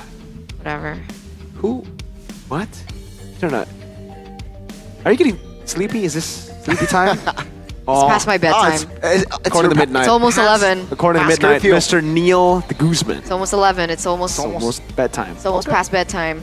Is that on you, midnight? That's on you. That's not on me. That's on you. Shout out to midnight, man. Mr. PL. Mr. MPL. Oh. Yeah. I wonder what the standings look like right now. Dude, that's a good question because it's all 2 So, ones. let's guess. Let's guess. RRQ. BTR. Evos. BTR. Alter Ego. Alter Ego. Then Dewa. Oh, sorry. Geek Fam. Dewa lost, so Geek. Geek Fam. Dewa. Oh, Geek Fam. I think it's still Dewa. Geek Fam. Geek Dewa Liquid TLID. Onyx Dewa. Why Onyx? I want to put Onyx there. Dewa. Dewa Onyx. Dewa TL Onyx. And then Onyx. So Onyx are 8th? Onyx Geek. Wait It's a prediction. It's not. Wait a No, this second. is like No, according to like win and losses, right? Geek Onyx Dewa. Wait. Okay, you're cheating. We just have to see. We just have to see later, all right? The updated standings, who's the player of the week, rookie of the week. Tell us your predictions Right now, now. for player and rookie of the week. Because player of the week, I think we all know who it is, man. I think There's TL yeah? But they lost, right? Yeah, don't worry. Don't worry. We'll have the boys at the back do it for us. We'll have Zipper do it for us. But That's what guessing Zipper's is for. fun. Zipper. Oh, TLID won earlier, so Yes, they did. That's why. We don't want. So Onyx are 8th, not TL. But Dewa might be 8th. But they didn't get 2-0, so maybe no. So let's just let them so do it's the RRQ, BTR, That's for Evos, sure. Alter Ego. Yep. That's for sure. That's for sure. And now, then- Geek Fam, I think. Geek Fam. What happens if it's 3? Oh, yeah, it's Geek first. Yeah. Okay. Yeah, it's so wow. Geek. I mean, dude, guys, the bottom TLI standings are so close now. Wow. So what happens? Geek, TLID, Onyx, Dewa, Navi. Geek, TLID, I Onyx, Dewa, Navi. Okay. Okay. The Onyx 7th. We'll see. We'll see. yeah. We'll have to see, ladies and gentlemen. We're still waiting for the updated I'm so standings, excited. updated player of the week, and rookie of the week. Who's your vote for rookie? Or no, standings. Okay, here it is. Drum roll. After much deliberation, we will see the regular season standings presented to you by the official tournament smartphone Samsung Galaxy A36 5G. You're right. Oh, yeah. Yeah. Geek Fam, Liquid, Onyx, Dewa, Navi. Oh man, BTR. Because they were tied, right? TLID and Onyx, but because it was TLID winning against Onyx, Yep. Yeah. so they Yep, get yep, the 6th position. You're in It's the unfamiliar head-to-head. waters. Whoa, what do you mean? What? That's not unfamiliar. Hey, for the last 3 seasons, Gani, we've been top 3. That's true. Yeah, not second. And Onyx been here before, Onyx. too. Onyx have been here last season too, Gani. Yeah. So familiar waters. Wait, this is the red zone, Gani. You gotta be careful, man. Oh, no. Wait, if there's no way Onyx don't make it to playoffs, right? No way. I mean, I don't think Onyx history-wise, they have not been. I mean, Yeah. Whoa. Rookie of the week goes to Maybe. Proved the doubts about his hero pool before the break. popped off on Harith, and is still the good old reliable maybe from week 1 to 2 from somebody named Mirko. Did you guys vote for maybe? I did not. Wow. I think I was the only one, but hey. I think I voted for Make It. Okay, hey, even though he didn't do too well in the final game, I think he did amazing. The Harith was phenomenal. Fair. Up against Evos. I think he was the main reason for the win against Evos. On the Moscow, we saw just how good he truly can be. No, yeah. And yeah, he deserves recalled on it. his opponents, but you gotta give respect over to the man. I like Maybe. I think he's a good goal laner. He's got a good future ahead of him. But player of the week will go to Annabelle. Ooh. That's my boy. I wish they haven't Small. updated. Yep. The classic Annabelle pose. You're Mr. nothing. Limpocho. You're small. Read it out. Who's this Small. person? I don't know. Small? Just ignore it. Who would have thought he would make Just- a I Lancelot don't- work in world where don't it's no sound longer like that. meta? Flashbacks to Prime Annabelle under Evos. I bet my quote was picked because I just said Evos. So that's what you gotta do. That's how you. Oh, You just put you just put Evos in this is everything. for our scriptwriter in the back, Mr. Deka. Ex-Evos, by the way. Oh. Yeah. That's what he's probably saying in the back rooms right now. Tuesday Turnus. She Tuesday, mentioned Evos. she said Evos. But this does mark the end of the day. So what will happen next week? What will happen? Because again, week number 4, we're getting to the final matches of all the teams as we head to the half-season point. Oh, yes. So Oh, on Evo's Friday, Geek Navi, Evo's Onyx. Saturday, Deo RQ, Alter Ego. Evos BTR. Evo's BTR, Alter Ego Navi, Geek Onyx, Dewa TLID. Wow. We've got a banger week again. Bang, bang, bang. I mean, at this point, all the matches are bangers. Yeah, all matches are bangers.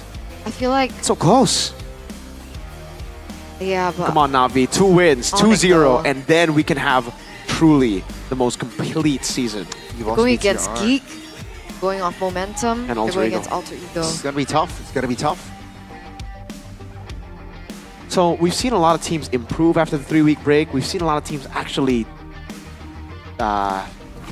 get worse. Ouch. I think Evos and Alter Ego are the 2 main culprits of the 3-week break. What did you say? Alter Ego and? Evos. Oh yeah. Yeah. Both of them after the 3-week break have just... Oh no. They gotta fix it in 1 week. Can they do it? Can they? That's the question, and you guys can actually bear witness to all of the action because MPL ID Season 15 tickets are still available. So don't forget to buy your tickets through the GoPay app or the official MPL ID website. And of course, when you do so, you also get free diamonds. Plus, it's no scam. No scam club. It is official. There's no chance that you get scammed here because it's official. It's cheap as well, the best prices because you know those resellers can cheat you of your money. You don't want that. You don't want that. And you want free diamonds. Oh, free absolutely. You So want it's free essentially a diamonds. cashback. A cashback. You get free diamonds. Maybe you can roll for the Naruto skins. Oh. Naruto skins coming up. What's your favorite Week Naruto 5 character? will have the NBA collaboration coming back. What's your favorite Naruto character? Character? Yeah. It's not an within the skins. It's okay. Unfortunately. Just say it. Should I say it? Yeah, say it. Should I? Yes. I'm thinking. Give me time. I'll go Hey, Tsunade. Turner, what's your Naruto? Oh, okay. Tsunade. There Fair you enough. go. Wow. So, what's yours? Me? I think it's pretty basic, honestly. I mean, It's Itachi. okay. It's like it's pretty basic. I think Okay. well, a lot of people just have Itachi. And Okay. Itachi, I think, yeah. But ladies and gentlemen, that's gonna be it for me, Eterna, alongside with Donnie. There you go. We're signing out for the day. We'll see you for week 5. MPL ID Season 15. We own this. See you next week. Thank you guys so much. Thank you, week 4. We love you. Yes, Always. you. Yes, you. Jonathan, Jason, Always. Jackson, Always. Love you the most. Mostest. Kaisam, Yves, Don Poeto, Chefin. Oh, Daniel Kubangay, Daniel Bimo. Joseph, Charles Rezabek, Just everyone. Gideon Q. Bye guys. See you week 5. Dan pada akhirnya minggu yang keempat ditutup dengan match yang menggoyangkan dari klasemen. Semua tim masih berjuang dan semua tim masih penuh pengharapan. Bude Clara benar-benar takjub melihat semua tim yang beradu di minggu yang keempat. Namun perjalanan mereka belum selesai. Masih akan ada minggu kelima yang lebih menantang dengan patch terbaru. Dengan adanya semua tim yang bisa saling melihat satu sama lain mempelajari hal-hal yang harus mereka improve di minggu ini. Minggu kelima akan penuh gebrakan dan kejutan. Namun sebelum kita berpisah, izinkan Bude mengucapkan terima kasih kepada kalian semua para super fans yang terus mendukung, yang terus hadir di MPL Arena, di rumah, dan pastinya yang lagi pada nobar-nobar juga. Thank you banget dan terus dukung tim favorit kalian dengan positif. Selain itu, Bude juga mengingatkan bahwa MPL Indonesia Season 15 powered by Moonton, supported by PBSI, presented by Official Turnamen Smartphone, Samsung Galaxy, Official e-wallet GoPay, Official Sponsor Head and Shoulder, dan Official dari Coffee Partner Good Day. Kita juga punya partner in esports, ada Telkomsel, Dunia Games, dan IndiHome, beserta dengan advertiser Kacang Sukro dan juga Hawkband. Tak lupa pula kita punya dari supplier RSP Helmet. Banyak sekali tentunya yang telah menyaksikan minggu yang keempat. Banyak sekali pula yang menjadi saksi sejarah dari perjalanan tim-tim yang beradu. Ini semua belum berakhir. Minggu keempat harus kita tutup. Namun minggu kelima akan seperti apa? Jadi mari berkumpul bersama, persiapkan diri kalian untuk menyambut minggu yang kelima. Sampai jumpa di MPL Indonesia Season 15, We On This.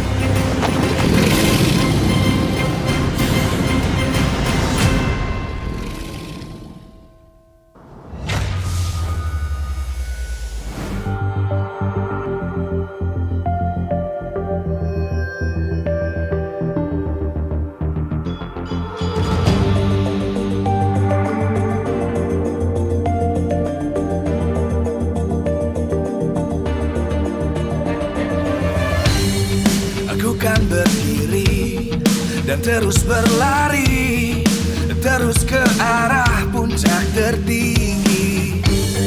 Ku takkan berhenti, hanya sampai di sini. Kemenangan abadi menanti. You know we won't miss if we unite our focus. And if you haven't noticed, we all live. Nyalakan apimu, hadapi semua tantangan, hadang semua serangan, jatuh bukan halangan. Bakar semangatmu, janganlah engkau menyerah. Kita akan buat sejarah. We all this, we won't miss. We all this, we won't miss. Saatnya beraksi, jalani